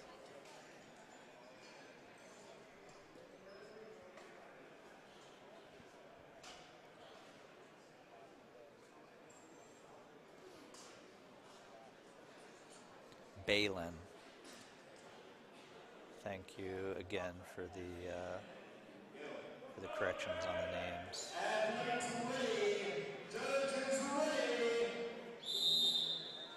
So we have Alex Balin. Balin in row 1, lane 1. Good speed back to the bags. Good carry.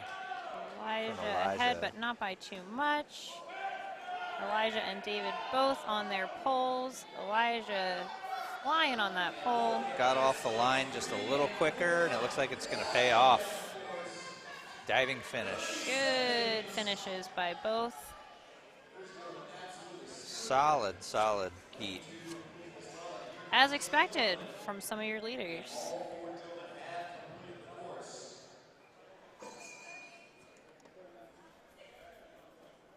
We are going to bring Dante back out for a redo of his run.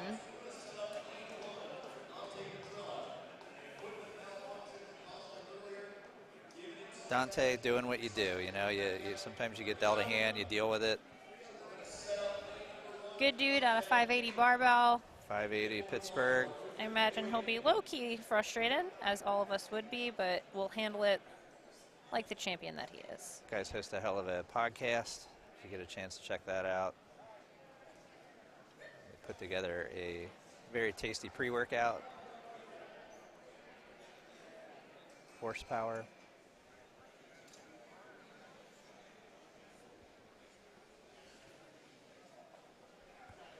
Looks like they got a really nice thing going there at 580 barbell.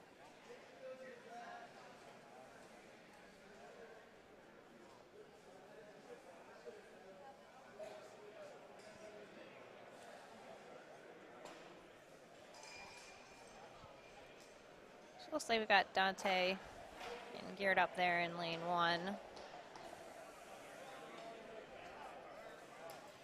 Running an event alone is also, it's tough when you don't have someone in the lane next to you, but he's got to Here goes Dante. put that tunnel vision on. He is cruising though. He is making the best of this. Let's go, Dante. He's got that second bag up.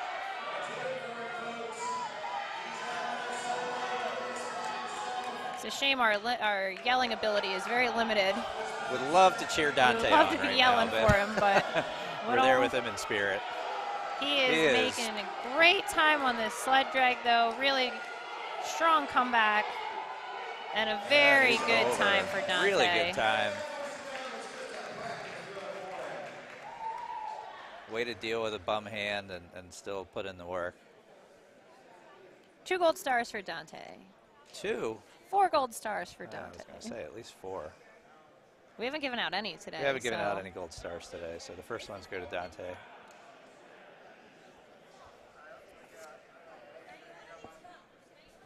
All right. Moving into our final weight class of the day.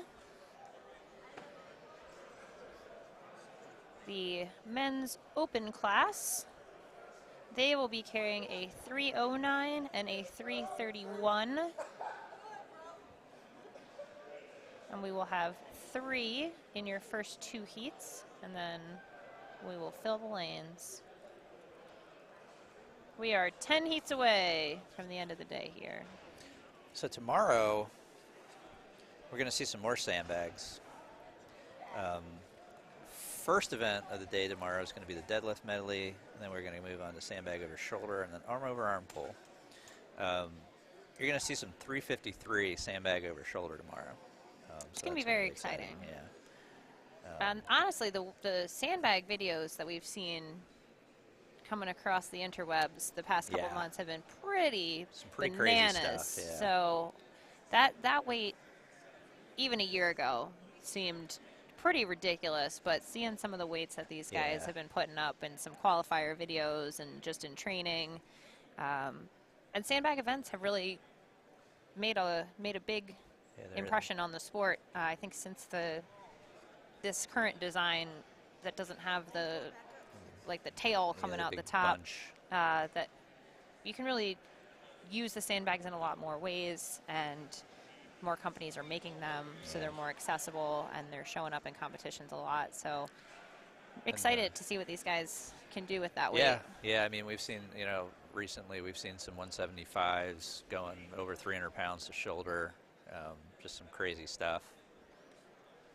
Some women putting up some really impressive sandbags. But we are starting tomorrow with a deadlift medley, a farmer handle deadlift, and then a heavier farmer handle deadlift, and then finishing with a 13-inch axle deadlift for reps. That is going to be max reps in 60 seconds. The sandbag over shoulder is going to be a timed event, so it'll be 5 bags over shoulder as quickly as possible. We will take split times on that event, and we will finish out the weekend with an arm over arm sled pull. So look forward to that tomorrow.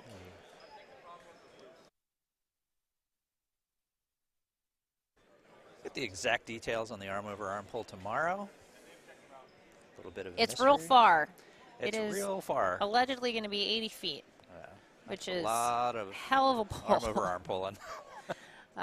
It's my favorite event, so. Yeah, Katie's kind of weird. Maybe they'll let me just hop in and do that one.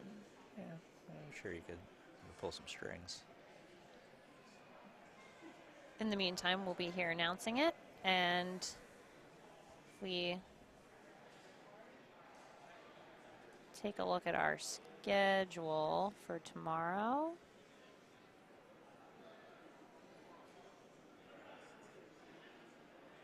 Looks like tomorrow, same basic timing as today. The female athletes will start lifting around 9:30 a.m. Eastern. There is a separate link for the day 2 live stream. So it is linked in the details of this video. It is on the Strongman Corp YouTube page that you are currently on. It is on the Facebook event page for Strongman Nationals. So it's in a bunch of places. But know that it is not the same link that you used today. It will be a separate link. The score sheet, however, will remain the same, so you can go ahead and save that one. But we are going to kick off momentarily here with the heavyweight men sandbag carry and sled drag to close out day 1 of 2022 Strongman Corporation Nationals. And then everybody's favorite, the award banquet. Where we laugh and dance and eat. Or mostly eat. and then sleep. And then sleep. Because everybody's just had it by then. You don't yell it? Did that start this morning, or when did this revelation happen? No. Okay. I've also been different on a chill level too.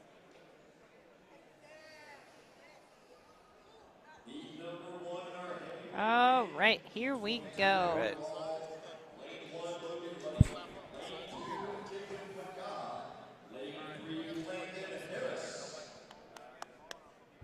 Right, so our first open men, so we're going to have 3 in this heat. Lane 1, we're going to have Logan Money. Lane 2, we're going to have Jacob McGaw. And lane 3, we're going to have Landon Harris.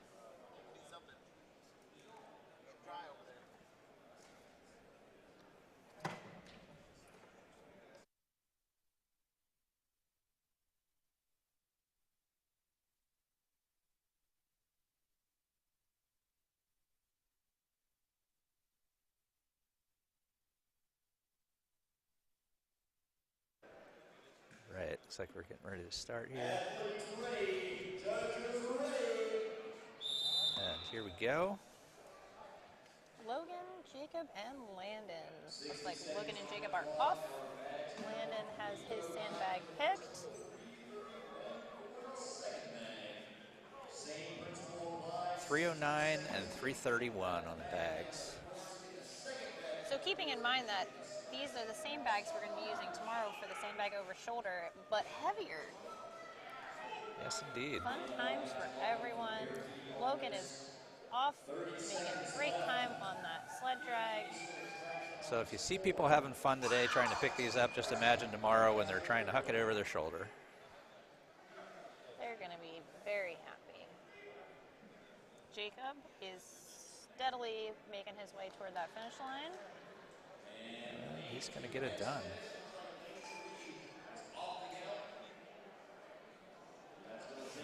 Looks like Landon's going to let it go. Okay, moving on to our next heat. We will also have 3. Lane 1, Jason Frawley. Lane 2, Josh Hill. Lane 3, Chance Beatty. Lane 1 will be Jason Frawley, lane 2 Joshua Hillen, and lane 3 Chance Beatty. Sorry, I just ran into my mic.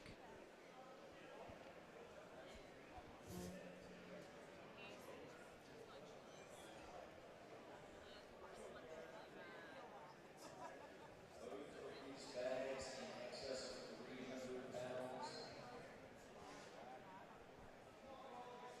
Back in the event itself, we decided that just wasn't hard enough. We had to make 2 bags plus a sled drag.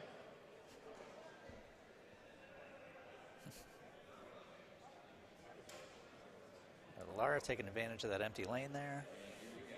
She's been working hard all day And yesterday. and yesterday. Judges ready. All right, we're off.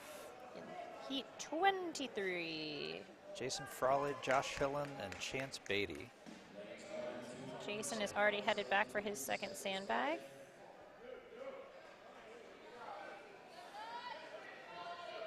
Lane 1 on that 331-pound bag using a horizontal carry bag. Lane 2 is in the vertical carry. 30 seconds remain. Jason doing a nice job on that steady pace there on the sled. Josh just resetting on his sandbag carry. This is where that bear hug technique, you can see of the heavyweights, Josh is one of the shorter athletes, and that height on that sandbag can get really It's very tricky. very tricky to figure out how you want to balance it. When you pick it, it tends to kind of want to tip forward on you. It's very top heavy. That's a tough pick. And we are back to 4 full lanes. Lane 1, Nathan Magellan. Lane 2, Tyler Gustafson. Lane 3, Wyatt Dawson. Lane 4, Donovan Cecil.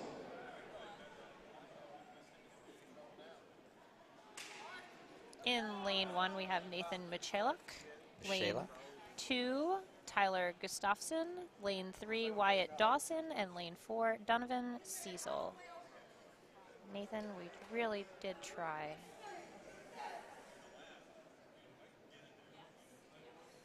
Shayluck.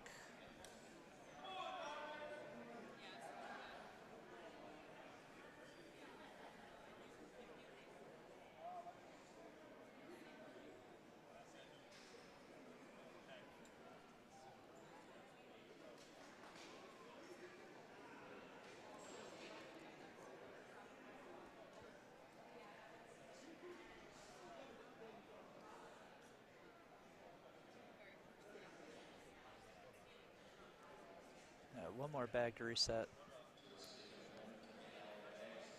I don't know what's taking them so long. Oh, I know. They're really dogging it out there right now.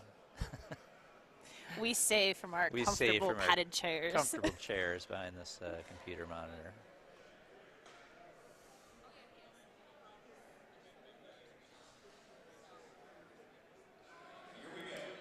Okay, here we go. Athletes ready. Judges ready. Nathan, Tyler, Wyatt, and Donovan. At the moment, Donovan is in the lead in lane 4.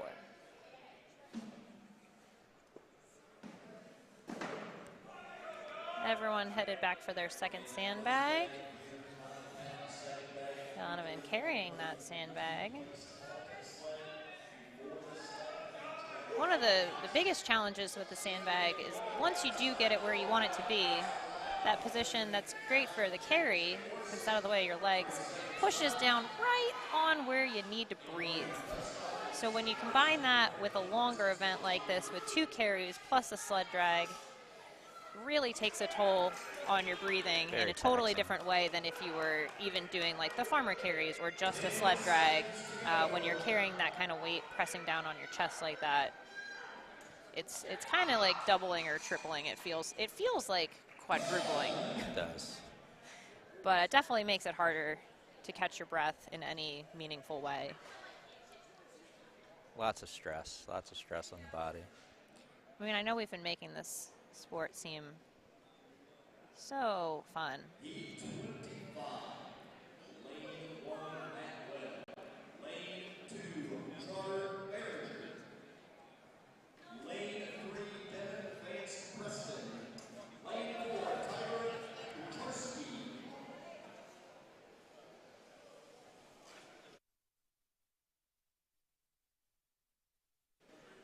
So it looks like in this heat we're going to have Matt Webb in lane 1, Trotter Behringer in lane 2. Lane 3 is going to be Devin Preston. And then lane 4 is going to be Tyler Kucharski. Looks like our guy Nick Curl dropped out. It's a shame. I hope he's okay.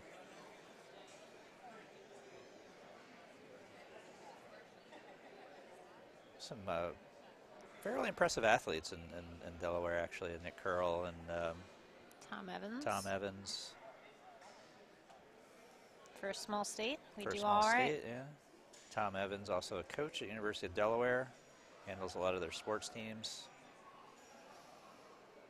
Very impressive athlete. He's gotten unbelievably strong in the last few years.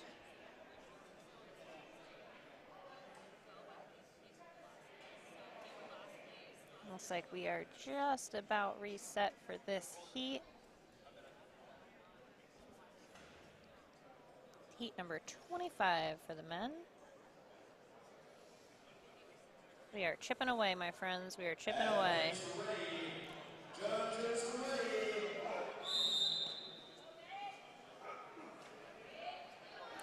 Quick Away carries. they go, very quick. Trotter Behringer coming out in the lead early. He's got that second bag up. He's got it loaded. Oh, our first shoulder of the day from Matt Webb in lane 1. He's just getting warmed up for tomorrow. Yeah, right. Important to note, they did not specify that it had to be a front carry, so to the shoulder, totally fine. It's one of the classic strongman rules is if they don't say, you don't ask. Don't be the guy that ruins it for everyone in the rules meeting. 10 seconds on the clock. Right. Devin with a solid finish in lane 3. Matt with a solid finish in lane 1. And Trotter in lane 2. So 3 finishes in that heat.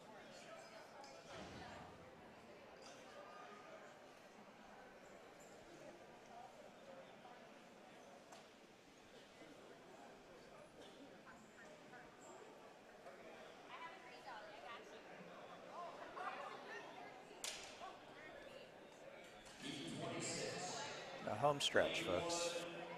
Dan Nigel. Lane 2, Rowan Burnett. Lane 3, To those spending your Friday evening with us, thank you. Your support of the sport means a lot to us, and even more to the athletes that you're supporting. Knowing that you guys are on here, it's cool. Yeah, it gives everybody a little bit more of a push when they know folks are checking out on the live stream. Everybody want to press their mama. So this heat, we got Dan Nizul in lane 1, Bo McDermott, lane 2, Brandon Campbell, lane 3, lane 4, Albert Brand.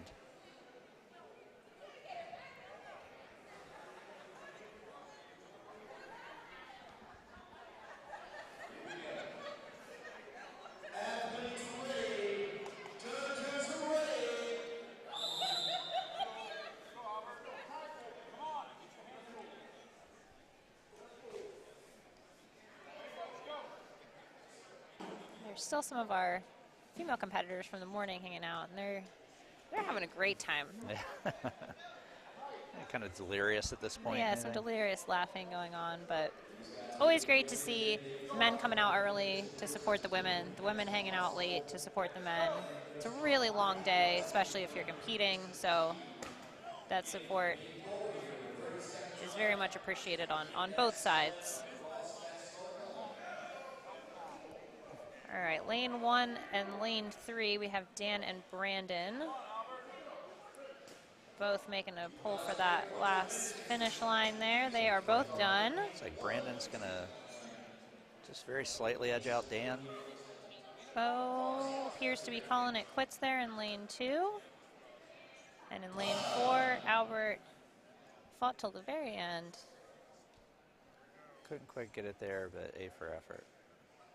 And good distance on that. Yeah. So.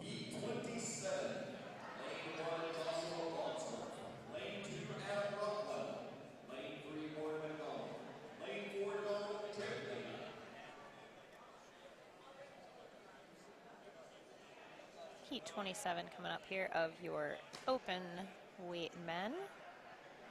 In lane 1, we'll have Joshua Bonsworth. Lane 2, Adam Rockwell. Lane 3, Warren McDonald. And lane 4, Donald Trelia.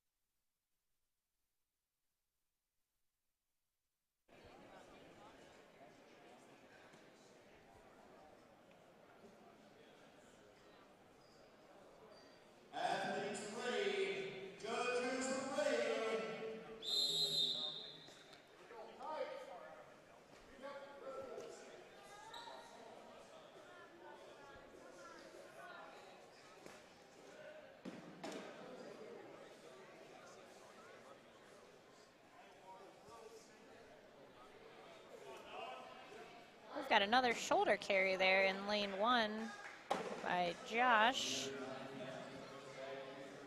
See if he decides to shoulder this 309 as well. 331, sorry, they already did the 309.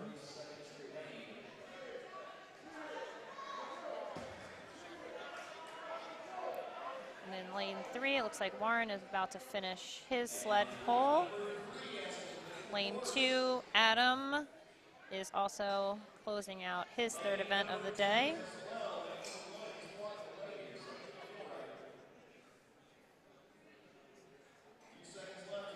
Don in lane 4 looks like he might be cramping up a little.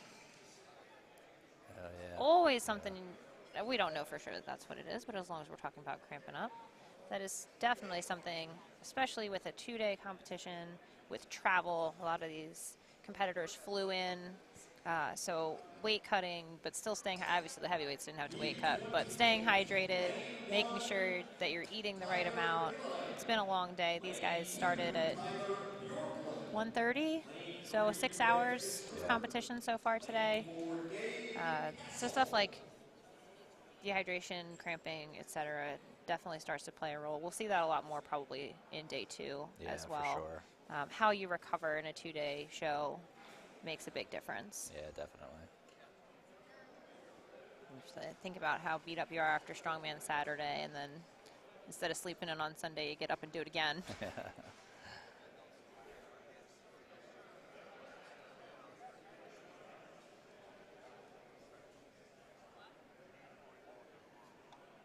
We are coming up here with heat number 28. In lane 1, we've got Tyler Gilliland. Lane 2, Tyler Bjorklund. Lane 3, Craig Pfisterer. And lane 4, Gabe Castle.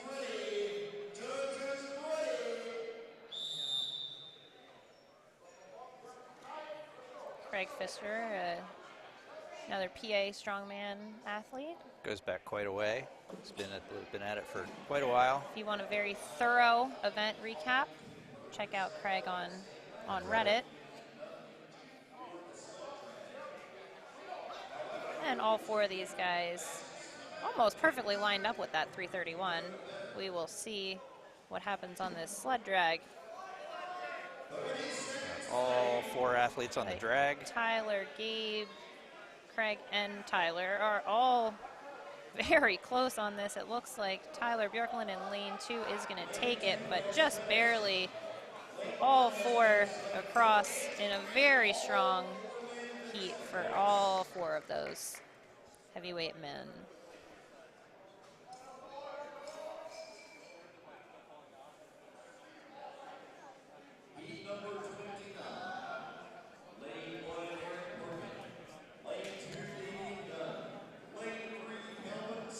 Coming up, heat number 29 coming up. So we got 4 left, including this one. Yeah, 4 more heats. They're on the home stretch, team. So lane 1, Eric Parkin. Lane 2, Damian Dunn. Lane 3, Calvin Sexton. Lane 4, Anthony Balzano.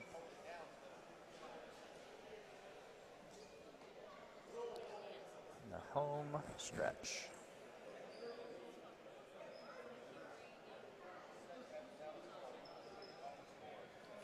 Like a couple of these athletes are also taking the barefoot option. Seems like the heavyweights haven't been going barefoot as much.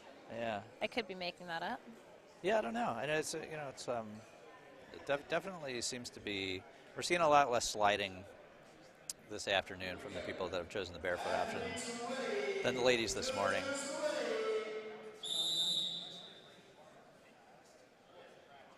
All right, and they're off. Damien with a slight lead. So with those first 2 bags from Damien and Calvin both landed at the same time. Now it looks like Damien is pulling out. Calvin right behind though. Right behind him. And We'll they see will where both this go into that. It looks like Oh, Calvin might be just wearing socks, which he is just flinging to the side. Damien is done. Calvin is flying now that he's got his socks off. He will also finish, and then in lane 1, Eric has completed his sled drag. Well, that is a shame for Calvin. I think he would have definitely improved his time if he'd have Not worn socks. Not worn socks. Tactical error. But you live and you learn. Still pulled off a great Still time. a very good time, though. Still pulled off a great time, though. Heat number 30. Lane 1, Logan Cleary. Lane 2, Cody Lindsay. Lane 3, Scott Deese. Lane 4, Zach Harden. 3 more heats to go. Heat 30. Lane 1, Logan Cleary. Lane 2, Cody Lindsay. Lane 3, Scott Deese. in lane 4, Zach Harden.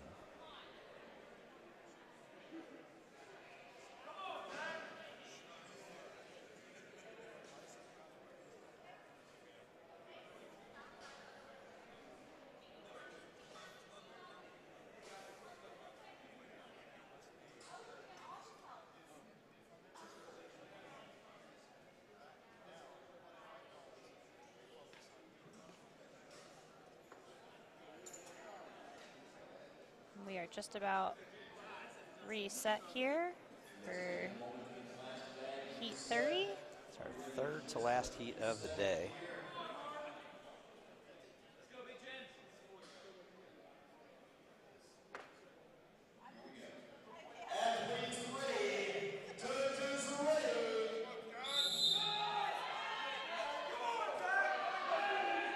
Zach is cruising.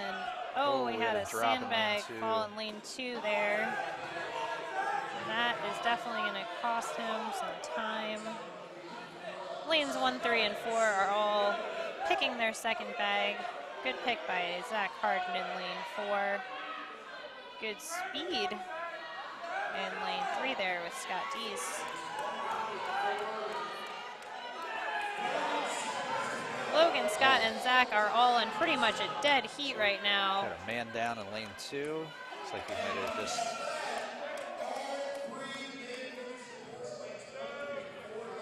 Very, very close in lanes 1, 3, and 4, and we will check on Cody in lane 2. Cody's good. Looks like he may have blacked out a little bit. Definitely happens on the sandbag carry when you got that lean back going on, all that pressure right where you need to breathe. The blood not where you want it. That'll happen.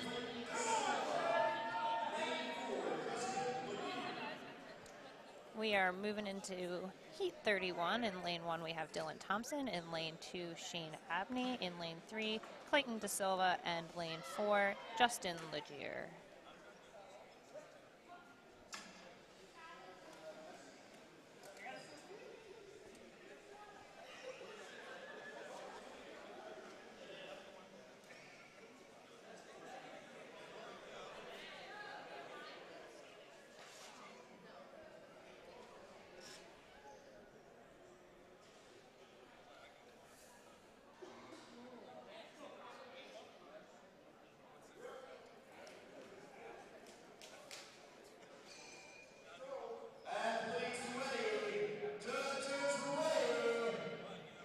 Second to last heat on their way. A slip in lane 1. With how fast these guys are moving, that slip is definitely going to cost. Let's see if Dylan can make up some time. He is sprinting back to that second bag. A couple different carry techniques here.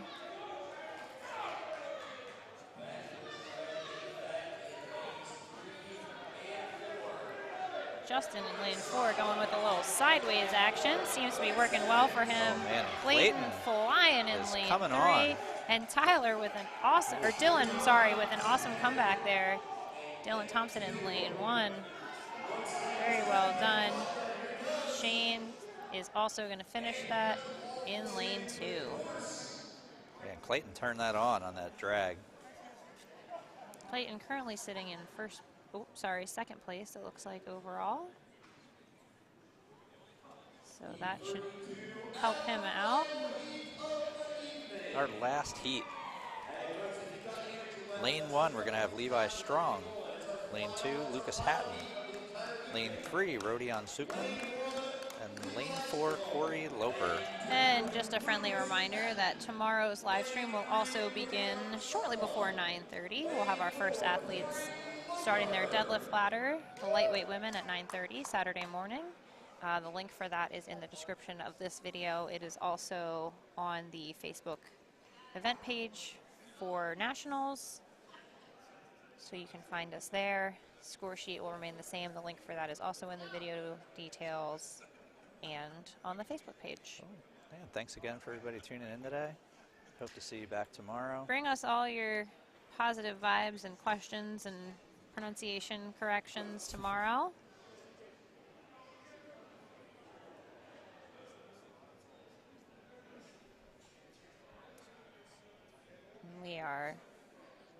all set for the last heat of the day.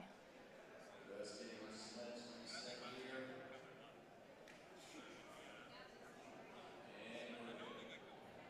Athletes ready. Judges ready.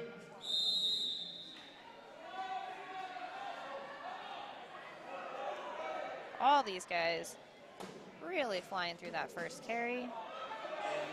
Corey sprinting. Speed. Really good pick on that second bag. He is hauling. He is ahead, but not by too much.